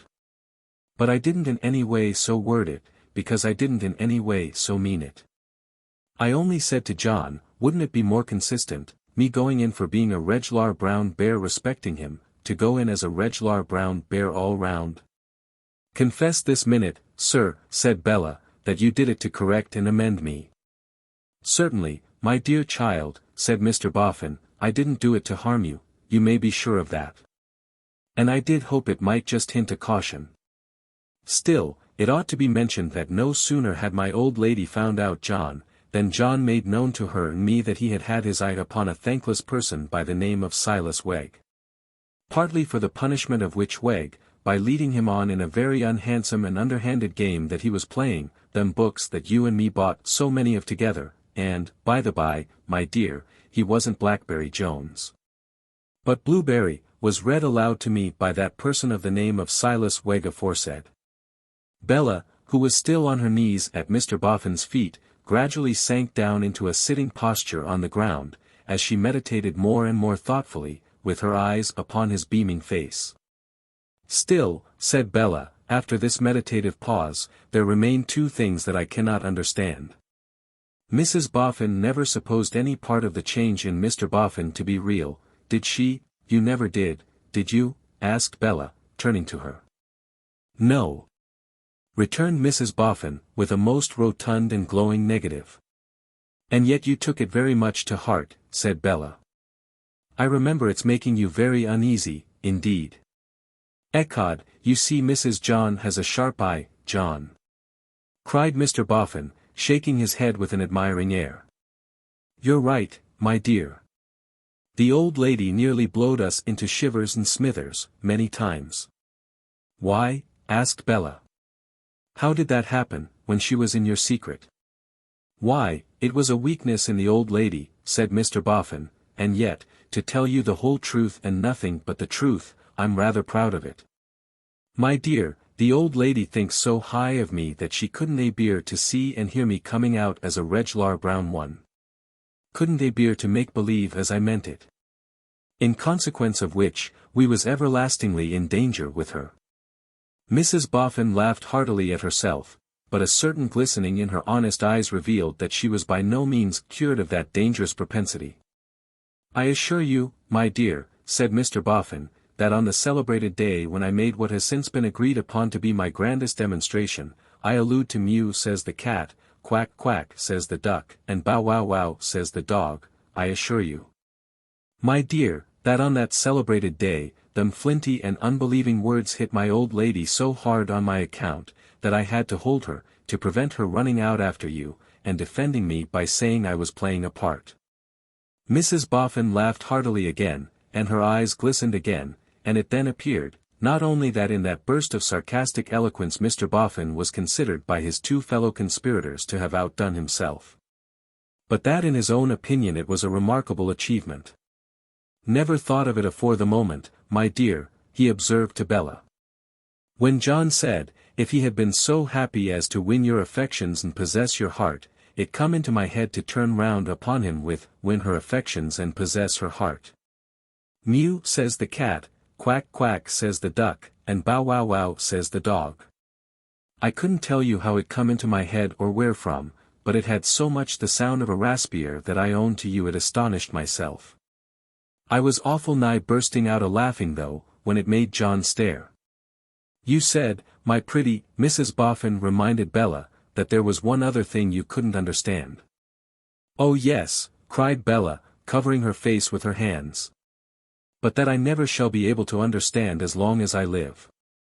It is, how John could love me so when I so little deserved it, and how you, Mr. and Mrs. Boffin, could be so forgetful of yourselves, and take such pains and trouble, to make me a little better, and after all to help him to so unworthy a wife. But I am very very grateful. It was John Harmon's turn then, John Harmon now for good, and John Rokesmith for nevermore, to plead with her, quite unnecessarily, in behalf of his deception, and to tell her, over and over again, that it had been prolonged by her own winning graces in her supposed station of life. This led on to many interchanges of endearment and enjoyment on all sides, in the midst of which the inexhaustible being observed staring, in a most imbecile manner, on Mrs. Boffin's breast, was pronounced to be supernaturally intelligent as to the whole transaction, and was made to declare to the ladies and gentlemerums, with a wave of the speckled fist, with difficulty detached from an exceedingly short waist. I have already informed my venerable ma that I know all about it. Then, said John Harmon, would Mrs. John Harmon come and see her house? And a dainty house it was, and a tastefully beautiful, and they went through it in procession. The inexhaustible on Mrs. Boffin's bosom, still staring, occupying the middle station, and Mr. Boffin bringing up the rear. And on Bella's exquisite toilette table was an ivory casket, and in the casket were jewels the like of which she had never dreamed of, and aloft on an upper floor was a nursery garnished as with rainbows. Though we were hard put to it, said John Harmon, to get it done in so short a time. The house inspected, emissaries removed the inexhaustible, who was shortly afterwards heard screaming among the rainbows. Whereupon Bella withdrew herself from the presence and knowledge of gentlemerums, and the screaming ceased, and smiling peace associated herself with that young olive branch. Come and look in, naughty, said Mrs. Boffin to Mr. Boffin. Mr. Boffin, submitting to be led on tiptoe to the nursery door, looked in with immense satisfaction, although there was nothing to see but Bella in a musing state of happiness, seated in a little low chair upon the hearth, with her child in her fair young arms, and her soft eyelashes shading her eyes from the fire. "It looks as if the old man's spirit had found rest at last, don't it?" said Mrs. Boffin. "Yes, old lady. And as if his money had turned bright again, after a long rust in the dark, and was at last beginning to sparkle in the sunlight." "Yes, old lady. And it makes a pretty and a promising picture, don't it?" "Yes, old lady." But, aware at the instant of a fine opening for a point, Mr. Boffin quenched that observation in this, delivered in the grisliest growling of the regular brown bear. "A pretty and a hopeful picture. Mew, quack quack, bow wow." And then trotted silently downstairs, with his shoulders in a state of the liveliest commotion. Chapter 14. Checkmate to the friendly move. Mr. and Mrs. John Harmon had so timed their taking possession of their rightful name and their London house, that the event befell on the very day when the last wagon-load of the last mound was driven out at the gates of Boffin's Bower. As it jolted away, Mr. Wegg felt that the last load was correspondingly removed from his mind, and hailed the auspicious season when that black sheep, Boffin, was to be closely sheared. Over the whole slow process of leveling the mounds, Silas had kept watch with rapacious eyes. But, eyes no less rapacious had watched the growth of the mounds in years bygone, and had vigilantly sifted the dust of which they were composed. No valuables turned up. How should there be any, seeing that the old hard jailer of Harmony Jail had coined every waif and stray into money, long before? Though disappointed by this bare result, Mr. Wegg felt too sensibly relieved by the close of the labor, to grumble to any great extent. A foreman representative of the dust contractors, purchasers of the mounds, had worn Mr. Wegg down to skin and bone. This supervisor of the proceedings, asserting his employer's rights to cart off by daylight, nightlight, torchlight, when they would, must have been the death of Silas if the work had lasted much longer. Seeming never to need sleep himself, he would reappear, with a tied-up broken head, in fantail hat and velveteen smalls, like an accursed goblin, at the most unholy and untimely hours. Tired out by keeping close ward over a long day's work in fog and rain, Silas would have just crawled to bed and be dozing, when a horrid shake and rumble under his pillow would announce an approaching train of carts, escorted by this demon of unrest, to fall to work again. At another time, he would be rumbled up out of his soundest sleep, in the dead of the night; at another, would be kept at his post 48 hours on end. The more his persecutor besought him not to trouble himself to turn out, the more suspicious was the crafty Wegg that indications had been observed of something hidden somewhere, and that attempts were on foot to circumvent him. So continually broken was his rest through these means, that he led the life of having wagered to keep 10,000 dog watches in 10,000 hours, and looked piteously upon himself as always getting up and yet never going to bed. So gaunt and haggard had he grown at last, that his wooden leg showed disproportionate, and presented a thriving appearance in contrast with the rest of his plagued body, which might almost have been termed chubby. However, Wegg's comfort was, that all his disagreeables were now over, and that he was immediately coming into his property. Of late, the grindstone did undoubtedly appear to have been whirling at his own nose rather than Boffin's, but Boffin's nose was now to be sharp and fine. Thus far, Mr. Wegg had let his dusty friend off lightly, having been balked in that amiable design of frequently dining with him, by the machinations of the sleepless dustman. He had been constrained to depute Mr. Venus to keep their dusty friend, Boffin, under inspection, while he himself turned lank and lean at the Bower. To Mr. Venus's museum Mr. Wegg repaired when at length the mounds were down and gone. It being evening, he found that gentleman, as he expected, seated over his fire, but did not find him, as he expected, floating his powerful mind in tea. "Why, you smell rather comfortable here," said Wegg, seeming to take it ill, and stopping and sniffing as he entered. "I am rather comfortable, sir," said Venus. "You don't use lemon in your business, do you?" asked Wegg, sniffing again. "No, Mr. Wegg," said Venus.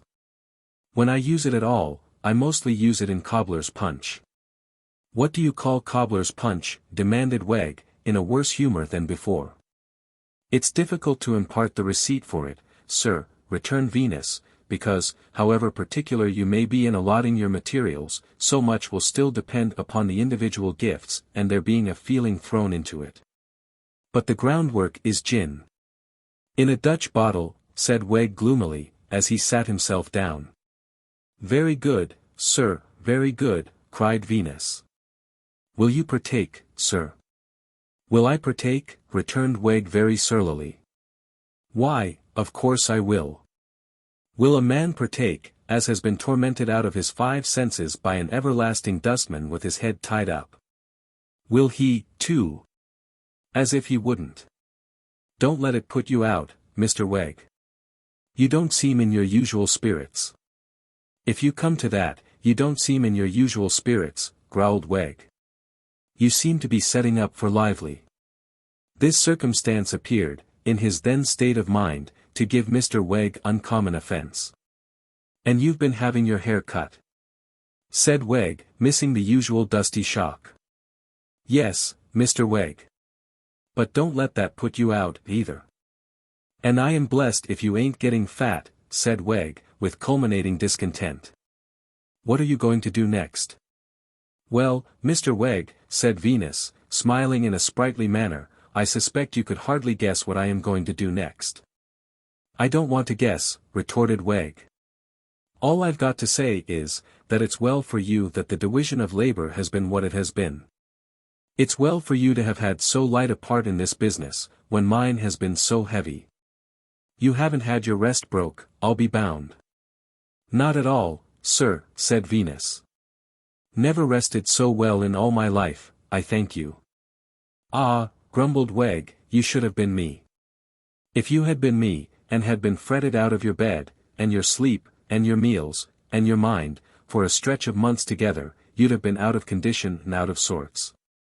Certainly, it has trained you down, Mr. Wegg, said Venus, contemplating his figure with an artist's eye. Trained you down very low, it has.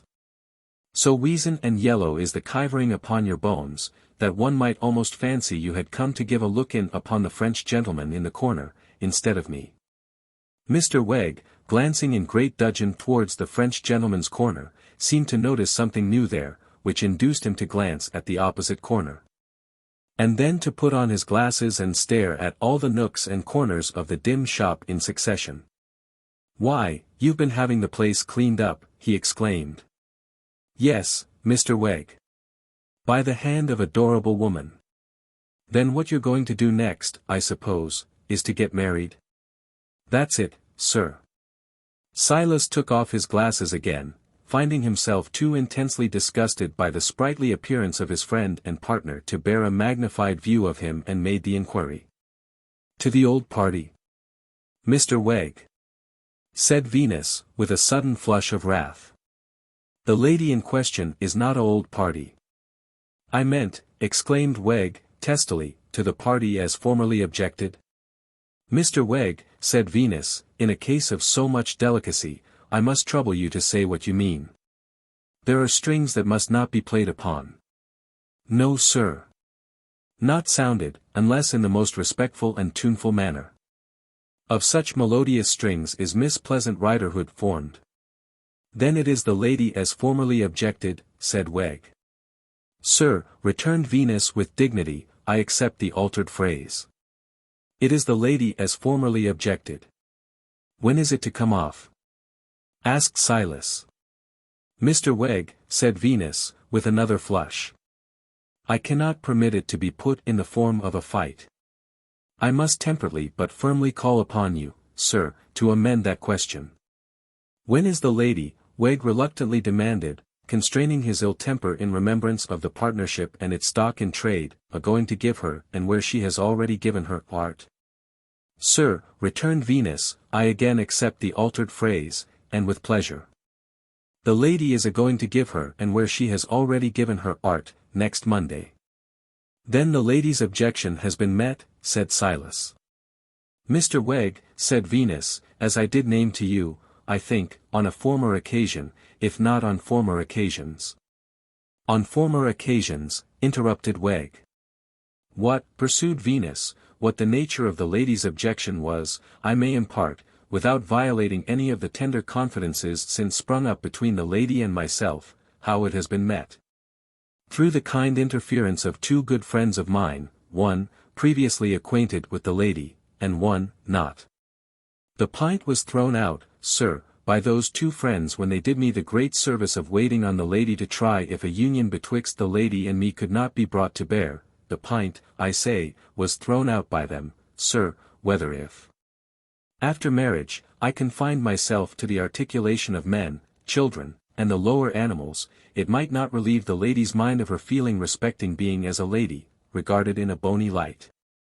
It was a happy thought, sir, and it took root.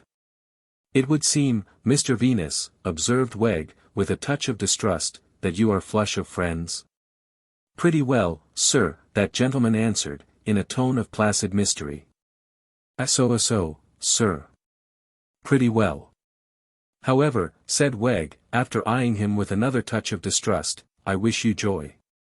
One man spends his fortune in one way, and another in another. You are going to try matrimony. I mean to try traveling. Indeed, Mr. Wegg. Change of air, see scenery, and my natural rest, I hope may bring me round after the persecutions I have undergone from the dustman with his head tied up, which I just now mentioned. The tough job being ended and the mounds laid low, the hour is come for Boffin to stump up. Would 10 tomorrow morning suit you, partner, for finally bringing Boffin's nose to the grindstone? 10 tomorrow morning would quite suit Mr. Venus for that excellent purpose. You have had him well under inspection, I hope, said Silas. Mr. Venus had had him under inspection pretty well every day. Suppose you was just to step round tonight then, and give him orders from me, I say from me, because he knows I won't be played with, to be ready with his papers, his accounts, and his cash, at that time in the morning, said Wegg. And as a matter of form, which will be agreeable to your own feelings, before we go out, for I'll walk with you part of the way, though my leg gives under me with weariness, let's have a look at the stock in trade. Mr. Venus produced it, and it was perfectly correct. Mr. Venus undertook to produce it again in the morning, and to keep tryst with Mr. Wegg on Boffin's doorstep as the clock struck 10. At a certain point of the road between Clerkenwell and Boffin's house, Mr. Wegg expressly insisted that there should be no prefix to the Golden Dustman's name. The partners separated for the night. It was a very bad night, to which succeeded a very bad morning. The streets were so unusually slushy, muddy, and miserable, in the morning, that Wegg rode to the scene of action, arguing that a man who was, as it were, going to the bank to draw out a handsome property, could well afford that trifling expense. Venus was punctual, and Wegg undertook to knock at the door, and conduct the conference. Door knocked at. Door opened. Boffin at home? The servant replied that Mr. Boffin was at home. He'll do, said Wegg, though it ain't what I call him. The servant inquired if they had any appointment. Now, I tell you what, young fellow, said Wegg, I won't have it. This won't do for me. I don't want menials. I want Boffin. They were shown into a waiting room, where the all-powerful Wegg wore his hat, and whistled, and with his forefinger stirred up a clock that stood upon the chimney-piece, until he made it strike. In a few minutes they were shown upstairs into what used to be Boffin's room, which, besides the door of entrance, had folding doors in it, to make it one of a suite of rooms when occasion required. Here, Boffin was seated at a library table, and here Mr. Wegg, having imperiously motioned the servant to withdraw, drew up a chair and seated himself, in his hat, close beside him. Here, also, Mr. Wegg instantly underwent the remarkable experience of having his hat twitched off his head and thrown out of a window, which was opened and shut for the purpose. Be careful what insolent liberties you take in that gentleman's presence, said the owner of the hand which had done this, or I will throw you after it. Wegg involuntarily clapped his hand to his bare head, and stared at the secretary. For, it was he addressed him with a severe countenance, and who had come in quietly by the folding doors. Oh, said Wegg, as soon as he recovered his suspended power of speech. Very good. I gave directions for you to be dismissed. And you ain't gone, ain't you? Oh. We'll look into this presently. Very good. No, nor I ain't gone, said another voice. Somebody else had come in quietly by the folding doors. Turning his head, Wegg beheld his persecutor, the ever-wakeful dustman, accoutred with fantail hat and velveteen smalls complete. Who, untying his tied-up broken head, revealed a head that was whole, and a face that was Sloppy's. Ha, ha, ha, gentlemen, roared Sloppy in a peal of laughter, and with immeasurable relish. He never thought as I could sleep standing, and often done it when I turned for Mrs. Higden. He never thought as I used to give Mrs. Higden the police news in different voices. But I did lead him a life all through it, gentlemen, I hope I really and truly did. Here, Mr. Sloppy opening his mouth to a quite alarming extent, and throwing back his head to peel again, revealed incalculable buttons. Oh, said Wegg, slightly discomfited, but not much as yet, 1 and 1 is 2 not dismissed, is it? Boffin. Just let me ask a question. Who set this chap on, in this dress, when the carting began? Who employed this fellow? I say, remonstrated Sloppy, jerking his head forward. No fellows, or I'll throw you out of Winder. Mr. Boffin appeased him with a wave of his hand, and said, I employed him, Wegg. Oh. You employed him, Boffin. Very good. Mr. Venus, we raise our terms, and we can't do better than proceed to business. Boffin. I want the room cleared of these two scum.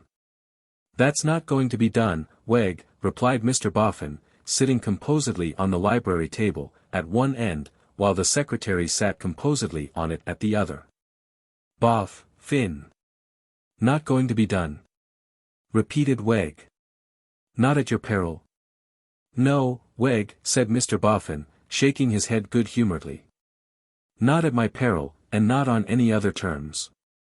Wegg reflected a moment, and then said, Mr. Venus, will you be so good as hand me over that same document? Certainly, sir, replied Venus, handing it to him with much politeness. There it is. Having now, sir, parted with it, I wish to make a small observation, not so much because it is anyways necessary, or expresses any new doctrine or discovery, as because it is a comfort to my mind. Silas Wegg, you are a precious old rascal. Mr. Wegg, who, as if anticipating a compliment, had been beating time with the paper to the other's politeness until this unexpected conclusion came upon him, stopped rather abruptly. Silas Wegg, said Venus, know that I took the liberty of taking Mr. Boffin into our concern as a sleeping partner, at a very early period of our firm's existence. Quite true, added Mr. Boffin. And I tested Venus by making him a pretended proposal or two, and I found him on the whole a very honest man, Wegg. So Mr. Boffin, in his indulgence, is pleased to say, Venus remarked, though in the beginning of this dirt, my hands were not, for a few hours, quite as clean as I could wish. But I hope I made early and full amends. Venus, you did, said Mr. Boffin. Certainly, certainly, certainly. Venus inclined his head with respect and gratitude.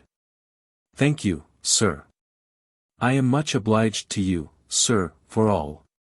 For your good opinion now, for your way of receiving and encouraging me when I first put myself in communication with you, and for the influence since so kindly brought to bear upon a certain lady, both by yourself and by Mr. John Harmon. To whom, when thus making mention of him, he also bowed. Wegg followed the name with sharp ears, and the action with sharp eyes, and a certain cringing air was infusing itself into his bullying air, when his attention was reclaimed by Venus. Everything else between you and me, Mr. Wegg, said Venus, now explains itself, and you can now make out, sir, without further words from me. But totally to prevent any unpleasantness or mistake that might arise on what I consider an important point, to be made quite clear at the close of our acquaintance. I beg the leave of Mr. Boffin and Mr. John Harmon to repeat an observation which I have already had the pleasure of bringing under your notice. You are a precious old rascal. You are a fool, said Wegg, with a snap of his fingers, and I'd have got rid of you before now, if I could have struck out any way of doing it. I have thought it over, I can tell you. You may go, and welcome. You leave the moor for me. Because, you know, said Wegg, dividing his next observation between Mr. Boffin and Mr. Harmon, I am worth my price, and I mean to have it. This getting off is all very well in its way, and it tells with such an anatomical pump as this one, pointing out Mr. Venus, but it won't do with a man. I am here to be bought off, and I have named my figure. Now, buy me, or leave me. I'll leave you, Wegg, said Mr. Boffin, laughing, as far as I am concerned. Fin, replied Wegg, turning upon him with a severe air, I understand your newborn boldness. I see the brass underneath your silver plating.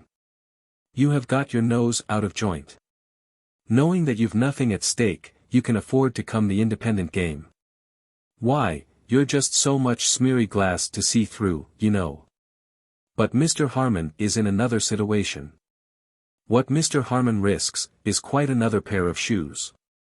Now, I've heard something lately about this being Mr. Harmon, I make out now, some hints that I've met on that subject in the newspaper, and I drop you, Fin, as beneath my notice. I ask Mr. Harmon whether he has any idea of the contents of this present paper. It is a will of my late father's, of more recent date than the will proved by Mr. Boffin, address whom again, as you have addressed him already, and I'll knock you down, leaving the whole of his property to the Crown, said John Harmon. With as much indifference as was compatible with extreme sternness.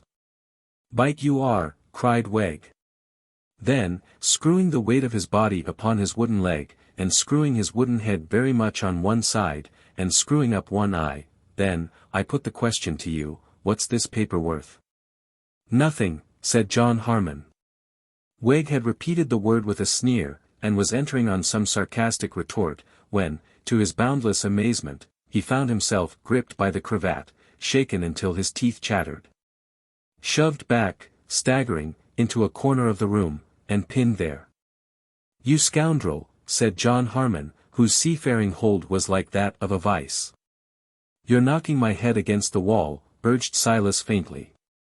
I mean to knock your head against the wall, returned John Harmon, suiting his action to his words, with the heartiest good will, and I'd give £1,000 for leave to knock your brains out. Listen, you scoundrel, and look at that Dutch bottle. Sloppy held it up, for his edification. That Dutch bottle, scoundrel, contained the latest will of the many wills made by my unhappy self-tormenting father. That will gives everything absolutely to my noble benefactor and yours, Mr. Boffin, excluding and reviling me, and my sister, then already dead of a broken heart, by name. That Dutch bottle was found by my noble benefactor and yours, after he entered on possession of the estate. That Dutch bottle distressed him beyond measure, because, though I and my sister were both no more, it cast a slur upon our memory which he knew we had done nothing in our miserable youth, to deserve. That Dutch bottle, therefore, he buried in the mound belonging to him, and there it lay while you thankless wretch, were prodding and poking, often very near it, I dare say. His intention was, that it should never see the light.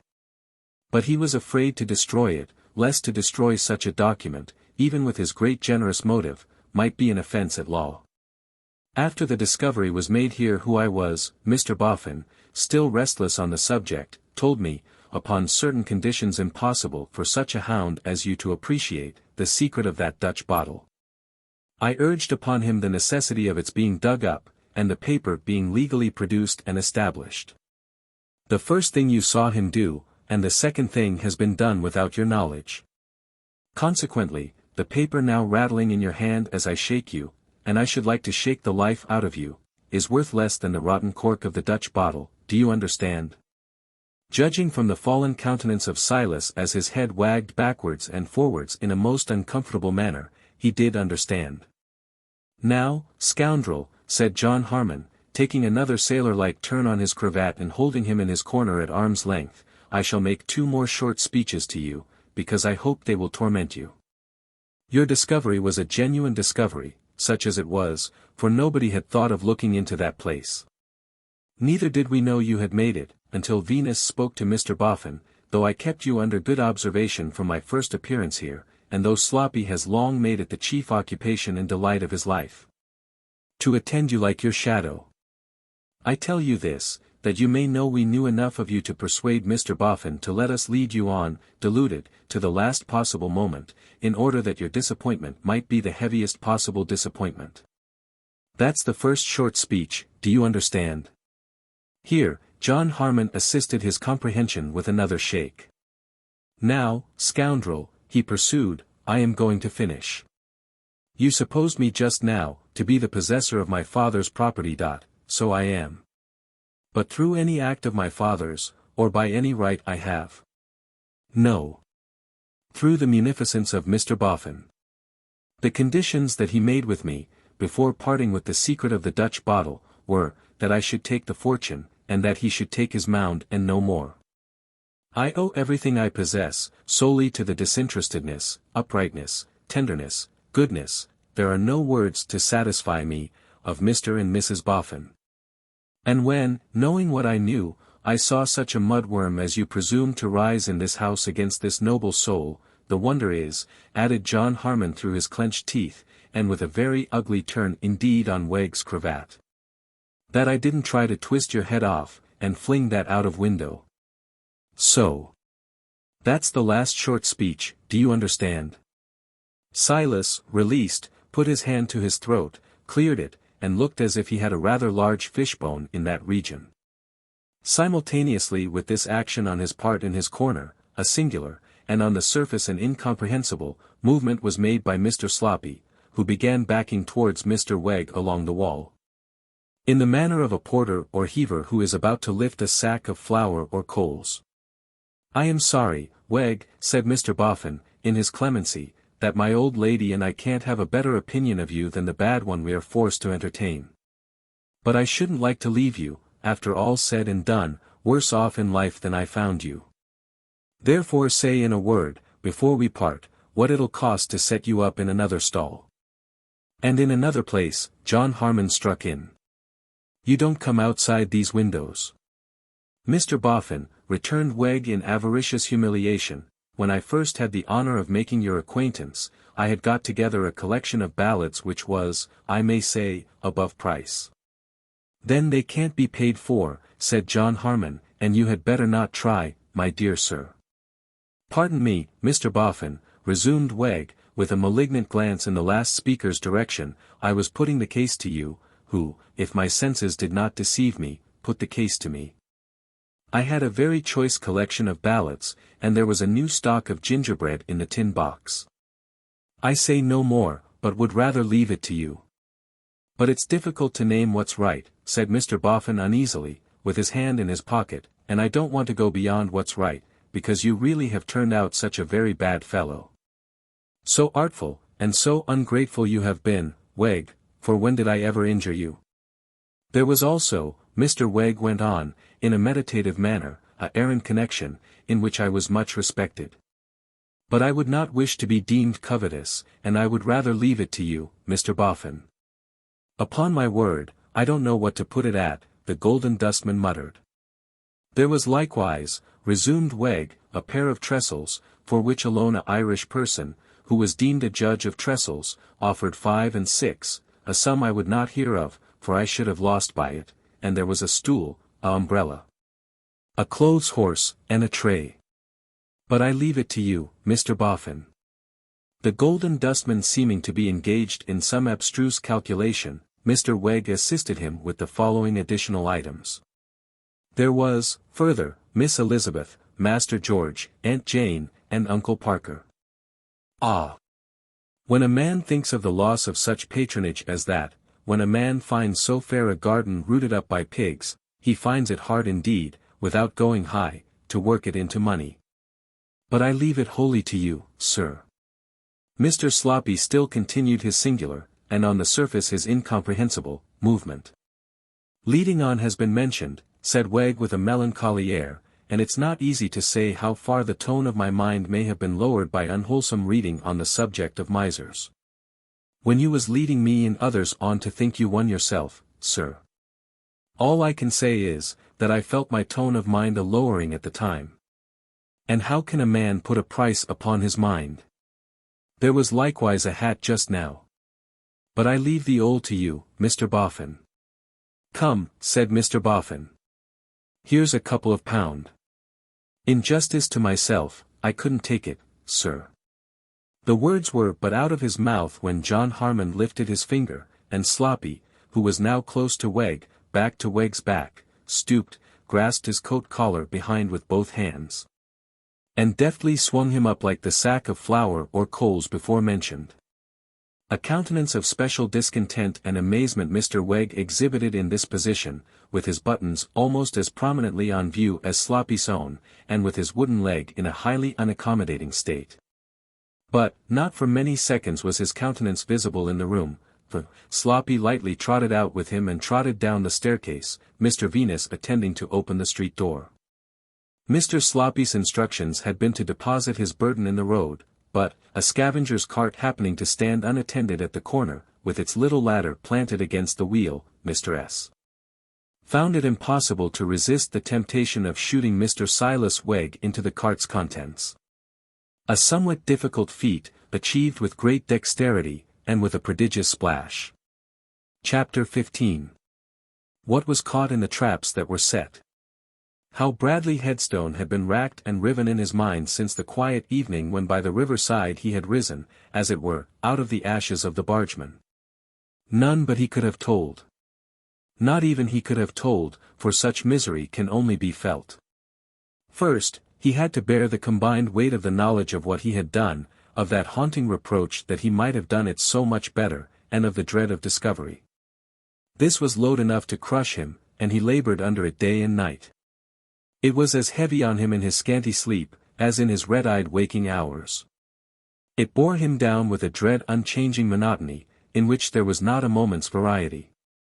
The overweight beast of burden, or the overweight slave, can for certain instants shift the physical load, and find some slight respite even in enforcing additional pain upon such a set of muscles or such a limb. Not even that poor mockery of relief could the wretched man obtain, under the steady pressure of the infernal atmosphere into which he had entered. Time went by, and no visible suspicion dogged him. Time went by, and in such public accounts of the attack as were renewed at intervals, he began to see Mr. Lightwood, who acted as lawyer for the injured man, straying further from the fact, going wider of the issue, and evidently slackening in his zeal. By degrees, a glimmering of the cause of this began to break on Bradley's sight. Then came the chance meeting with Mr. Milvey at the railway station, where he often lingered in his leisure hours, as a place where any fresh news of his deed would be circulated, or any placard referring to it would be posted. And then he saw in the light what he had brought about. For, then he saw that through his desperate attempt to separate those two forever, he had been made the means of uniting them. That he had dipped his hands in blood, to mark himself a miserable fool and tool. That Eugene Wrayburn, for his wife's sake, set him aside and left him to crawl along his blasted course. He thought of fate, or providence, or be the directing power what it might, as having put a fraud upon him, overreached him, and in his impotent mad rage bit, and tore, and had his fit. New assurance of the truth came upon him in the next few following days, when it was put forth how the wounded man had been married on his bed, and to whom, and how, though always in a dangerous condition, he was a shade better. Bradley would far rather have been seized for his murder, than he would have read that passage, knowing himself spared, and knowing why. But, not to be still further defrauded and overreached, which he would be, if implicated by writerhood, and punished by the law for his abject failure, as though it had been a success, he kept close in his school during the day. Ventured out warily at night, and went no more to the railway station. He examined the advertisements in the newspapers for any sign that writerhood acted on his hinted threat of so summoning him to renew their acquaintance, but found none. Having paid him handsomely for the support and accommodation he had had at the Lock House, and knowing him to be a very ignorant man who could not write, he began to doubt whether he was to be feared at all, or whether they need ever meet again. All this time, his mind was never off the rack, and his raging sense of having been made to fling himself across the chasm which divided those two, and bridge it over for their coming together, never cooled down. This horrible condition brought on other fits. He could not have said how many, or when, but he saw in the faces of his pupils that they had seen him in that state, and that they were possessed by a dread of his relapsing.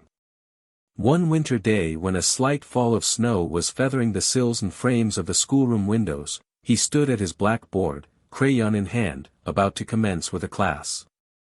When, reading in the countenances of those boys that there was something wrong, and that they seemed in alarm for him, he turned his eyes to the door towards which they faced. He then saw a slouching man of forbidding appearance standing in the midst of the school, with a bundle under his arm, and saw that it was Riderhood. He sat down on a stool which one of his boys put for him, and he had a passing knowledge that he was in danger of falling, and that his face was becoming distorted. But, the fit went off for that time, and he wiped his mouth, and stood up again. "Beg your pardon, Governor." "By your leave," said Riderhood, knuckling his forehead, with a chuckle and a leer. "What place may this be?" "This is a school." "Where young folks learns what's right," said Riderhood, gravely nodding. "Beg your pardon, Governor." "By your leave." "But who teaches this school?" "I do." "You're the master, are you, learned Governor?" "Yes. I am the master." "And a lovely thing it must be," said Riderhood, "fur to learn young folks what's right, and fur to know what they know what you do it." "Beg your pardon, learned Governor." "By your leave, that there blackboard, what's it for?" "It is for drawing on, or writing on." "Is it though?" said Riderhood. "Who'd have thought it, from the looks on it?" "Would you be so kind as write your name upon it, learned Governor?" In a wheedling tone. Bradley hesitated for a moment, but placed his usual signature, enlarged, upon the board. "I ain't a learned character myself," said Riderhood, surveying the class, "but I do admire learning in others. I should dearly like to hear these here young folks read that their name off, from the writing." The arms of the class went up. At the miserable master's nod, the shrill chorus arose, "Bradley Headstone." "No," cried Riderhood. "You don't mean it?" "Headstone. Why, that's in a churchyard." Hurroar for another turn. Another tossing of arms, another nod, and another shrill chorus. "Bradley Headstone. I've got it now," said Riderhood, after attentively listening, and internally repeating, "Bradley. I see. Chris and name, Bradley similar to Roger which is my own. Eh. Family name, Headstone, similar to Riderhood which is my own. Eh. Shrill chorus. Yes. Might you be acquainted, learned Governor, said Riderhood, with a person of about your own height and breadth, and what you'd pull down in a scale about your own weight, answering to a name sounding summit like Totherest. With a desperation in him that made him perfectly quiet, though his jaw was heavily squared, with his eyes upon Riderhood, and with traces of quickened breathing in his nostrils. The schoolmaster replied, in a suppressed voice, after a pause, "I think I know the man you mean." "I thought you knowed the man I mean, learned Governor." "I want the man." With a half-glance around him at his pupils, Bradley returned. "Do you suppose he is here?" "Begging your pardon, learned Governor, and by your leave," said Riderhood, with a laugh, "how could I suppose he's here, when there's nobody here but you, and me, and these young lambs what you're a-learning on? But he is most excellent company, that man, and I want him to come and see me at my lock, up the river." "I'll tell him so." "D'ye think he'll come?" asked Riderhood. "I am sure he will." "Having got your word for him," said Riderhood, "I shall count upon him. P'raps you'd so fur oblige me, learned Governor, as tell him that if he don't come precious soon, I'll look him up." "He shall know it." "Thank ye."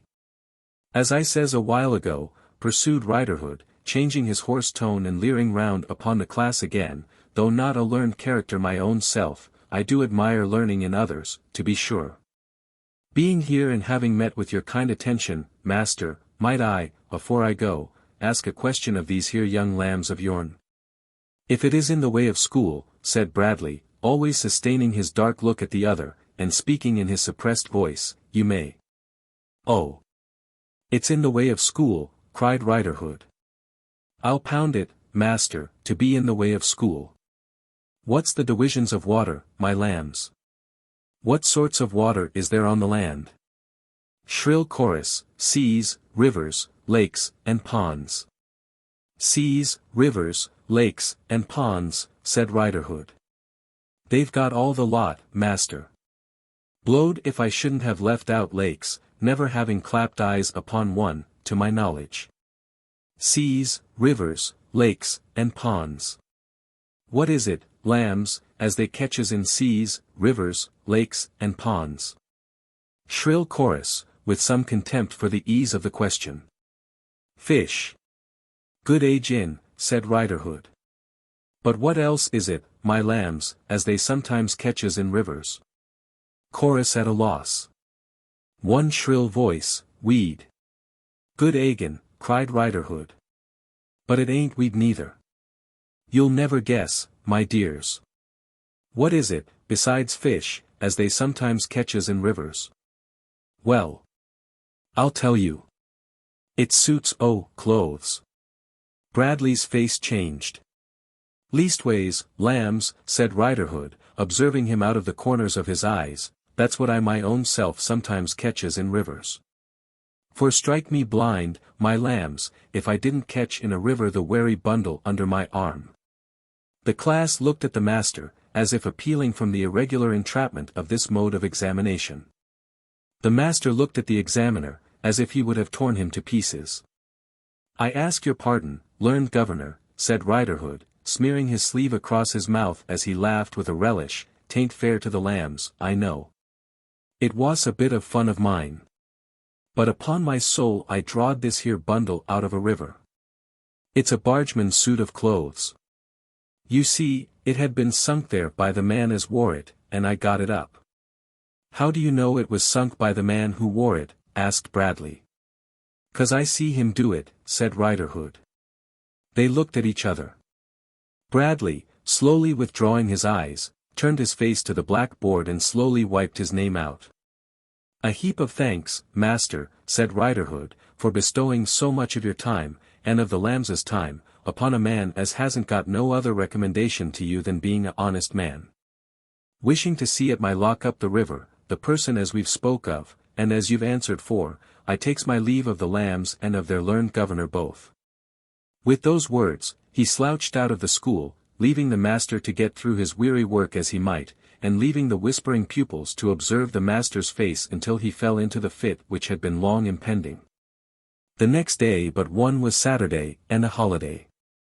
Bradley rose early, and set out on foot for Plashwater Weir Mill Lock. He rose so early that it was not yet light when he began his journey. Before extinguishing the candle by which he had dressed himself, he made a little parcel of his decent silver watch and its decent guard, and wrote inside the paper, "Kindly take care of these for me." He then addressed the parcel to Miss P. Share, and left it on the most protected corner of the little seat in her little porch. It was a cold hard easterly morning when he latched the garden gate and turned away. The light snowfall which had feathered his schoolroom windows on the Thursday, still lingered in the air, and was falling white, while the wind blew black. The tardy day did not appear until he had been on foot 2 hours, and had traversed a greater part of London from east to west. Such breakfast as he had, he took at the comfortless public-house where he had parted from Riderhood on the occasion of their night walk.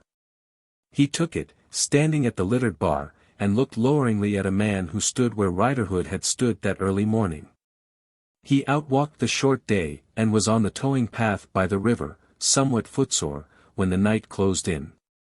Still 2 or 3 miles short of the lock, he slackened his pace then, but went steadily on. The ground was now covered with snow, though thinly, and there were floating lumps of ice in the more exposed parts of the river, and broken sheets of ice under the shelter of the banks. He took heed of nothing but the ice, the snow, and the distance, until he saw a light ahead, which he knew gleamed from the lock-house window. It arrested his steps, and he looked all around. The ice, and the snow, and he, and the one light, had absolute possession of the dreary scene. In the distance before him, lay the place where he had struck the worst and useless blows that mocked him with Lizzie's presence there as Eugene's wife. In the distance behind him, lay the place where the children with pointing arms had seemed to devote him to the demons in crying out his name. Within there, where the light was the man who as to both distances could give him up to ruin. To these limits had his world shrunk. He mended his pace, keeping his eyes upon the light with a strange intensity, as if he were taking aim at it. When he approached it so nearly as that it parted into rays, they seemed to fasten themselves to him and draw him on. When he struck the door with his hand, his foot followed so quickly on his hand, that he was in the room before he was bidden to enter. The light was the joint product of a fire and a candle. Between the two, with his feet on the iron fender, sat Riderhood, pipe in mouth. He looked up with a surly nod when his visitor came in. His visitor looked down with a surly nod. His outer clothing removed, the visitor then took a seat on the opposite side of the fire. "Not a smoker, I think," said Riderhood, pushing a bottle to him across the table. "No." They both lapsed into silence, with their eyes upon the fire. "You don't need to be told I am here," said Bradley at length. "Who is to begin?" "I'll begin," said Riderhood, "when I've smoked this here pipe out."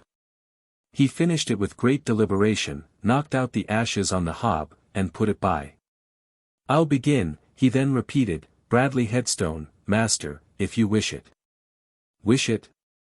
"I wish to know what you want with me." "And so you shall." Riderhood had looked hard at his hands and his pockets, apparently as a precautionary measure lest he should have any weapon about him. But, he now leaned forward, turning the collar of his waistcoat with an inquisitive finger, and asked, "Why, where's your watch?" "I have left it behind." "I want it." "But it can be fetched." "I've took a fancy to it." Bradley answered with a contemptuous laugh. "I want it," repeated Riderhood, in a louder voice, "and I mean to have it." "That is what you want of me, is it?" "No," said Riderhood, still louder, "it's ony part of what I want of you." "I want money of you." "Anything else?" "Everything else," roared Riderhood, in a very loud and furious way. "Answer me like that, and I won't talk to you at all." Bradley looked at him. "Don't so much as look at me like that, or I won't talk to you at all," vociferated Riderhood. "But, instead of talking, I'll bring my hand down upon you with all its weight, heavily smiting the table with great force, and smash you." "Go on," said Bradley, after moistening his lips. "Oh. I'm a-going on. Don't you fear but I'll go on full fast enough for you, and fur enough for you, without your telling. Look here, Bradley Headstone, master. You might have split the t'other governor to chips and wedges, without my caring, except that I might have come upon you for a glass or so now and then. Else why have to do with you at all? But when you copied my clothes, and when you copied my neck-handkercher, and when you shook blood upon me after you had done the trick, you did what I'll be paid for and paid heavy for. If it come to be throwed upon you, you was to be ready to throw it upon me, was you? Where else but in Plashwater where Mill Lock was there a man dressed according as described? Where else but in Plashwater where Mill Lock was there a man as had had words with him coming through in his boat? Look at the lock-keeper in Plashwater where Mill Lock, in them same answering clothes and with that same answering red neck-handkercher, and see whether his clothes happens to be bloody or not. Yes, they do happen to be bloody. Ah, you sly devil. Bradley, very white, sat looking at him in silence. But two could play at your game, said Riderhood, snapping his fingers at him half a dozen times, and I played it long ago, long afore you tried your clumsy hand at it. In days when you hadn't begun croaking your lectors or what not in your school. I know to a figure how you done it.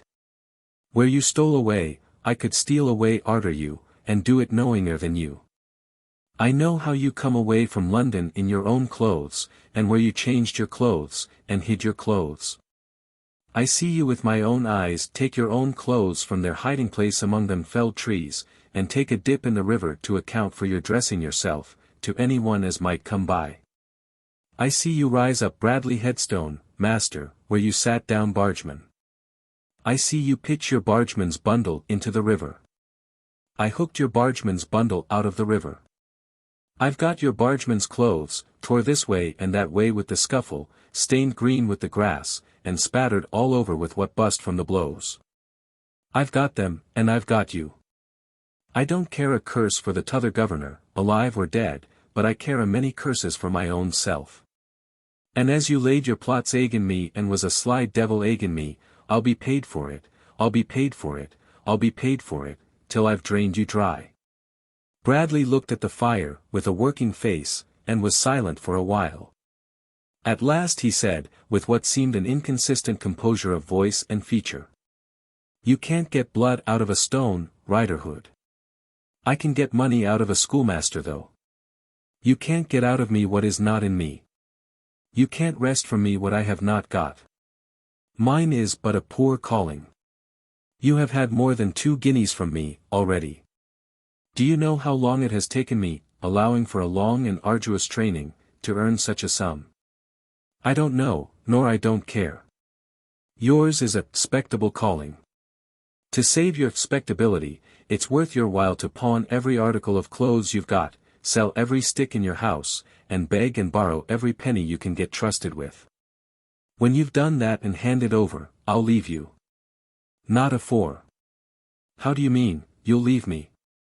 I mean as I'll keep you company, wherever you go, when you go away from here. Let the lock take care of itself. I'll take care of you, once I've got you. Bradley again looked at the fire. Eyeing him aside, Riderhood took up his pipe, refilled it, lighted it, and sat smoking. Bradley leaned his elbows on his knees, and his head upon his hands, and looked at the fire with a most intent abstraction. Riderhood, he said, raising himself in his chair, after a long silence, and drawing out his purse and putting it on the table. Say I part with this, which is all the money I have, say I let you have my watch. Say that every quarter, when I draw my salary, I pay you a certain portion of it. Say nothing of the sort, retorted Riderhood, shaking his head as he smoked. You've got away once, and I won't run the chance again. I've had trouble enough to find you, and shouldn't have found you, if I hadn't seen you slipping along the street overnight, and watched you till you was safe housed. I'll have one settlement with you for good and all. Riderhood, I am a man who has lived a retired life. I have no resources beyond myself. I have absolutely no friends. That's a lie, said Riderhood. You've got one friend as I knows of. One as is good for a savings bank book, or I'm a blue monkey. Bradley's face darkened, and his hand slowly closed on the purse and drew it back, as he sat listening for what the other should go on to say. I went into the wrong shop, fussed, last Thursday, said Riderhood. Found myself among the young ladies, by George. Over the young ladies, I see a missus. That missus is sweet enough upon you, master, to sell herself up, slap, to get you out of trouble. Make her do it then. Bradley stared at him so very suddenly that Riderhood, not quite knowing how to take it, affected to be occupied with the encircling smoke from his pipe, fanning it away with his hand, and blowing it off. You spoke to the mistress, did you? Inquired Bradley, with that former composure of voice and feature that seemed inconsistent, and with averted eyes. Poof! Yes, said Riderhood, withdrawing his attention from the smoke. I spoke to her. I didn't say much to her. She was put in a fluster by my dropping in among the young ladies. I never did set up for a lady's man, and she took me into her parlour to hope as there was nothink wrong. I tells her, oh no, nothink wrong. The master's my wery good friend. But I see how the land laid, and that she was comfortable off. Bradley put the purse in his pocket, grasped his left wrist with his right hand, and sat rigidly contemplating the fire. She couldn't live more handy to you than she does, said Riderhood, and when I goes home with you, as of course I am a-going, I recommend you to clean her out without loss of time. You can marry her, arter you and me have come to a settlement. She's nice looking, and I know you can't be keeping company with no one else, having been so lately disappointed in another quarter. Not one other word did Bradley utter all that night. Not once did he change his attitude, or loosen his hold upon his wrist. Rigid before the fire, as if it were a charmed flame that was turning him old, he sat, with the dark lines deepening in his face, its stare becoming more and more haggard. Its surface turning whiter and whiter as if it were being overspread with ashes, and the very texture and color of his hair degenerating. Not until the late daylight made the window transparent, did this decaying statue move. Then it slowly arose, and sat in the window looking out. Riderhood had kept his chair all night. In the earlier part of the night he had muttered twice or thrice that it was bitter cold, or that the fire burnt fast, when he got up to mend it. But, as he could elicit from his companion neither sound or movement, he had afterwards held his peace. He was making some disorderly preparations for coffee, when Bradley came from the window and put on his outer coat and hat. "Hadn't us better have a bit o' breakfast afore we start," said Riderhood. "It ain't good to freeze at empty stomach, master." Without a sign to show that he heard, Bradley walked out of the lock house. Catching up from the table a piece of bread, and taking his bargeman's bundle under his arm, Riderhood immediately followed him. Bradley turned towards London. Riderhood caught him up, and walked at his side. The two men trudged on, side by side, in silence, full 3 miles. Suddenly, Bradley turned to retrace his course. Instantly, Riderhood turned likewise, and they went back side by side. Bradley re-entered the lock house. So did Riderhood. Bradley sat down in the window. Riderhood warmed himself at the fire. After an hour or more, Bradley abruptly got up again, and again went out, but this time turned the other way. Riderhood was close after him, caught him up in a few paces, and walked at his side. This time, as before, when he found his attendant not to be shaken off, Bradley suddenly turned back. This time, as before, Riderhood turned back along with him. But, not this time, as before, did they go into the lock house, for Bradley came to a stand on the snow-covered turf by the lock, looking up the river and down the river. Navigation was impeded by the frost, and the scene was a mere white and yellow desert. "Come, come, master," urged Riderhood, at his side. "This is a dry game. And where's the good of it? You can't get rid of me, except by coming to a settlement. I am a-going along with you wherever you go." Without a word of reply, Bradley passed quickly from him over the wooden bridge on the lock gates. "Why, there's even less sense in this move than t'other," said Riderhood, following. "The weir's there, and you'll have to come back, you know." Without taking the least notice, Bradley leaned his body against a post, in a resting attitude, and there rested with his eyes cast down. "Being brought here," said Riderhood, gruffly, "I'll turn it to some use by changing my gates." With a rattle and a rush of water, he then swung to the lock gates that were standing open, before opening the others. So, both sets of gates were, for the moment, closed. "You'd better by far be reasonable, Bradley Headstone, master," said Riderhood, passing him, "or I'll drain you all the drier for it, when we do settle. Ah. Would you?" Bradley had caught him round the body. He seemed to be girdled with an iron ring. They were on the brink of the lock, about midway between the two sets of gates. "Let go," said Riderhood, "or I'll get my knife out and slash you wherever I can cut you." "Let go." Bradley was drawing to the lock edge. Riderhood was drawing away from it. It was a strong grapple, and a fierce struggle, arm and leg. Bradley got him round, with his back to the lock, and still worked him backward. "Let go," said Riderhood. "Stop. What are you trying at? You can't drown me. Ain't I told you that the man as has come through drowning can never be drowned?" "I can't be drowned." "I can be," returned Bradley, in a desperate, clenched voice. "I am resolved to be. I'll hold you living, and I'll hold you dead. Come down." Riderhood went over into the smooth pit, backward, and Bradley Headstone upon him.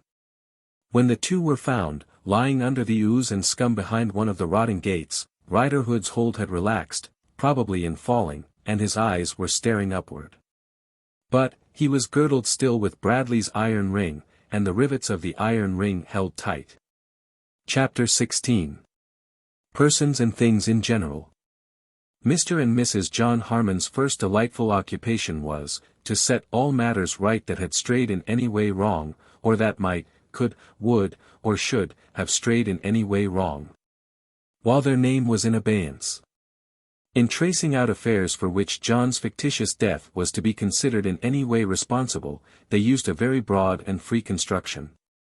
Regarding, for instance, the doll's dressmaker as having a claim on their protection, because of her association with Mrs. Eugene Wrayburn, and because of Mrs. Eugene's old association, in her turn, with the dark side of the story. It followed that the old man, Riah, as a good and serviceable friend to both, was not to be disclaimed. Nor even Mr. Inspector, as having been trepanned into an industrious hunt on a false scent. It may be remarked, in connection with that worthy officer, that a rumour shortly afterwards pervaded the force, to the effect that he had confided to Miss Abby Potterson, over a jug of mellow flip in the bar of the 6 Jolly Fellowship Porters, that he didn't stand to lose a farthing through Mr. Harmon's coming to life, but was quite as well satisfied as if that gentleman had been barbarously murdered, and he, Mr. Inspector, had pocketed the government reward.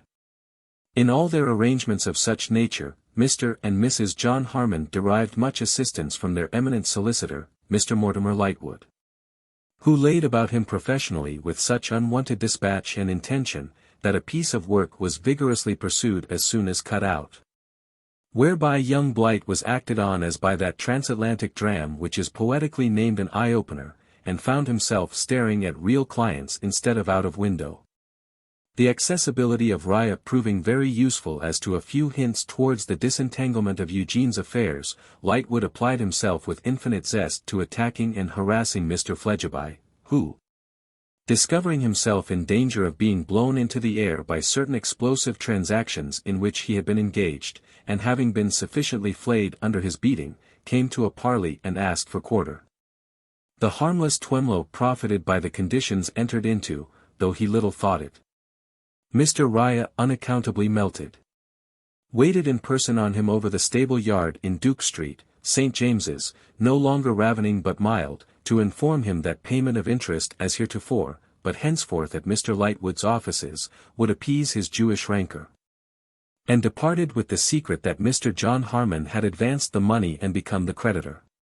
Thus, was the sublime Snakeswortha's wrath averted, and thus did he snort no larger amount of moral grandeur at the Corinthian column in the print over the fireplace, than was normally in his, and the British, Constitution. Mrs. Wilfer's first visit to the mendicant's bride at the new abode of mendicancy, was a grand event. Pa had been sent for into the city, on the very day of taking possession, and had been stunned with astonishment, and brought to, and led about the house by one ear, to behold its various treasures, and had been enraptured and enchanted. Pa had also been appointed secretary, and had been enjoined to give instant notice of resignation to Chicksey, Veneering, and Stobbles, for ever and ever. But Ma came later, and came, as was her due, in state. The carriage was sent for Ma, who entered it with a bearing worthy of the occasion, accompanied, rather than supported, by Miss Lavinia, who altogether declined to recognize the maternal majesty. Mr. George Sampson meekly followed. He was received in the vehicle, by Mrs. Wilfer, as if admitted to the honor of assisting at a funeral in the family, and she then issued the order, onward, to the mendicant's menial. "I wish to goodness, Ma," said Lavvy, throwing herself back among the cushions, with her arms crossed, "that you'd loll a little." "How?" repeated Mrs. Wilfer. "Loll." "Yes, Ma." "I hope," said the impressive lady, "I am incapable of it." "I am sure you look so, Ma. But why one should go out to dine with one's own daughter or sister, as if one's under petticoat was a backboard, I do not understand." "Neither do I understand," retorted Mrs. Wilfer, with deep scorn, "how a young lady can mention the garment in the name of which you have indulged. I blush for you." "Thank you, Ma," said Lavvy, yawning, "but I can do it for myself. I am obliged to you, when there's any occasion." Here, Mr. Sampson, with the view of establishing harmony, which he never under any circumstances succeeded in doing, said with an agreeable smile, "After all, you know, ma'am, we know it's there." And immediately felt that he had committed himself. "We know it's there," said Mrs. Wilfer, glaring. "Really, George," remonstrated Miss Lavinia, "I must say that I don't understand your allusions, and that I think you might be more delicate and less personal." "Go it!" cried Mr. Sampson, becoming, on the shortest notice, a prey to despair. "Oh yes. Go it, Miss Lavinia Wilfer. What you may mean, George Sampson, by your omnibus driving expressions, I cannot pretend to imagine." "Neither," said Miss Lavinia, "Mr. George Sampson, do I wish to imagine. It is enough for me to know in my own heart that I am not going to." Having imprudently got into a sentence without providing a way out of it, Miss Lavinia was constrained to close with "going to it." A weak conclusion which, however, derived some appearance of strength from disdain.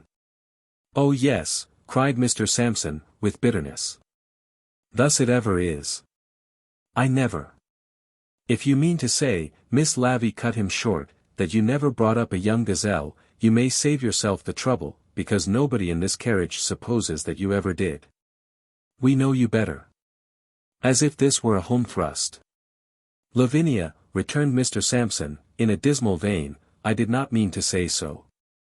What I did mean to say, was, that I never expected to retain my favored place in this family, after fortune shed her beams upon it. Why do you take me," said Mr. Sampson, "to the glittering halls with which I can never compete, and then taunt me with my moderate salary? Is it generous? Is it kind?"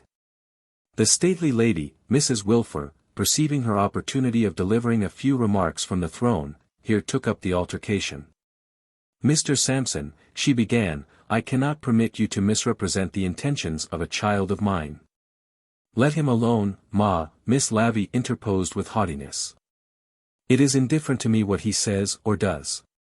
"Nay, Lavinia," quoth Mrs. Wilfer, "this touches the blood of the family.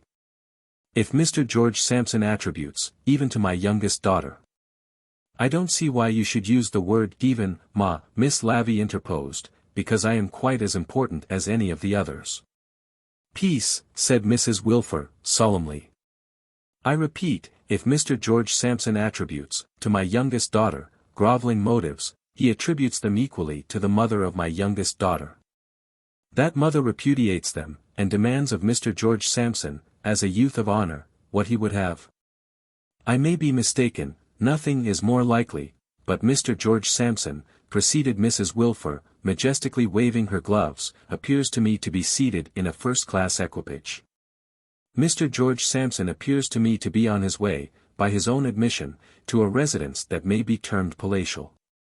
Mr. George Sampson appears to me to be invited to participate in the, shall I say the, elevation which has descended on the family with which he is ambitious, shall I say to mingle? Whence, then, this tone on Mr. Sampson's part?" "It is only, ma'am," Mr. Sampson explained, in exceedingly low spirits, "because, in a pecuniary sense, I am painfully conscious of my unworthiness. Lavinia is now highly connected.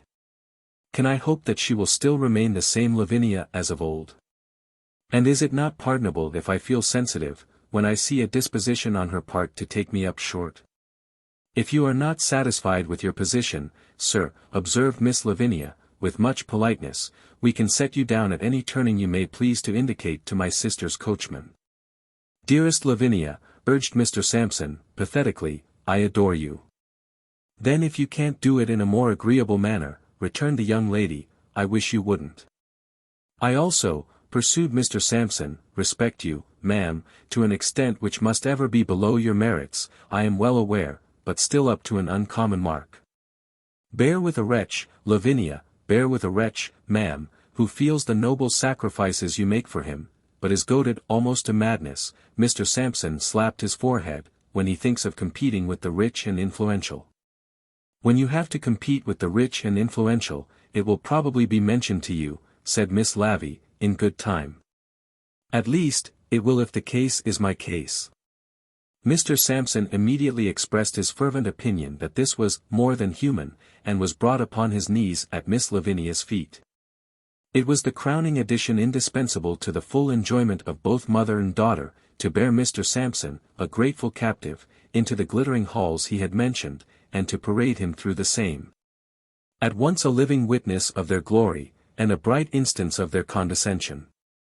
Ascending the staircase, Miss Lavinia permitted him to walk at her side, with the air of saying, notwithstanding all these surroundings, I am yours as yet, George.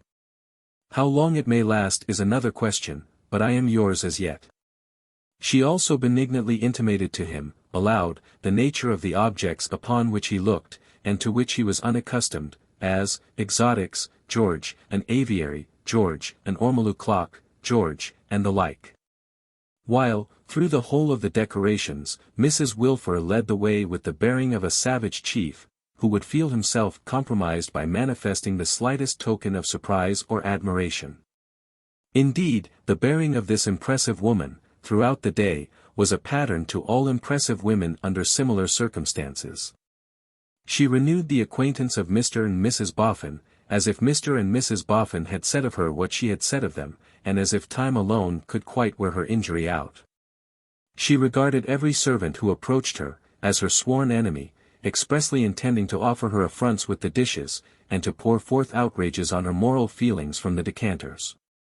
She sat erect at table, on the right hand of her son-in-law, as half suspecting poison in the viands, and as bearing up with native force of character against other deadly ambushes. Her carriage towards Bella was as a carriage towards a young lady of good position, whom she had met in society a few years ago. Even when, slightly thawing under the influence of sparkling champagne, she related to her son-in-law some passages of domestic interest concerning her papa. She infused into the narrative such arctic suggestions of her having been an unappreciated blessing to mankind, since her papa's days, and also of that gentleman's having been a frosty impersonation of a frosty race, as struck cold to the very soles of the feet of the hearers. The inexhaustible being produced, staring, and evidently intending a weak and washy smile shortly, no sooner beheld her, than it was stricken spasmodic and inconsolable. When she took her leave at last, it would have been hard to say whether it was with the air of going to the scaffold herself, or of leaving the inmates of the house for immediate execution. Yet, John Harmon enjoyed it all merrily, and told his wife, when he and she were alone, that her natural ways had never seemed so dearly natural as beside this foil, and that although he did not dispute her being her father's daughter, he should ever remain steadfast in the faith that she could not be her mother's. This visit was, as has been said, a grand event. Another event, not grand but deemed in the house a special one, occurred at about the same period, and this was, the first interview between Mr. Sloppy and Miss Wren. The doll's dressmaker, being at work for the inexhaustible upon a full-dressed doll some 2 sizes larger than that young person, Mr. Sloppy undertook to call for it, and did so. "Come in, sir," said Miss Wren, who was working at her bench. "And who may you be?" Mr. Sloppy introduced himself by name and buttons. "Oh indeed," cried Jenny. "Ah! I have been looking forward to knowing you. I heard of your distinguishing yourself." "Did you, miss?" grinned Sloppy. "I am sure I am glad to hear it, but I don't know how." "Pitching somebody into a mud cart," said Miss Wren. "Oh! That way," cried Sloppy. "Yes, Mississippi," and threw back his head and laughed. "Bless us," exclaimed Miss Wren, with a start. "Don't open your mouth as wide as that, young man, or it'll catch so, and not shut again some day." Mr. Sloppy opened it, if possible, wider, and kept it open until his laugh was out. "Why, you're like the giant," said Miss Wren, when he came home in the land of Beanstalk, and wanted Jack for supper. "Was he good-looking, miss?" asked Sloppy. "No," said Miss Wren. "Ugly." Her visitor glanced round the room, which had many comforts in it now, that had not been in it before, and said, "This is a pretty place, Mississippi." "Glad you think so, sir," returned Miss Wren. "And what do you think of me?" The honesty of Mr. Sloppy being severely taxed by the question, he twisted a button, grinned, and faltered. "Out with it," said Miss Wren, with an arch look. "Don't you think me a queer little comicality?" In shaking her head at him after asking the question, she shook her hair down. "Oh," cried Sloppy, in a burst of admiration.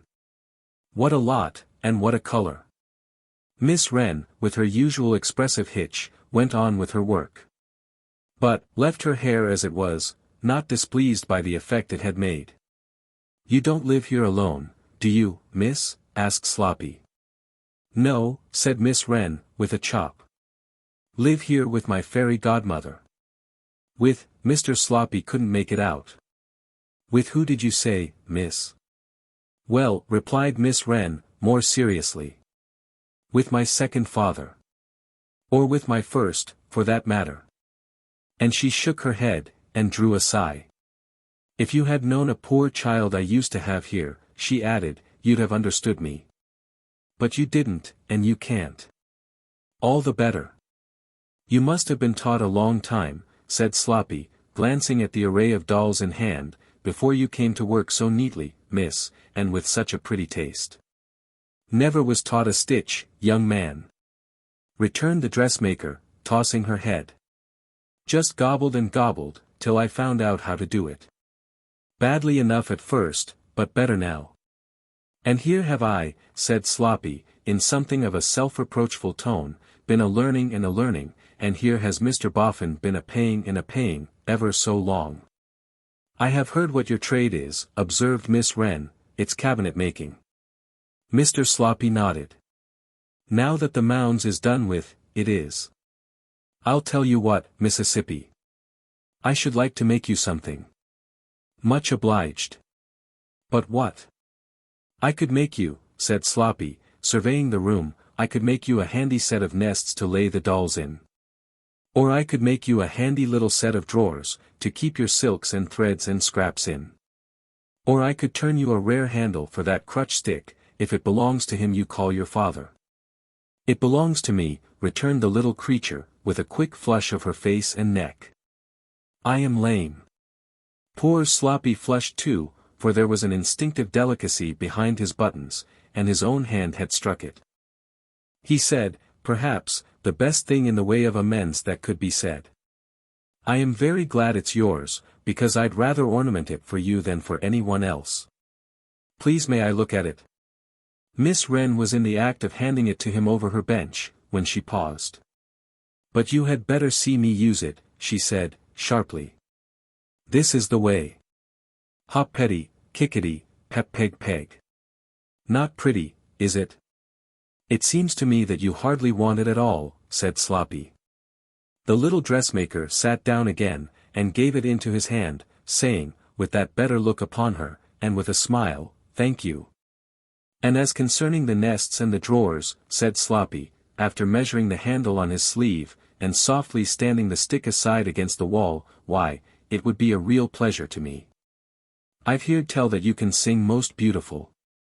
And I should be better paid with a song than with any money, for I always loved the likes of that, and often give Mrs. Higden and Johnny a comic song myself, with spoken in it. Though that's not your sort, I'll wager." "You are a very kind young man," returned the dressmaker, "a really kind young man. I accept your offer. I suppose he won't mind," she added as an afterthought, shrugging her shoulders, "and if he does, he may." "Meaning him that you call your father, miss?" asked Sloppy. "No, no," replied Miss Wren. Him, repeated Sloppy, staring about, as if for him. "Him who is coming to court and marry me," returned Miss Wren. "Dear me, how slow you are." "Oh. Him," said Sloppy. And seemed to turn thoughtful and a little troubled. "I never thought of him. When is he coming, miss?" "What a question," cried Miss Wren. "How should I know? Where is he coming from, miss?" "Why, good gracious, how can I tell? He is coming from somewhere or other, I suppose, and he is coming some day or other, I suppose. I don't know any more about him, at present." This tickled Mr. Sloppy as an extraordinarily good joke, and he threw back his head and laughed with measureless enjoyment. At the sight of him laughing in that absurd way, the doll's dressmaker laughed very heartily indeed. So they both laughed, till they were tired. There, said Miss Wren. For goodness sake, stop, giant, or I shall be swallowed up alive, before I know it. And to this minute you haven't said what you've come for. I have come for little Miss Harmon's doll, said Sloppy. I thought as much, remarked Miss Wren, and here is little Miss Harmon's doll waiting for you. She's folded up in silver paper, you see, as if she was wrapped from head to foot in new banknotes. Take care of her, and there's my hand, and thank you again. I'll take more care of her than if she was a gold image, said Sloppy, and there's both my hands, miss, and I'll soon come back again. But, the greatest event of all, in the new life of Mr. and Mrs. John Harmon, was a visit from Mr. and Mrs. Eugene Wrayburn. Sadly wan and worn was the once gallant Eugene, and walked resting on his wife's arm, and leaning heavily upon a stick. But, he was daily growing stronger and better, and it was declared by the medical attendants that he might not be much disfigured by and by. It was a grand event, indeed, when Mr. and Mrs. Eugene Wrayburn came to stay at Mr. and Mrs. John Harmon's house, where, by the way, Mr. and Mrs. Boffin, exquisitely happy, and daily cruising about, to look at shops, were likewise staying indefinitely. To Mr. Eugene Wrayburn, in confidence, did Mrs. John Harmon impart what she had known of the state of his wife's affections, in his reckless time. And to Mrs. John Harmon, in confidence, did Mr. Eugene Wrayburn impart that, please God, she should see how his wife had changed him. I make no protestations, said Eugene. Who does, who means them? I have made a resolution. But would you believe, Bella, interposed his wife, coming to resume her nurse's place at his side, for he never got on well without her, that on our wedding day he told me he almost thought the best thing he could do, was to die. As I didn't do it, Lizzie, said Eugene, I'll do that better thing you suggested, for your sake. That same afternoon, Eugene lying on his couch in his own room upstairs, Lightwood came to chat with him, while Bella took his wife out for a ride. Nothing short of force will make her go, Eugene had said, so, Bella had playfully forced her. Dear old fellow, Eugene began with Lightwood, reaching up his hand, you couldn't have come at a better time, for my mind is full, and I want to empty it. First, of my present, before I touch upon my future. M.R.F. who is a much younger cavalier than I, and a professed admirer of beauty, was so affable as to remark the other day, he paid us a visit of 2 days up the river there, and much objected to the accommodation of the hotel. That Lizzie ought to have her portrait painted. Which, coming from M.R.F., may be considered equivalent to a melodramatic blessing. You are getting well, said Mortimer, with a smile. Really, said Eugene, I mean it. When M.R.F. said that, and followed it up by rolling the claret, for which he called, and I paid, in his mouth, and saying, my dear son, why do you drink this trash?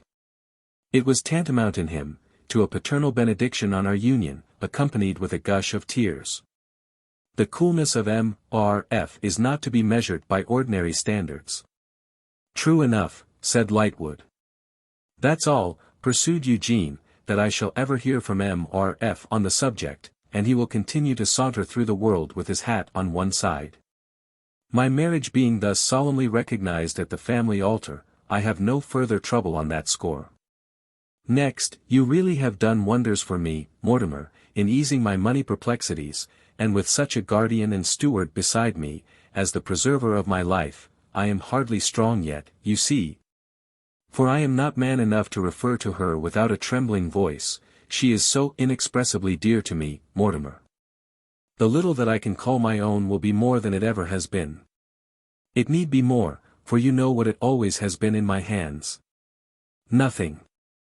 Worse than nothing, I fancy, Eugene. My own small income, I devoutly wish that my grandfather had left it to the ocean rather than to me, has been an effective something, in the way of preventing me from turning to at anything. And I think yours has been much the same. There spake the voice of wisdom, said Eugene. We are shepherds both. In turning to at last, we turn to in earnest. Let us say no more of that, for a few years to come.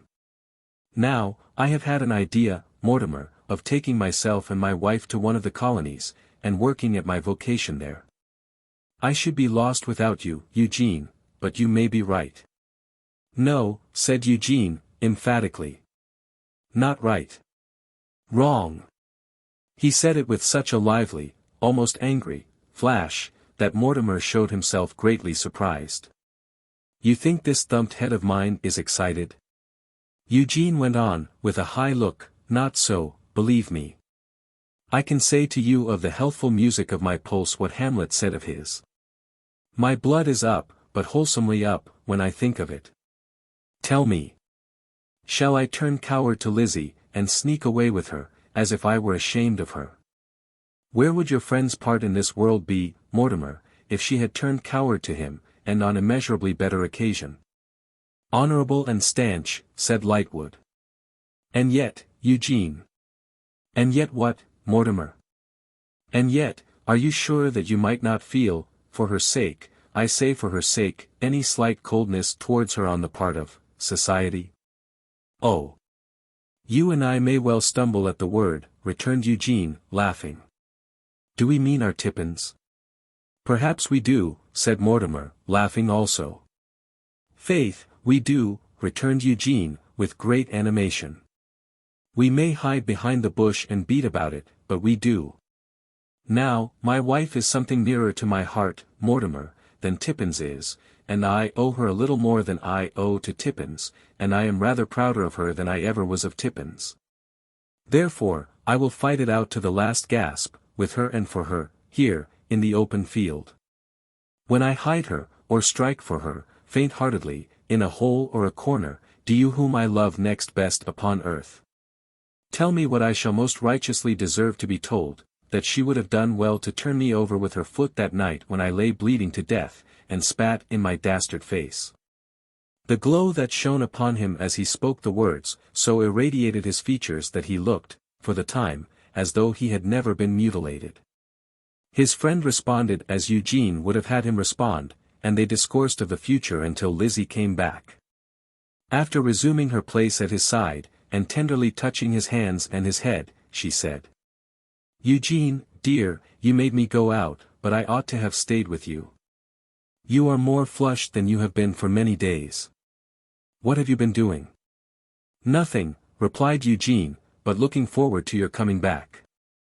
And talking to Mr. Lightwood, said Lizzie, turning to him with a smile. But it cannot have been society that disturbed you. Faith, my dear love, retorted Eugene, in his old airy manner, as he laughed and kissed her, I rather think it was society though. The word ran so much in Mortimer Lightwood's thoughts as he went home to the Temple that night, that he resolved to take a look at society, which he had not seen for a considerable period. Chapter 17. The Voice of Society.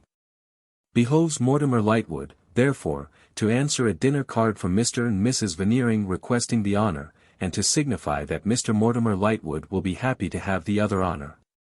The Veneerings have been, as usual, indefatigably dealing dinner cards to society, and whoever desires to take a hand had best be quick about it. For it is written in the books of the insolvent fates that Veneering shall make a resounding smash next week. Yes. Having found out the clue to that great mystery how people can contrive to live beyond their means, and having overjobbed his jobberies as legislator deputed to the universe by the pure electors of pocket breeches. It shall come to pass next week that Veneering will accept the Chiltern Hundreds, that the legal gentlemen in Britannia's confidence will again accept the pocket breeches thousands, and that the Veneerings will retire to Calais. There to live on Mrs. Veneering's diamonds, in which Mr. Veneering, as a good husband, has from time to time invested considerable sums, and to relate to Neptune and others, how that, before Veneering retired from Parliament, the House of Commons was composed of himself and the 657 dearest and oldest friends he had in the world. It shall likewise come to pass, at as nearly as possible the same period, that society will discover that it always did despise Veneering, and distrust Veneering. And that when it went to Veneering's to dinner it always had misgivings, though very secretly at the time, it would seem, and in a perfectly private and confidential manner. The next week's books of the insolvent fates, however, being not yet opened, there is the usual rush to the Veneerings, of the people who go to their house to dine with one another and not with them. There is Lady Tippins. There are Podsnap the Great, and Mrs. Podsnap. There is Twemlow. There are Buffer, Boots, and Brewer. There is the contractor, who is Providence to 500,000 men. There is the chairman, traveling 3,000 miles per week. There is the brilliant genius who turned the shares into that remarkably exact sum of £375,000, no shillings, and nopence. To whom, add Mortimer Lightwood, coming in among them with a reassumption of his old languid air, founded on Eugene, and belonging to the days when he told the story of the man from somewhere. That fresh fairy, Tippins, all but screams at sight of her false swain. She summons the deserter to her with her fan, but the deserter, predetermined not to come, talks Britain with Podsnap. Podsnap always talks Britain, and talks as if he were a sort of private watchman employed, in the British interests, against the rest of the world. We know what Russia means, sir, says Podsnap, we know what France wants. We see what America is up to, but we know what England is. That's enough for us. However, when dinner is served, and Lightwood drops into his old place over against Lady Tippins, she can be fended off no longer. Long banished Robinson Crusoe, says the charmer, exchanging salutations, how did you leave the island? Thank you, says Lightwood. It made no complaint of being in pain anywhere. Say, how did you leave the savages, asks Lady Tippins. They were becoming civilized when I left Juan Fernandez, says Lightwood. At least they were eating one another, which looked like it. Tormentor, returns the dear young creature. You know what I mean, and you trifle with my impatience. Tell me something, immediately, about the married pair. You were at the wedding. Was I, by the by? Mortimer pretends, at great leisure, to consider. So I was. How was the bride dressed? In rowing costume? Mortimer looks gloomy, and declines to answer. I hope she steered herself, skiffed herself, paddled herself, larboard and starboard herself, or whatever the technical term may be, to the ceremony, proceeds the playful Tippins. However she got to it, she graced it, says Mortimer. Lady Tippins with a skittish little scream, attracts the general attention. Graced it. Take care of me if I faint, Veneering. He means to tell us, that a horrid female waterman is graceful. Pardon me. I mean to tell you nothing, Lady Tippins, replies Lightwood. And keeps his word by eating his dinner with a show of the utmost indifference. You shall not escape me in this way, you morose backwoods man, retorts Lady Tippins. You shall not evade the question, to screen your friend Eugene, who has made this exhibition of himself. The knowledge shall be brought home to you that such a ridiculous affair is condemned by the voice of society. My dear Mrs. Veneering, do let us resolve ourselves into a committee of the whole house on the subject. Mrs. Veneering, always charmed by this rattling sylph, cries. Oh yes. Do let us resolve ourselves into a committee of the whole house. So delicious. Veneering says, as many as are of that opinion, say I, contrary, no, the ayes have it. But nobody takes the slightest notice of his joke. Now, I am chairwoman of committees, cries Lady Tippins. What spirits she has! Exclaims Mrs. Veneering, to whom likewise nobody attends. And this, pursues the sprightly one, is a committee of the whole house to what you may call it, elicit, I suppose, the voice of society.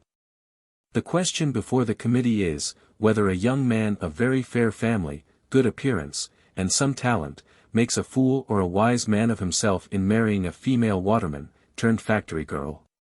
Hardly so, I think, the stubborn Mortimer strikes in.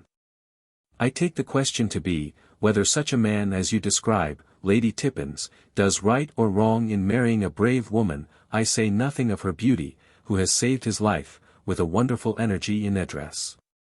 Whom he knows to be virtuous, and possessed of remarkable qualities, whom he has long admired, and who is deeply attached to him. But, excuse me, says Podsnap, with his temper and his shirt collar about equally rumpled. Was this young woman ever a female waterman? Never. But she sometimes rowed in a boat with her father, I believe. General sensation against the young woman. Brewer shakes his head. Boots shakes his head. Buffer shakes his head. And now, Mr. Lightwood, was she ever, pursues Podsnap, with his indignation rising high into those hairbrushes of his, a factory girl? Never. But she had some employment in a paper mill, I believe. General sensation repeated. Brewer says, oh dear. Boots says, oh dear. Buffer says, oh dear. All, in a rumbling tone of protest. Then all I have to say is, returns Podsnap, putting the thing away with his right arm, that my gorge rises against such a marriage, that it offends and disgusts me, that it makes me sick, and that I desire to know no more about it. Now I wonder, thinks Mortimer, amused, whether you are the voice of society. Here, here, here, cries Lady Tippins. Your opinion of this mésalliance, honourable colleagues of the honourable member who has just sat down. Mrs. Podsnap is of opinion that in these matters there should be an equality of station and fortune. And that a man accustomed to society should look out for a woman accustomed to society and capable of bearing her part in it with an ease and elegance of carriage, that. Mrs. Podsnap stops there, delicately intimating that every such man should look out for a fine woman as nearly resembling herself as he may hope to discover. Now I wonder, thinks Mortimer, whether you are the voice. Lady Tippins next canvasses the contractor, of 500,000 power. It appears to this potentate, that what the man in question should have done, would have been, to buy the young woman a boat and a small annuity, and set her up for herself. These things are a question of beefsteaks and porter. You buy the young woman a boat. Very good. You buy her, at the same time, a small annuity. You speak of that annuity in pounds sterling, but it is in reality so many pounds of beefsteaks and so many pints of porter. On the one hand, the young woman has the boat. On the other hand, she consumes so many pounds of beefsteaks and so many pints of porter. Those beefsteaks and that porter are the fuel to that young woman's engine. She derives therefrom a certain amount of power to row the boat. That power will produce so much money, you add that to the small annuity, and thus you get at the young woman's income. That, it seems to the contractor, is the way of looking at it. The fair enslaver having fallen into one of her gentle sleeps during the last exposition, nobody likes to wake her. Fortunately, she comes awake of herself, and puts the question to the wandering chairman. The wanderer can only speak of the case as if it were his own. If such a young woman as the young woman described, had saved his own life, he would have been very much obliged to her, wouldn't have married her, and would have got her a berth in an electric telegraph office, where young women answer very well. What does the genius of the £375,000, no shillings, and nopence, think? He can't say what he thinks, without asking, had the young woman any money? No, says Lightwood, in an uncompromising voice, no money. Madness and moonshine, is then the compressed verdict of the genius. A man may do anything lawful, for money. But for no money, bosh. What does Boots say? Boots says he wouldn't have done it under £20,000. What does Brewer say? Brewer says what Boots says. What does Buffer say?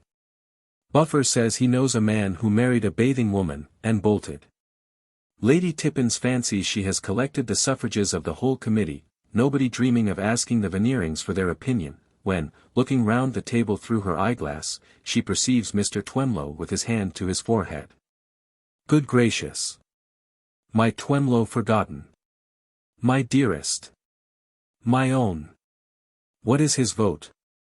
Twemlow has the air of being ill at ease, as he takes his hand from his forehead and replies.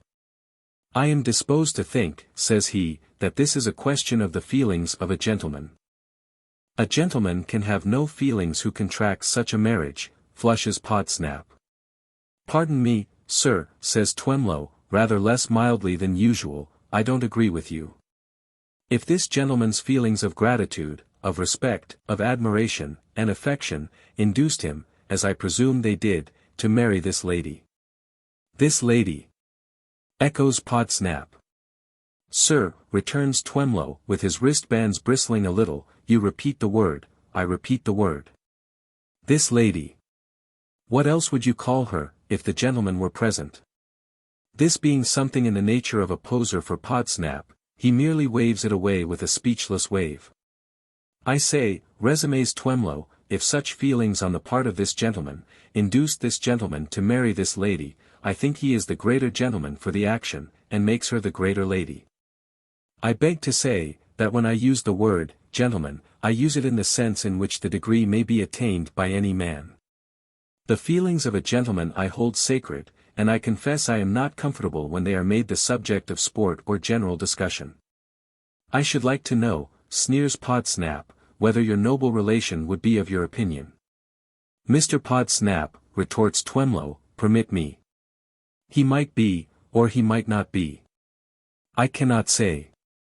But, I could not allow even him to dictate to me on a point of great delicacy, on which I feel very strongly. Somehow, a canopy of wet blanket seems to descend upon the company, and Lady Tippins was never known to turn so very greedy or so very cross." Mortimer Lightwood alone brightens. He has been asking himself, as to every other member of the committee in turn, "I wonder whether you are the voice." But he does not ask himself the question after Twemlow has spoken, and he glances in Twemlow's direction as if he were grateful. When the company disperse, by which time Mr. and Mrs. Veneering have had quite as much as they want of the honor, and the guests have had quite as much as they want of the other honor, Mortimer sees Twemlow home, shakes hands with him cordially at parting, and fares to the Temple, gaily. Postscript. In lieu of preface. When I devised this story, I foresaw the likelihood that a class of readers and commentators would suppose that I was at great pains to conceal exactly what I was at great pains to suggest, namely, that Mr. John Harmon was not slain, and that Mr. John Rokesmith was he. Pleasing myself with the idea that the supposition might in part arise out of some ingenuity in the story, and thinking it worth while, in the interests of art, to hint to an audience that an artist, of whatever denomination, may perhaps be trusted to know what he is about in his vocation, if they will concede him a little patience, I was not alarmed by the anticipation. To keep for a long time unsuspected, yet always working itself out, another purpose originating in that leading incident, and turning it to a pleasant and useful account at last, was at once the most interesting and the most difficult part of my design. Its difficulty was much enhanced by the mode of publication. For, it would be very unreasonable to expect that many readers, pursuing a story in portions from month to month through 19 months, will, until they have it before them complete, perceive the relations of its finer threads to the whole pattern which is always before the eyes of the story weaver at his loom. Yet, that I hold the advantages of the mode of publication to outweigh its disadvantages, may be easily believed of one who revived it in the Pickwick Papers after long disuse, and has pursued it ever since. There is sometimes an odd disposition in this country to dispute as improbable in fiction, what are the commonest experiences in fact. Therefore, I note here, though it may not be at all necessary, that there are hundreds of will cases, as they are called, far more remarkable than that fancied in this book. And that the stores of the prerogative office teem with instances of testators who have made, changed, contradicted, hidden, forgotten, left cancelled, and left uncancelled, each many more wills than were ever made by the elder Mr. Harmon of Harmony Jail. In my social experiences since Mrs. Betty Higden came upon the scene and left it, I have found circumlocutional champions disposed to be warm with me on the subject of my view of the poor law. Mr. Friend Mr. Bounderby could never see any difference between leaving the Coketown hands exactly as they were, and requiring them to be fed with turtle soup and venison out of gold spoons. Idiotic propositions of a parallel nature have been freely offered for my acceptance, and I have been called upon to admit that I would give poor law relief to anybody, anywhere, anyhow. Putting this nonsense aside, I have observed a suspicious tendency in the champions to divide into two parties. The one, contending that there are no deserving poor who prefer death by slow starvation and bitter weather, to the mercies of some relieving officers and some union houses. The other, admitting that there are such poor, but denying that they have any cause or reason for what they do. The records in our newspapers, the late exposure by the Lancet, and the common sense and senses of common people, furnish too abundant evidence against both defenses. But, that my view of the poor law may not be mistaken or misrepresented, I will state it. I believe there has been in England, since the days of the Stuarts, no law so often infamously administered, no law so often openly violated, no law habitually so ill supervised. In the majority of the shameful cases of disease and death from destitution, that shock the public and disgrace the country, the illegality is quite equal to the inhumanity, and known language could say no more of their lawlessness. On Friday the 9th of June in the present year, Mr. and Mrs. Boffin, in their manuscript dress of receiving Mr. and Mrs. Lamel at breakfast, were on the South Eastern Railway with me, in a terribly destructive accident. When I had done what I could to help others, I climbed back into my carriage, nearly turned over a viaduct, and caught a slant upon the turn, to extricate the worthy couple. They were much soiled, but otherwise unhurt. The same happy result attended Miss Bella Wilfer on her wedding day, and Mr. Riderhood inspecting Bradley Headstone's red neckerchief as he lay asleep. I remember with devout thankfulness that I can never be much nearer parting company with my readers forever, than I was then, until there shall be written against my life, the two words with which I have this day closed this book, the END. September 2nd, 1865.